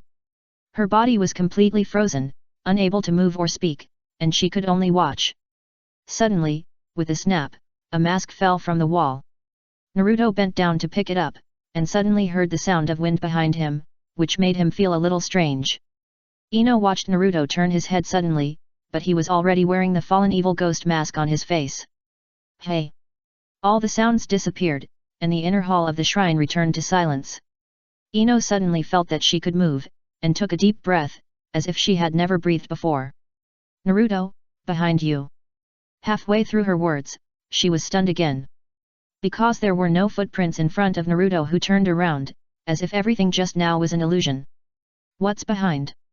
Naruto took off his mask and asked in confusion. No, nothing. Ino asked uneasily, can I come over to you now? I'm a little scared. Come over, it's okay. He waved his hand, motioning Ino to come over. After standing beside him, Ino breathed a sigh of relief, then turned to look at the mask in his hand and asked. What is that? Just an ordinary mask. Naruto threw it into the sealed space. Then he pointed to the remaining 26 masks on the wall and said, wait for me a moment, wait until I take all these masks off, and then we can leave. Okay. Naruto said to Ino while taking the mask. I told you that you don't have to follow me, there's not even a living person in this place. Ino didn't say anything, knowing that this was not the time to be angry. She waited until Naruto threw all the 26 masks into the sealed space and the two slowly withdrew from the Uzumaki clan's barrier, then she pinched Naruto's waist heavily. Ah! Naruto screamed, Ino, you're going to kill me. You deserve it. Ino said angrily. Why do I deserve it? Naruto took a breath of cold air, touched his waist and muttered, wait, you will have a hard time in the future. What are you whispering about? Nothing, it seems someone is talking to me, did you see it? Ah! Ino screamed, her face suddenly pale. Just kidding, seeing you are so nervous, I just liven up the atmosphere. Naruto said meanly. Ino. This person is really damned. So you are afraid of those things. Naruto and Ino walked side by side, slowly walking towards the village. Of course I'm scared. Who isn't afraid of those things? Ino said with lingering fear, next time I won't come to such a place with you. It's too scary. Haha, what you saw was just an illusion. Naruto explained, there are not so many strange things in this world. Just don't take it to heart. Of course I know. Ino said stubbornly. It's still early now. Where are you going? Naruto suggested casually, if you have nothing to do, just stay at my place. What excuse are you looking for? You foot fetishist. You misunderstood me too deeply. He said casually, his eyes wandering in the early spring forest, is there a possibility that I am more than just a foot fetish? Oh, really? I'm so sorry. I misunderstood you, pervert. Ino said with a slight smile on her lips, with her hands behind her back. I didn't want to be like this either. It's all because Ino is so cute. Humph, have you started to lose your face? You say such shameful words without blushing or beating your heart. Ino has become immune to his dirty words that pop up from time to time. When Ino said this, her expression was a little cute. She obviously accepted the cute praise openly, but she still had to arrogantly call others perverted. Girls with this attribute are definitely rare, and there may be fewer people who like this kind of personality. Oh, it just happens that he is one of the audiences, and he really enjoys the flirtatious abuse of beautiful girls. Ino has a very pure personality. She happens to be the kind of opponent who will continue to grow, but she is also like a girl who will blush immediately if the words are a little stronger. I'm telling the truth. I haven't seen Ino for a long time, so I miss her very much. He said. Oh, have you used lies so naturally now? I don't believe it, I'll say it. Ino seemed to be in a good mood and her mind became active. If it were normal, she would be shy first, and then doubt the truth of what Naruto said. But now she saw through it at a glance. Is it because she has become more sensitive? Naruto suddenly felt relieved, as if he had finally trained Ino to be familiar with him. It seems that he can't make her shy by simply saying something in the future. But there is another way. Taking a deep breath, Naruto ran to the front in one breath, then turned and looked at Ino. The distance between the two was about 30 meters, and the forest was deep and silent. What's wrong with you? Ino was a little confused, and didn't know what Naruto wanted to do. Ino, you so cute! Naruto shouted at Ino, flapping his arms and legs, startling the birds in half of the forest. Ino's face turned red at a speed visible to the naked eye, and the sense of shame was too strong. You, what are you shouting? You pervert! Don't run! The next day, the sky was clear outside the window. After washing up, Naruto went out, walked alone on the road of Konoha Street, and slowly merged into the crowd on the street. The air was humid and stuffy on the bustling street. At this time, the benefits of having few friends were revealed. Even if he survived the disaster at sea, there were only a few friends who had time to see him. Team 3 and Team 8 were doing missions outside the village and would not come back so soon. When they come back, they will probably be surprised to hear about his unscathed return from the sea. He wanted to see what Inuzuka Kaiba's reaction would be, he should be very jealous of his genius team leading ability. In short, life returned to normal. It seemed that there was something wrong with the health of Fukakoyoki and Haruno Sakura, probably because of the experience of drifting on the sea. It could also be that once they relaxed, they fell ill. He had heard of many such examples. He walked slowly on the road. Today he was going to the hospital to see Haruno Sakura and Fukakoyoki. He was discharged from the hospital one step after Red Bean, and there was nothing wrong with his health. It was a routine visit to teammates, and to see when the mission target would be able to recover and be discharged from the hospital. Although it was a bit unkind to say this, the fact was that he would have a chance to get the reward of Flying Thunder God only if he restarted the mission. Chapter 188 Sakura's Little Plan. Naruto climbed to the third floor of the inpatient area of Konoha Hospital. Probably because of the early spring, the doors in the corridor were ajar or simply closed. He reached out first and knocked on the door. "Come in." Sakura has striking pink hair, wears a blue and white striped hospital gown, holds a book in her hand, and sits on the bed. She is introverted, calm and clean. Fenghua Xiaoxiu in the same ward has slightly curly black hair. Although she is wearing a hospital gown, she has a unique lazy temperament. Perhaps it is the dual identity of a princess and a star that makes Fenghua Xiaoxiu look not only like a patient in a hospital gown, but more like playing a patient. "Oh, it's you." Fenghua Xiaoxiu was reading a magazine and looked up at him. The cover didn't look like a serious magazine. But Naruto glanced at the intimate paradise in Sakura's hand and was speechless. Well, the two of them were not reading serious books. "Don't look disappointed, damn it." Naruto picked up the comfort snacks between the two women and tore open the package and put it into his mouth without hesitation. "How are you recovering?" He sat down and asked casually. "It's nothing serious, but it will take some time before I can be discharged from the hospital." Sakura put down the book, her eyes calm. "I want to drink water." Oh. Naruto stood up to pour water, and when he turned around, he saw Fenghua Xiaoxiu's mouth raised an arc, and a bad feeling flashed through his heart. Sure enough, when Sakura took the cup, Fenghua Xiaoxiu's long-toned voice suddenly sounded, "I want to drink water too." "You can't pour it yourself," Naruto said a little unhappily, but still poured a glass of water for Fenghua Xiaoxiu. "I don't want to do it myself," Fenghua Xiaoxiu said lazily. "Here. Drink it all." "Too rough." Fenghua Xiaoxiu's voice was slightly teasing, and she took the cup with a smile. Hat. Naruto was too lazy to pay attention to her. He could deal with Fenghua Xiaoxiu's poor harassment skills, but now was not a very suitable time. Naruto did not want Xiao Ying to know that he was a good driver. Anyway, it was better to show off his driving skills when he was alone with Fenghua Xiaoxiu in the future. Then he would make her admit defeat and beg for mercy. "I really want to leave the hospital. It's so stuffy here." Fenghua Xiaoxiu obviously talked more than Xiao Ying, and she kept drinking water with her lips pursed, talking incessantly. "Can you speak slower? Is your mouth rented? You are the rented one." Fenghua Xiaoxiu glared at him, closed her mouth and stopped talking, lowered her head and began to read a magazine. The days of wandering around in fear on the sea are over, but it seems to have a great impact on Fenghua Xiaoxiu. On the one hand, her body is affected, and on the other hand, her personality seems to have changed a lot. "I want to go to the bathroom," Xiao Ying suddenly said. Naruto looked around and pointed at himself. "Do you want me to help you up?" "Okay." Naruto didn't know what the word okay meant, so he could only go over and help Sakura up from the bed. There was a toilet on the side of the ward, so there was no need to go out. Opening the door, Sakura let go of him and began to undress. Naruto retreated, and when the sound of the water ended, Sakura's voice came out again. "No strength." Opening the door, Sakura looked at him calmly. Naruto didn't say anything, but took good care of her and helped her out. There was nothing good to stay in the hospital, so Naruto talked to the two women there for a while, and before Sakura's parents came, he retreated from the ward.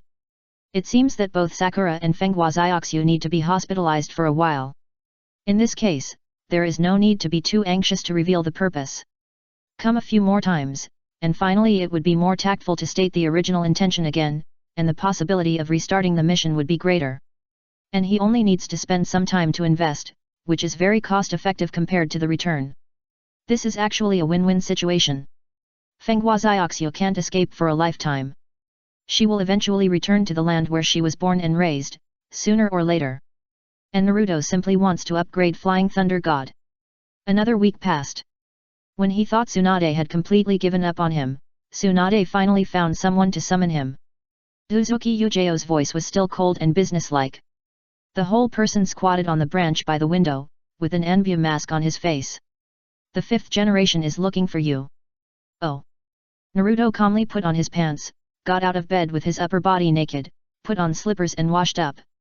It was cold and shivering. Ninjas really have no privacy these days.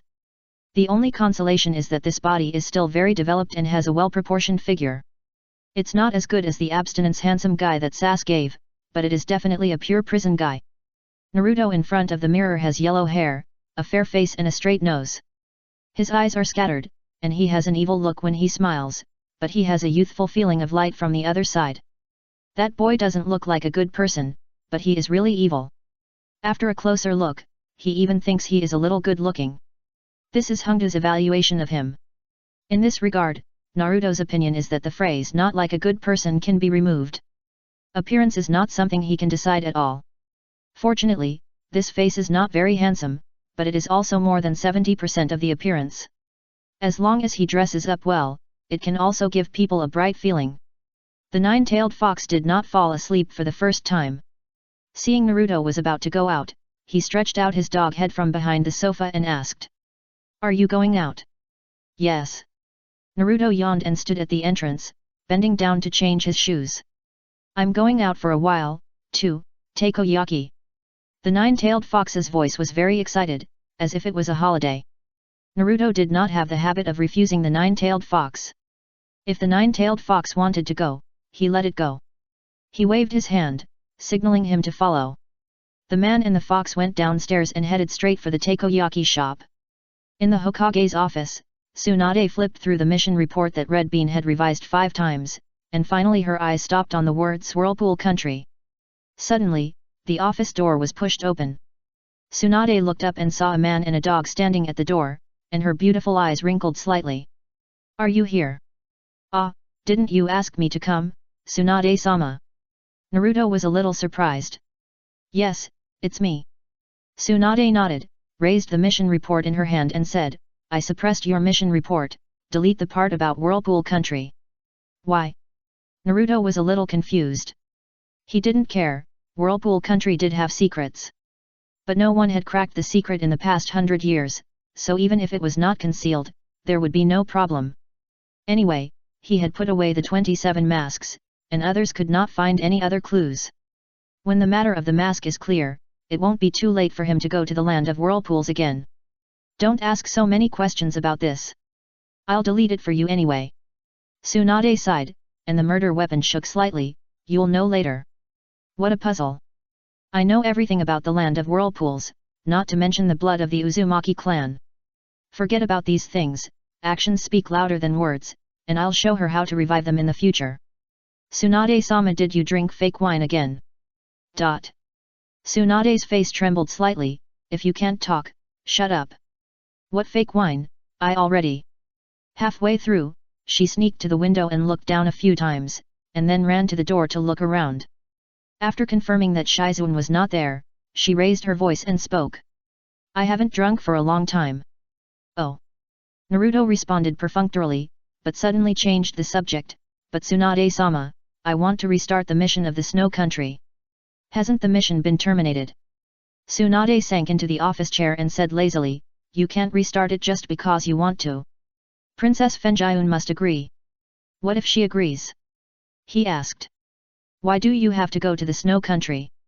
Tsunade asked with narrowed eyes. She understood that Naruto was determined to go to the Snow Country. Will it not be because of Princess Fenjiun? No. Naruto rejected. "My mission completion rate is 100%. Tsunade-sama, do you understand the value of 100% victory rate?" Tsunade. Sick. Naruto was deeply shocked.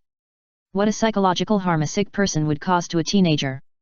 So he began to pester and directly sat on the desk and looked down at the abyss. Tsunade sneered and threw the man and the dog out of the office. With a bang, the door closed. "Get Princess Fenjiun's consent first." The scene of being thrown out was caught by the 8th team who came to report. Hinata, Inyazuka Kaiba, and Abarame Shino stared at Naruto, who fell to the ground with a dull look on their faces. The latter stood up calmly, patted the dust on his body and said, "Ahem, the ground is a bit slippery." Inyazuka Kaiba frowned and stared at Naruto for a long time, and asked with a complicated look, "Are you okay? I heard that you drifted on the sea for almost it's been a month." "It's a small matter." Naruto answered casually, "It's just a shipwreck in the sea, it's not a big deal, I'll be back after a few turns." After the greetings, Inyazuka Kaiba and Abarame Shino both entered the Hokage's office. Hinata blushed as she passed by Naruto, paused for a moment and whispered, "Can you wait for me for a while? I have something to say to Naruto-kun." Naruto was stunned for a moment, then nodded and said, "Okay, I'll wait for you downstairs." Chapter 189 Teiwa Wants Revenge. Naruto stood downstairs, yawning and sitting on the edge of the railing. The Hokage building was unusually quiet, and occasionally you could hear birds singing and maintenance noises coming from the building. It was already March in the blink of an eye, and the tall cherry trees in the wall were about to bloom. Tsunade had already said that as long as Fenghua Xiaoxiu proposed to restart the task, she would most likely agree. If that was the case, things would be much easier. Not long after, there was a burst of hurried footsteps from upstairs, and Hinata's petite figure rushed down from upstairs. Before she landed, her eyes were already anxiously searching around. The classic step of not looking down the stairs and missing a step, Naruto was stunned, but he still caught her, thinking that Hinata was a little stupid. Hinata blushed in Naruto's arms for a while, and then stood up nervously. She circled around him twice, as if she wanted to confirm whether his limbs were intact, but she didn't have the courage to touch them. "What's wrong with you?" Naruto wanted to laugh, but he held it back. Footsteps were heard again from the inside of the stairs. Hinata blinked in panic and pulled Naruto to the other side of the Hokage building. After passing through the corridor, the two finally stopped at the corner. This is a good location with a wide field of vision, located in the blind spot of the corner of the two corridors. The newcomers can't see the two, but the two can easily detect the movement in both directions. If someone comes, just run to the abandoned rooftop upstairs. He didn't know why he was hiding from people, but he was pulled here by Hinata. Since he was here, he would wait and see. Maybe Hinata has something important to say, but there is a high probability that she doesn't. Sure enough, Hinata looked up, her cheeks flushed, and her eyes moist. "There are a lot of tasks recently and I can't be distracted. I heard from Lady Tsunade that you had an accident at sea. It's nothing serious."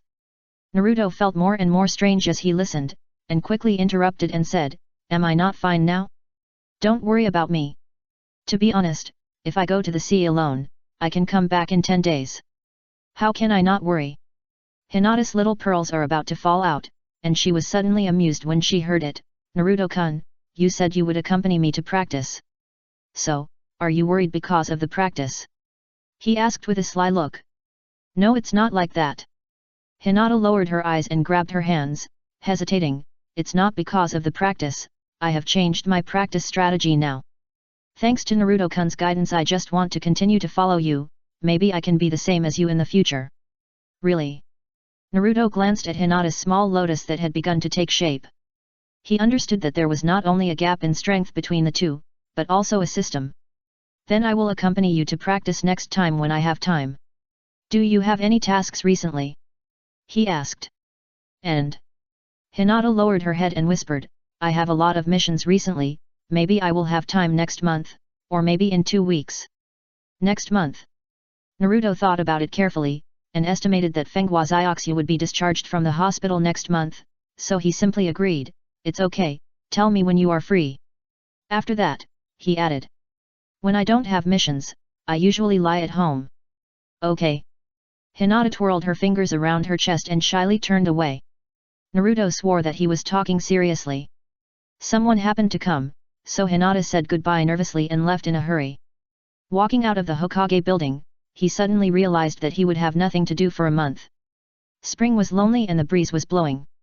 In this March when everything is revived, he could only lie at home, adhering to the tradition of sleeping at sunrise and going out at sunset. Occasionally, he would take the Nine Tails for a stroll. He didn't have many friends around him, and most of the time, they were on missions. Since the mission files of the Snow Country were closed, they could only understand what Naruto had experienced from a few words. Although the words floating on the sea for a month were scary enough, but Red Bean and Naruto were alive and kicking during this period, and all the members of the team and the target object survived. It felt like it was not a big deal. In short, the fantastic sea drifting journey in the snow country became history quietly. Under Tsunade's deliberate silence, there was no ripple in Konoha. In mid-March, with a click, Naruto changed his shoes and closed the door. Today is the day to leave the village. After getting Tsunade's permission, he rushed for a day and arrived at the Tansho Street market town in the Land of Fire. He opened the door with the key, and Teiwaya happened to be reading a book in the living room in cool clothes. When he looked up, a look of astonishment appeared on his face. "What are you doing here? What else can I do? As your creditor, I naturally want to see how you are doing." Naruto went upstairs calmly. There was a room upstairs that belonged to him. Teiwaya didn't ignore him and continued to read on the sofa. She has now figured out the purchasing power of the Fire Country currency. A mere 200,000 is not a big amount at all. Moreover, in the past 6 months or so, she has saved a lot of money by doing small tasks at the gold exchange. A total of 1.5 million taels, now quietly lying under her bed. Listening to the noise coming from upstairs, Teiwaya's heart is not so calm. Not only that, she even has a little bit of tension and expectation now. The opportunity has finally come. The opportunity for revenge. She can't wait to use money to severely humiliate the yellow-haired man, saying something like selling souls inexplicably. Hi Tui. In the end, he is just a scum who deceives lowly. Damn it. It's really damned. A finger mark has been pressed on the page of the book by Teiwaya, and she now wants to rush up and tear this scum with corrupt character into pieces. But reason tells her to stay calm. If she really did that, that guy would probably just shamelessly spread his hands and say, "I can't help it, you found out, okay, I'm leaving." This was not the revenge she wanted. Teiwaya took out a candy from the sofa and put it in her mouth. The sweetness stimulated her taste buds and made her slowly calm down. The so-called revenge is that the scum should regret it. She had already planned that when Uzumaki Naruto came down from upstairs, she would pretend to be indifferent and calmly expose his scam. She mocked him harshly and gave the 200,000. Forget about the 200,000, which was borrowed with her own ability, how could she possibly return it to that scum? First mock him harshly, and lash him out with a calm attitude. Let him be shocked, ashamed, and regretful. Humph, didn't expect it. What are you grinning at? He asked in surprise. Naruto had finished washing up, and he was just staying here today, and he had a mission tomorrow. She hurried upstairs to wash up, and when she came downstairs, she saw Teiwaya grinning there. It's been a long time since we last saw her. Teiwaya has taken off her non-mainstream outfit. Now she has long dark red hair, a loose t-shirt and hot pants and sits on the sofa. This outfit is no different from an ordinary girl next door.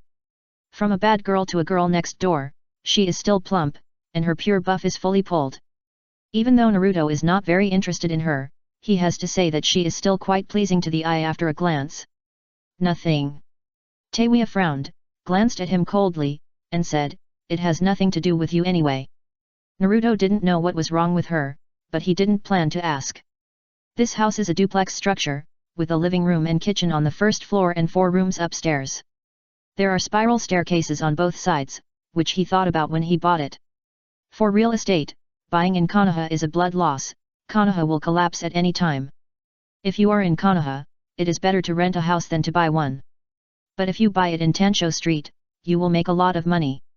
The landmark market town of the Land of Fire, Tansho Street, will surely develop in the future. Relying on his keen sense of smell and God's perspective, Naruto decisively bought this house on the 2nd floor of the most prosperous area of Tansho Street. He didn't dare to buy more, for fear of being discovered by the elements of Konoha. He walked around the living room, but couldn't find a hairdryer towel, so he simply prepared to go upstairs to air dry it himself. Teiwaya, who was sitting on the big sofa, heard Naruto's footsteps going upstairs and was stunned for a moment. Just left like that? Not talking to me? How can I whip him hard? Hey? Wait. Teiwaya jumped up from the sofa and shouted. What? Naruto was startled. You are so startled, are you going to do something? Where is the hairdryer towel? He was used to talking about 2 different topics at once, and Teiwaya was confused for a moment. The wording was not ready, so he simply answered the latter question first. Go buy it yourself. That's mine. Oh. Naruto pretended to leave. Wait. What's wrong? Naruto looked at her unhappily. You want to lend me your hair towel? Of course not. Teiwaya rejected it outright. Hearing this, Naruto pretended to leave again. Teiwaya was completely convinced and shouted. Forget it. I'll lend it to you. You stand here and don't move. Okay, you say. As expected, he stood at the stairs and looked at Teiwaya quietly. You Teiwaya said you for a long time, her face flushed. Because she was too excited about the revenge, she couldn't say a complete sentence. I know you are anxious, but don't be anxious. He said. Don't think about me returning year 200,000. Teiwaya shouted with her hands on her waist. Whatever you want. Naruto stood on the stairs, looking down at Teiwaya who was barefoot on the big sofa. I already know the purchasing power of 100,000 taels. Teiwaya shouted angrily, you cheated me before and bought my soul with such a small amount of money. Isn't your soul still in you? He said. Oh, that's right. Teiwaya calmed down, but soon became angry again. You only gave me 200,000 taels, and I took a task at the gold exchange for more than 200,000 taels. The atmosphere in the living room suddenly became quiet. Teiwaya looked up, but found that Naruto was staring at her calmly, and his eyes had completely changed. What did you just say about the gold exchange? Chapter 190 Want to leave. The gold exchange is Teiwaya hesitated for a long time and couldn't say anything, so he simply said, what do you care? Hee. Naruto jumped down the stairs, relying on his height advantage he pressed Teiwaya on the sofa and sneered. You don't want to lose 200,000 in your savings, do you? Teiwaya wanted to struggle but found that she couldn't move, and she couldn't help but feel ashamed. Things went in a strange direction, which was different from the revenge script she had imagined. Shouldn't it be that the office worker turned over, got rich and used the money to humiliate the former boss? What about the hero who didn't ask where he came from? Now she was pressed down by her former boss, forcing her to tell the origin of the platform. Shame. It was so shameful. It felt like she was caught secretly working part-time, and her boss was coming to blame. Isn't this a kind of... I won't pay it back. Teiwaya said indifferently, I don't have any money, I worked hard to earn it. What's the use of you? Can't I take it myself? Naruto said jokingly, I guess the money you earn shouldn't be kept too far away, probably hidden under the pillow or just under the bed. How can you talk nonsense? Whether you are talking nonsense or not, you will know if you look for it. He said with a smile. Woo-woo. Teiwaya is really afraid of poverty.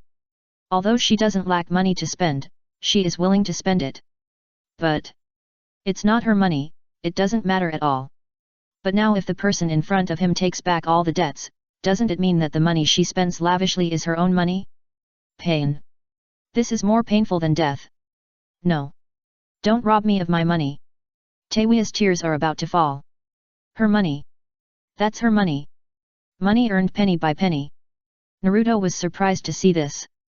He was stunned for a moment and said. I won't take your money. I'll give you another 100,000 taels. Tell me the whole story.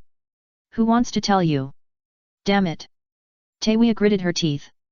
Damn it. A mere 100,000 taels. Is this humiliating herself? She is no longer the slum girl she used to be. Her wealth under the bed has skyrocketed to 1.5 million taels. She doesn't care about a mere 100,000 taels. 500,000 taels. Naruto raised the price 5 times without blinking. Woo-woo. I said it all. A line of humiliating tears flowed down Teiwaya's face. 500,000 taels, her bottom line was almost broken. It's still that guy's money. It's a waste if you don't make money. Naruto let go of Teiwaya. She sat timidly on the sofa and whispered how to find the money exchange and how she received the first task.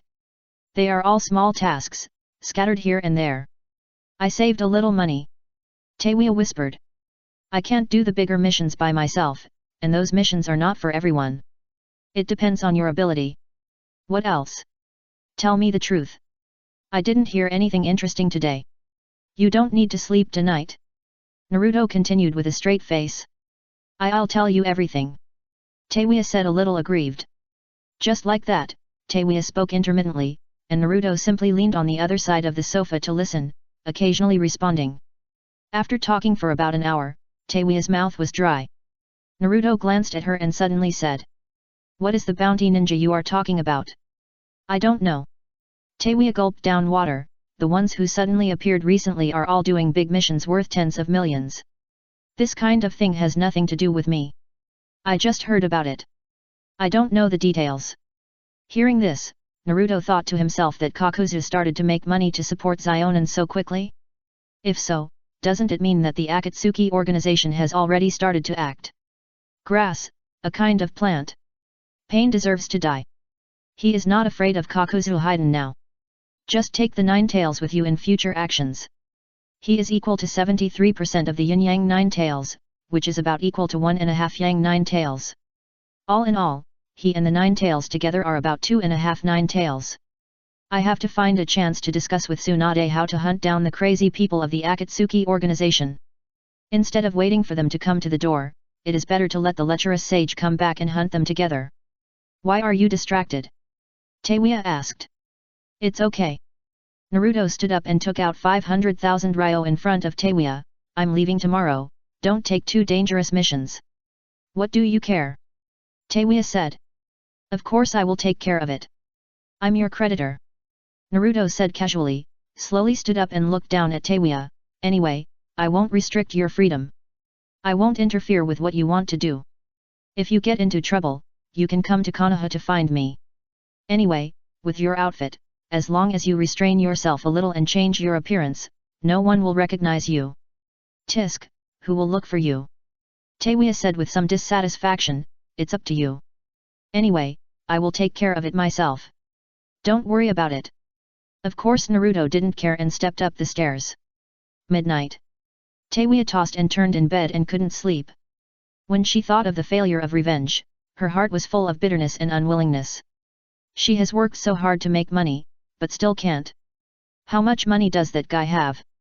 She was so angry that she rolled on the bed, rolling from one end to the other. She screamed a few times and collapsed while grabbing her head. Her chest was violently ups and downs. The more she thought about it, the angrier she got. As a result, Teiwaya lost all her sleepiness. It was a damp and cold spring day. After calming down, she felt a little itchy on her body.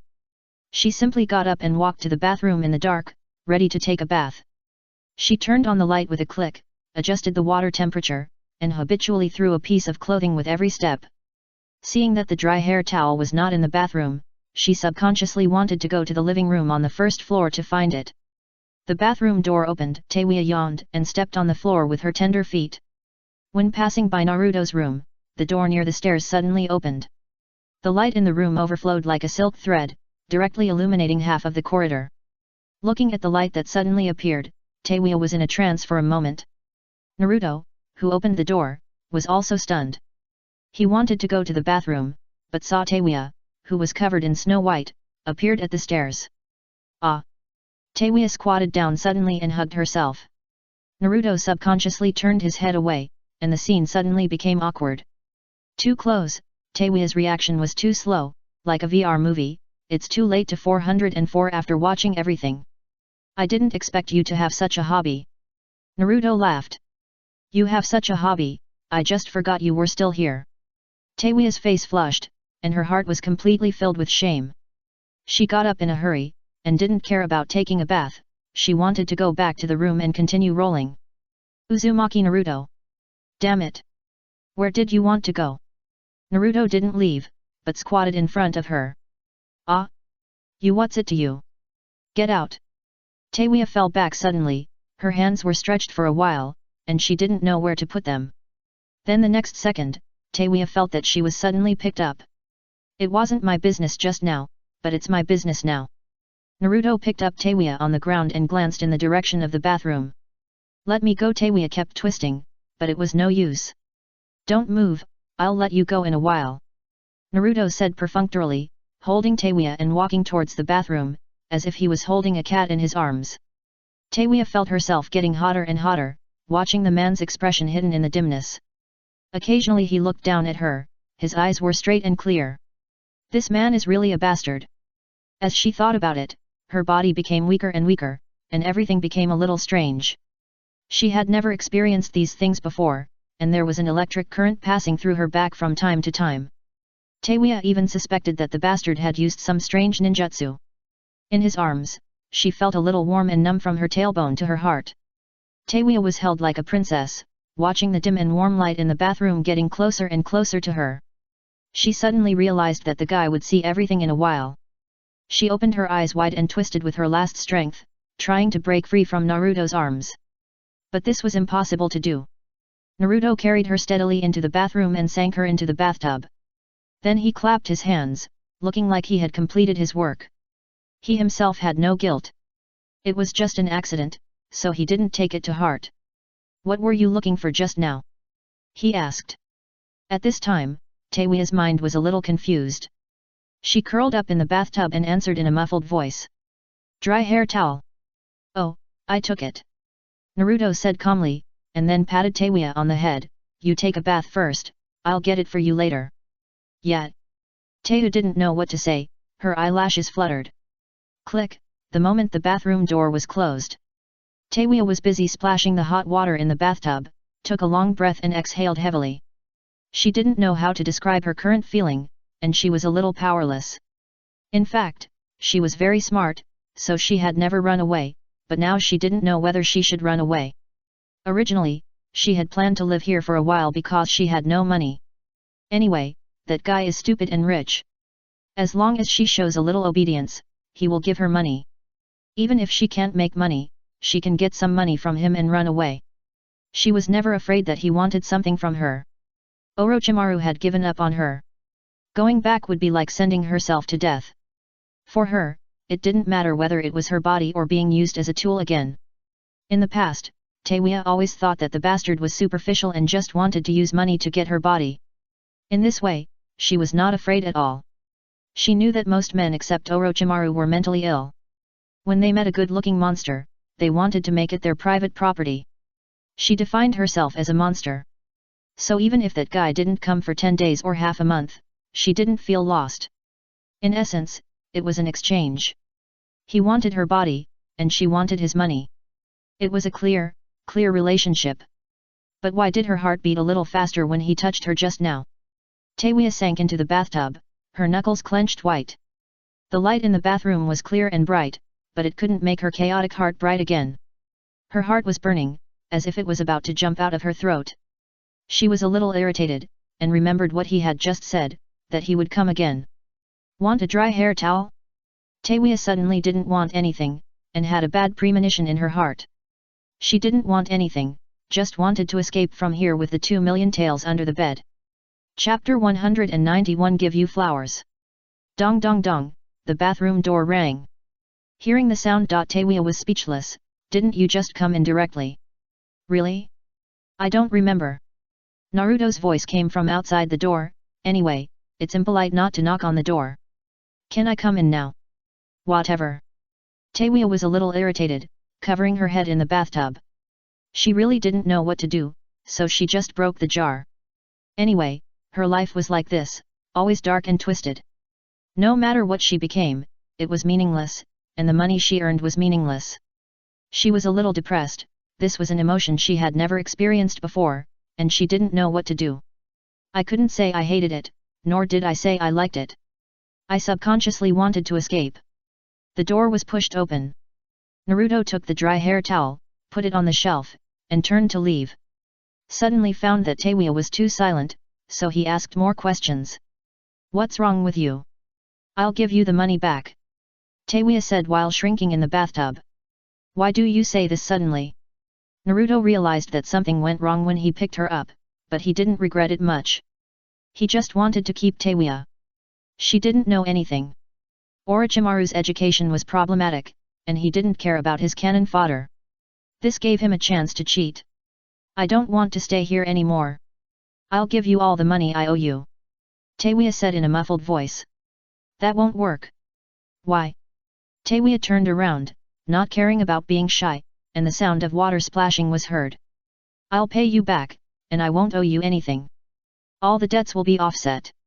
This is not about money, it's not calculated that way." "Isn't it about money?" Anyway, I just want to get money from you and cheat some food. She said. I know all this, and I don't care. Naruto's eyes were calm, and he seemed to be at ease, or he had thought of this day a long time ago. He even thought about whether Teiwaya would disappear quietly one day, and maybe he would have to spend some time to find her. But fortunately, that kind of troublesome thing didn't happen, saving a lot of trouble. And the reason why Naruto went to so much trouble to keep Teiwaya was just to leave himself a way out. He is no longer the Nine-Tails Jinchuriki, he has the strength of a half Nine-Tails, and he also has a dog fox by his side. God knows what the people in that village will react to when all these things are revealed one day. And Tsunade is not the only one in Konoha's upper echelons. Shikamaru's personality is different from his father's, and he seems to have no interest in politics. Among the 12 little strong men, it is easy for him to become a Hokage with his current connections and strength. Tsunade once mentioned to him implicitly that as long as he wants, the position of Hokage will be his sooner or later.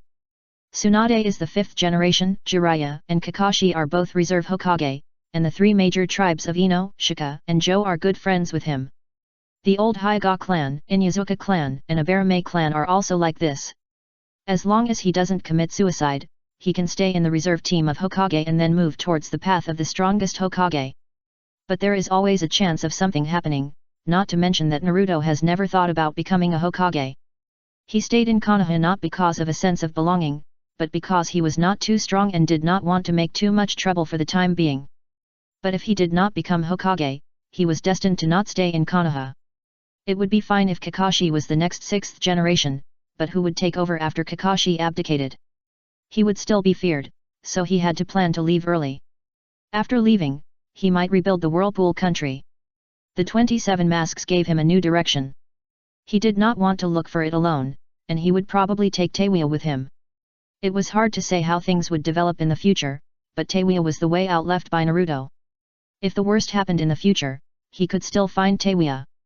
So, from the beginning, he had never thought of restricting her freedom. She could go anywhere. It didn't matter what she wanted to do, and he had no objection to taking over the task of replacing Jinsho. But hiding from him was not an option. The so-called soul debt was just a brand that made Teiwaya remember him all the time. Repeat, repeat, repeat, the debt is virtual, but it will continue to grow as the feelings deepen. What do you mean you don't care? Teiwaya felt a little wronged. If it weren't for him, she wouldn't have fallen into the eyes of money. She didn't care about money at first, and she never spent money. It was because he said something about selling his soul that made her start to care about money, but now that bastard said he didn't care. You don't need to pay me back. I can give you a lot of money, as long as you need it. Naruto said bluntly. Then what do you want? What do you want? Do you need a reason to give money to someone? Do you need it? I gave it to you because I like it. Do you like me? Teiwaya asked. Naruto had to admire her brain circuit, but in a sense, he wanted something. So, she seemed to be right. Yes. He nodded. Teiwaya was stunned for a moment, and curled up in the bathtub, without blushing or feeling happy or disgusted. Just staring blankly at the front, staring at the plain tile in a trance. Naruto subconsciously felt something was wrong, but he remained calm. He looked at Teiwaya, who was curled up like a kitten going out of the house for the first time, with a nervous look on her face. He didn't know what Teiwaya was nervous about, but he knew that he had to say something to calm her down. I am willing to pay for you, not without reason. You remember, we ate a lot together in Konoha. I didn't have many friends during that time, so we should be considered knowing each other well, even though you lied to me at that time. But I guessed it a long time ago and I don't care. Naruto blinked and said this with difficulty. We have an emotional foundation. It's easy to have a good impression when we eat and play together. So I am willing to give you money, in fact, it is mainly because I don't lack money. Do you give money because you like me? Teiwaya asked in a muffled voice, so you were nice to me because you liked me when you were in Konoha? Yes. Naruto nodded. But there is nothing worth liking about me. I don't even know what liking is. Teiwaya said a little confusedly, does liking mean giving money to spend? It's not entirely like that. Giving money is just a manifestation of liking. Naruto didn't know why he turned the topic to money, but at the moment he could only try his best to quibble. There are many things about you that are worth liking, such as. For example. Damn, Teiwaya looked up at him. Naruto was speechless for a moment. It was not easy to find a few advantages from Teiwaya. Although she loved to take a bath, loved to be clean, and could play with him without embarrassment, these were also good advantages of Teiwaya for him. But these advantages were not good enough to be put on the surface. At least, if they were said, people would think, ah, that's all, and similar disappointed thoughts. But now Teiwaya was looking at him. If he disappointed her at this time, things might become more difficult. In a hurry, he could not think more. Install air conditioning. Ah! Teiwaya was stunned for a moment, and seemed not to understand what Naruto meant. The water in the bathtub was clear and completely transparent. Waves of water rippled, reflecting Teiwaya's stunned face. You can install air conditioners. Naruto gestured with his hands, feeling a little guilty. Have you forgotten? That time you came to my house in Konoha pretending to be an air conditioner installer. Oh, that wasn't a pretense. We had no money to eat. We could only do that temporarily and gather intelligence by the way. Teiwaya explained, so, this is also an advantage. It doesn't count? Girls who can install air conditioners are very powerful, right? Naruto said seriously. Really? Really? Naruto nodded. He really thought that people who can install air conditioners by themselves are cool. I can do more than that. Teiwaya said. Hey! Naruto was also a little panicked. He didn't know if his random words would work. He saw the girl raised her head, her wet red hair covered her small face in strands, and she slowly revealed a small and cautious smile. Seeing this, Naruto secretly breathed a sigh of relief. Are you still living there? Teiwaya asked. No more. Something happened and I moved. Naruto said. I live upstairs at 404 Konoha Street now. I'll probably stay here for a few more years. Will you come here again? Teiwaya had already turned her head away, curled up in the bathtub with her legs hugged, the water line submerged her chin. There was no emotion in her voice, and she glanced at him quickly. Yes, I'll probably come here often in a while. Naruto expected that in a while, when facing pain, there would be no need to hide the secret that he was not the Nine-Tails Jinchuriki.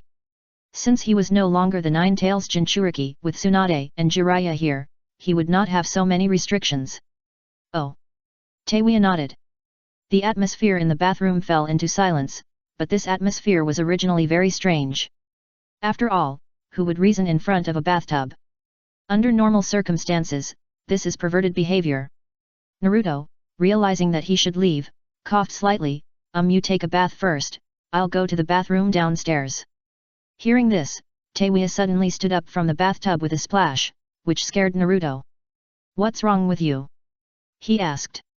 Teiwaya didn't seem shy at all, just stared at his eyes for a second or two, then walked out of the bathtub dripping with water. She passed by him and ran out of the bathroom directly. Under the bright yellow light, Naruto was a little confused. Run away. Isn't this shy reaction arc a bit too long? Did she run back to the room directly? But it's okay this time, it's all said and done. As long as she doesn't want to hide from him, it doesn't matter what Teiwaya does, even if she goes to a farther place. As long as she recognizes this place, she will come back eventually.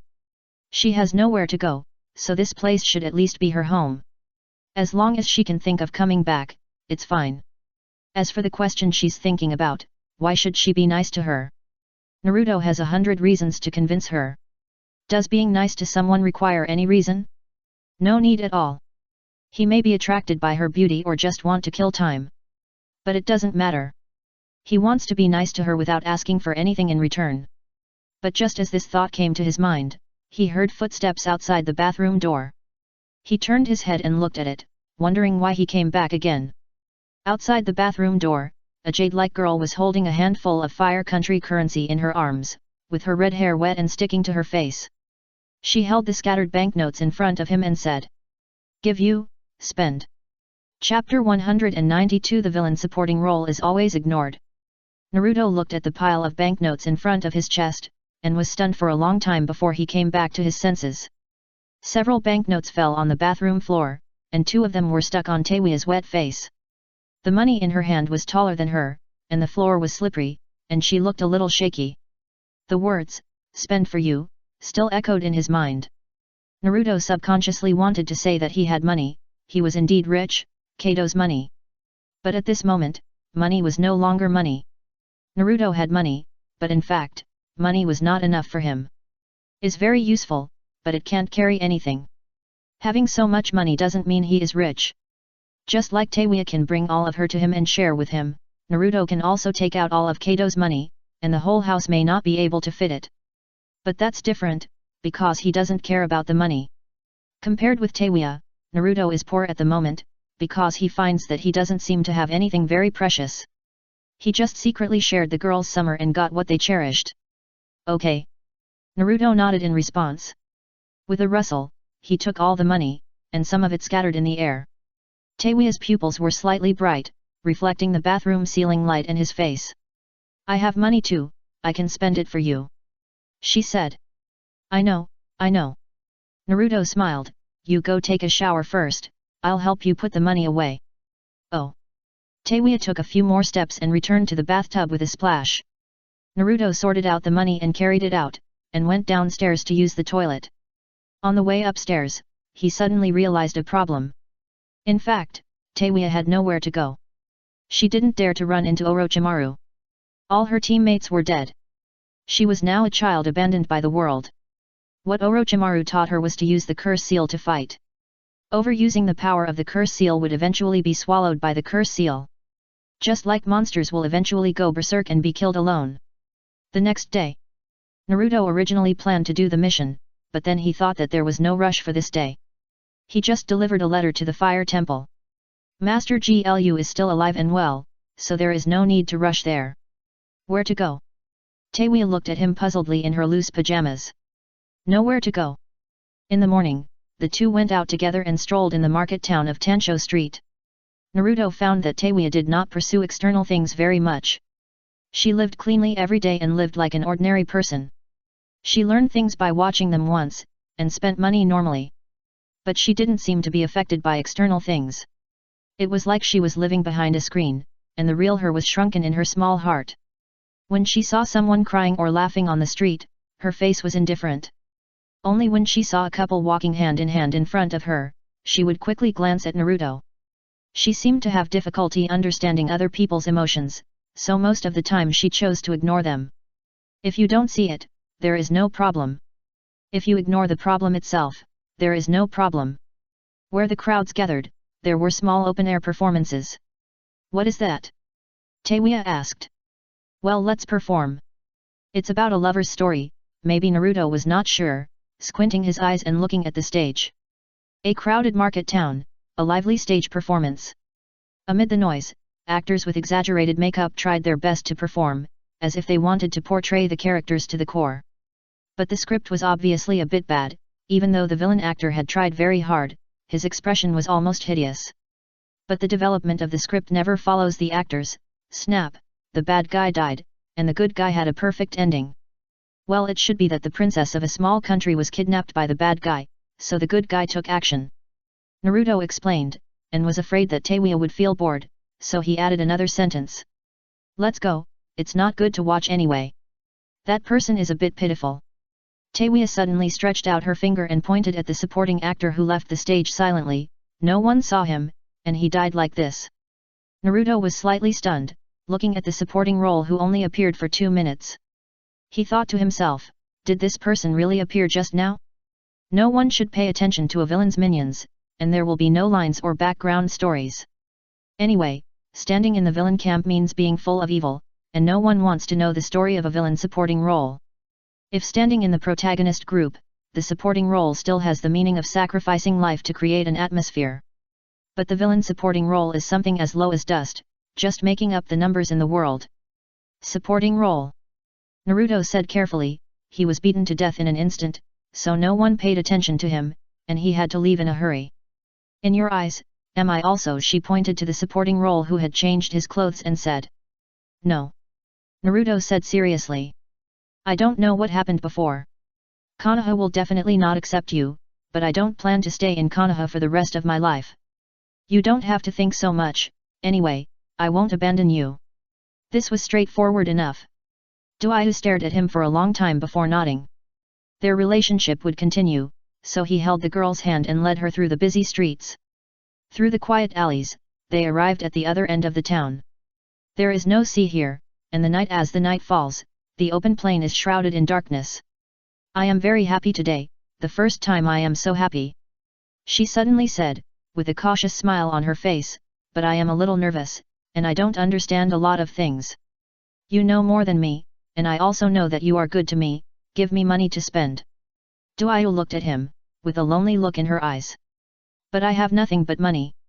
I don't understand drama and I don't know what to do on a date. I saw them playing and I wanted to join you. But I'm afraid I can't do it. In fact, I'm still very smart and I learn everything quickly, but today I'm very stupid. My brain can't work and I don't know what to say. You didn't just give me a perfunctory answer. You patiently explained everything to me, but I just couldn't understand it. I haven't played it, and I haven't seen it. Those things are more difficult than the tasks I've done. I put on my best clothes, but I messed everything up. I feel like I don't fit in with everything and I can't adapt to that kind of life. You and I must have walked together for a whole day. Tears welled up in Taewia's eyes. She wanted to ignore all the problems, but she found that she failed. She couldn't care less about Naruto's opinion of her. Not thinking about it would make her more anxious. I feel very happy. I wasn't such an interesting person originally. Naruto put one hand on Taewia's face. You're already very beautiful. It's fun to do anything with you. Taeya looked at him and didn't cry after all. With a slightly doubtful smile on his face, he asked. Really?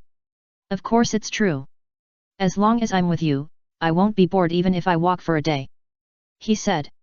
It's not that boring, right? She muttered. Yet. 2 days later, Naruto was ready to leave for the fire temple to deliver the letter. Taewia almost made breakfast early in the morning. After washing up, Naruto was a little surprised to see the rich breakfast. Isn't it sold on the street? It's a bit expensive. She replied. Naruto blinked his eyes, and there seemed to be hallucinations in his ears again. Taewia said my money. These 2 days, the two walked all the places they could walk nearby, all because of Naruto's words that walking with you for a day would not be boring. So, the two walked for 2 days. He didn't feel bored, but a little tired. This kind of date is too hardcore. If the mission time limit is not about to expire, it is estimated that this situation can continue for a few more days. I'm leaving. Naruto has already walked to the door, and suddenly found that Taewia was hiding behind the sofa and looking at him, with only her head exposed. What's wrong? Taewia made an awkward sound and stood up directly, moved to the door with small steps, tilted her head to one side and whispered. Please be careful outside, master. What? Naruto was stunned. Before he had time to think about it, Taewia pushed him out of the door, and the door closed with a bang. Naruto was stunned outside the door for a moment, and subconsciously touched the key in his pocket. But after thinking about it, he left. In the living room, Taewia was rolling on the sofa in shame. No. It's too embarrassing, I won't give him money to spend. Give him a little less. Fire Temple. Naruto met Master Dailu and successfully delivered the letter. Dailu has a calm face and handsome appearance, and exudes a sense of restraint of a high-level monk. The monks around him all call Dailu Master Dailu with respect. The fire temple is so big. Naruto sighed, looking up and quickly glancing at the huge Buddha statue in the hall. It was a ferocious Buddha, and dozens of disciples were sitting cross-legged there meditating and practicing. Dailu stood there in a thin monk's robe, with a peaceful smile on his face. After all, it is a ninja temple in the fire country, and it has a little reputation outside, so the incense is more prosperous. It should be Master Dailu's reputation outside, right? Naruto said with a smile, I think it must be very hard for Master Dailu to run this temple like this, after all, reputation is a double-edged sword. Dailu closed his lips slightly, nodded with a smile in his eyes. There is no such thing as hardship in practicing. Managing a temple is just a duty. Master, you see things clearly. Naruto could feel the goodwill of justice and peace in the other person's words, and couldn't help but remind him. Master Dailu should be careful. Before he finished speaking, Dailu suddenly interrupted him. Since Tsunade's letter has been delivered, why not invite Naruto to the back hall for tea? The tea of the fire temple is more famous than mine. Naruto opened his mouth and knew that Dailu had something to say. Okay. Chapter 193 Dailu, I'm just an ordinary brother of the fire temple. Please follow me. Dailu stepped aside and motioned Naruto to follow. The two walked through the front hall, walked through the vermilion corridor, and finally stopped in front of a long row of side rooms in the back hall. Dailu made a gesture of invitation and turned to push open the door of the third side room. Naruto sat down casually, and Dailu had already picked up the kettle and began to show his simple tea-making skills. Master's tea-making skills are really the way is simple. Naruto complimented. Dlu laughed and said while pouring tea. There is no need for us to flatter each other. I will call you Naruto and you can call me Dlu. Isn't this inappropriate? Naruto laughed. He could probably guess why Dlu was so kind to him. As a well-known ninja temple in the Land of Fire, the Fire Temple has always had a close relationship with Konoha. Naruto has always had a close relationship with Tsunade, and has an illusion of being in the mountains and not knowing what's going on. He didn't realize how much influence the old three ninjas have. Apart from their combat power, their record, and qualifications, the next step is the village's shadow. Jiraiya is not only a great writer in the 404 world, but also a master of immortal arts. There are only a few immortal inheritances, all of which are occupied by Konoha. And Naruto is a person favored by such a huge pile of resources. This identity is very important. In fantasy novels, it is Naruto Uzumaki, the son of Konoha immortal sect, who is definitely the second generation of immortal. Ninjas from other ninja villages are still struggling to learn rubbish ninjutsu, while Konoha has prepared all kinds of forbidden jutsu for him to learn. Tsunade's letter is not the point. Her original intention was just to let Naruto go to the Fire Temple to get familiar with Dailu. Dailu is young and promising, so he naturally understands Tsunade's intention. The fifth generation is paving the way for the young man in front of him, and he just goes with the flow, inheriting the fifth generation of Hokage's love and making a good relationship with Naruto. I am not much older than you, and it is really unbearable for me to call me Lord Dailu. Dailu said cheerfully, this tea is like a person, expensive tea sets, elegant techniques, in the end, it's just a bowl of hot water. I and the other monks of the Fire Temple, and you, in the end, there is no difference, we are all just people. Hearing this, Naruto was slightly stunned. This tone sounded familiar, and he couldn't help but smile. Master, what you said doesn't make sense, and you added that drinking tea is like being a person, which seems a bit perverse.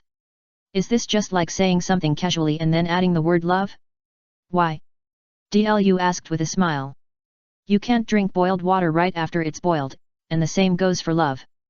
Naruto said casually, anyway, that's probably what it means. The steam from the teacup curled up, and time passed by bit by bit. Naruto unexpectedly found that Dailu was unexpectedly talkative in private, unlike his cold appearance. The two chatted about some gossip and talked about Tsunade. As they talked, the topic turned to Akatsuki. Dailu was quite surprised that Naruto knew the intelligence of Akatsuki, but when he thought that Naruto's teacher was Jiraiya, he didn't find it strange. After thinking for a moment, Dailu said, I know very little about Akatsuki. I only know that it is a team of S-level wanted rebel ninjas, wearing black cloaks with red clouds, and most of them appear in pairs. Master Dailu should be careful. The Fire Temple has too many enemies, and Master Dailu is also their target. Naruto reminded him. Hearing this, Dailu smiled anyway. He looked at Naruto quietly and said, I grew up in Buddhism since I was a child. The Fire Temple is my home, and some troubles cannot be avoided. Whether it is the Akatsuki organization or other people, just face it calmly. Okay. Naruto also sighed. Since Dlu didn't want to hide, he could only rely on fate. However, since I have reminded you, Master Dlu should also be prepared, right? Of course I understand. If there is any unusual movement, I will notify Konoha. Dlu said, his face was still calm, like a dead leaf in autumn. Naruto couldn't persuade the monk, so he simply changed the topic. He didn't come here purely to chat. Master Dlu, do you know that gods exist in this world? This Dlu frowned and looked at Naruto deeply. Ahem, I am a monk. Is it appropriate for you to ask me this topic? Naruto was a little embarrassed, just like going to a temple to ask for the way, it is easy to be thrown out. What's more, he asked about the more rebellious evil gods and death gods. Of course I dare not ask others, but if it is to ask the knowledgeable Master Dlu, I think it should be okay. Naruto said with a wry smile. Dlu was silent for a while, his expression solemn, and then he lowered his voice. You can't say such things casually, but you really asked the right person. Hearing this, Naruto raised his eyebrows. He thought to himself, it has to be you, Master Dlu, who is worthy of being the good friend of the sultry and tough Asuma. It won't take more than 3 seconds. I have a relationship with Asuma, you should know it, right? Dlu asked. I don't know. Naruto shook his head, and there was no flaw in his lie. It's normal for him not to tell others, Asuma was not like this before. Dlu laughed and slowly fell into memories. In general, there are only a few core points that Dlu wants to express. I regret joining the 12 Guardian Ninjas, but I didn't do anything. I was involved in the stupid and broken garbage things of the daimyo, and was offered a reward of 30 million out of thin air. As the head of the fire temple, the abbot is not at home, second only to one person and above 1,000 people. I have nothing to do but practice myself and then practice the monks. I am a comfortable hipster. I am so unlucky. When I was young, I got into trouble by doing a part-time job. In the end, the daimyo is a fool. It's all the past when I was young, so let's not talk about it. Dlu sighed and took a sip of the tea that had already cooled down. Naruto blinked and thought to himself that he didn't ask about his past. He asked whether God really existed, but Dlu automatically pulled him into his memories. Listening to Dilu's rambling, Naruto was a little confused, thinking where was the aloof monk's prestige? Master Dlu has a reward of 30 million? I'm a little curious, how much is the reward for Kakashi's body? He suddenly asked. Dlu looked at Naruto with a very strange look and asked. Do you want to hear what you are talking about? Ah? What do you mean? Naruto was a little confused. A bounty for Kakashi's head? Is there still a bounty for his head? Dlu looked at Naruto. Kakashi has offended too many people, so many that there is no need to offer a bounty. If he could be killed, he would have been killed long ago. With Kakashi's current status, no one would dare to take it even if a bounty was offered now. The gold exchange is a place where people hire murderers for personal hatred, but making money is not the same as seeking death. After Dlu finished speaking, he finally started to talk about the issue of gods. I did have some understanding of the gods you asked about when I was young. For example, there have always been evil god believers active in the country of Kawano, and in addition, there are believers of the god of death. So do they exist? Naruto asked cautiously. Do you think they exist? Dlu asked back. Me? Naruto was a little confused. I think probably don't exist, there are only ninjutsu in this world. Dlu stretched out his hand, patted Naruto's shoulder a few times across a tea table and said. Where did ninjutsu in this world come from? Thousands of years ago, there was no record of ninjutsu, but believers have always existed. Naruto was a little moved. He remembered the 27 masks in the sealed space, and his heart suddenly warmed up. It is still troublesome to deal with pagans like Phaeton. If magic can be defeated by magic. But aren't they declining? He asked. I don't know about that. Dlu took a sip of tea and said casually, I'm just a monk, I don't understand those messy pagan things. But if you really want to know, why not ask Lady Tsunade? Ask her. Don't underestimate Lady Tsunade, she is an amazing woman in the ninja world. Chapter 194 April is your lie. God. Tsunade was a little surprised, squinting at Naruto, why are you asking this? In the Hokage's office. Naruto sat on the chair opposite Tsunade, and the whole person seemed a little restrained. It's not because the topic is restrained, but because the other player wore black stockings. Just look at why it looks so familiar. Isn't that the black stockings of the frozen little ant Shizuan? Stealing the black stockings of the female apprentice? Is Tsunade so perverted? I'm asking you a question, what are you looking at? Tsunade's face flashed a trace of dissatisfaction. Nothing. Naruto came back to his senses, I'm just a little curious. I've heard something about evil gods in the previous missions in the Kingdom of Rivers and the Kingdom of Birds. But after all, I haven't come into direct contact with evil gods and pagans, so I was just curious at the time and didn't take it seriously. But... At this point, Naruto paused, stared at Tsunade seriously for a few seconds, and then continued. During the mission in the Kingdom of Snow, I felt that the shipwreck was not an accident. Tsunade's eyes stopped casually looking at Naruto, raised her eyes slightly, fell on his face, and asked. What do you mean? When the ship stopped at the port of the Kingdom of Fire, a strange man appeared, and I kicked him into the sea. However, now that I think about it, that man seemed to attract everyone's attention at the time. Naruto carefully said, "Have you heard of the Evil God Festival, Tsunade?" Tsunade didn't speak, and was silent for a while, then asked. "You mean someone deliberately tampered with the situation and wanted to sink a whole ship of people in the sea? So you suspect that this matter has something to do with the followers of the evil god cult? The shipwreck is too strange." The ship inexplicably deviated from its course and headed for the deep sea. It encountered a storm and sank directly. Naruto said. "If you insist on saying it was an accident, I don't believe it. But this is just a guess. It's not aimed at us. It may be that we are unlucky and just happened to run into it. The ship has sunk and the clues are broken." Tsunade's fingertips rubbed slowly on the table, thinking, "Let's put that matter aside for the time being, and talk about it when we have clues later. As for the question you asked, I can't tell you clearly." "Why?" Naruto was a little confused. "If it exists, it exists.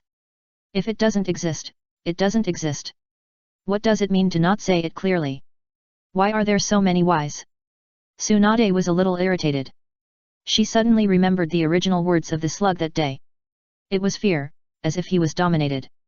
His soul was unusually tall, like a mountain. The spring sun shone through the windowsill, and the white walls reflected the halo.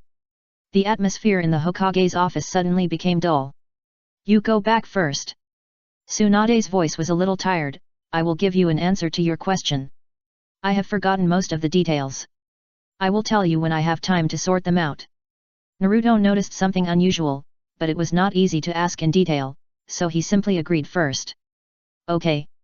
After closing the door with a click, Naruto left.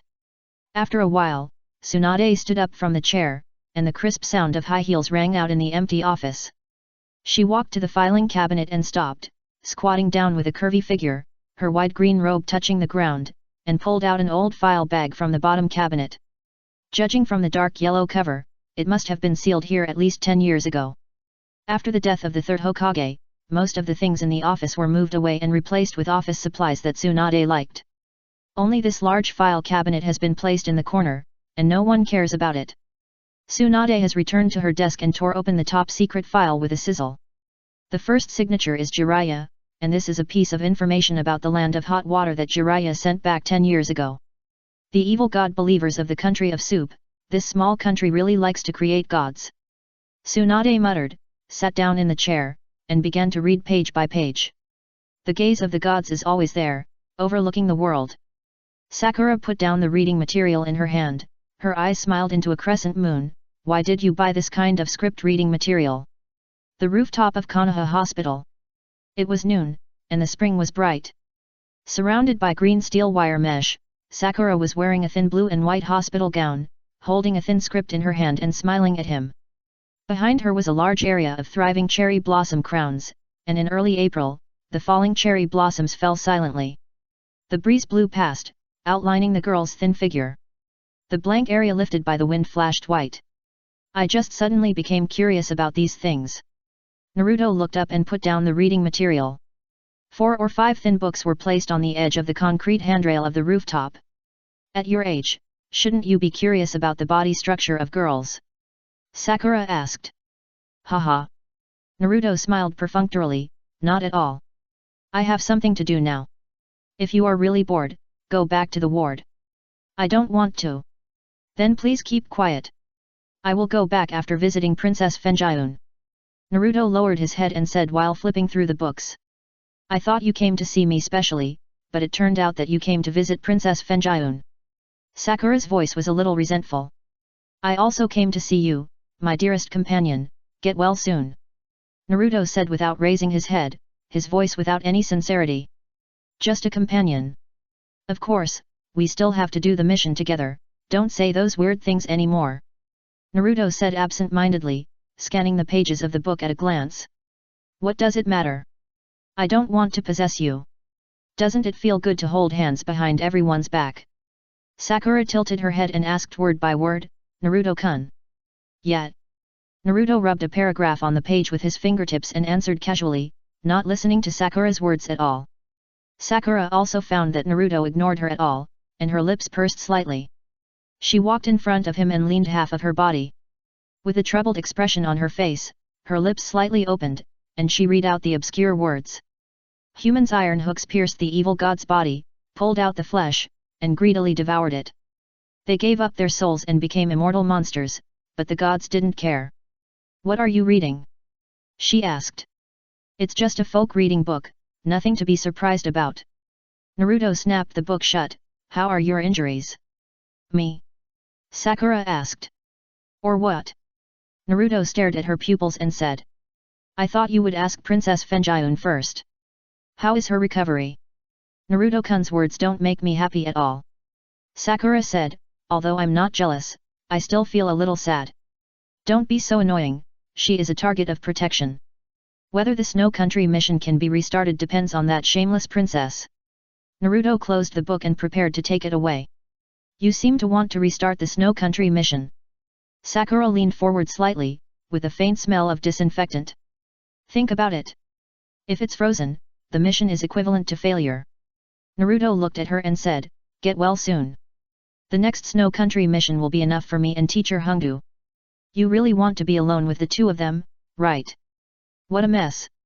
Naruto complained, the Snow Country mission involves another organization. It won't be restarted until it's cleared up. Hongdu doesn't really need to go, but we'll see when the time comes. Maybe even Princess Fanfiction doesn't need to go. I can go alone. The plan to hunt down the Akatsuki organization has been put on the agenda. Sooner or later, it will be discovered that he doesn't have the 9 tails in his body. Losing the 9 tails is a loss for Konoha. But he doesn't care. At most, he will fight with the top leaders. There are too many troubles at the moment, the battle between Gaara and the Wind Shadow and the Sand Village, the Snow Country mission is shelved, and the secret under the island of the Whirlpool Country. There is also the undead duo of Haiden and Kakutsu, and the Akatsuki organization that captures tailed beasts everywhere. Konoha is not peaceful either. He will never feel at ease until Danzo is dead. Come touch me. Sakura said. No. Naruto sighed, I'm busy and have no interest in touching my companions, so please stop. But you usually lie down. I just stay at home and am not busy at all. Damn, I've been discovered. Naruto's face is slightly red, he is indeed a little lazy. Whether it is Gaara's matter, Haiden, Kakuzu, or even the matter of the Snow Country. He is not very anxious, after all, it has no direct interest relationship with him. He just wants an answer, as if he is playing a game. He doesn't care whether Gaara will get into trouble, nor does he care whether the Snow Country can usher in spring, or even Kakuzu and Haiden, they are just tasks in Naruto's eyes. Just like a level in a game, the desire to win makes you want to pass it, but it doesn't matter if you lose. Anyway, Naruto-kun will do things with others in the future anyway. Sakura's voice was a little excited, why not treat me as a practice object? It doesn't matter, just treat it as practice in advance. If it is Naruto-kun, he will be very happy no matter how he is treated. Her expression was extremely serious, as if her rationality had reached its limit. Naruto did not doubt the truth of her words. It seemed that as long as he agreed, the next unlocked scene would definitely not be as simple as holding hands. The pink-haired girl, wearing a blue and white striped hospital gown, said something very provocative. On the rooftop, a sudden strong wind blew up all the pages in the hands of the two people and flew high into the sky. The thin booklet swept across the huge crown of cherry blossoms with the wind. Naruto showed a bored look on his face, stretched out his hand and pinched Sakura's face, and said, "Don't make such jokes in the hospital. I'm serious. Then you should reflect on your unhealthy ethics, damn it." Okay. She nodded, with no guilt on her face.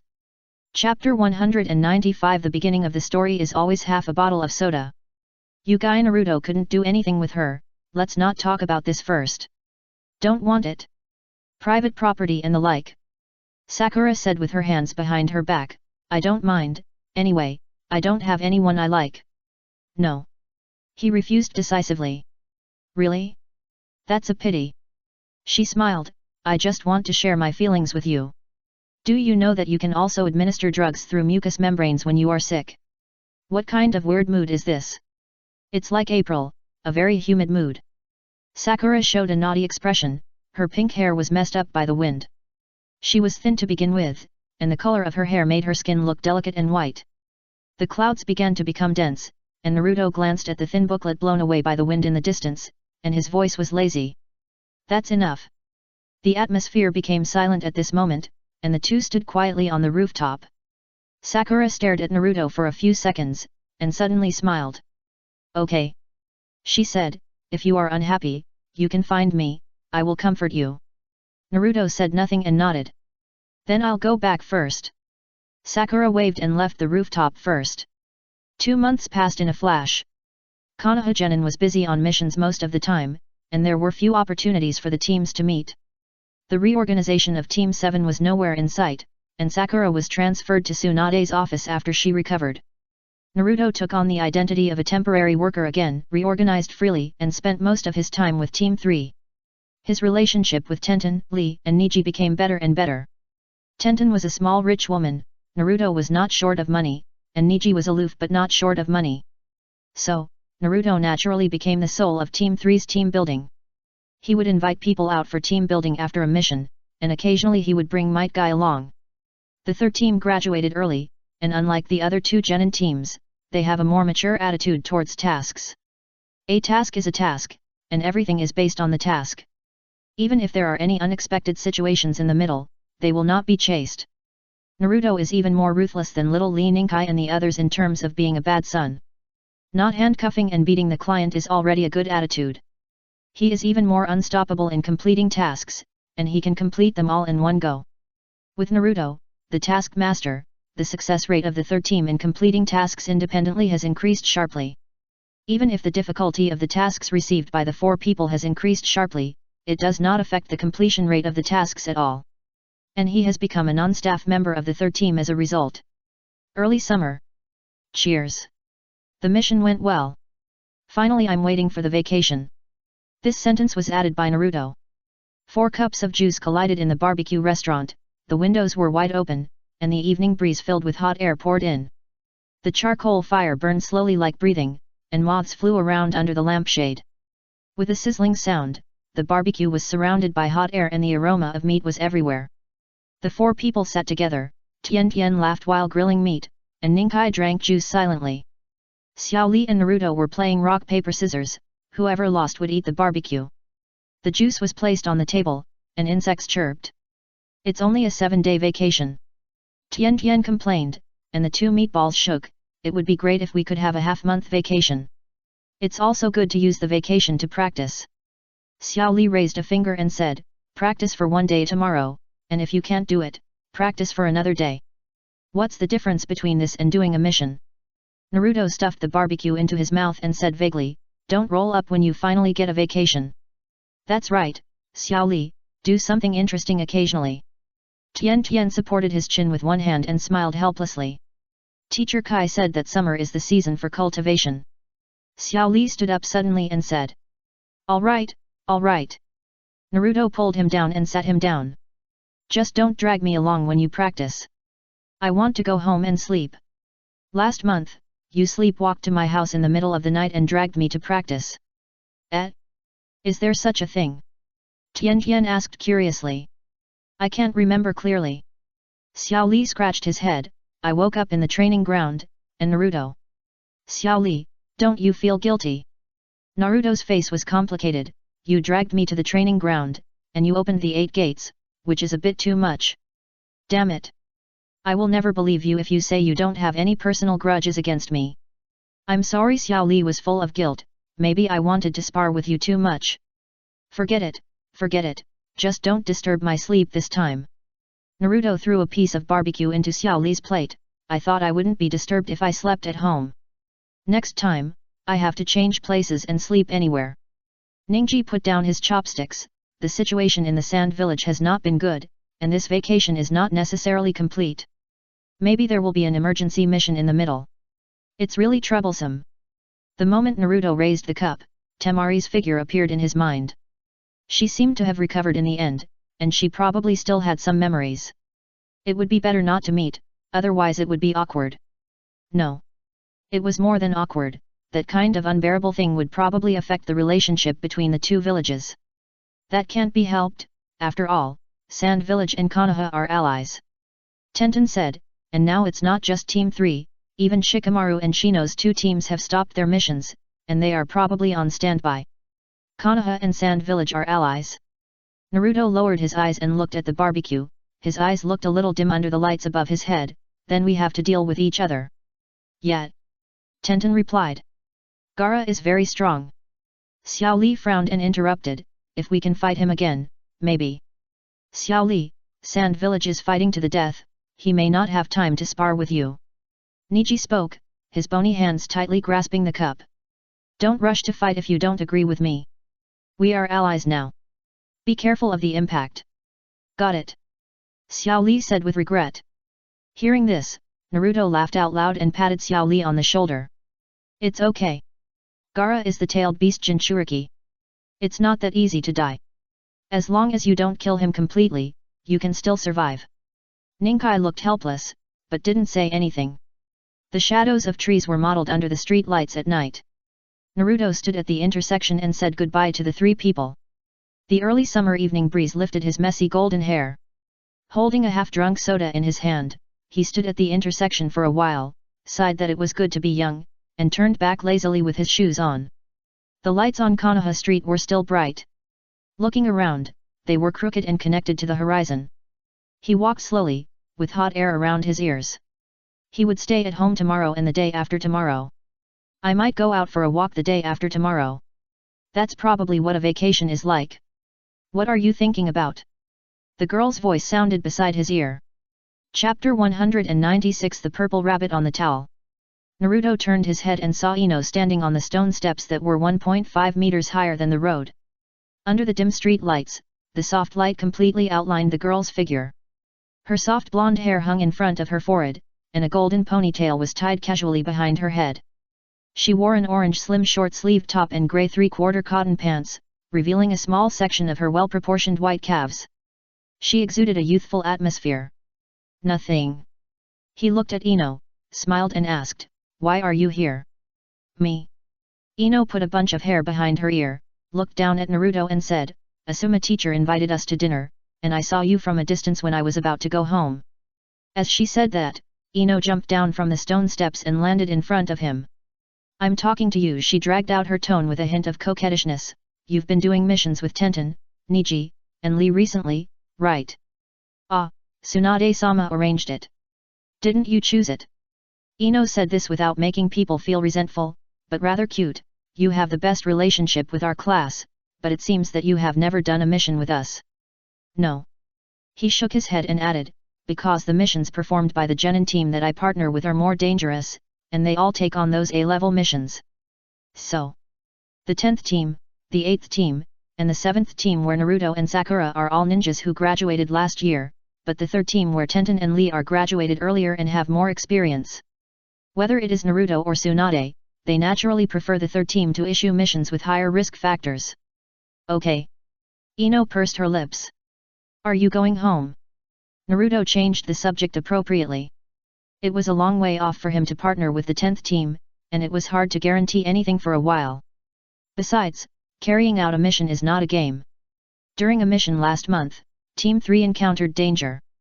He almost used his arsenal against an ungrateful ninja village. Reincarnation. If all their ancestors were awakened, the scene would probably be a river of blood. "Well, it's a bit late. I was just thinking about going home and happened to see you." Ino's voice brought him back to reality from his trance. "I'll take you home. This place is far from my home." "Your home is completely in another direction, right?" Ino seemed a little hesitant. "Will it be too troublesome?" "It's really troublesome. Although it's the truth, it's really hard to hear that some people hesitate because they want to go home to sleep. It turns out that going home to sleep takes precedence over me. Because I'll be lonely going home alone later. Who cares about you?" Ino muttered, "Don't dream that such a clumsy and dirty trick will work on me." "Eh? Have you been discovered? How slow do you think I am?" Ino glared at him. "Miss Ino is really amazing." "Hehe, that's right." Ino seemed to be very pleased with these words, her eyebrows curved. "It's rare to hear a serious word from you, it would be great if you could always be so upright." "Sure, just accompany me during the vacation," Naruto suddenly said. "Accompany? Accompany you?" Who wants to accompany you? Ino stammered. Then I'll accompany you. No. She refused without hesitation, besides, I probably have to look after the store at home. If you come, your parents will definitely be suspicious. Naruto touched his chin, took a breath, and said. But auntie seems to like me more. Ino. He seemed to be telling the truth. Ino felt like a few arrows hit her knees, and she felt bad all over. Forget it, go home quickly, hug the quilt and cry secretly for a few minutes. Anyway, you are not allowed to come. But I'm bored at home, so I'm half a customer, right? Naruto asked in a rogue manner. Why half? Ino had already turned and walked towards the Yamanaka flower shop. The two walked slowly on the streets of Konoha, shoulder to shoulder. Because I'm not going there to buy flowers. He turned his head and stared at Ino. Ino couldn't help shrinking her neck when he stared at her, but couldn't help but glance at him quickly, her eyes sparkling. Her face was slightly red, and she muttered softly. Don't say such strange things. Because it's summer now, it's normal to say such things. Naruto walked slowly beside Ino, and the streets of Konoha were still brightly lit, and there was no end in sight. It has nothing to do with summer, don't make weird excuses. Aren't I explaining? There will only be one summer in a person's life, and the rest of the summer is just a recollection, which probably means the best summer or something like that. As he said this, he quietly grabbed Ino's hand. The latter struggled for a while, but failed to break free, so he simply looked away. You. What's wrong with me? Someone asked shamelessly. Ino stopped talking, looked in another direction, and said in a muffled voice. Don't pinch me. Naruto held a half bottle of soda in his hand, and held Ino's hand with the other hand. He was not so honest. Ino's face flushed, and finally she couldn't bear it anymore and broke free from his hand. Perhaps she felt that the atmosphere was a bit awkward, so Ino started to find topics while walking. What are you holding in your hand? Half a bottle of soda, left for you. Drink it yourself. Ino was a little speechless. She shouldn't have expected that kind of person. There were 7 days of long vacation, and she would definitely have to deal with him. She thought hypocritically, it was obviously tiring to watch the store. Under the big green tree in front of the flower shop in the mountains. The two of them stopped walking in tacit agreement. Although this place was still one street away from the Yamanaka flower shop, they always agreed to send her home until the end. I'll come to the store to find you tomorrow. He said. Oh. Ino looked down at the tip of her shoes and said nervously, it will rain tomorrow. She hoped that Naruto would say that they would change the day or simply not come. But her heart beat faster and faster. She was nervous. She had said similar irony before. Her parents asked her if she wanted to spend her birthday alone. After all, every time it coincided with the fireworks festival, she could only rush to finish it. She shook her head and said it was too troublesome. Her heart beat very fast at that time. Although she did think it was too troublesome, she still expected her parents to give a different answer. Naruto glanced at her and frowned. Really? Ino's heart suddenly felt empty, but she still smiled. Yeah, it's summer after all, and the rainy season is coming soon. It's troublesome when it rains, and the journey is long. I'll come early. Ino looked up at him, a little confused for a moment. Can you arrive before dawn? No need to try that hard. Just a little earlier, not that early. I'm treating this as a date. A date? No. Not like that. Don't talk nonsense. Ino seemed a little flustered, do you have to be so excited? Of course. Since you're so excited, I'll reluctantly agree to it, but this is not a date. Ino reiterated, you're just accompanying me to the store. It's very boring. I can only doze off when there are not many customers. I know. Naruto nodded, it doesn't matter. I can find fun myself. Hey! What you said is so dirty. Ino hugged herself tightly and glanced at him with contempt, you'd better put away your damn sexual fetish tomorrow and don't scare the customers. Boom. The next morning, the sky was indeed gloomy. Naruto was so sleepy that he could hardly open his eyes, and he got up and washed up. The nine-tail was still sleeping on the sofa. Fortunately, it didn't sweat, so it didn't dirty the sofa. After hearing the noise, the nine-tail opened his eyes and subconsciously touched the wine bottle next to him. Where are you going? The flower shop in the mountains. Naruto's voice came from the bathroom. Boring. The nine-tailed fox didn't find any interesting words in his words, so it retracted its head again.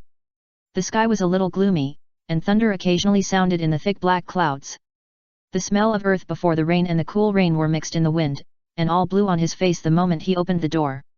The wind poured into his neck and poured out from his sleeves. He went out holding an umbrella. In the flower shop in the mountains, Ino sat at the counter absent-mindedly. The light above his head was bright yellow and clear, and the rain outside was getting heavier. The cold wind came in from the crack of the door, and the door of the flower shop was white. Asuma said at the dinner party last night that a 7-day vacation cannot guarantee a complete vacation. If there is any movement from the Sand Village, they will have to end their vacation at any time. It may be a collective action of the genin. At this juncture, they are the only ones who can be mobilized at will in the village. Outside the door, there was a heavy rain, which completely blocked the view. Ino was restless, got up and walked to the door and carefully opened a crack. She wanted to see if the man had come, but she saw a black umbrella pressing down, just blocking her view. Ino was slightly stunned and saw the pair of tactical sandals, the bare ankles dipped in rain. Looking up, there was a smug smile, and the black ribs of the umbrella pressed down. "Are you waiting for me?" he asked. "It's hot, just open the door for some fresh air." Ino rolled her eyes at him. "Don't think you are so important." There were several collisions on the street, which seemed to be the sound of a metal frame falling to the ground. She looked at Naruto, whose hair was half wet, pursed her lips and made way. "Come in. This is the first time I get up so early, you have to make some compensation, right?" He shook the black umbrella violently, and then leaned it against the corner. "You obviously insisted on coming here." Ino muttered, and took out a towel from under the counter. "Dry your hair first." "Thank you." Naruto reached out to take it, wiped it for a while and realized something was wrong. He looked at the towel carefully for a while, with a strange look in his eyes. "So you like rabbits?" "Hey!" Ino was stunned for a moment. Until Naruto fully unfolded the white towel, revealing the purple bunny embroidery. Ino's pupils suddenly dilated slightly, and she snatched the towel away with a cry. "You took the wrong one." Her face flushed instantly, and she clutched the towel tightly. "This is what I use myself, I'll get you a new one." As she said that, she hurried back to the counter, pulled out a dry white towel from the bottom and handed it to Naruto. He didn't take it, but shrugged his nose. "Personal use. Go to hell. Pervert. It's just for wiping sweat." Ino angrily threw the new towel on Naruto's face. Chapter 197 His soul is always hot. "Where's uncle?" Naruto asked after drying his head. "Work." Ino put her elbow on the counter, looked up at Naruto and said, "You ask even though you know the answer." "Just asking casually." He smiled. "Is it not good for me to stay here like this?" "Yet." Ino nodded solemnly. "Okay, but it's useless if it's not good." Naruto looked fearless, spread his hands and said, "Anyway, I'm here." Ino couldn't do anything to him, so she stopped talking. From the angle she was sitting at the counter, she could see Naruto's clear facial features and Adam's apple, and suddenly she felt that the atmosphere suddenly became weird. The rain outside was hitting the window, and Ino reached out and grabbed her thigh. She was wearing a cotton skirt, and the red marks sank into her skin, and turned white after a while. "Can you open the window? It's a bit hot." She was just distracted, but she was startled by her trembling voice. When did she become so nervous? "The rain is a bit heavy, it may blow in." Naruto glanced out the window, then turned his head and looked at Ino in confusion. "Are you sure you want to open it?" "Yeah." She pretended to be calm, but she stood up again. "I'll open it," he said. "Ah!" Ino suddenly realized when she stood up. But she had already stood up due to excessive tension. If she sat down again, she would feel a little embarrassed, so she spoke first. "No, I can open it myself." She hurriedly stood up. The rain was getting heavier and the wind was getting stronger. The window shivered in the cold wind, as if it was about to fall apart. Ino walked over with her shoulders hunched. Not high enough, the window was about 1 meter higher than her dot appearance. Below were neatly arranged flowers and soft soil on the shelves. If the window was just open, some raindrops would drift in, which really had no effect. Ino wanted to jump up and close the window, but when she thought of the skirt she was wearing, she immediately gave up this absurd idea. That guy was standing there watching. If he saw her, she would be laughed at for the rest of her life. Thinking of this, her irritability towards Naruto increased by 1 point. She pulled over a high stool, took off her shoes and was about to step on it. But as if she suddenly remembered something, she retracted her feet and turned to look in the direction of Naruto. The latter had already walked over and held the stool. "You will fall down like this." She wanted to say that it was none of your business, but then she thought that he had done nothing wrong. If he could move his eyes away from her feet, he would be considered a gentleman. "Don't look around," Ino complained. "Okay." Ino was a little helpless, but fortunately her cotton skirt was not above her knees, so it was not so easy to expose herself. She gritted her teeth, stood up slightly, stretched out her white arms to open the window. The delicate fingers like jade onions fiddled in the air, and then smoothly grabbed the knob on the window. She twisted it with great strength, and opened the window with a rustle. The strong wind mixed with rain poured in, and Ino's mind cleared up for a moment, and she lowered her head and wanted to get down. The two people's eyes met. Naruto stared at the girl in the cotton skirt, and saw her hair was messed up by the wind, and his heart suddenly felt itchy. Wanting to reach out and touch her hair, the sour feeling almost turned into an impulse. "Is it done?" His voice was abnormal, with a hint of inexplicable emotion. Ino felt her heartbeat speed up a lot, her body was not right, and her feet were inexplicably weak. She glanced at Naruto and suddenly felt dry in the mouth. Something was wrong, very wrong. Ino couldn't figure it out. She had been alone with him before, and even slept in the same bed. But she was just shy in her heart. The two of them had always been innocent. But now she felt that not only was there something wrong with Naruto, but she seemed to be a little bit wrong too. Is it because they haven't seen each other for too long? Yet. Her voice was very soft. She slowly squatted down on the high stool and prepared to get down. One foot tried to step on the ground with her shoes. Naruto suddenly grabbed her hand and supported her waist. Ino's heart was beating fast, and she turned her head to look at him in surprise. She was choked and couldn't speak at all. Her feet softened for a moment when she stepped on the ground, and then she held them up immediately. Her cheeks were hot and her breathing became rapid. The sour and numb feeling extended from the back to the back of the head and spread throughout the body. "What's wrong?" Naruto naturally let go of her hand, looking at her with clear eyes. "I was afraid you would fall." "No, nothing." She put on her shoes and returned to the counter with a red face. She muttered something in a low voice, her voice unclear. Naruto sat opposite Ino, and the two were separated by a counter. There were not many customers on rainy days, and occasionally someone came to hide under the eaves. Almost subconsciously, he glanced at the store, his eyes swept across the flower stand, and finally fixed on the boy and girl in front of the counter. The boy sat casually, his expression lazy, almost lying on the table. The girl seemed to be angry, and her face turned away in another direction, not looking at him. The rain was pouring down. Naruto turned his palm over and said aloud, "My waist is so soft." This sentence seemed to ignite a powder keg. Ino stood up instantly, leaned out half of her body and twisted Naruto's arm. "If you keep saying that, pervert. Do you like taking advantage of me so much?" "I like it." Naruto grimaced in pain. "What do you like?" "I like everything. I can't do anything to you." Ino looked away and took back her hand. She didn't know where to look, and she finally felt better. It wasn't because of the ambiguous word like, but because she got revenge. She also wanted to say she liked him, but didn't want him to get too far, so she didn't say anything. But she always felt bad in her heart, so she asked if it hurt. "It's okay," Naruto replied.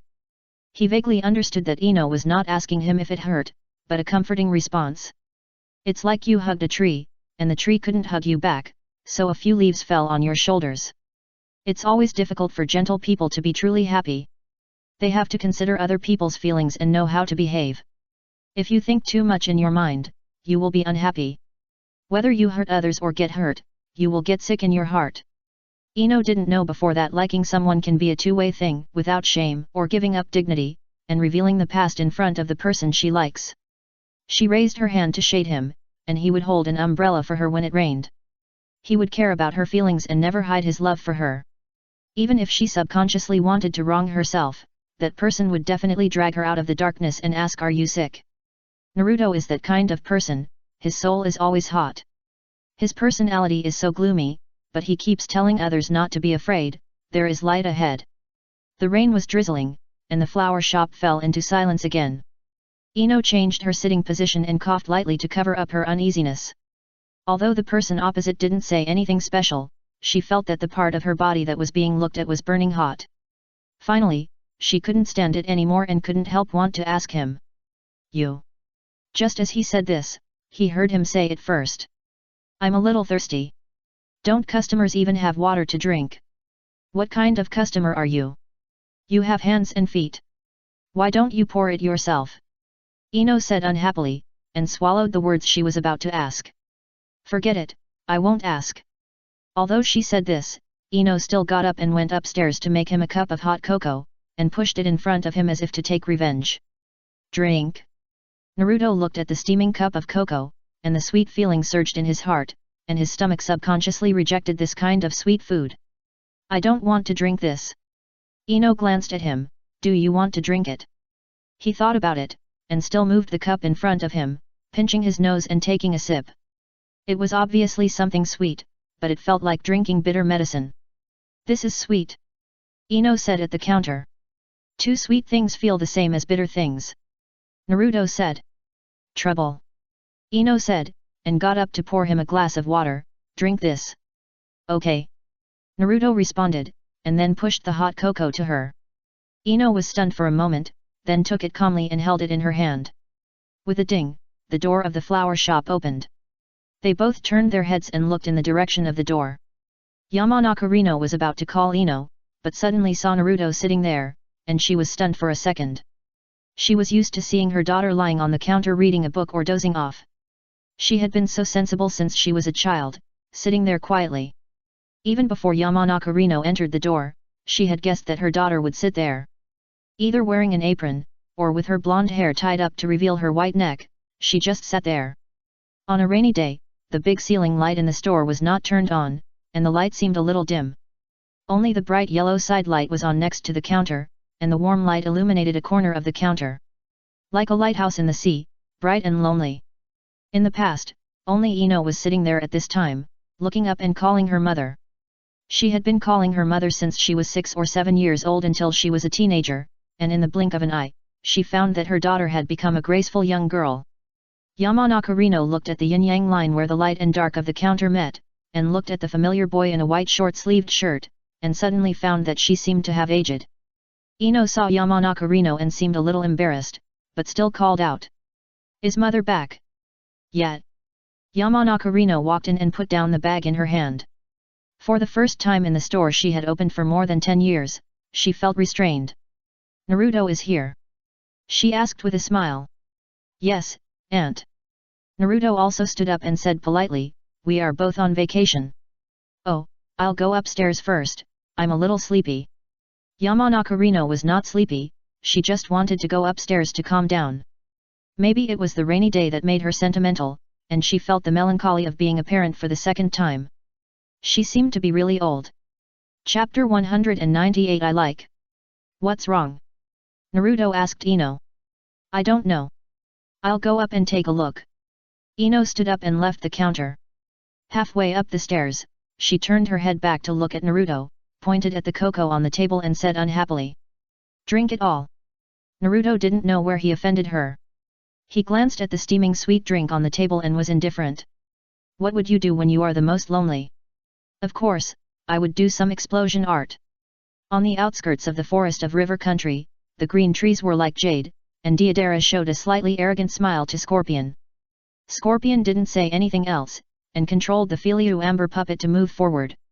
Don't go, am I wrong? Deidara chased after him, no matter loneliness or any other emotions, they will all be sublimated at the moment of explosion. He walked sideways beside Scorpion, waving his hand and said excitedly. Senior, art is the eternity of the moment, and so is the explosion. Scorpion still controlled the Filiu puppet to move slowly forward. The puppet was ugly, hunched over, and its body was completely covered by the cloak with red clouds and black bottom. Let's go. Scorpion's voice came from inside the puppet, since you have decided to capture the tailed beast, why not take advantage of the turmoil in the sand village to start early? I don't know what you are waiting for by dragging your feet. Scorpion was a little irritable. He was originally just a pure avenger. Konoha White Fang killed his parents, and Cho had been hiding it from him. But lies cannot stand in the sun, and will eventually melt in the sun. He sought revenge and killed all the responsible people, but got the news that Konoha White Fang committed suicide. Originally, he joined Akatsuki just to vent his hatred, but he found that the level of this organization seemed a bit mixed, and they were slow to do things. Akatsuki was no longer the Akatsuki that was purely for revenge, which made him feel more and more bored. That being said, I also think that the people in the organization are not smart. Deidara knocked his head and said, although they keep talking about great goals, I always feel that they are just talking. Those two undead disgusting guys I have been making money everywhere, killing people occasionally, and it seems that I have done nothing else. I am wandering around like a headless fly, and it is getting more and more boring to stay here. If it weren't for surpassing Uchiha Itachi, I would have left long ago. What kind of people are they recruiting? A lot of weird guys, either they like money or they are pagans. A bunch of people who don't understand art at all and have no pursuit at all. Deidara complained a lot, like a junior complaining about the company in front of his elder brother, and glanced at Scorpion respectfully, and suggested. Anyway, this mission is boring, why not go to the Sand Village to take a look? You can't act on your own after you go there, it's meaningless. Scorpion said. Okay. Deidara looked indifferent. He could have played with black soil in the office, but he chose explosive clay. He didn't want a good junior sister with beautiful legs, but was recruited by Uchiha Itachi after a trick. For him, everyone in the Akatsuki organization is talented and speaks harshly. Explosion is an art, but it feels too uncomfortable to be recognized. Fortunately, the senior is also an artist. Although his skills are a bit abnormal, he still has some topics. Although I always feel that the senior doesn't recognize the organization, and he looks like he will defect if he doesn't agree with it. However, I can live one day at a time, as long as I can blow people up everywhere. Cool. In the flower shop in the mountains.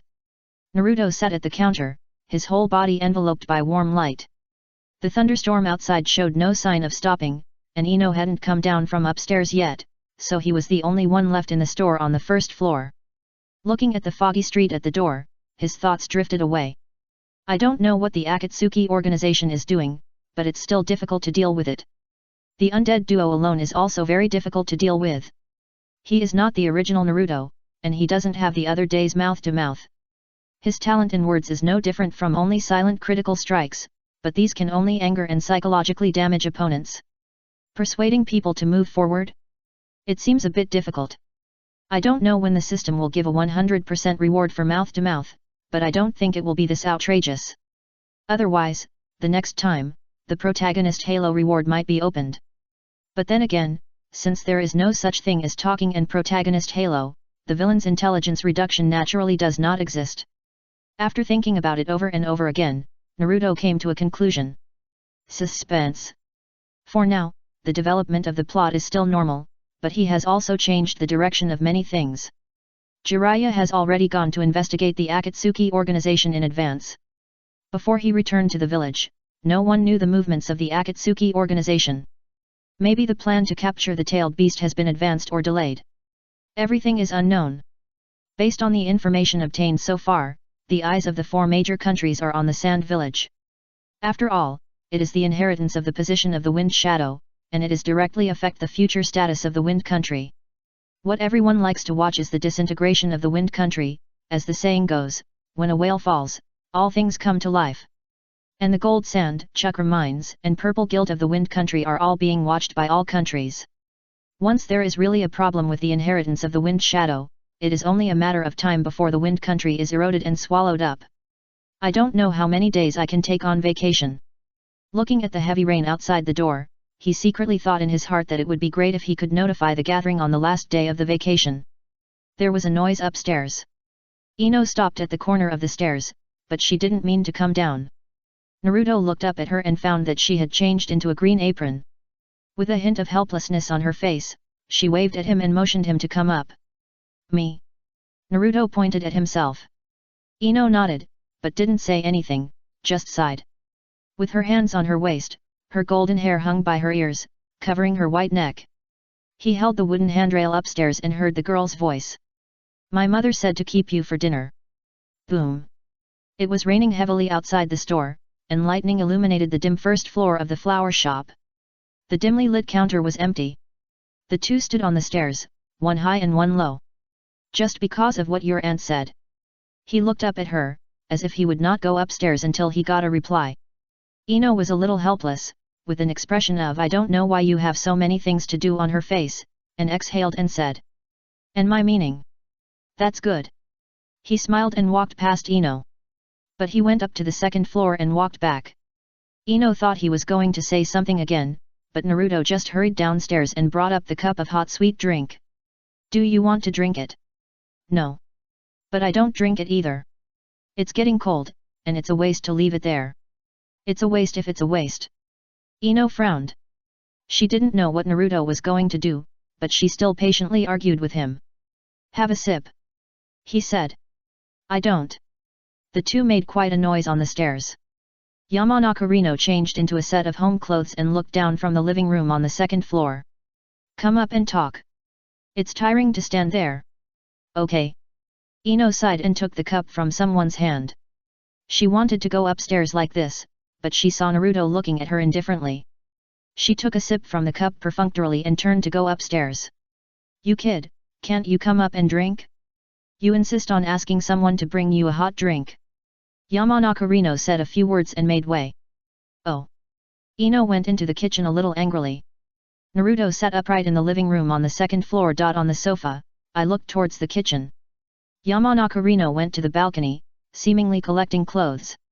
The balcony seemed to be connected to the room, so there was no need to go through the living room. The heavy rain hit the window, and the balcony was white outside. The flowers on the stone platform trembled in the cold rain and wind. After a while, Yamanaka Rino walked out of the room. Even after removing her makeup and changing into home clothes, she still couldn't hide her elegant temperament. Like the imperial concubine in the TV series, every move exuded elegance. It's raining too hard. She walked through the living room to the kitchen, as if she was talking to Naruto and Ino. The ninja school is surrounded by parents. There are parents everywhere picking up their children. The iron gate of the school has collapsed and the entrance is in a mess. Those kids can't find their parents and are wandering around. In the past, our Ino didn't need to be picked up in this kind of weather. She could handle it by herself. After all, she is a ninja, and she should be able to handle things on her own at a young age. If the rain is too heavy, it's safer to pick her up. Naruto whispered his opinion. Of course, this is just a casual remark, after all, it's just a casual chat. Yamanaka Rino can't turn around and find a time machine to go back to Ino's childhood to pick her up from school because of a sentence. Perhaps Ino herself has long forgotten a certain afternoon when she was soaked. Everyone was gone, and she could only look at the heavy rain curtain alone and think about when to run home. Fortunately, there is no shortage of orphans in the ninja school, and there are many children running in the rain. Probably that's it. Ino lowered her head in the kitchen, silently cutting vegetables. Sometimes it is not a good thing to have a good memory. Many not so good memories cannot be forgotten. So that she would be sick in her heart again for a careless word. But she could not show anything on her face. She was too considerate. When she wanted to be willful, she would feel troublesome. Even showing grievance would be troublesome. It was meaningless to discuss whether to accept the question. Yamanaka Rino did not take it to heart. She paused in the middle of the living room for a moment and gave Naruto a polite smile. That's right.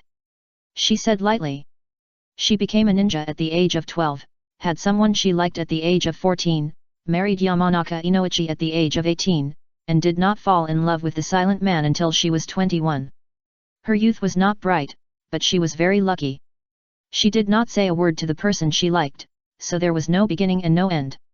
She maintained her dignity, just as she always did. Yamanaka Inoichi let her continue to be decent and gave her all the dignity of a lady. The family is happy, there is a flower shop, and even giving birth to a daughter is reliable and she doesn't have to worry about it. Naruto looked at the decent smile and smiled. Yes. He answered very decently, without saying any extra inappropriate words. He watched Yamanaka Rino go into the kitchen, and then heard the two people talking quietly in the kitchen. He leaned on the sofa, not so restrained, and took a pillow to press on his chest as a fulcrum. The sofa was facing the balcony, and a thin lightning flashed under the clouds. With a bang, the thunder shook. Naruto was completely in a daze, staring at the heavy rain outside the balcony, thinking about what happened some time ago. Thinking about whether Orochimaru would be very angry if he couldn't find the death mask, and would suffer from the burning feeling of his soul forever. Not long after, Ino came out of the kitchen with warm cocoa. She was not wearing an apron, probably because she had given it to Yamanaka Rino. She didn't say anything, and sat directly next to Naruto, the two separated by some distance. After a long while, Ino whispered, "Thank you." He turned his head and stared at Ino, and the girl looked away, looking a little embarrassed. "Thank me for what?" Hearing this, she hesitantly squeezed the cup that was no longer hot, and tightly circled the outer wall of the cup with 10 fingers. She squeezed too hard, so that her knuckles turned slightly white. "What you just said?" she whispered, her voice was weak, and probably only the sofa could hear it. "You said you should pick me up." "I just said it casually, after all, it can't be realized," he said frankly.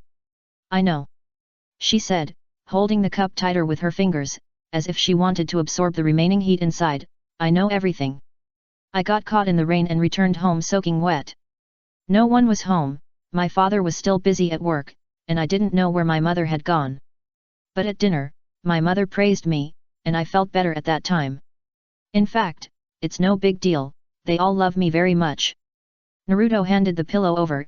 Ino was stunned for a moment, then put the cup down and took the pillow. She curled up, as if she wanted to rub the pillow into her small body. Her voice was a little erratic at this time, and it seemed that her emotions were also a little unstable. But soon, everything returned to normal. "But thank you anyway. I don't really care about getting wet in the rain. I just want to say something sometimes, but I always think it's too much trouble. I don't want them to mention it again. They think it's something worth showing off, but every time they mention it, I feel uncomfortable for some reason. I just don't have a reason to tell them not to mention it again, and I don't know how to say it." The thunder was deafening, and the frame of the balcony window shook twice. Taking advantage of the moment of silence, she turned her head and looked at Naruto. Pursing his lips, his voice was very light, but it was different from his usual tone. "I'm very happy, now someone is speaking for me." She smiled, a smile from the heart. "I like this feeling very much, and I also like..." Boom! The thunder roared violently, more deafening than before, and lightning flashed through the white light of the balcony. He saw Ino's lips moving, but the sound was completely covered by the thunder. Chapter 199 The Girl Boasted by the Gods. His hearing was covered by the thunder, but he saw her speak. Her lips were slightly open, and her expression was not as disgusted or cold as usual. It was the kind of smile that was unspeakably gentle, even with a hint of attachment. Perhaps this kind of plot will only appear at the weddings of lovers and newlyweds. Such an unreserved smile, the eyes are so pure that people can't help but pity. The slightly red cheeks and confused eyes are like the desire that has been pulled out of the silk thread of the broken lotus root. That lovely look would make anyone who saw it feel beautiful. Naruto saw her last sentence, and it was completely imprinted in his mind. Silence is more powerful than sound, and the sound seemed to explode in his mind. "I like you too." The cautious words, with the emotion of confession, were whispered in the dim living room. Her eyes were bright and her gaze was unspeakably soft. Naruto was stunned for a moment and couldn't help holding his breath. Seeing Ino's expression, it was difficult to remain indifferent, so that his heart began to beat faster. Shakespeare's sonnet flashed in his mind. That was the summer that even the gods boasted about, but it couldn't compare to the girl's gentle and lovely face. The storm could not diminish her beauty, even if thousands of beautiful flowers would wither, the god of death would raise his hand to shade her. Immortal in poetry, eternal in the eyes. Above the balcony, dark clouds gathered, thunder continued, and lightning like branches crossed the clouds. Raindrops rolled up on the wet vines with tender buds. The dark summer rainstorm poured down from the clouds. The streets were empty and wild dogs ran wildly in the alleys. The dark blue eyes seemed to be able to see through, and pierced directly into his empty heart. It seemed that she was waiting for his answer, responding to Ino's words. "What should I say? I should say something now." Naruto's fingers on the sofa twitched slightly, shook as if he was electrocuted, and then opened his mouth. He had nothing, and it had been like this since the beginning. Living is just to lie better, without too big ideals, and adulthood is far away. He has a bad character and will take revenge for any slight. He has a bottom line but it is flexible, and he has a sense of morality but very little. There is a system just for lying better, at least he can save his life without practicing hard. In the final analysis, he knows that he is not a perfect person, his character has a lot of flaws, some of his concepts are not very correct, and even his views are a little distorted. But even so, he still yearns for beautiful things. The girl's soul is hot, and her ignorant expression is shining. He also wants to respond, touch and feel her. I like it too. The voice is neither high nor low, just enough for Ino, who is halfway across the sofa, to hear.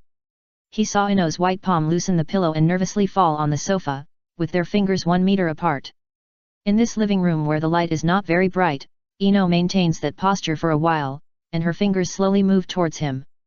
Naruto looked up at her and slowly reached out his hand.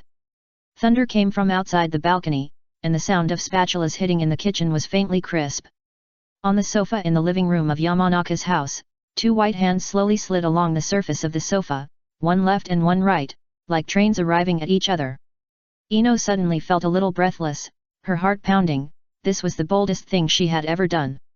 Seeing the 2 hands approaching each other, the picture was a little thrilling. She felt her cheeks getting hot, and couldn't take her eyes off Naruto's hand. His hand seemed a little bigger than hers, and his palm was like a stove. When their fingertips were about to touch, there was a sudden noise from the kitchen. Ino, can you help me get the sugar jar? Okay. Ino sat up straight on the sofa, her waist straightened, and responded loudly, her face flushed, and her neck also turned red. She got up in a hurry, glanced at Naruto in a hurry, and left immediately. Naruto withdrew his hand indifferently, and the sweet fragrance of Ino was still lingering in the air, which was gone in a flash. He walked to the balcony and found that the rain had subsided. The potted flowers on the balcony were still strong, and the round holes in the sink were filled with transparent rainwater. The window was clear and bright, and the white mist had dissipated. After dinner, Naruto said goodbye. After all, Ino's mother was at home, and if he stayed any longer, he would feel constrained, so he simply said goodbye. Ino's eyes looked a little unnatural, and she never looked at him directly. Occasionally, he could feel Ino's eyes passing by, but she didn't stay. When he looked again, he could only see the blush on her face fading. Goodbye. He left the Yamanaka flower shop, holding an umbrella and walking along Konoha Street to go home. It was wet everywhere, and the afternoon sun appeared, and the golden rain danced like flames. The second day of vacation. Naruto squatted under the eaves of the training ground, watching Xiao Li in green training clothes doing one-finger push-ups under the scorching sun, and yawned. The rain yesterday dried up in the morning. How many? He asked, holding his face. 441. Xiao Li was sweating profusely, and the shadow under him was completely wet with sweat, still short. Stop after 2 more. Naruto stood up and said. Why? 444 is unlucky, and the mission is about to start. He said as a matter of course, this is a big mission, all 4 teams have to go. Xiao Li is straightforward and can't argue with Naruto. He said oh and did 2 push-ups and then stood up obediently. Most of the time, Xiao Li stayed in the 3rd team, and occasionally he would be taken by Might Guy to perform tasks together. After all, he is a direct disciple, and the cooperation is more tacit. It is precisely because of this that Xiao Li's personality is like Might Guy, unrestrained and innocent. It is indeed good to practice hard, and diligence can make up for one's shortcomings. But if I had known earlier, I would not have agreed to accompany Xiao Li to practice. Naruto squatted here early in the morning to watch Xiao Li warm up. Hurry up and fight. Let me make it clear first. I don't use the tailed beast chakra, and you are not allowed to use the 8 gates. Naruto said naggingly, you should hold back a little, don't beat me to death. His physical skills are really not good. If he doesn't use the tailed beast chakra, his level is even lower than Xiao Li's. Have you worn the weights? Yes. Have you worn enough? If not, wear more. Naruto said shamelessly. Xiao Li checked the weights on his trouser legs, shook his head and said no. He tightened the bandage on his hand, stretched out his hand, and made a starting posture towards Naruto. Naruto sighed and slowly ended. Xiao Li's physical skills are more sophisticated than anyone else. Naruto had already felt it in the first round. The extraordinary reaction speed and solid physical skills foundation. Naruto could only release ninjutsu to restrain him, and his taijutsu was barely good enough, It was just training, and he didn't take it too seriously. However, most people wouldn't ask a Jinchuriki to train him, but Lee could. Generally speaking, it would be a waste if you didn't use the chakra of the tailed beasts in your body, but Naruto didn't want to repeat the training ground with Lee, so he simply added many restrictions. This training was meaningless. Lee dodged all kinds of small ninjutsu from Naruto, either wind escape, lightning escape, or lava escape. It can't be said to be powerful, but it's really disgusting. After fighting for a long time, Lee just couldn't find a chance to get close. Finally found a flaw, Lee was so excited that his eyes lit up, and he jumped into the air and used the Konoha whirlwind. Naruto frowned slightly, and as if he suddenly thought of something, he suddenly called out the system. The funeral of Kuroki Rega. A team of black-clothed men carrying a white coffin appeared out of thin air, with the dead Kuroki Rega walking in front. The coffin opened with a bang, and Xiao Li was sealed in the coffin without any explanation. Dong dong dong. Xiao Li struggled desperately in the coffin, but was restricted by the power of rules and could not force the coffin to break in a short time. Naruto forcibly interrupted the ninjutsu, so he didn't dig a hole to bury Xiao Li. Although this ninjutsu is a bit weird, it is still very useful. The funeral procession stopped, and there was only the dong-dong sound of the coffin being kicked. Naruto's nose twitched a bit, and he ignored him. He wanted to fight again after letting him out. Fighting, what the hell, only barbarians like to fight and kill. Such troublesome things. What is that? Outside the training ground, Tian Tian pointed at the white coffin and asked in surprise. Nothing, just a ninjutsu. Naruto had walked to the faucet and turned on the water to wash his arms. If Tian Tian hadn't appeared suddenly, he could even take a bath in the open air. Ninjutsu. Tian Tian was a little surprised, but she didn't think it was strange. Where's Xiao Li? The mission has come down. The Hokage asked us to gather and prepare for the mission. So soon? Naruto looked up at Tian Tian, a little surprised. Well, the news came from the Hokage building. Tian Tian looked around, is Xiao Li not here? Then I'll look for him somewhere else. Here. Naruto smiled awkwardly and released the ninjutsu with a bang.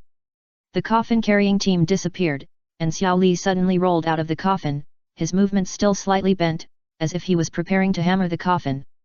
Tian Tian, dot. She looked up and looked away. She was a little depressed. It seemed that except for Niji, the people around her were all strange guys, including the teacher and companions. What kind of ninjutsu is that? So powerful. Xiao Li jumped up from the ground. Ordinary ninjutsu, for pranks. Naruto answered casually, and pointed in the direction of Tenten and said, we are going to prepare for the mission. Something happened in Sand Village. Great. Xiao Li waved his fist and shouted loudly. But he quickly reacted and added stutteringly. I mean, it's a pity. Tenten held her forehead and looked at her teammates, feeling that her youth was not beautiful at all. She took a deep breath and said to the two. Ningji and the others are already preparing, you should hurry up too, everyone will go. The three separated, and Naruto went home to change into a set of equipment for the mission. Thinking that everyone would go, he was a little worried, so he took the nine tails on the sofa away. Chapter 200, A Little Help.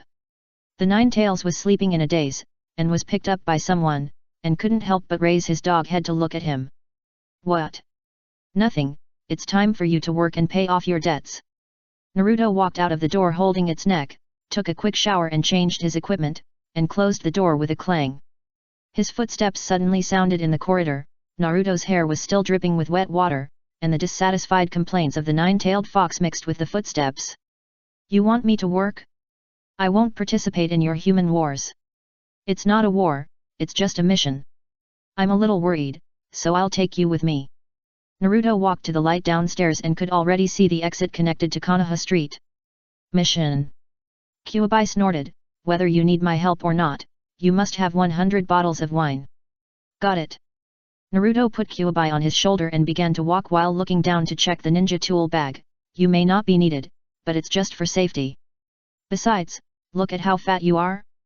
You were a thin dog before, but now you are as fat as a pig. If I don't take you to move around, the difference between you and a pig may be just the color of your skin. Damn it. You deserve to die, kid. Kyuubi was a little unhappy. Isn't this an insult to it? Although it has been a little more comfortable recently, it has not forgotten its original intention. Pig? It's Kyuubi, a terrifying tailed beast, woo. Super fierce.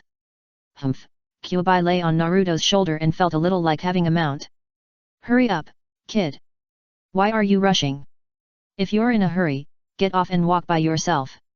Naruto ignored it. Behave yourself, you fat pig fox, or you won't be able to drink a drop of wine in the future. Despicable human, a gigolo like you should be dragged out to feed the dogs. Haha, shut up. Naruto directly took it from his shoulder to his hand. The nine-tailed fox has become more and more plump recently, and its limbs have evolved in the direction of being short. Originally, it was a tailed beast in the skin of an evil god. In essence, it was a skin bag with a ball of pure chakra energy, and its appearance could also be changed. Usually, the nine-tailed fox does not need to eat or drink, and its body does not excrete impurities. It exists completely as an energy body, and completely absorbs and converts the energy in the wine. So that now the nine-tailed fox has drunk too much wine, and under the paralysis of alcohol, it looks almost the same as Natsume's fat cat. He doesn't care. With the system, the nine-tailed fox can't make any waves. To keep a nine-tailed fox, you only need to spend some money to buy wine.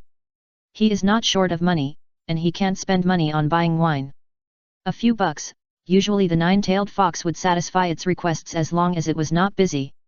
Anyway, the nine-tailed fox now assumes that the two wealthy women, Ino and Hinata, are supporting him, and he is a complete gigolo. Naruto did not want to correct this. As usual, several people gathered at the Hokage building. He wanted to go directly to the 5th floor, but when he entered the Hokage building, he saw a familiar face in the yard. Sakura and Ino stood together, talking and laughing. Kaiba, Shino, and Hinata also stood there waiting. It seemed that Koji and Shikamaru had not arrived yet, and Xiao Li and Ning this time, he arrived later. After a moment of hesitation, Naruto gave up the idea of going upstairs and simply waited in the yard. Anyway, the team leader for this mission would probably be Shikamaru, the dog-headed military advisor, so there was no point for him to go up and take a look. If there were special orders, Tsunade would send someone to summon him. Ino also noticed Naruto. Her eyes were flustered for a while, but she quickly regained her composure. Yesterday, she rolled on the bed for half an hour, but she couldn't resolve the shame in her heart. She actually said it out. Damn it, he knew it and responded. At that time, her whole body and mind were shaking violently, and her actions were completely out of control. When she thought of her mother cooking in the kitchen, she almost held hands on the sofa. It was too shameful. She wished she could go back to yesterday and stop your stupid and foolish behavior. Or, beat him up to the point of concussion and amnesia. Forget it. You must definitely forget that memory. Ino woke up in the morning, regretting everything she had done yesterday. I really want to live in another world, it's too shameful. She came to the Hokage building early, just thinking of standing there in advance to adapt to the atmosphere. Maybe if she pretended to forget about it, the man wouldn't ask. Well, tacit understanding. But Naruto didn't seem to have this tacit understanding. He glanced at everyone and walked directly towards Ino and Sakura. Ino turned her eyes slightly and was about to see where Naruto went. She saw Naruto walking towards her direction at a glance, and her mind went blank. What's wrong? Sakura asked. Ah. Ino was stunned for a moment. Sakura looked away slightly and frowned. What happened to the skirt? You suddenly stopped talking. While talking, Sakura looked in the direction where Ino was just distracted, and saw Naruto walking towards them. Her eyes dropped slightly, and she instantly understood what was wrong. Sorry, I was distracted by mistake. Ino said, that skirt. The mission started so soon. Naruto leaned over and asked naturally, when did you arrive? Not long. Sakura said with a smile, Ino was earlier, she was already here when I came. Really? Not long either. Ino laughed dryly. She uttered a sound, not daring to look at Naruto, but turned her head and met the Nine-Tails' eyes, and she was immediately happy. Why did you bring it? This guy is a ninja dog. Naruto lied casually. I don't know if anyone believes this, anyway, this plump fox dog is here, and it must be brought along. Ino, yesterday. Hearing this, Ino's heart suddenly rose to her throat, and she almost ran away. Yesterday? She said first, yesterday. You didn't get wet when you went back yesterday? My mother has been worried that you would get wet. That's not the case. Naruto looked at Ino strangely, but seeing that she seemed very nervous, he didn't say anything more. Sakura's eyes swept back and forth between the two of them, but she didn't look at them much, and looked down at the ground. Are all the people here? Shikamaru's lazy voice came from the stairs. Is Naruto here?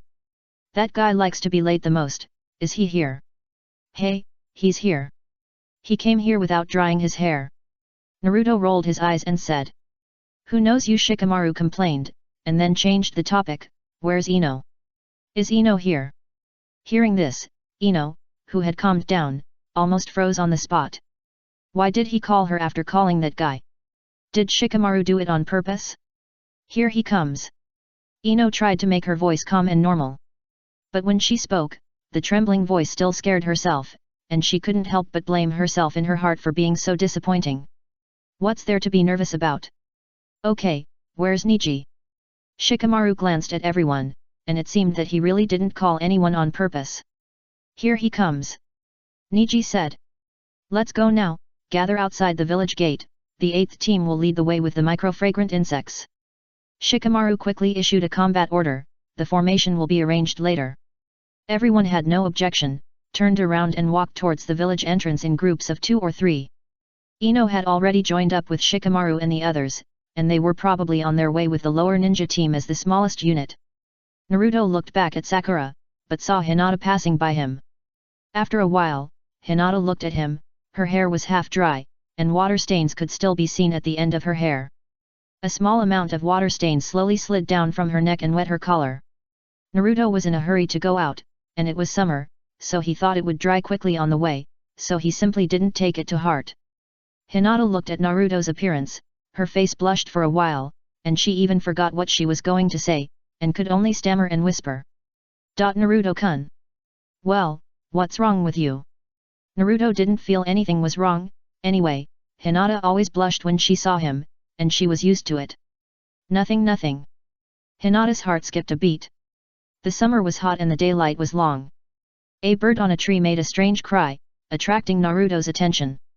When he looked away again, Hinata whispered, I'm leaving first, Naruto-kun.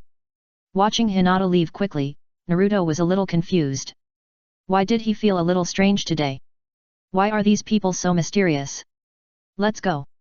Sakura walked to his side and smiled. Okay. Naruto nodded. Fortunately, Sakura was still normal. This mission is over. Black Sakura's calm voice came from the side.